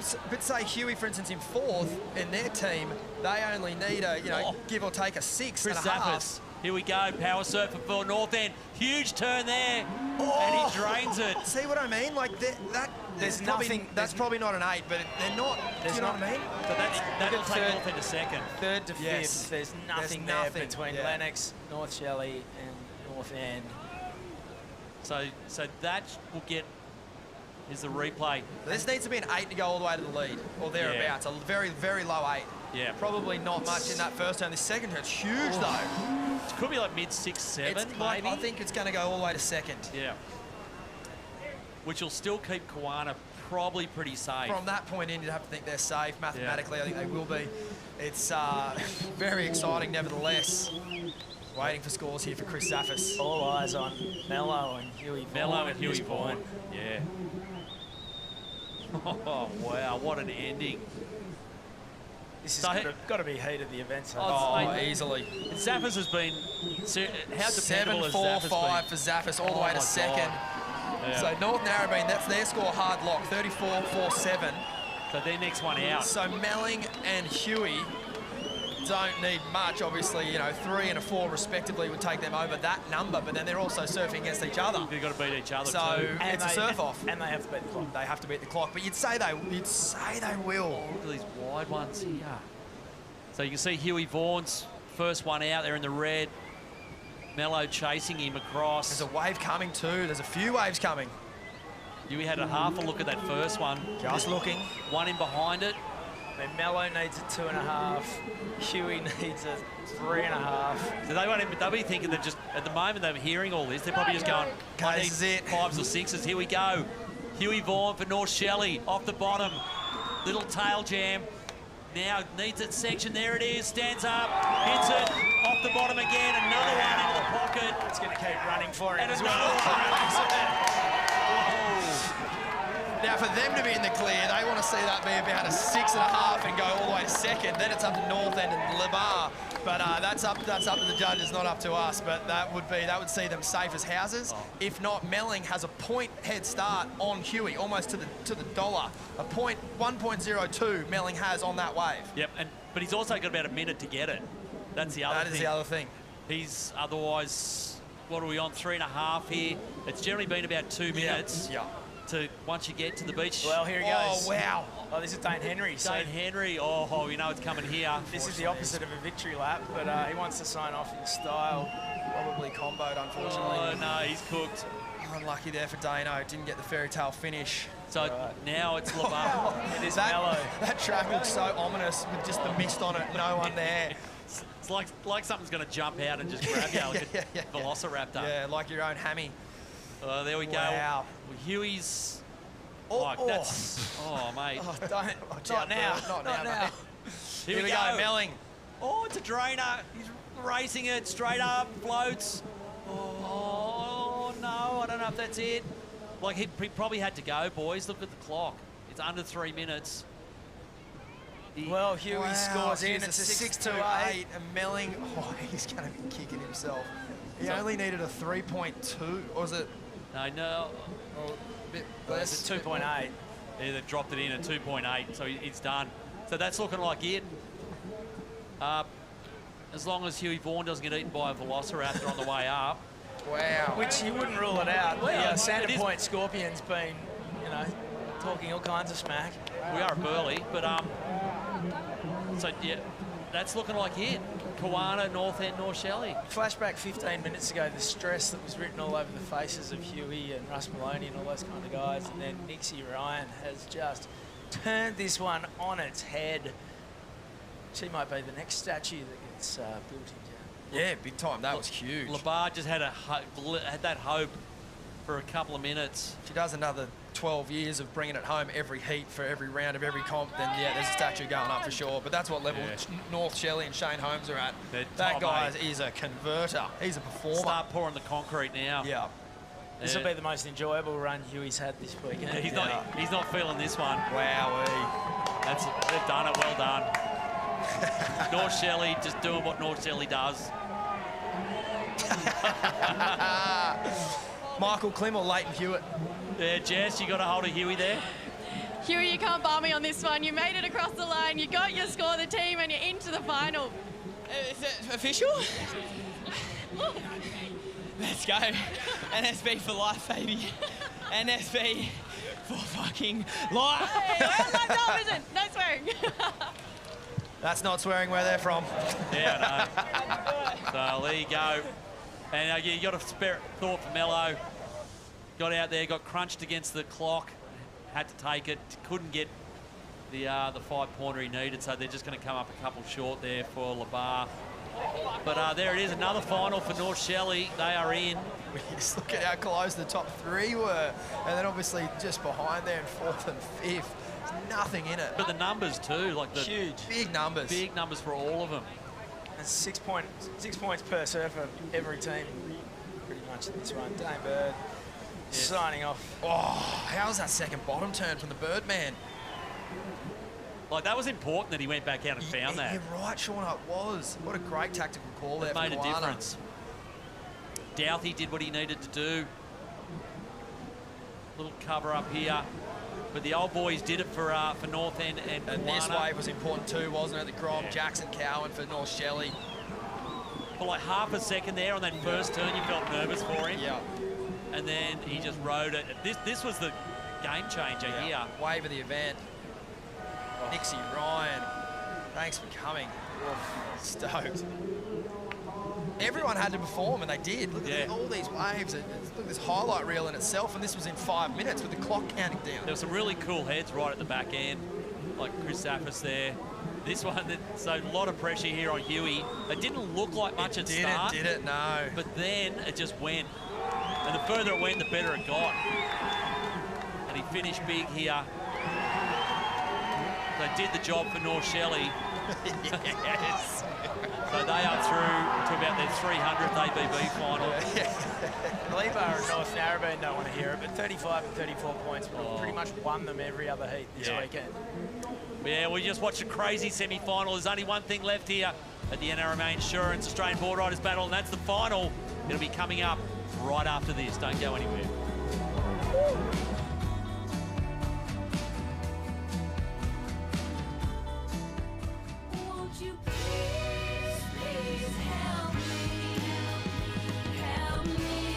We've helped Australians for 100 years. Now we're helping protect and prepare them for the next 100.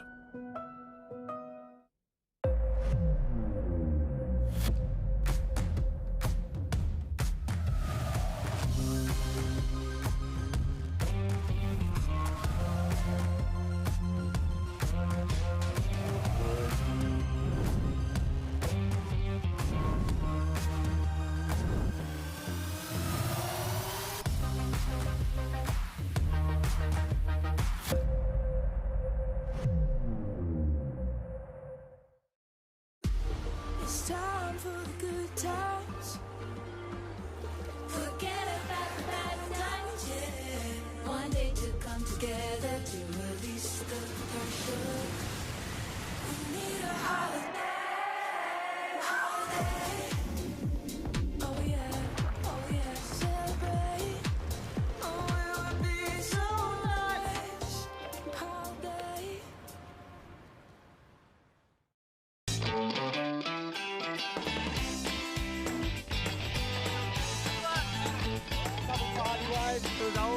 I think it's always really fun when you surf with all your mates all together.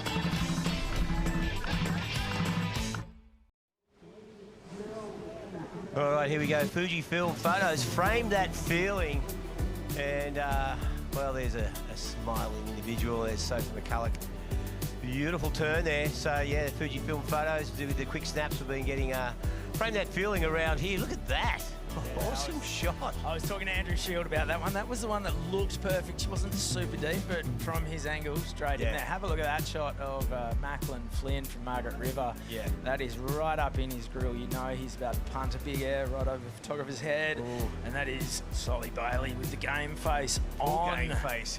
God, that's a feeling you want to frame, isn't it? Yeah, man of the mission. And, well, now we're back with the NRMA pre-final show. It's been a huge day here, Binzi. I mean, these last two, well, the quarterfinals, semi-finals, as you expect, were just full on. There was some drama and tension all the way through the end, and we just saw in that last one, it was just massive, North Narrabeen hanging on to that third spot by such a thin, slender thread, and boom, they're out the door.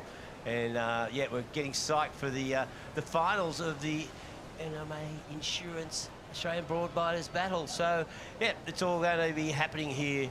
A bit of inclement weather this afternoon, a bit of rain, but the surf is still turning on out there, giving our competitors, our clubs, ample opportunity to do the deal. But there's our finals, Binzi. We've got North Shore, Kawana, Sandon Point, North End, Byron Bay, and North Shelley. Bit of a mix-up, a bit of a mix there, what we've normally seen, North Shore, of course, defending champs. Great to see Kawana and Sandon Point and North End in there. Byron Bay and North Shelley, previous winners. So we've got 3 previous winners and 3 newbies. Yeah, and there's something about Sandon Point. They've really got the mojo going. Kawana as well. They're kind of like the little brother to North Shore, and they've come out swinging this year. And then North End as well. They're kind of, a favourite here around Burleigh Heads. Yeah. They're sort of the rival club, but, a lot of brotherhood between those two clubs, Burleigh and North End. Dane Henry from Kingscliff, the last man standing from the previous heat. It really was, unfortunately for Kingscliff, a 5-horse race. And right now, as part of the NRMA Insurance pre-final show, we're going to cross over to Jessie Starling. Yeah, I've got Alistair Reginato, North Shore Boardriders in the final with a chance to go back-to-back and become the greatest club in the history of the NRMA Insurance Australia Boardriders Battle Grand Final to be a 3-time champion. What do you reckon? Wow, that was so well said, Jesse. I'm frothing on that keen. There's a lot of nervous energy down here from a lot of people, but I'm feeling calm, ready. We're going to win this thing. What's going on with your voice? We have had 0 beers this weekend, so I just lost a little bit of voice last night. Obviously, you're the only team that is running your junior as a female, but Stella has stepped up for you guys time and time again over the weekend. You're feeling completely confident in the team that you guys have here today?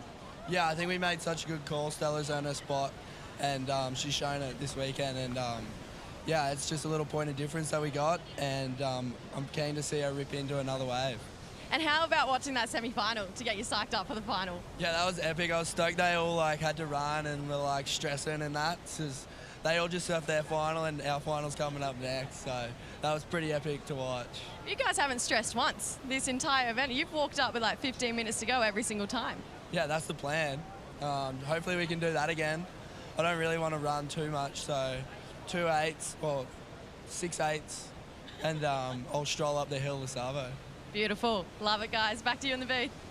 Well, Alistair Reginato, 6 8s, 8 per surfer, and he'll stroll up the hill. But I don't know, Al. We'll just see how it goes. But he's confident, very confident. I'm going to say he's not short on confidence, is he? But just bottle up whatever it is that he's on and doing all right for yourself. This is some highlights of how we saw the semi-finals unfurl. Dame Bird. Yeah, the Koala. Yesterday described as the best university surfer in the history of uni games. Oh, really? Dripping. This was Jackson Cowan, who really laid it on the line for NSB. Yeah, that was a big thing, and this was the one. And Nixie Ryan, she well and truly got Lebar back in the picture, a 9.08. Yeah. The biggest score of the weekend? Close to, I think it might have been 8.93, the second highest, and she did an awesome job. Here's Zaffis as well. Yeah. There was a lot of body language going on in that heat. No one was afraid to let the emotions show. Huey Vaughan. The only thing that went a little bit wrong was when he came in, cut his run into the beach a little bit short and almost got dry docked. Yeah, I mean, that wave just kept turning up. It looked like you guys said, it didn't look like much at the start. And you can see Holmesy, Mason Callahan, Russ Maloney just going psycho, because that took North Shelley from 5th to 3rd. Yeah. So it was a big move on the leaderboard from Huey Vaughan. So yeah, it just came down right to the end, and outstanding stuff. And we're just going to cross down to Jessie Starling, who's with a special guest, apparently. Yeah, guys, we've got a wild card entry into the final. Vorno, Deadly, into the finals. Mate, so ready to do it for New Brighton Boardriders. Can't believe we made it this far. I'm just that frothing. Come on, Huey. Priority surfer, first surfer, second surfer, third surfer, fourth surfer, and him going all the way through. Vaughan Deadly, watch out for him in the final. What's been your favourite moment for your team so far? Yeah, look, that last heat was absolutely mind-boggling, but it's always about the crowd here. As we build into the final, it feels like grand final fever. It is so loud. Every single wave gets cheered like you can't believe. I'm ready to go. Come on, put me in. I think that board's a little bit too small for you, Vorno. Roaming around and chatting to a couple of goats around here. Russ, what an exciting finish in that last one. You guys into the final, looking to add North Shelley to that list of teams to get 2 wins to their name. Yeah, it would be really good to have 2. That was a crazy heat. That was one of the craziest ones we've ever been in, so it was good to get through it, and thanks to Huey here, he did a great job. What's the strategy for the final? Is it going to stay the same, be a little bit more stressful towards the end, put the pressure back on Huey, or try and get it done a little bit earlier? Yeah, we're going to finish with half an hour to go. 30 minutes to go, guys. 30 minutes to go. And Huey, I feel like he's really redeemed himself. Obviously, last year surfed great, but just didn't get across the finish line. But doing that, I feel like he's really earned his spot as power surfer for North Shelley this year. Yeah, I think he's dwelled on that run for the whole year, so we're going to try not to make that happen in the final, and I'm pretty sure he's going to come out on top with a big score. We love it, Russ. Back to you guys in the booth. All right, thank you, Jesse. There, Russ, one of the stalwarts of North Shelley Boardriders. You are watching the NRMA pre-final show. We'll be back with more straight after this.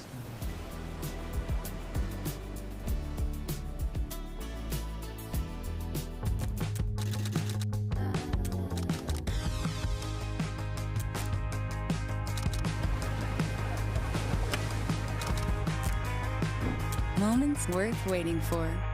Quick Snap. Mornings start with a Celsius. Waves or not, you go anyway. Push, drive, rhythm. And have a little fun too. That's why Kid coming back.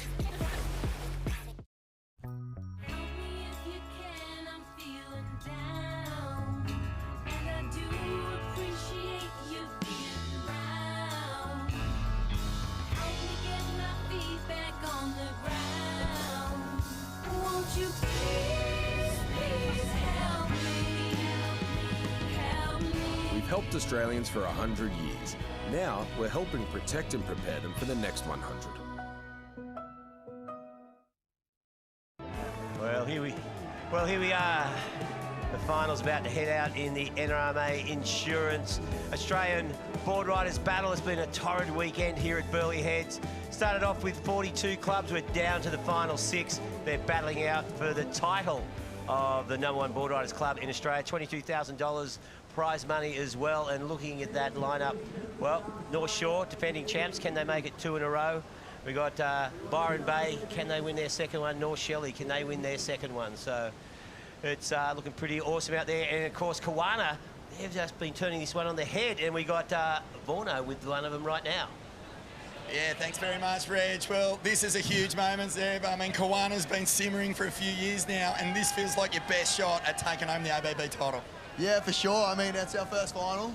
We've been aiming for this for a couple of years now, and we want to go all the way. Like, we're going for the win, so let's go. Let's go, mate. I'll tell you. There's something brewing. There is something brewing. You guys have really come here with a mission, and your team is loud. You have a super strong support crew down here. Yeah, it's sick to have everyone around, like, really feed off this energy. Like, listen to this. Let's go, come on! Let's go! Let's go! Let's go! Come on! Oh, man.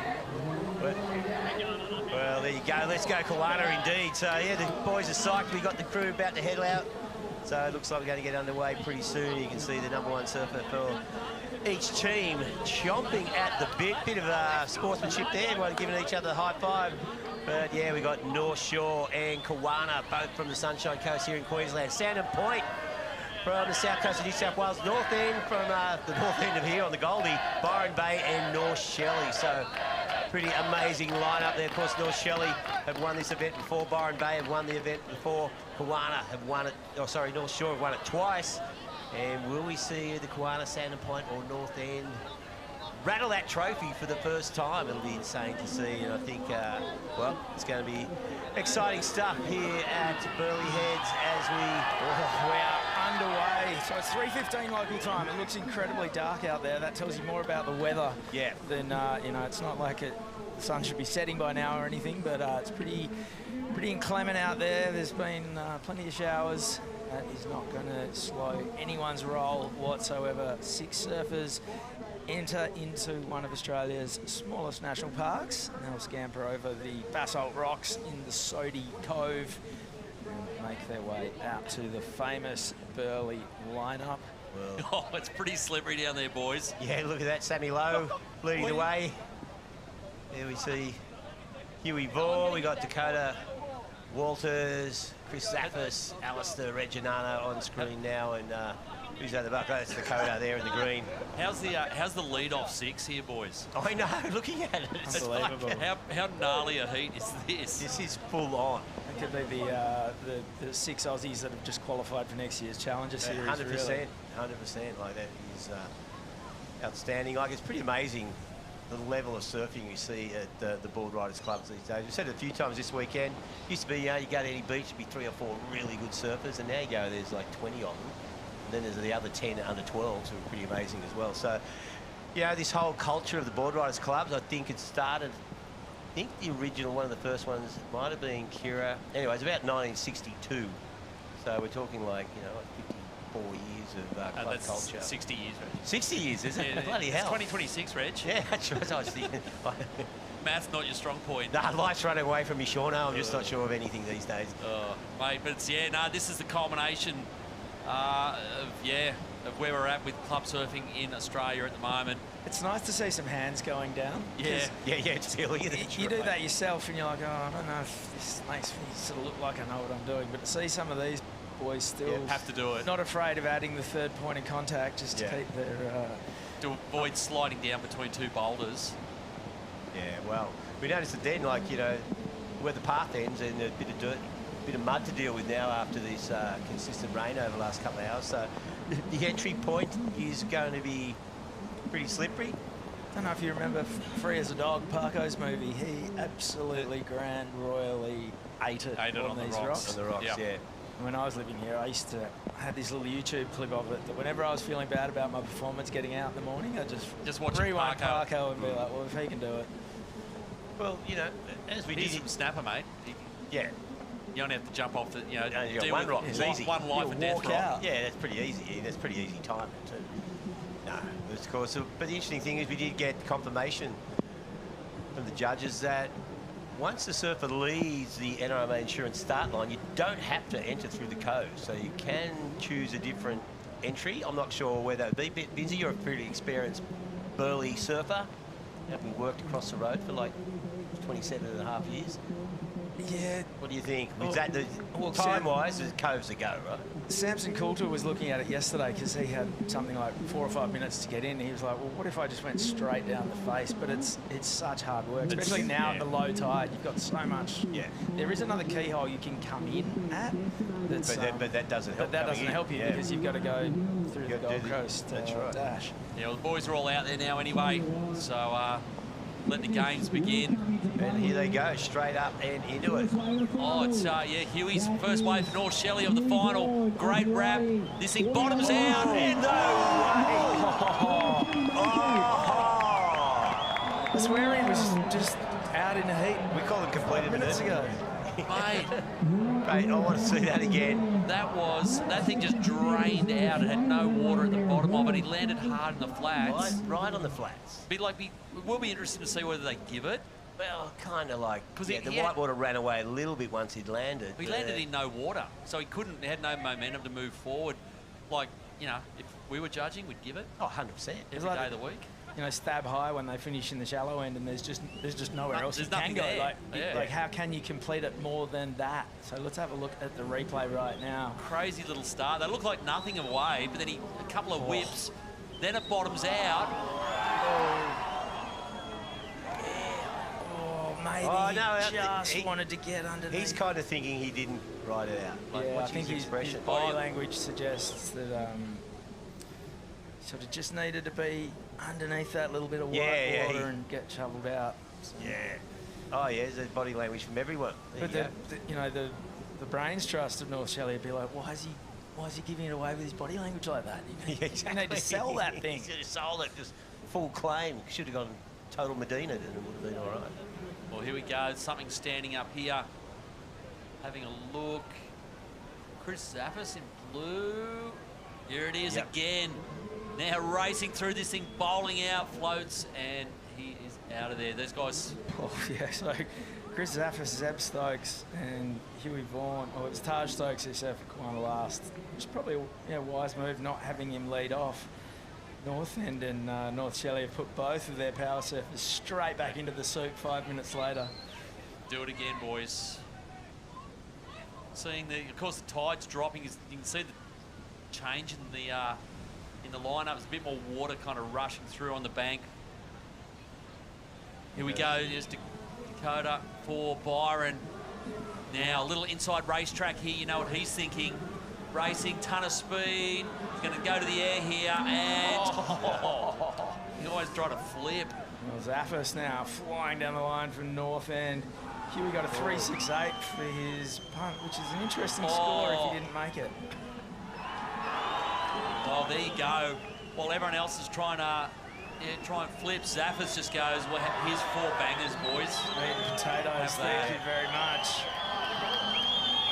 So that's a huge start there for North End. Has he screwed one up yet? He hasn't. Like a start or a finish, he has delivered on every surf he's had. you ever want to surf Main Beach or Stratty without anyone around, this afternoon might be the one to do it, because the Northern Gold Coast will be flooding this way right now. So big start there for North End. Chris Zaffis, he had to race to get to it. I think bowled out, but then once he got around it, it backed off a touch, and he just went top to bottom. Yeah. Look at it here. Look at that section. And what's going on behind us? The crowd's going absolutely bananas. This might be Sammy Lowe on his backhand. We'll catch up on the replay of that as Zaffis signs off for North End. Yeah, there's the North End Maniacs. There, that is a huge start. Here goes Huey again. And he's gone the big punt, and this one's his written down. This one, that's completed. There's no doubt there. How's them apples, judges? He's looking up to there. He goes Sammy Lowe. Oh. This section, give us some stick. Make it. Just overcooked that a little bit. Dakota, here we go. Big forehand whip. That was so smooth. Off the bottom. Bunny hops, Lowy. Wow. Wow. And here's Al Reginato. What's he got for us? Oh, my goodness. Wow. Section. Look at this. This one's just going to stand up. One big final fling. There's that classic snap. And again. Oh, wow, he's got more. Are you kidding? He's got another couple, I reckon. Like, he goes one to finish. There you go. Wow. Shut the front door. Well, what an exchange that was. The pre-heat interview, he did suggest that he was feeling rather confident. Yeah, he has just well and truly backed up the talk. That was incredible from Alistair Reginato. Wow, this is a heat. Where's the high score in that one, you guys? Yeah, well, it's our Reginato for sure, but like everyone's like, how do you split all of them? It was just bang. It was just full on. That's a nightmare start for the judges. Like to have to pick them apart. You've got Huey Vaughan's big tail high punt versus Alistair Reginato's like 6, 7, 8, just massive hammers. Zaffis 4 big turns. Dakota that big forehand whip. Like, have they got? There's a lot going on, boys. They got a replay in there. They might need it. Yeah, that was seriously full on. Now that replay, I mean, that all happened while we're doing a replay. It was like bang, bang, bang. So that set really turning on for our surfers and setting things up for the rest of these heats. So we've got a lot of scores to get locked in. Look, Huey Vaughan 8.88 for the big forehand punt into 0 feet of water. So what are they going to do now with Al Reginato? Well, Chris Zaffis at 7.08. Solid score, but 8.88. So you'd have to reckon that Al Reginato North Shore's got to go higher than Huey Vaughan. He's got to go into the 9s. Depends how excited they get. Oh, because mate, that ran air. It's a wild exchange. Yeah. So we got see we've still got Dakota's score to get locked in as well. So as judges, they'll be quite hoping no one takes off for a bit. That was a gnarly start of the final, though. Big start, Dakota, for Byron Bay. And all taken care of in pretty quick time as well. That will free up a little bit of pressure for the remaining hour of it all. Mate, Huey's just born for this stuff. Yeah. So we're going to see Alistair Reginato go from 6th to 1st here. Not quite. 8.83. Huey. Great effort, mate. That first error, it was a frustrating one. You let the judges know that you weren't happy with it, but the second one absolutely stopped at an 8.88. Yeah, mate. I haven't even tried an air all weekend. That first one, I was like, mate, I'm in the final. I might as well just go for it. Pretty much landed it, and the next one I was like, fuck, I might as well. So I'm that stoked to make it, yeah. Mate, that is a great start, but this final has literally caught fire. Alistair Reginato just went absolutely bonkers. Zaffis off to a flop. Did you get this one? I don't know. I'm kind of tripping that was only an 8.88. But I don't know. We're going to have to go ham. We're going to have to get absolutely up it because this final is like going ham. So all I can say is NSB for life, and, mate, might see us at the end, mate. That's it, mate. The two Vaughans, twins, only our mothers can tell us apart. Old Blakey there with his black rash. He's in the crazy uncle division. Yeah, exactly. But a big start for Yeah. For everything. I think Jess has got Al Reginato down there. Never heard the beach erupt like I did when you finished that wave. That was, quote unquote, from Board Blanky, bonkers, that last one. That was bonkers as. That wave was so sick. I let Huey have one, then I let Zappers have one, and then that thing was like, just had such a good line on it. And I seen Huey's punt from behind. I was like, oh, I got to try and beat that little kid. So I was stoked to get it. Spewing, I pulled up just short on him, but final's not over, so I can get him in the next one. You're watching the end of your wave here. You got to see it from start to finish. What did you score yourself on that one? 883. Fair. Touche. Thanks, guys. Yeah, well, diplomatic, yeah, you don't want to write off the judges when you got to go out as a power surfer. But, yeah, with those scores, 8.88, 8.883, so... Well, what do you reckon, 0.03 advantage? Reggie seemed to indicate they were bang on, whereas Huey Vaughan felt that he was a little bit under. Undercooked, yeah. A bit unders. But some solid numbers dropping there. Look, even Dakota, 713. Like, Zappa's 708. Yeah. You know, they're like, obviously, like, Sammy Lowe's missed out and Zeb Stokes still waiting. Yeah. So they're probably the two that are, you know, feeling a bit twitchy about all of this. This is the replay of Dakota's one. Just beautiful surfing. Look at this thing bowl out and just a critical punt, almost runs Lowy over. Process. Yeah. But a 2-turn 7. Yeah, really good turn. And just beautiful surfing, you know. Great surfing. So Sammy Lowe and Zeb Stokes sitting out there now. Well, 14 minutes past in the heat. They don't want to take too much longer. Like the other four teams just bang, bang, bang pretty quick. They were all in within the 10-minute mark. So. And we've just swapped out some of the cream of the Challenger Series for some CT talent in Macy Callahan and Sophie McCulloch. Yeah. It's, you know, this whole weekend is just a tribute to the depth of talent in Australian surfing. Yeah, these teams are pretty stacked all the way down.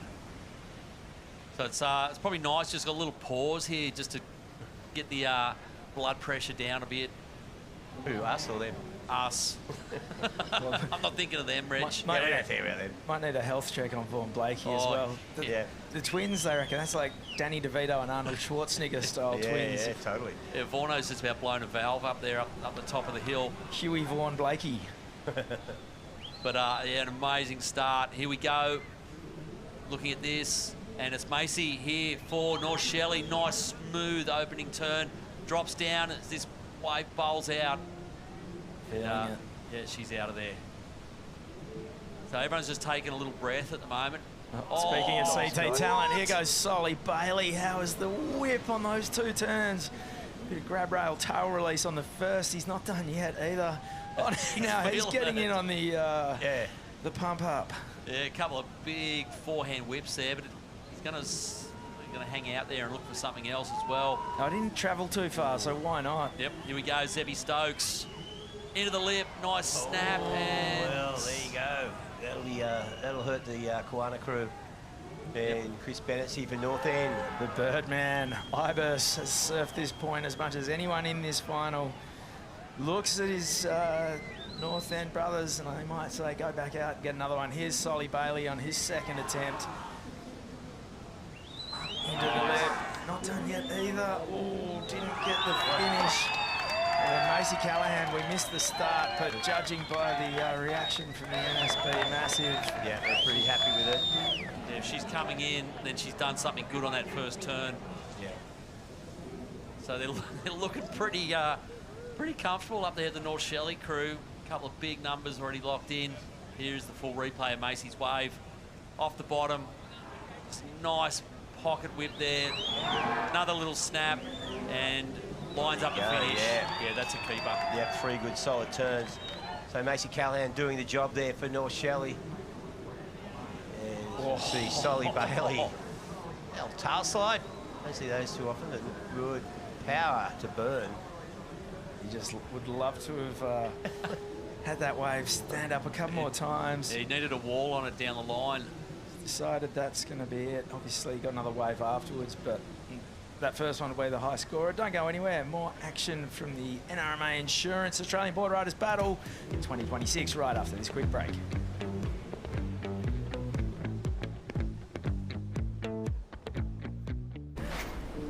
here we go. Here we go. Here we go.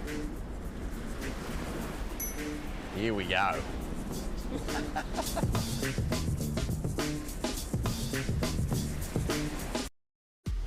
It's time for the good times.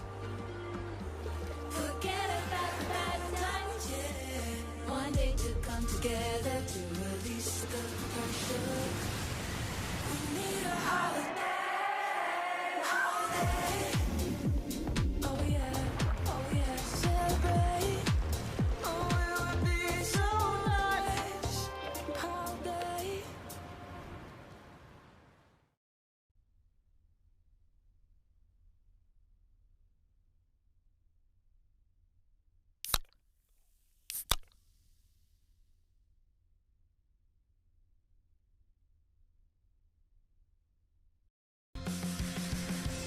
Welcome back to Burleigh Heads as the NRMA Insurance Australian Boardriders Battle final continues. And wow, this one's turning into something special.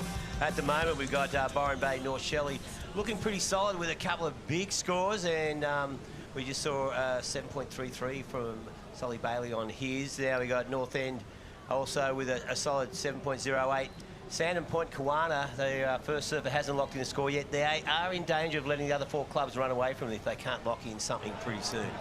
Yeah, Judges just doing a bit of catch up here, dropping some numbers in. Kieran Perro getting ready for head out for Byron Bay. So good job there for Solly Bailey, a 7.33. And he threw away a 6 on the way in as well. There's other surfers in this heat who would love to have had that one under their belt. I was talking to Solly earlier, he sort of missed. Oh, what has happened there?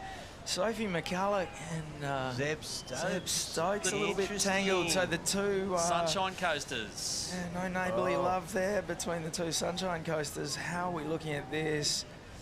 Oh, she went for the inside line. And almost went over the back of him. This could be interesting. Kind of didn't need a interference call in the middle of this final. That probably not the complication we wanted. No. Here we go. Meanwhile, Sammy Lowe just lighting it up. With some clear water. Good to see. Yeah. So he's going to bank this one. The backhand is just... It's lethal, that deadly. So he's done. Wait and see what that came in at. He's taken 20 minutes off the clock there. Meanwhile, we're going to cross down to Jess Starling, who's talking to Solly Bailey, who's safely back at the NRMA Insurance finish line. Oh, that last run must feel so sweet. It's 7.33 for Byron, and you got them to a great start, and you get just tag KP. Byron's energy is feeling really good. No, it definitely is. I got to watch from the sidelines last year, and you know, we've got the best team. We've got so much talent coming through Byron, so much passion, and I just told them it's the last time we're going to have to surf till next year. Let's put it all on the line. Run as hard as you can, surf as best you can. I'm stuffed. Take a look around you. Have you ever seen energy like this on a finals day? Something feels different. Something feels like the energy is really high right now. Honestly, this sort of environment reminds me when I was growing up watching the ASP Quicksilver Pros at Snapper. They truly put on an amazing event, and everyone's got so much good vibe here. You know, there's no better event, in my opinion, for Australian surfing or even in the world. It's incredible. We love it, Sully. Let's go, Byron. Let's go. Stace, I heard you got someone yourself. Yeah, that's right, Jess. Heggett United swarming down here. Al Reg, great start, mate. We've already, we'll move on from that, mate. We want to talk about what just happened with Scruff and Zeb. How do you see it play out? No bias from me, but Zeb's definitely feeling a little rattled that he can't get a wave, so he's trying to get under other people's skin. And as you can see, Soph's going for the inside there, and Zeb's just got in her way completely, and she can't get up from there, and she's on the inside. So unfortunately, Zeb's looking at an interference here. From your opinion, your humble opinion. Talk to us about this format, though. It can be frustrating. You sit out there, you wait the turn, all of a sudden out of Sodii Cove comes 4 or 5 of Australia's best surfers right up your inside. It does rattle you. It can rattle you. For sure, we're seeing it. Zeb watched, I don't know how many 8s he just let go, so he's definitely feeling the pressure. Yeah, it's like you get down the end, everyone else has caught waves, and they're going to come up the point and be on their inside. So, yeah, it's going to be. He's probably in the most frustrating position out there right now, but yeah, that's the sport we're in, mate. That's why we're here. Thanks, Al. We'll let you back to it, mate. Great start for you guys. Well done. Well, it wasn't not much sympathy in that little exchange there.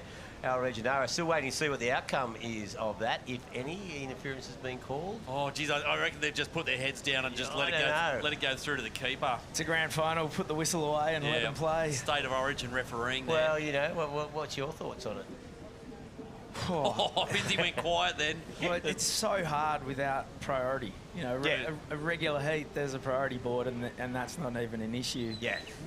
Well, there's inside line, but you also can't paddle over the top of someone to get the inside line. Yeah. So, like, I'd be happy just to let it slide. And I've got a feeling if it hasn't been called now, it won't be. I reckon a no call's the best call at this point. I'd let it slide. Because you make a call, you're upsetting half the population regardless. One way or the other. Oh, look at these. Not often the judges care about things like that. All the blue folders out from the... Yeah. It's been uncovered. Blue folders well, out they've had to go to the scenario where they've got one wave after 25 minutes. That is heavy start. Bust out the plan. Here we go, the Ibis. Generating speed off the bottom. Great snap. And unfortunately, that thing is going to shut down. One and done. So, it's funny, he's actually had a wave, but they haven't dropped the score in for him. Been slightly distracted by there's been a bit going on. Some of the cars exchanging paint at the top of the track. Yeah, so it's had a bit of everything this final so far. Oh, it's definitely had some drama, which is great to see. Well, if you look, just let the dust settle a bit. North Shelley are leading. Yeah. They've come out the gates hard, and Byron are the other serious challenger. Here we go, the Ibis again. Third wave, right? Chris Bennett's big snap here. Another whip. This wave kind of backing off a touch. He's going to get a closeout turn in, and that might do it. Yeah, he's going to come in with... There's Douthie getting ready to head out next. Oh, no, he's number 5. It's Coral Durant going out next for North End. So they've got to keep their mad run going. So she was a star in the semi-final. So the judges, the official word, no scoring potential on that wave. And let it go. Yeah. Fair bump, play on. There you go, fair enough. Yep, so Chris Bennett's on his way in. Wait for that. There it is, a 4.75 for the Ibis. That'll do. Yeah, mate, it keeps the scoreboard moving. They're off the bottom here. Great first snap. That was like 4 points right there. And then just join the dots to the end. So that keeps North End in the conversation. But it does mean there's still a bit of work to do through the guts of this this final. So yeah, you see North Shelley, as we said, and Byron looking pretty good. Kiwana and Sandon Point, bit of work to do. So, but Kiwana weren't in a dissimilar situation in the semi. They got a slow start, and then just came home with a wet sail. North Shore just with the one wave ridden so far. Yeah. An 8.83, a damn good one, but 25 minutes off the clock, so... Yeah, exactly. So Sophie McCulloch needs to get moving as well. So it's really easy for the time to run away. With, what are we? We're in 25 minutes into the heat. There's Sophie now. Oh. Nice hook off the top, throws it up into the lip. There you go. And, yeah, you need to bank that one, I reckon. Yeah. Looks at the team, mate. Yeah, there's that's definitely right. scoring potential Exactly. on that wave, and she's cashed in and made the most of it. Yeah, I definitely need to do that. I don't know if she's going back out or whether she's got to come around. Come around a bit, maybe. Probably think paddle across and see if she can just pull a wide one to help her try and get around the wider. rocks. Yeah. Yeah, wait to see how that score pans out. Going to be... She's going to try and find something to get away in here. So, yeah, well, meanwhile, we've had Shane Holmes go out for North Shelley, and we know it generally follows once he's out there. Yeah, he There's comes. There's a big hammer going to get dropped at some point. And Kieran Perro for Byron. That's an interesting combo, that pair. You can see them sitting out wide in the cove there. So a bit of pressure on both those guys out there. The Ibis just coughing up a lung. But they're looking... North End have really got such a good act. They're just consistent across the whole team. They're just delivering. So, Soph making a way in. 5.38. So again, keeps the lights on for North Shore. backs up that big high 8 that our Reginato got. But yeah, probably just took. But I don't know if the whole fracas with the potential interference and that helped her. No. It just ended up taking time off the clock and took her eyes off the prize. 5.83 drops in though. That's reasonable sledding. Yeah. So it's a score and keeps North Shore in the mix. Yep. We've got Blake Wilson. Oh, here he is. Holmesy. The big fella. Oh, no. Oh, that was a keeper for sure. Dude, that was a 1. That was a 7 or an 8, just waiting for a last turn. That might be the first time I've ever seen Shane Holmes fall off. He just didn't look like he was going to fall off. I thought, here we go again, typical Holmesy. Yeah. Anyway. Oh, that was. Tell you, if they drop that, if that drops as a 7 or an 8, geez, North Shelley are halfway home. No, they would be really hard to run down from there. And you know, you just wash that one off. If that was your power surfer wave and you don't get another crack at it, fine. But Shane Holmes, yeah, he's got another one. He was out there in pretty good time anyway. Yeah. North Shelley, he's their 3rd surfer, so nothing to worry about. Just go and redeem yourself on the next one. Yeah. The other thing you overlook with Holmesy is there's surfing the wave, but he finds the waves. Like that wave he found in the last heat was crazy. It was so much cleaner and bigger than anything else, and that one had the same look. He's just got an eye for it. Yeah. So he'll go deep sea fishing again. Yeah. Now that every television in Batto Bay would be glued to this to see how North Shelley can go. Can they add another title? I think world champ. Yeah, there's been a lot of TV. Molly Picklum should be watching this with, should be stressing out more than normal. She doesn't stress out, actually. I love the North Shelley T-shirt that has the photo of Molly on the back of it. And it's making me think maybe a bit like the soccer clubs who have the stars on their jerseys for every time they've won. Maybe in future at the ABB Grand Final, you're allowed stars according to how many times you've won it. Yeah, that's not a bad idea. Yeah, not a bad idea. Or some shoulder pads, some epaulettes with some chevrons or something. That'd be cool. Because no club's ever won it 3 times, right? So North Shore could be the first club ever to win it 3 times, which you wouldn't have thought that 5 or 6 years ago. You think it'd be Snapper, who who've won it twice. Yeah. Last time was North Narrabeen. 11 years ago, though. So as we see, oh, she's smiling. There we go, Blake. Until she sees old Zeb, then she'll be come here, mate. Let's get a mic on those Let's two. finish it now. I'm sure if you talk to Snapper and North Narrabeen as well, it's not that they've not won them, it's they've lost a few that should have been theirs. Yeah, totally. Yeah, Blakey Wilson just cruising. That was so So there's a bit of a debrief with the North Shore crew. Let's get Stace or Jesse in there to get the breakdown on that little snafu. It's the replay. Yeah, well, there you go. That wouldn't have done that. Yeah. Controversy. It's so funny. Controversy, yeah. So, Sophie, what do you reckon? Were you hard done by? What do you reckon? Who was at fault, if anybody? Our judges thought it wasn't worth pursuing. Soft. How good was it 2 Sunshine Coast clubs though? Yeah, I know. It's down the corner. And I think Jesse's down there now to get the inside scoop. Yeah, Soph, what did you make of that kind of paddle battle that you and Zeb had?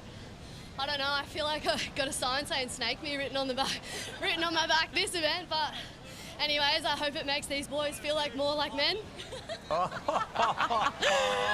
Fully, completely roasted there, Zeb Stokes. Soph McCulloch got you there. I feel like it's all right, though. You still got a good score. You take a 5 in these, especially when Alistair starts with an 8. North Shore, I was talking to him about it, could potentially be the first ever to win 3 times here. What would it mean to you guys in your club? Yeah, it would mean so much. I mean, obviously I would like to be scoring better for the team this event, but there's no iron team and everyone's really like pulling through. Like we got Stella as a junior and she's nailing it, and Blake and Luke are just so reliable, and obviously Alice is killing it, so I'm just happy to be a part of it. Listen here to every other grum around the world. Don't snake Soph McCulloch. Thanks, Soph. Thanks, guys. Oh, well. There you go. Diff on cue, Shane Holmes just belted that one. Coral Durant kicking out of her wave for North End. We'll need to catch up on what she got up to before then. Yep. So Holmesy's might be better than his 5.65. God, it makes you wish he'd finished that last turn on the first one, though. That was the wave. But still, he's got a score. Probably going to head in. Here goes Coral Durant. Just set up on a backhand here, waiting for this thing to stand up. Kind of shouldered out a bit. Yeah, just a couple of pretty horizontal turns there. Should be looking for something a little bit better. Oh, here we go. Tashi Stokes off the bottom. Just smooth rail work and a big finish. And no, he's not a finish. He's going again and again. He's going to get one more for sure. He's found a little inside racetrack. That was good surfing. That's a keeper. That was fast, fluid, and radical. Full on edge there. Well, that's what they needed, mate. They needed a score. They needed it quick. Yeah, well, he's done that. So interesting to see how they go in dragging these top 3 clubs back currently. North Shelley, North End and Byron. He's got the major fire eyes, hasn't he? Yeah, exactly. Right? Just shooting laser beams. So, and this is an interesting little pack that's formed out the back too. So KP for Byron, number 3 there in the green. He's been waiting for a while, and now he's got company. He's got Coral Durant out there with him, and Blake Wilson as well. Getting a little clustered out wide. Still waiting on that score to drop in for Shane Holmes. Coral Durant was a 3.25. Yep, so it's not going to be a counter at the end. So it's actually Jed Ashton Sandon out there in that little pack. And I think Shane Holmes is still out there, but he's sitting wide left of screen. Probably looking for a wave in, I reckon. KP's decided to split. He's going to move in and a little wider, probably to get away from that pack. But it feels like they're running more anyway around the corner of the point. Yeah, we're coming towards the bottom of the tide. It's pretty much going to be bang on low right as presentations go down. So we're right on just about the halfway mark of the final. So time-wise, well, the first few teams are looking okay. They're on the clock. Bit of a struggle for Kawana and Sandon at the bottom. Yeah, totally. Like that clock, 35 minutes, they're going to lock in. They need 2 good waves and need them soon. So Jed Ashton been out there for quite a while now. I mean, obviously, we saw Lowy take longer than he would have wanted, you know. Both Kawana and Sandon Point missed out on that opening exchange where the other 4 clubs all got a good wave each. Yeah, that's where the struggle started for Kawana and Sandon Point. They didn't get a piece of that early exchange, and they've been struggling ever since. They're trying to climb their way out of it. So there's getting ready to go out. That is, of course, Lahani Zorich in the green for Byron. She's waiting for KP to get his wave. And that's Holly Williams there, getting ready for Kawana.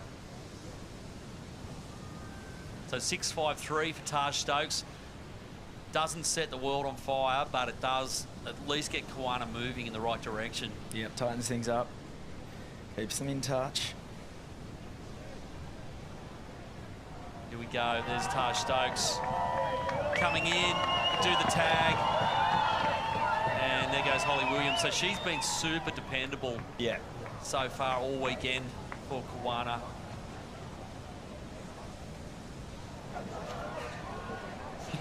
Yeah. But this is a real test for Kawana because they've just been riding on vibes and just passion and just raw energy. Oh, not now. And, not now. Yes, now. Jess, take That's it the whole away. point. It's always the best time to do an interview. Once we go past that finish line, tell me, I got to know what it feels like to be a part of Team Kawana. The runway calling your names. Yeah, it's awesome, you know. The whole club of Kawanas come here to support us this weekend. They've got us over the line to the final, so we can't thank them enough. The support's been unreal. And yeah, hopefully we can just finish strong. We had a bit of a shaky start, but hopefully we can finish strong and yeah, get even louder. You got that magic blue folder going around as well. I see that everywhere when Team Kawana is in the water. What is in that folder?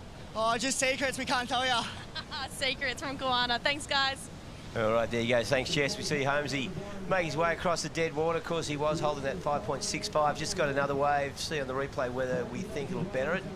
Nice turn off the top of this one. Another big hook.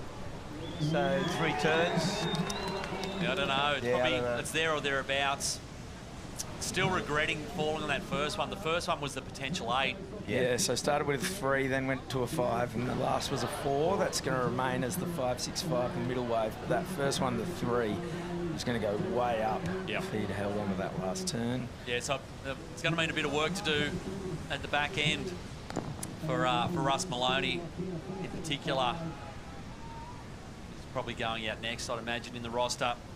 That interview with Taj Stokes, he sounded like Jeff Fennick. Yeah, expecting love him to yous sign all. off with "I love yous all." So the other thing was, as we watch Holmesy come in here through the Shorey, amongst all the North Shelley Groms, is Byron.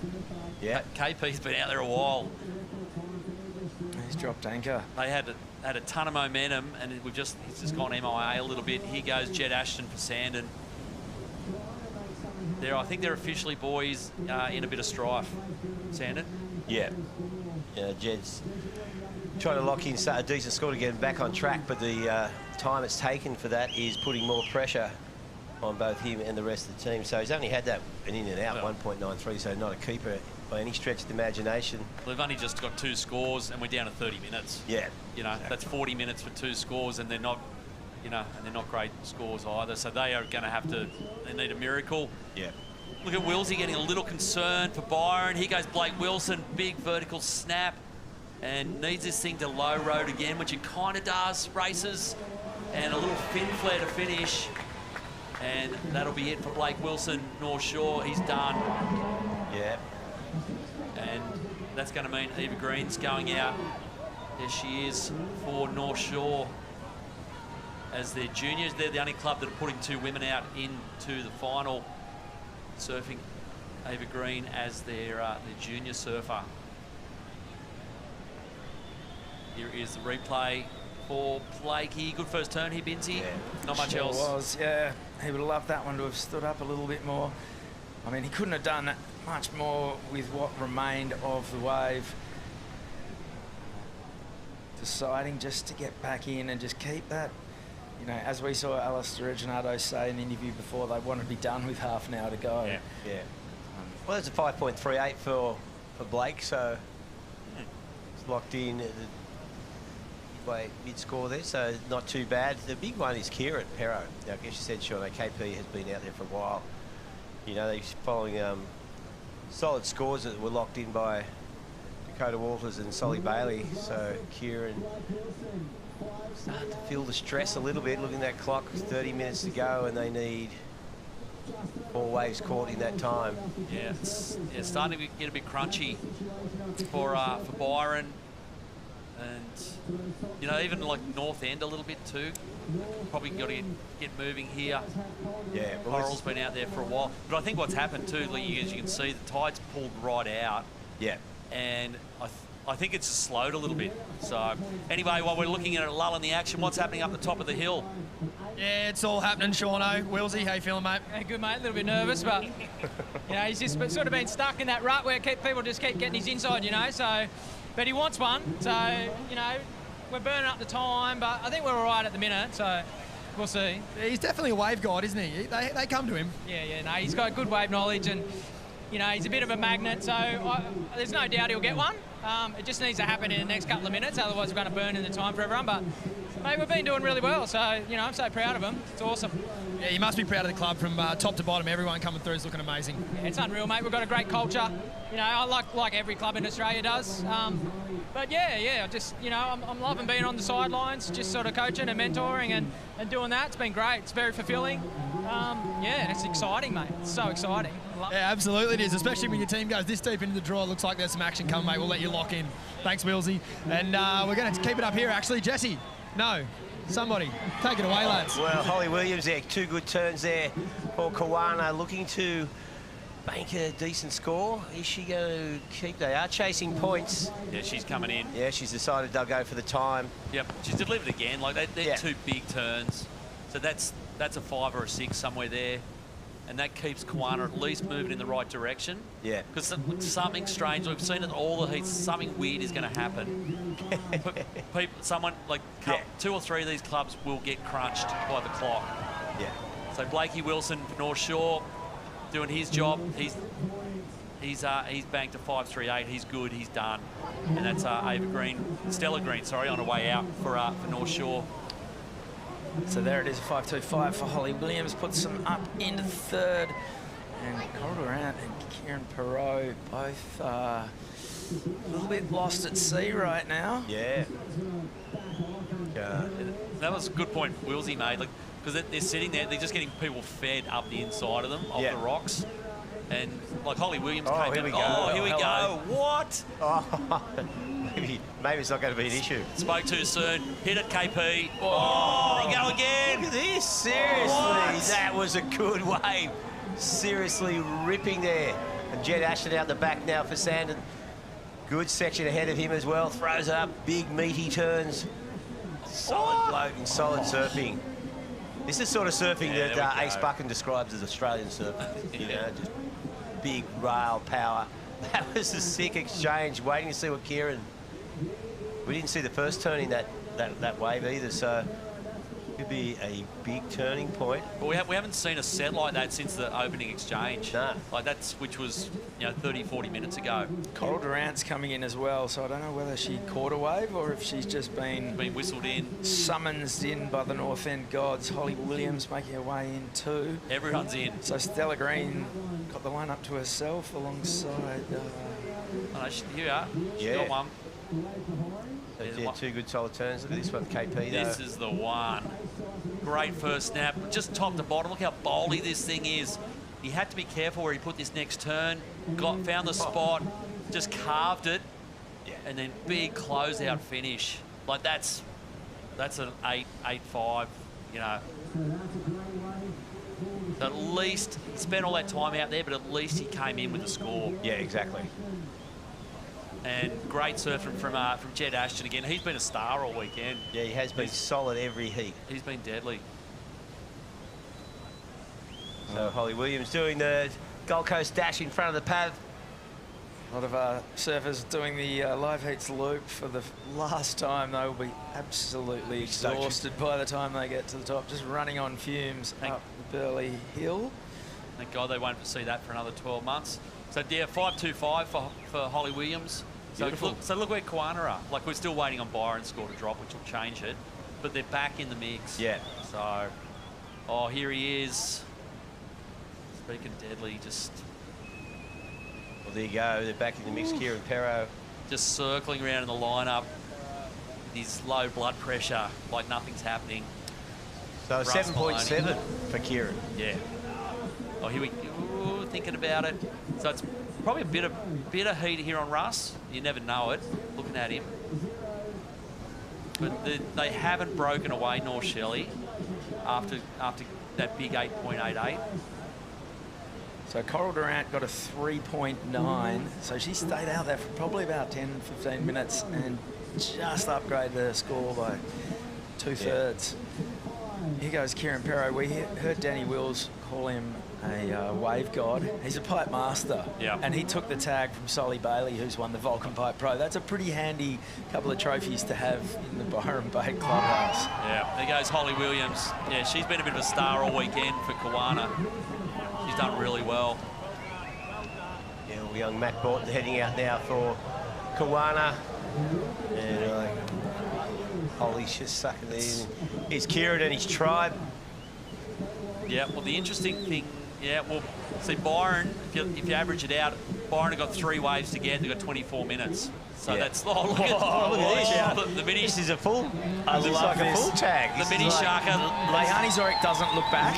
She just takes off like a real back tag, yes. There she goes. Do not get in her way. She'll run through you. Wow. That she is psyched. Like, that's the attitude what you want when you've got 3 surfers who've got 8 minutes each. Yep. You want your Grom to have the eye of the tiger. They've got to find a way out of this because they're in the box seat, Byron. But they've got to find a way to get these 3 waves in 8 minutes. Yeah. Three waves, 8 minutes each, sorry. Every team, if you look at it though, that they're all kind of struggling. We've got Russ and Stella who are already in the lineup. They're becalmed at the moment, so Lehani can catch up to them. That's right. It's going to be equal playing field again. So Russ Maloney and Stella Green, they have been out there for a few minutes at least, and it's kind of like we saw that big flurry with Jed Ashton and Kieran getting that set, and then things are quieting down as Cole Durant. She had a piece of that action too. She gets the tag with Rider Lucy who hits the water. So it's almost a bit like, you know, Formula One's on in Melbourne this weekend. The pit stop strategy on just how quickly you can get through. Yeah. Here we go. Here goes Russ Maloney. Below sea level. Floats it. Sticks it. Snaps it. Off the bottom again. Another nice turn here. This thing holding up beautifully. Big carving turn to finish. Yeah. Job done, Russ Maloney. Well done, mate. Yeah. Well, as we wait for that score to come in, look at that team. They're going psycho. I think Jess is down there with Kieran Perro. KP, I'm not going to lie, I was a little bit worried at one point. I was thinking, oh, he's chewing up some time out there. But what a way to answer back. You got your team a 7-point ride and the lead. Man, that was tough. It's such a hard call because I wanted to wait for a set and then it just kept dragging on and dragging on. You get to that point, you know you can't get a 3. So I just had to roll the gamble, you know, roll the dice, and it was worth it. I mean, I hope that we've got enough time to get them in and out, and that'd be amazing. Lehani's out there now and she can nail an 8 on anything. She was looking so ready. This is the replay of your wave right now. 4 big turns. Happy with that one with yourself? Oh, I'm so happy. It was just so good to get some fun waves too. You know, we've had a tough couple of heats. This one we're going to be up against it on time, but you don't get there in an easy run. No one wins it easily. It's hard work, and we've got the team for it. So let's go. Let's go, Byron. Thanks, guys. All right, thank you. Yeah, KP fully psyched, ready to go. So it's all happening here at the NRMA Insurance Australian Boardriders Battle. We'll be back with more final action right after this. I'm screwed.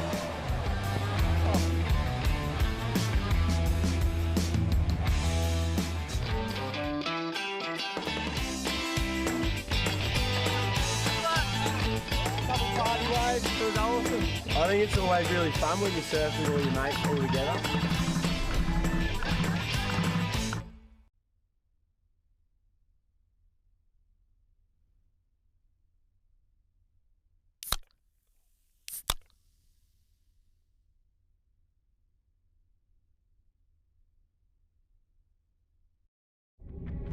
Are you ready? I'm ready for the rush, the roar, the thrill. Ready to get out there and chase adventure. Yeah, the kind of adventure that won't wash off for weeks. Are you ready to work, to build, to load, to tow? Are you ready to discover what you're capable of? Yeah, you're ready. All right, here we are. Well, this is quite an exciting final we've got going here at the NRMA Insurance Australian Boardriders Battle. Takeoff? No takeoff. Maybe down the line. Looks like Stella Green here for North Shore. This could be a good wave for her. Just nice little snap there. Just setting up a good section ahead. Just throws it up in the lip, cracks it out of the top. Oh, that's huge. And, yeah, she'll be probably going to bake that one. I reckon we see Mark Bolton just getting smashed there for Kawana. So, Stella Green got a decision to make there, boys. What do you reckon? Oh, she's coming in for sure. Here we go. Tagier for Sandon. He's been another guy that's had a big weekend. Grom getting around this section. This thing's standing up here. Little pocket whip on his backhand. Nails it again. A little backhand clip. Another one. This is doing the job here for Sandon. Like, they're not completely out of it, but geez, yeah. Wow. It's going to need a bit of a miracle, but this has helped, at least. He has manufactured a score here. That first turn, he was so far behind the whitewater, and just grit and persistence have got him right out in front. He's banked about 12 more turns after that. Here we go, Lehana Zoric for Byron. Great first snap off the bottom. Spreads the wings, big swooping roundhouse. Nice. Commitment in that turn. Yeah, she's out of there. So, be interested to see what she does next. Hey, Ross Maloney, a 5.55 and just in and out in even time, and that has just given North Shelley a real little buffer from the rest of the field right now. Poor old Russ needs defib just about. They're in the lead for points and time. He acts like he's got all under control, but then... Yeah, fine, Russ. Come on, man. You're looking at $1 million there. Casually relaxed there at the NRMA Insurance finish line. Is Russ Maloney the surf hat goat? Oh, yeah, mate. If I ran a surf hat company, he would be my #1 signing. He'd be your guy. He's a surf hat OG, for sure. Mate, he was doing it before everyone else was, well before. Here we go. Mac Bourton on his backhand for Kawana. He knows what he's got to do. He had to turn and burn and get a score quickly. Just keep things moving. This is the interesting one here. Lahani Zoric trying to get a read. So she's in dead water. I think she's on her way in. She's looking at the team. She's probably wide of the point. She's just looking to pick something up to get in, maybe. Yeah, still waiting on that score. Like that's a score. What she got. Yeah. It's it's at least it's 5-ish. Yeah, 2 good solid turns. The Sandon Point Scorpions done some laps up the Gold Coast Dash this weekend. I know the mascots do it hard, doing the hard yards. Just waiting on that score for Lahani at Byron Bay. Stella Green, I'm not sure if she went out again. There it is, a 4.58 for Lahani. So yeah, you'd kind of think, bring it in. Yeah, 100%. Well, what have they got? 17 minutes. That 5 points is worth a lot more than paddling back out and getting another, half. Yeah, exactly. Still got to get Mac Brindley and Dakota Waller. Dakota's sitting there watching his clock tick down, just going, "Oh my God, I'm doing it again." Do you reckon Mac Brindley will have triple leggy strings this time? Yeah, mate, he'll have cable ties. It'll be chained to his board. Yeah, so there's Mac Bourton for Kawana. So they've still got 2 surfers to get in and out. Yeah. As well. Sandon have got 2 to get in and out. There goes the mini sharkers. It's a big set. She's wow. Claiming it. What happened before that? Is there a big turn? Oh, no, that's a massive claim. Like she's on a safe score anyway. So, and at least the size of that wave might get her most of the way in. There we go. Good looking dose of white water behind as well. All right, here's the replay. Takes off. Clean, open face. It's just the one turn, so she's hit it. The body language was probably bigger than the turn. Yeah. Will that improve to 4.58? We'll wait and see on that one. We'll see Ryder Lucy now for North End. Oh, nice. Vertical. And again. Oh, it was looking sharp. Jeez, it's overjuiced it there for North End. Kind of they're just slowly slipping out of contention here as the big clubs kind of drop the clutch.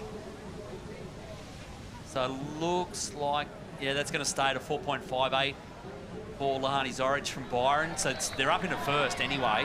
Yeah. So Mac Brindley next out for them, as we see. Yeah, Dane Fisher there. Dane Bird, sorry. Dane Bird, yeah. Yeah, for Kawana. He's been pretty dependable, but, mate, he's got to go big. Yeah, he does. Yeah, he's got to find an 8 somehow out there. But, yeah, the interesting at the pointy end, Byron have got the lead. Like, it's Byron and North Shelley neck and neck. North Shore have gone pretty quiet. Like, seeing Lahani Zoric come in, so Stella Green. She got away, but where is she now? So this, anyway, Byron are just like by a cigarette paper, just on track here. So they've got 7 minutes each for the last 2 surfers. Feeling like a bit of a 2-horse race at this point. Yeah, well, it Byron and North Shelley have gapped the field a little. You'd probably reckon North Shelley. Here we go, Jackson Cowan in and out. See, this is the advantage for North Shelley's. Their 5th surfer's in the water. He's already surfing. So, but he's got to make use of it. And we saw in the last heat, the grommet, Jackson Cowan, and he came through with the goods. Big 2-turn combo. Got him through. Well, that little .8 that he just got has actually put them back into the lead. Here goes Mac Brindley. The redemption run after his last surf, swim, run effort. Yeah, good job there for the Mini Sharkers. Yeah. Lani Zorich nailed it. Oh, here's a set. Who's amongst this? Where's Jackson Cowan? Big thing is where's Stella Green? And where's Stella Green? She had that 3.2. We thought she was going to come in. She started to paddle back out. Now we haven't seen it for a while. Kind of presuming she's paddling across some dead water somewhere. But at this stage, just under 13 minutes remaining, and we're just going to cross down to Jess. Thanks, guys. Lehani, you could see you really wanted to stay out. You wanted a bigger wave. You were paddling back and forth in that, but how much, did you rely on your team to come in and make that decision to save some time? Yeah, well, this event is all about teamwork, so I did it what was best for the team, and hopefully we can take this one out. And tell us, is this a special hairstyle? We saw you claiming with your hair at the end of that last wave. Fill us in. No, not really. I just said to my mum, oh, can you do this for me, please? I was actually meant to grab my rash and go like that, but then I grabbed my hair insects was in the way. But yeah, no, it's not very special. I don't know.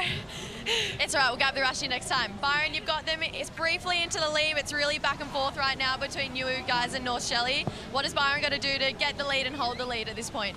Well, we've got two more really great surfers going out, and I back them. I know they're going to get some good scores. And yeah, let's go Byron. Thanks, guys. All right, let's go Byron indeed. Well, we've had a wave here. Jackson Cowan, this will be pretty key. This is the replay. Let's see what he did. Whoa! Big forehand wrap. This thing bowls out again. Two-turn combo. Yeah. That'll do for now. Yeah, North Shelley crew pretty happy. Tell you what, Jackson Cowan's probably the least heralded of the North Shelley lineup, but in the semi and now the final, he has well and truly flown the flag for NSB. Yeah, he's had a bit of work to do. So yeah, so Stella Green's in, so Luke Brumby's finally out for North Shore. So like they're still well and truly in the mix. We just stopped talking about it because we couldn't see them. Yeah, that's right. We didn't know what was going on, but he's out there. So Luke Brumby's out, but all these guys just need to, like all these fifth surfers. Yeah. So Jackson Cowan's in for North Shelley. Mac Brindley's got to go for it. So's Luke Brumby. Yeah, even North End still. They need a miracle, but here we go, North Shore. No. Luke Brumby couldn't get a hold of it. Probably, I don't know if it was the wave anyway. No, because he's looking for a decent score as well. But, yeah, time with Al Reginato waiting his power surf. You don't want to leave him too little time as we see Ryder Lucy heading up there for North End. The North End Groms are slowing down on their attack up the hill. They'll sleep well on the bus on the way home. There we go.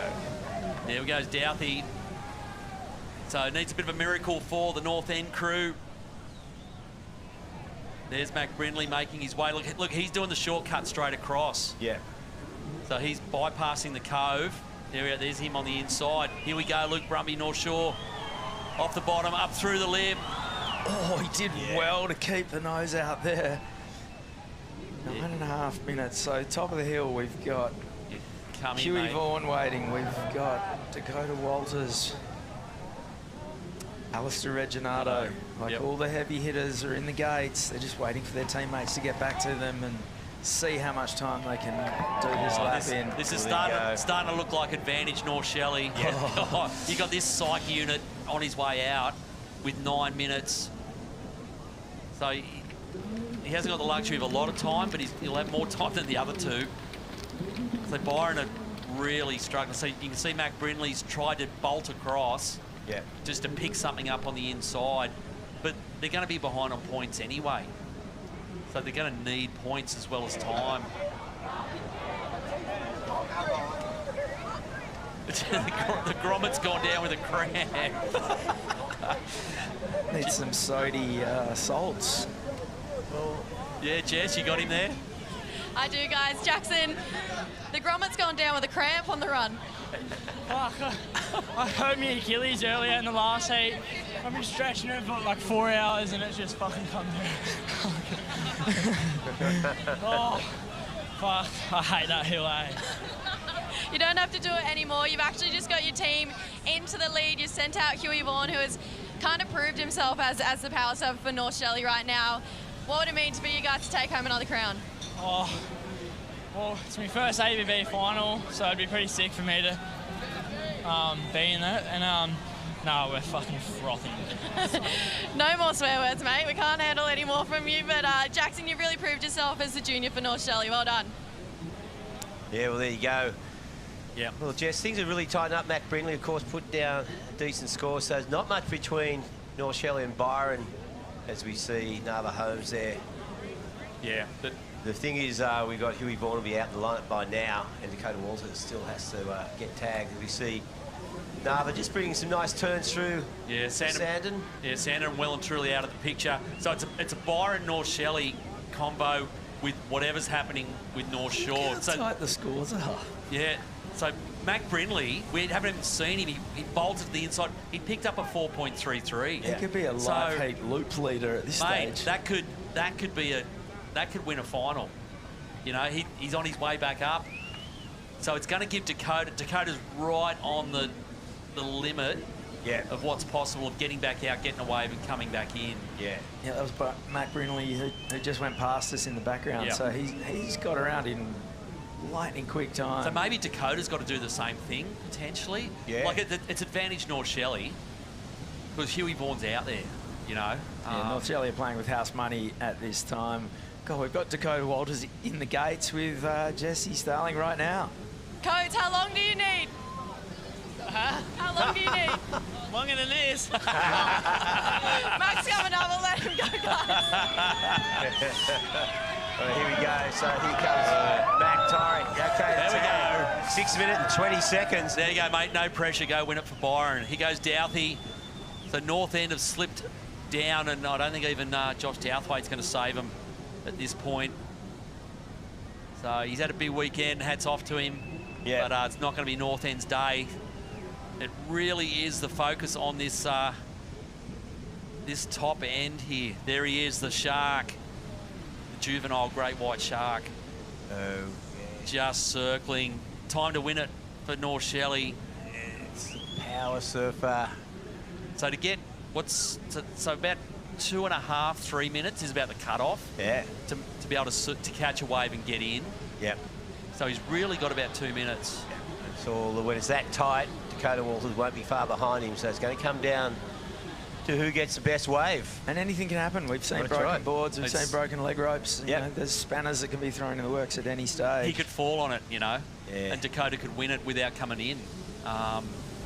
So there's possibilities here, but it is looking, it's either going to be a North Shelley or a Byron win or a North Shore miracle. Yeah. But, yeah, North Shore, Alison's not in the water yet, so now the Holmes doing the run on Gold Coast Dash. 5 minutes. 5 minutes, North Shelley, Byron Bay, split by, what is it, 0.04. The heavens have opened as well. It's absolutely bucketing. So Huey's not looking too stressed. Yeah, you've got 4 minutes. Oh, these guys are looking stressed. All the stress is on the beach. Russ Maloney's just chewed his index finger down to the stump.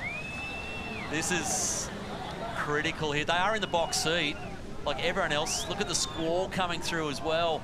Coming down to one wave and one surfer. He's got about a minute if his plan is to get back up to the top of the hill. At the moment, I don't think he's the only person who might get back up the top of the hill. Yeah. Everyone else is they're screwed. They're just going to have to do it in the water. Surely your plan's to get back up to the top of the hill. Well, look, he doesn't look like he's moving. He's parked it. But mate, I won't tell Huey Vaughan what to catch, mate. He knows what he's doing. Yeah. So, the stress here. Yeah, the stress. But they're still in the box. Hang on, something's happening. Here we go. No takeoff. They're still in the box seat, North Shelley. They're still in front by 0.04 of a point. And Huey Vaughan's out there, you know. Wonder where Dakota is.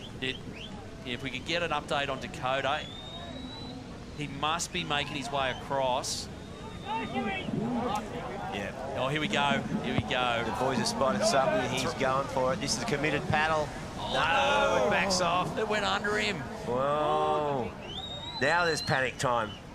Not panic, stress levels are reaching like boiling point. Well, let's say no one makes it back in. The next wave he catches next wave wins. Huge. Yeah, that's what's going to happen. Like, I think he's not going to make it back. No. You know, Alistair Reginato could bang an 8 and North Shore take it out. Mate, yeah, totally. Totally. Kawana could find an 8. So it's last wave, best wave wins. Yeah, that's what it is. Golden wave. Oh, speaking of, here goes Reggie with 3 minutes remaining. From up the point. And big last to finish. Is he a chance of making it? Who's behind What's him? going on behind him? This is Zeb Stokes. Wow. We could see some kind of crazy inversion of the Zeb Stokes is stoked. There we go, Dakota. Look at this thing. Second snap. Third snap. Oh, this is good for Byron, I'll tell you. Not good for Neil Shelley. He's racing and he's still going. Like, I don't think anyone's going to get to the top, but this could be a winning wave here for Dakota Walters. But now, does Huey give up on the clock and just sit and wait for an incredible wave? What's he done? We don't know what he did. Oh, my goodness. Now they're both going to go for the run. They might do it. It's like 2 minutes. What about Reggie? Is he out in the lead of this foot race now? No, it's happening. Oh, this is hectic. Full on, so this run. Well, they're they're claiming it. Let's get the replay. What's Huey done? Replay. What has he done? What did he do? Look at God, Macy Callahan. What do you do? Here's the replay. Where is he? So here he is. Snap. And into the air He put it all on the line. Wow. All on the line. Is that going to outscore Dakota's wave? That is clutch. And what about Reggie's as well? Codes. Snap. Bang. Oh, man, I don't know. Is there anyone on the track behind us yet? Oh my Kabang. goodness. Oh, look, yeah. This is going to be really interesting. So the judges are going to have to pull these two waves apart. They're only 0.04 of a point apart, the teams at the moment. It's this wave. So it's best wave wins. Yeah, best wave and wins. Where are they? Look at Dakota. Can Dakota turn into Gout? Well, 1 minute effort. 56 seconds. So if he can get there.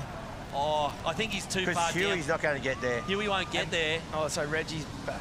Reggie won't get there. Yeah. Dakota's the only one with a shot, but he's run about 40 Ks already today. 40 seconds. I don't think he's going to make it. No, he hasn't gone past us. Yes, yeah, he has, actually. So Dakota's the only one with a chance.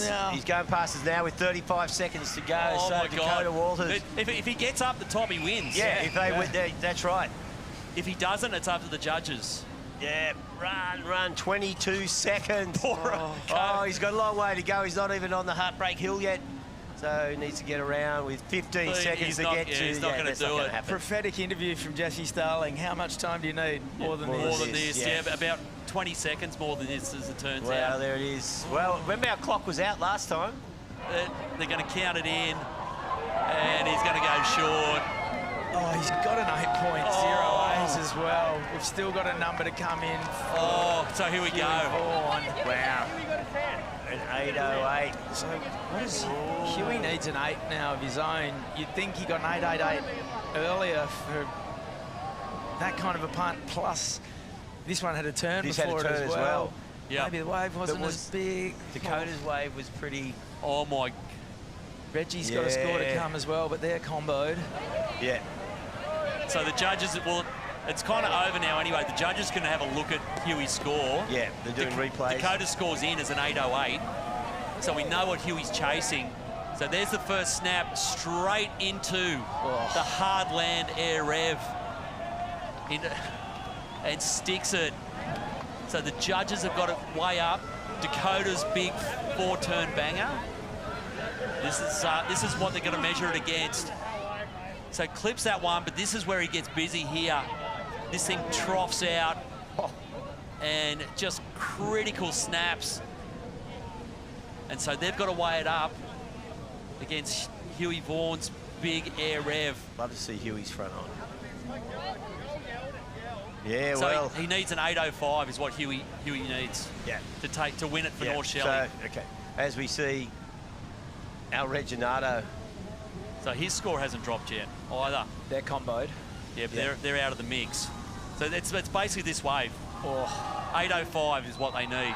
So is that better than an 8.05? Yeah, so, wow, this is going to be very interesting. Oh, this is going to take some time. The judge is having a really good look. So, what are you thinking? It's Byron and North Shelley. Are we talking two different styles of serving here? They're both progressive, right? You know what I think? Going on the first wave of the exchange, Huey's 8.88. I reckon they'll give it. Right. But, mate, it's only just there. Look, there's the two teams. There's Byron and North Shelley. It's going to be one of them. Look at those. Fingers crossed. Where is it? He needs an 8.05, Huey Vaughan, to win it for North Shelley. Yeah. So we're looking at replays after replay here. This is what a finish. Judges are really dragging this out. I don't think I've seen a finish this tight in the history of the Boardriders battle. This is gnarly. This is NRMA Insurance picked a good one to jump on as naming rights sponsor. So this is incredible stuff. Have we ever seen a final where not one of the teams made it back in time? No, that's another amazing. That's another first thing, yeah. Everyone's going to lose 5 points, right? So it's just coming down. So here's White's wave. Yeah, so this is Taji Stokes. So Kawana are out of the mix. But both, Kawana and North Shore finished strong, but just had too much work to do. Yeah. So they're not going to... I think that's Zeb Stokes, yeah? Yeah, Zeb Stokes. This is the one. So is this 8.05 or better? Huey Vaughan. Well, like you said, like the 8.88 compared to that 8.05. It's in the same postcode. Definitely in the same postcode. So it's. Did the 8.88 have a snap as well? It did. I tend to think he's got it. I think it's going to be North Shelley. Yeah, but I don't know. Look at the tension over there. Gnarly. Yeah, it is. The only one who looks calm is Russ. Oh, no, he doesn't. No, he doesn't. he's melting on the inside, don't worry. He's got ice inside the cap. Look at Solly's pretty pumped. This is such a great shot. It's going to be one of them. Yeah, this is like the longest wait you guys have ever had in a contest. It's going. Oh. They're going to have an answer. This is going to erupt. And I can't wait to see Jess Starling try and get an interview. Waiting. Oh, yeah, good luck. The swear meter might go out the window as well. Yeah, we'll have to watch that. Oh. Still, it's got to drop any second now. It's sitting here looking. Last of black. Seals the deal. It's an 8.08. 8.08. Oh, my God. It's like 300s of a point. They've tied on their last wave. Tied on their last wave, and look at that, 39.19. That is the closest finish we've ever seen. Wow. North Shelley getting the edge over Byron. Look, 39.19 plays 39.15 both ways, and 8.08 at the end. Judges couldn't split it. Wow. There you go. The elation of North Shelley. The disappointment, Byron Bay, but yeah, seriously, you can't be too disappointed. It's pretty exciting. What a way to finish. Yeah, well, Huey Vaughan, a bit of redemption after last year where he just failed to make it across the finish line, but not this year. What a wild ending. Oh, look out, he's hit the mosh pit. Yeah, so the judges tied him on the last score, so it just gave the edge then to North Shelley. Yeah, wow. Mate, hats off to Dakota Walters. Yeah, well, there's Byron, but it's going to be North Shelley's day. Yeah. That was redemption for Huey Vaughan from Heartbreak Hill last year to just the game changer. He's never been happier coming up the hill, not making it back in time. Yeah, exactly. Tightest finish ever in the history. And Jess, what do you got? Guys, you are so right, Ross. That is the closest finish we've ever had in the NRMA Insurance Australian Boardriders Battle Grand Final history, but you guys are the champions 2 times for North Shelley Boardriders. What is going through your mind right now? I've lost my voice. I can't believe Huey just went for that massive air on that last wave. And then just the anticipation for a score to come out. That's just that tops everything. So good to be 2 times champion, and yeah, thanks to all the community and everyone for supporting us, and yeah, I'm lost for words. Oh, Russ, so happy for you guys. I'm going to try and get a chat to Mason and Huey. Macy, you guys are the champions, 2nd time ever for NSB. Russ is almost lost for words. You're in tears. Yeah. What does it mean to you in the club at home? Yeah, it means everything. Oh my God, this is the foundation of Australian surfing, and it is the best event ever. So I'm so excited. And for Huey to pull that off in the dying stages. I was like, oh my God, this all lies in Huey's hands, and it's like no one better to do it under pressure than that kid. He is one of a kind, and he's a maniac. Oh my God, yeah. Let's find the little devil, Huey. Redemption at its finest, Huey. You just took your home club, your team, to a win here as the Power Surfer. Mate, we got it absolutely done. I thought I blew it, to be honest. I saw Dakota and Reggie get like crazy waves, and then I don't know. I saw the flag go down, and that was a sign to go for it. So I left everything out there, and mate, I can't ask for anything more. We got it done. Bring it back to 2261, baby, and NSB for life. What were you yelling at the judges, just out of curiosity? You might not want to hear that one. You might not want to hear that one on telly. This team, this community, it's everything to you, to Yeah. your family. Just, it's given you your whole career. Yeah. And to bring it home again for the 2nd time, add your team to the list of the greats in this event. That's everything. Mate, it absolutely means everything. I can't explain how much it means to me to bring it home to North Shelley and the whole community. It's like, it's the best thing having all the supporters here. Everyone, the whole club pretty much came up, and maybe not the whole club. We got like a massive club, so I don't know. It feels so good to come here and win it. Jackson, you proved yourself as the junior for this club, and now your first ever final, you guys taking the win. Oh, I'm so stoked. I have no words. I'm just so happy. Oh, I don't know what to say. We're lost for words. North Shelley Boardriders, the NRMA Insurance Australian Boardriders Battle champions. We'll send it back to you guys in the booth. Well, thank you, Jess, and well done securing those words. That was awesome. The emotion is running high for North Shelley, and you can see some of the Byron crew behind where the emotion will be running pretty low. 6 months ago, they got their first ever world champion in Molly Picklum. Yeah. And then just to turn around now and join the all-time greats in the ABB in that illustrious 2-time winner club. And what about Huey Vaughan? Like, what a showman. He was the first in the water. Yeah. He could have just caught a 3 and made it back to the box in time and saved us all that heartache. Yeah. Instead, he sat there for 5, 6, 7 minutes, caught the last wave of the final, and had to lay it on the line with that, you know, all or nothing punt, and it was everything. Yeah, and stuck it in a hard landing. Poor old Russ and that, they were aging by the minute. Oh, that was up like there. intense. You could just Because watch they were it. in the box seat and they had time, and it was like, it felt like it was under control, and suddenly it wasn't. Yeah. And he needed to go out then and drop the hammer, because by then Dakota had gone and just absolutely cleaned that thing up. Yeah. So put Byron into the picture. It's just the crazy, crazy finish. But, you know, Yeah. I think well-deserved at North Shelley. You can't really deny them. They're just, they're too good. Yeah, that was just insane. Like, it's just They are.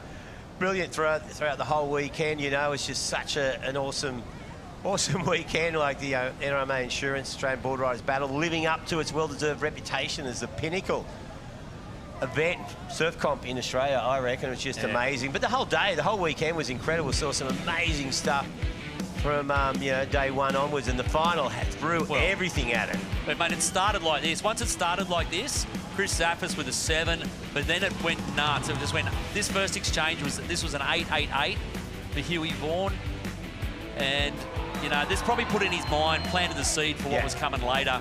Dakota, like, you know, hats off to Dakota. He had a huge final. Like, that was another 8 for and at North Shore were flying. Lindsay. This thing from Reggie to open it up. I want to give a bit of mention to the judges too, because there were 2 occasions where they just let them play. They put the whistle away. There was the no call between Zeb Stokes and Sophie McCulloch, and then at the end, those last 2 waves could have gone either way, and they went, you know what, let's give them both go an 8-8. 1-all. And keep the status quo as is. Yeah, but yes, Solly Bailey had a big final. Huge. And this, KP, Byron got a bit lost there for a while, and then KP delivered this thing And from that point, Byron it was going to be Byron or Shelley were going to win it. Yeah, KP brought it right back into the mix. And hats off to this Grom. Yeah, totally. Without him doing this, he wouldn't have set Huey Vaughan up to win it. And the same in the semis as well. Same in the semis. And here it is. This is the deciding waves here. Dakota Walters, 4 big hangers for an 8.08. And then Huey Vaughan, over to you, mate. Yeah. 8.08. Ice in his veins. That is unbelievable stuff. That is putting it down. But it takes so hard. Geez, it takes some balls, though, to throw that turn. Oh, 100%. Like, that's what Russ said. He couldn't believe Huey just threw it down. But like Huey said, he'd seen both Al and Dakota get those good set waves. I don't know how closely he watched it, but he knows what they're capable of. He just knew, okay, I've got to do it. He was first in the lineup, and he sat there and watched the rest come down the rocks, paddle out the Sodii Cove, and get waves, and all of a sudden he's like, I've left the door open here. I need to slam it shut, or I'm going to look like a fool. And he made the rest of us look like fools, because that was unbelievable stuff. That's right. Look, in his mind, he thought he'd blown it, and it forced him into a corner where he had to go nuts. And he went nuts, which is, I think, his natural default position. And absolutely landed. Just going to throw down to Jess in Stace at the mixing station.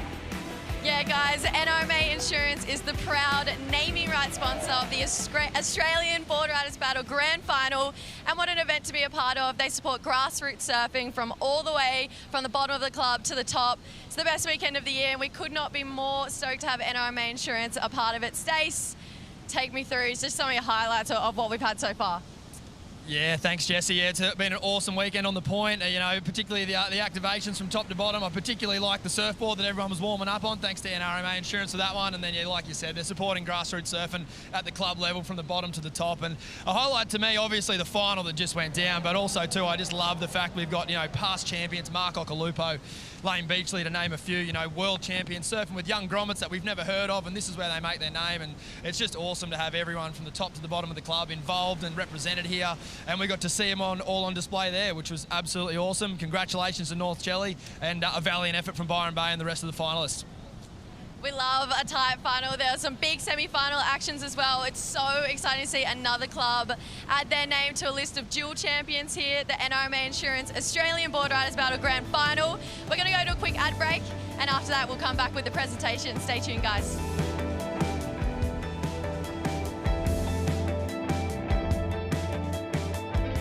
Mornings start with a Celsius. Waves or not, you go anyway. Push, drive, rhythm. And have a little fun too. That's why I keep coming back.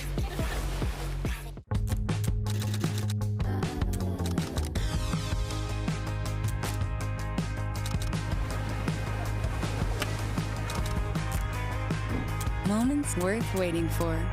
Quick Snap.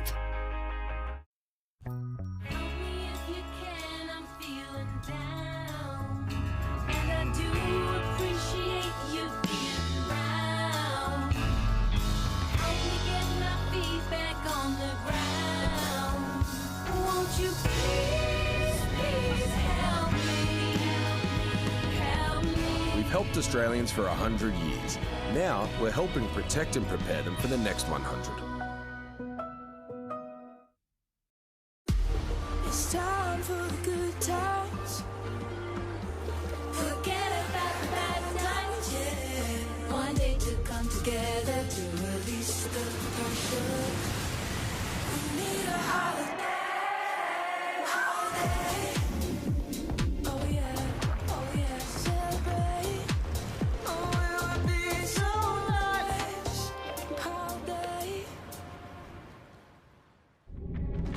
Ready? I'm ready for the rush, the roar, the thrill.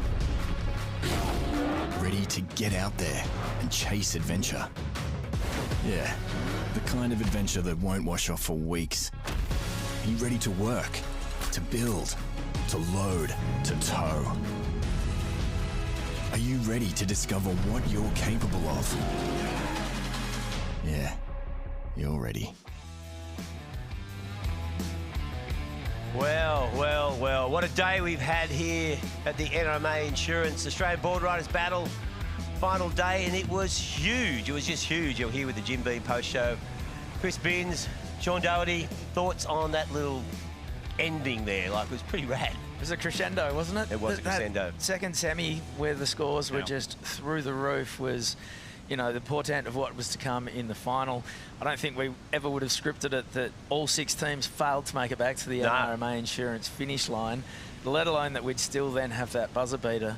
And everyone just went, who cares about the 5-point penalty? That's out the window. We're finishing this one in the water. Yeah. And that's how it went down. Yeah, and Shawnee, like, both surfers, 8.08, 8.08, excellent scores, but equal time there. Thoughts on that one? Oh, I think that Binzi called it. I think that the judges did the right thing. They put the whistle away. It was like state origin refereeing, mate. They just let the surfing sort it out. Like, and to be honest, like, those waves were that's why it was, mate, we were all just losing it up here because it was we knew whatever the result one way or the other was only going to be a couple of hundredths of a point.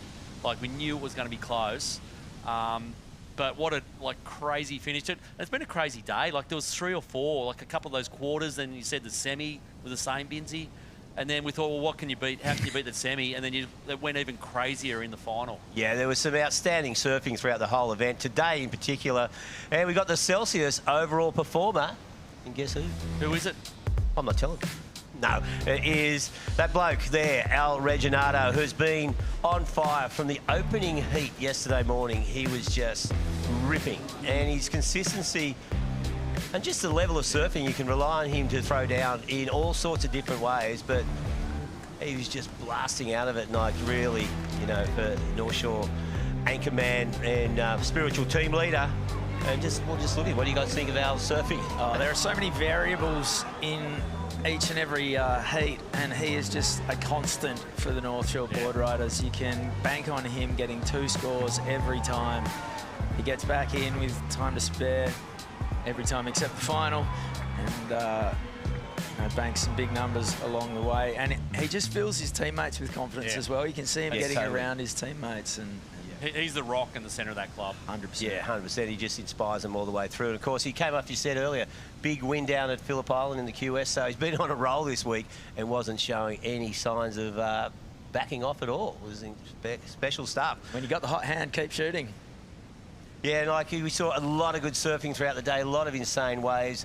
Boost Mobile wave of the day, and it was a cracker. This, you know, look at this, just full on. Dixie Ryan just throwing it one after another. And this was a 3rd wave in a 3-wave set, and she, you know, 2 waves prior were pretty impressive, but that one really nailed it. And Lebar really had their backs up against the wall at that point, and she dragged them right back up into the mix. They narrowly missed out on that spot in the final, but no thanks to Nixie Ryan, she carried them. Yeah, well, it looked like they were going to go all the way there, but as we know with this event, things can turn on a dime pretty quickly. Oh, mate. I feel breaking out the cliches, mate. Like, how many times did that final change momentum? Like, it just... ridiculous. It was like leaderboard roulette. It was just like cycling around and then eventually it was either going to be North Shelley or Byron. Yeah. But I don't think we could have, you know... Well, then all of a sudden, hang on, none of them are going to make it back. What if someone just takes the short track and does? That's what we realised. We just realised they're all going to run out of time here. Yeah. So they're going to have to sort it out in the water, like best last wave wins. And then the 2 best last waves were like neck and neck. Yeah, it was insane stuff. It was a magic thing. Of course, we will have the presentation very soon, and we'll be back with the presentation right after this break.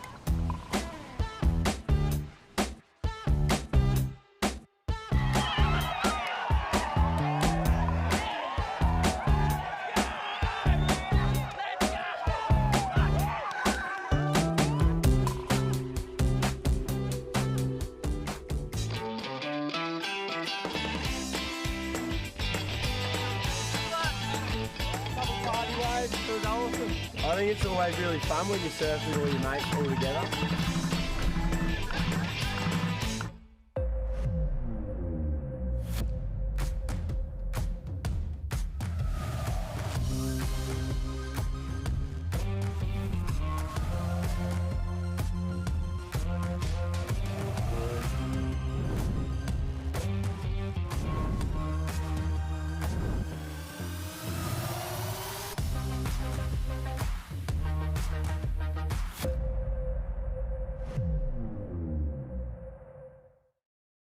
Won't you please, please help me, help me. We've helped Australians for 100 years. Now we're helping protect and prepare them for the next 100. Are you ready? Ready for the rush? The roar, the thrill. Ready to get out there and chase adventure. Yeah, the kind of adventure that won't wash off for weeks. Are you ready to work, to build, to load, to tow? Are you ready to discover what you're capable of? Yeah, you're ready.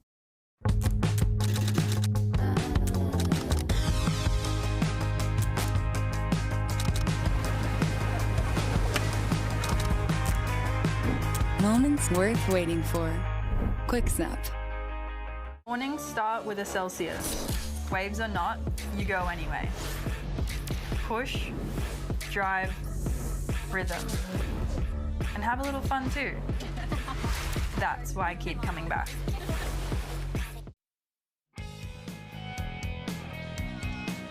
Well, welcome back to Burleigh Heads, folks, and the official presentation ceremony of Series 13 of the NRMA Insurance Australian Boardriders Battle Grand Final. What a weekend, what a final. Round of applause for that incredible display of competitive surfing, of grassroots surfing. It was exhilarating right until the very end, and then beyond the hooter. It's a format that only produces this sort of finish, and I think we saw the very best of it again today. Now, this event provides a huge $1.5 million back into grassroots board rider clubs over the last 13 years through the NRMA Insurance Australian Board Riders Battle Series. So a round of applause for that huge investment into grassroots surfing. A huge thank you to all the clubs for being with us all weekend. It's now my pleasure to welcome the Surfing Australia Interim CEO, Adrian Ace Buchan, to the stage to say a few words. Come on up, Ace. Good to see you, brother. All right. Wow, what a finish. Firstly, huge congratulations to the North Shelley crew. You guys have been massive all weekend, obviously. Personally, you know, I know as an Avoca Board Riders member, we've got a great rivalry, and great to see the title coming back to the Central Coast. Yeah, I want to extend that to all 42 clubs. You know, this event isn't what it is without you guys. I think firstly to the surfers, but more so to the fans and to the kids. You know, seeing the interactivity between everyone on the track this weekend, the kids getting involved, just made it all the more special, so thank you. I want to extend that to my team at Surfing Australia. You guys have done an absolutely incredible job pulling the weekend together. This event grows every single year, and we couldn't be prouder to host it here at Burleigh for another 3 years. It wouldn't be possible without NRMA Insurance and our partners, Tourism Events Queensland, Experience Gold Coast, and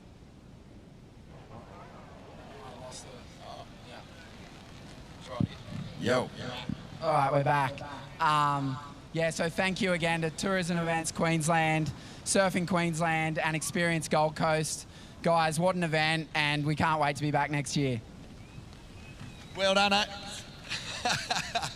And, mate, so great to see you back in the Rushy, and so many other legends as well.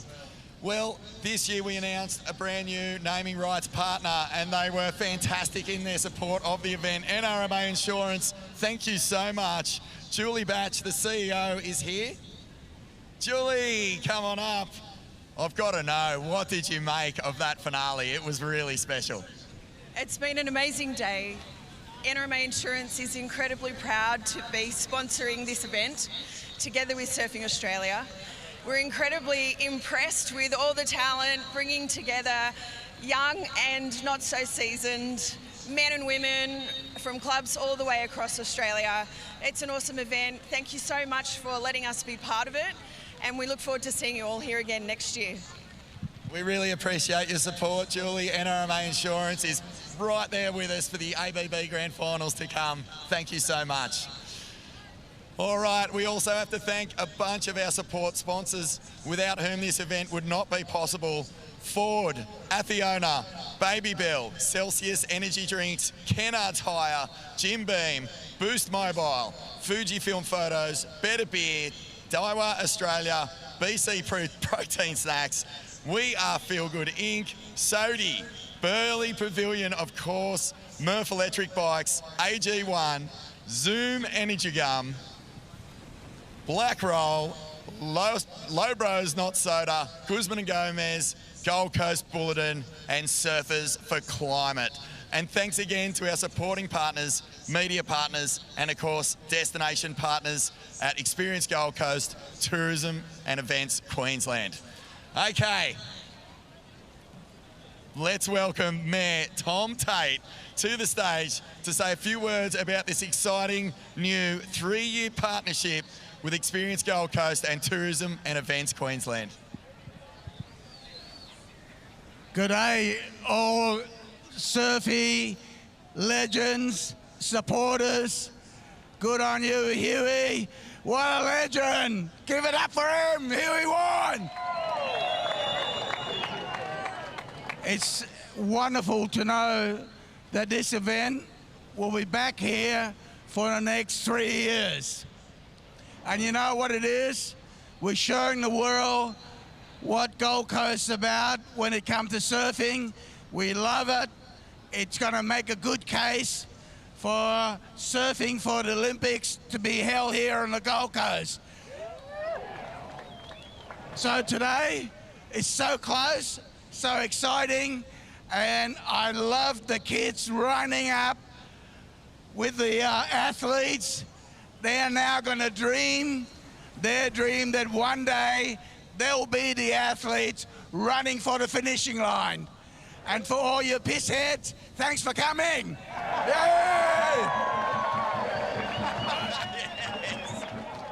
Ah, well played, Tom. Thanks for coming down, mate. So great to be celebrating this event for another 3 years here at Burleigh Heads. Right, well, this year marks 50 years of professional surfing. It's a big year, an anniversary. But we'd also like to congratulate a very special guest who is sharing this weekend with us, Peter Townend, on his first world title right here on the Goldie, born and bred. Pete, you're an absolute legend. Congratulations on the world title win 50 years ago. Let's get into our awards. Firstly, we're going to start with the Lane Beachley and Wayne Rabbit Bartholomew medals, who will be awarded to the best performing male and females throughout the competition. Come on up. Round of applause for Lane Beachley and Wayne Rabbit Bartholomew, everybody. So the winners of this award will also take home not just the medals, g'day bugs, but also Murf electric bikes each, thanks to the team. And I will welcome as well Jess and Maddie, I think. Come on up from Murf Bikes. Thanks, guys. Good to see you guys. What a great weekend. Great to have Murf support as well. Okay, the Lane Award.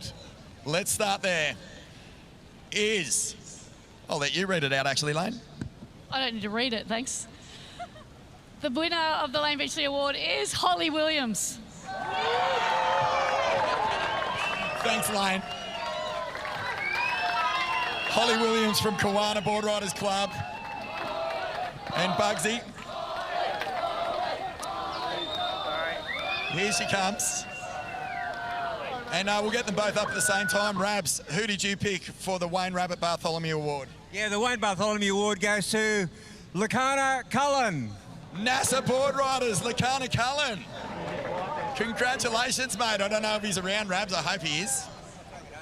Yeah, magic, mate. Another trophy for that. Good on you, Rabs. Hey, thanks so much for your support. And Rabs, what a weekend. One of the best finishes we've ever seen. It's extraordinary. The last 2 days at Burleigh, the surfing's been unbelievable. The finish today was extraordinary. You know, Australian club surfing's in great shape and Australian surfing's in great shape. It is, mate, and it's all thanks to the likes of you and Lane, who have led the way for so long. Thank you so much. Holly, the Lane Beachley medal winner, that must feel great. Yeah, it's awesome. Like, it's such a award to win, and I'm honoured to do it today. So, yeah, thank you so much. Fantastic. A round of applause for Lakana Cullen and Holly Williams from Kawana. Next up, thanks so much, guys. Next up, we have the all-important Jim Beam Club Spirit Award. $1,000 given to the loudest and the proudest club across the entire weekend, thanks to Jim Beam. Okay, we'd like to ask that one representative, not the whole team, come up to receive this award. So just one person, not the whole team, please. The Jim Beam Club Spirit Award goes to Avoca Boardriders Club. Another Sunny Coast win. So who is going to come up and grab this from Avoca? Oh, they were loud and proud all weekend. Hey, Sparkin. Oh, good on you, mate. Thanks, mate. A great result for the club and so proud as well. Oh, we had over 50 supporters up here this weekend, and yeah, like I said, just to see all the kids getting involved, I think, you know, you can't be what you can't see, and for all those kids to dream of one day competing in this event's really cool. Good on you, mate. You nearly got done by North Maroubra, but you got the nod. Well played. Big thanks to Jim Beam as well. She's getting wet up here. Right, next we'd like to present the Celsius Overall Performer Award. And this award goes to the overall standout surfer throughout the grand final. This winner will be taking home exclusive Celsius merch pack and a case of Celsius. Please welcome Andrew Brooks, Head of Marketing at Celsius, to come on up to present this award to the overall performer. G'day, mate. Great to see you. All right, the Celsius Overall Performer Award is... Alistair Reginato, North Shore Boardriders Club. Well played, Reggie. And this guy is on a massive tear. Re-qualified for the Challenger Series. A couple of big wins in the QS. And is he around?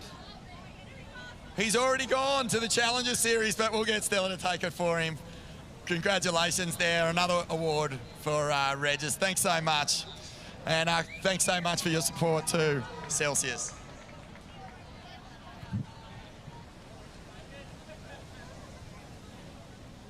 Okay, next up, we'd like to present the Boost Wave of the Day. Bobby Geldens, Boost Mobile CEO, to present the Saturday Award and the Sunday Boost Waves of the Day.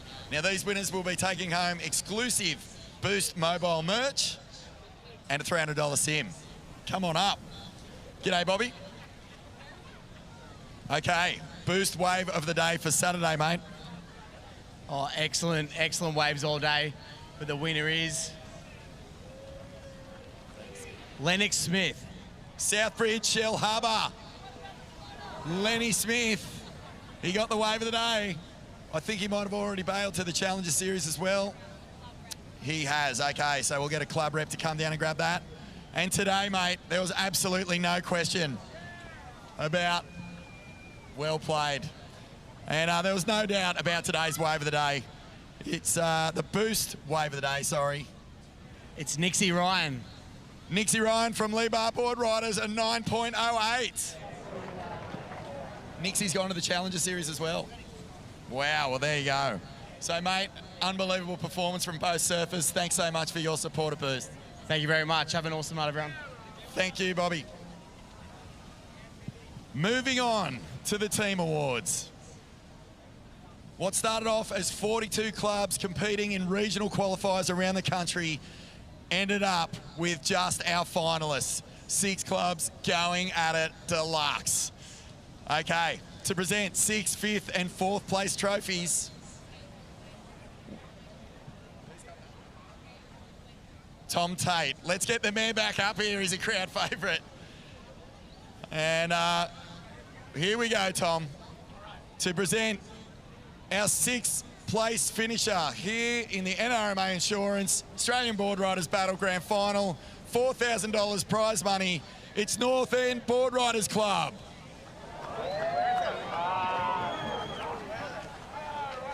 Well played, North End. So close. Feels like it's coming.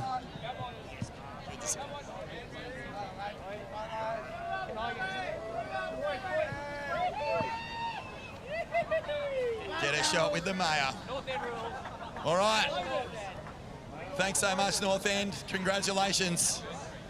In 5th place was Sandon Point Boardriders Club. Well played, Sandon Point, making big waves in this year's event. Sammy Lowe captaining the team, and what a fantastic effort. Well done, you guys. We'll get a shot with the mayor.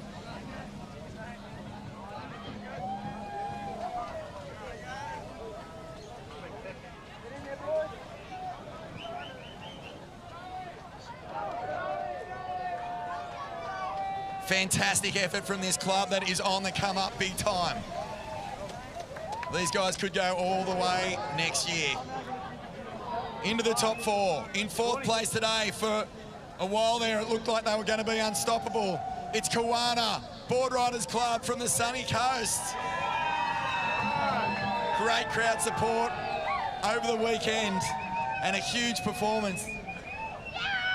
They fought back hard in that final too. Congratulations, Kawana Boardriders, the Stokes crew.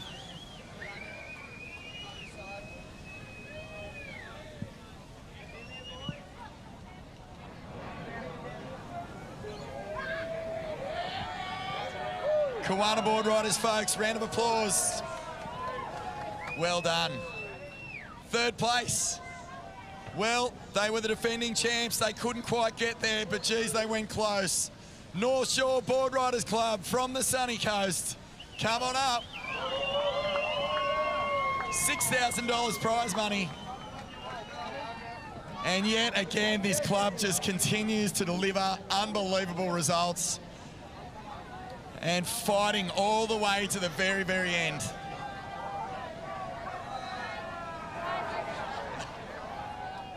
Congratulations, North Shore. Unstoppable.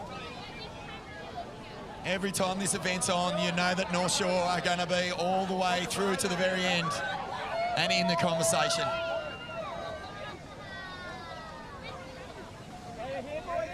Another great result for the club. $6,000.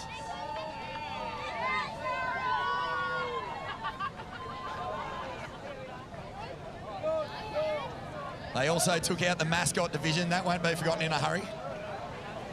Thanks to Guzman and Gomez.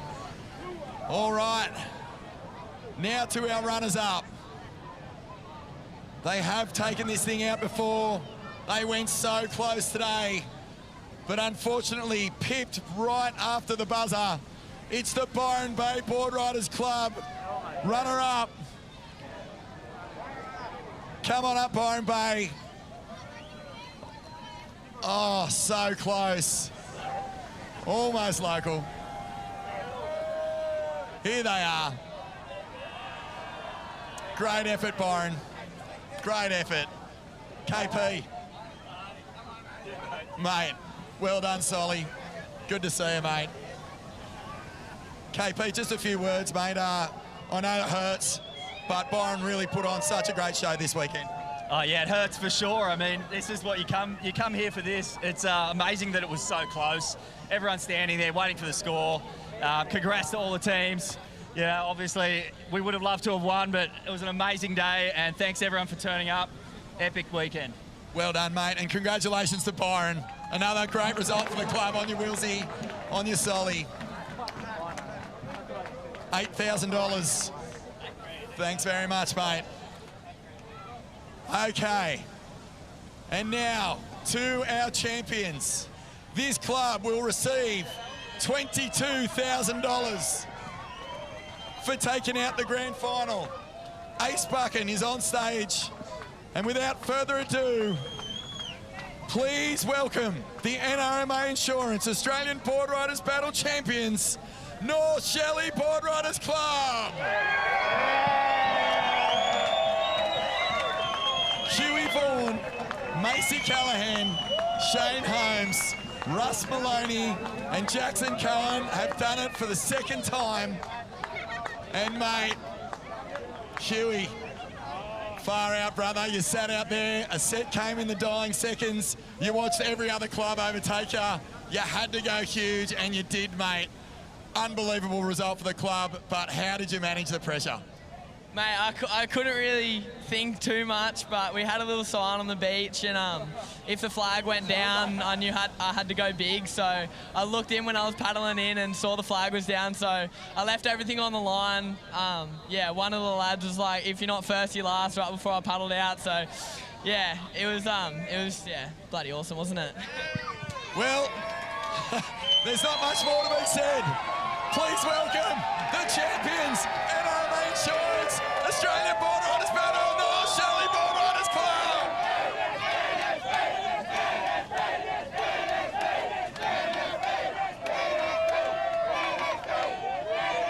That concludes the formalities. Thank you so much for making your way down to the iconic Burleigh Hill for Series 13 of the NRMA Insurance Australian Boardriders Battle. And finally, last thank you to our sponsors, NRMA Insurance, Ford, ACCIONA, Babybel, Celsius Energy Drinks, Kennards Hire, Jim Beam, Boost. And massive shout out to the North Shelley community. We wouldn't be able to do it without them, so NSB for life! NSB for life!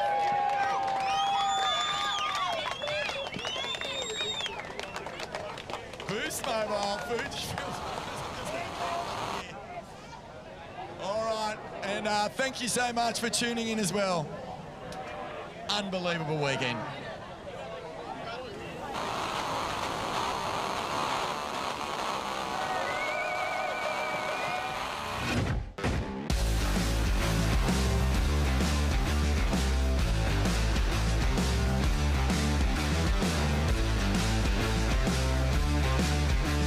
Drives up into it again, a nice critical snap. Let's go! You gotta push! That's my exercise done for the year.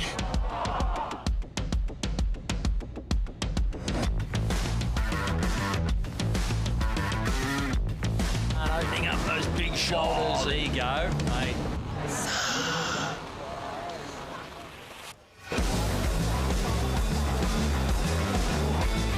Solly Bailey winks into this section. Meet Hack. Off the bottom, there's the big hook. Here he is, Miller Brown.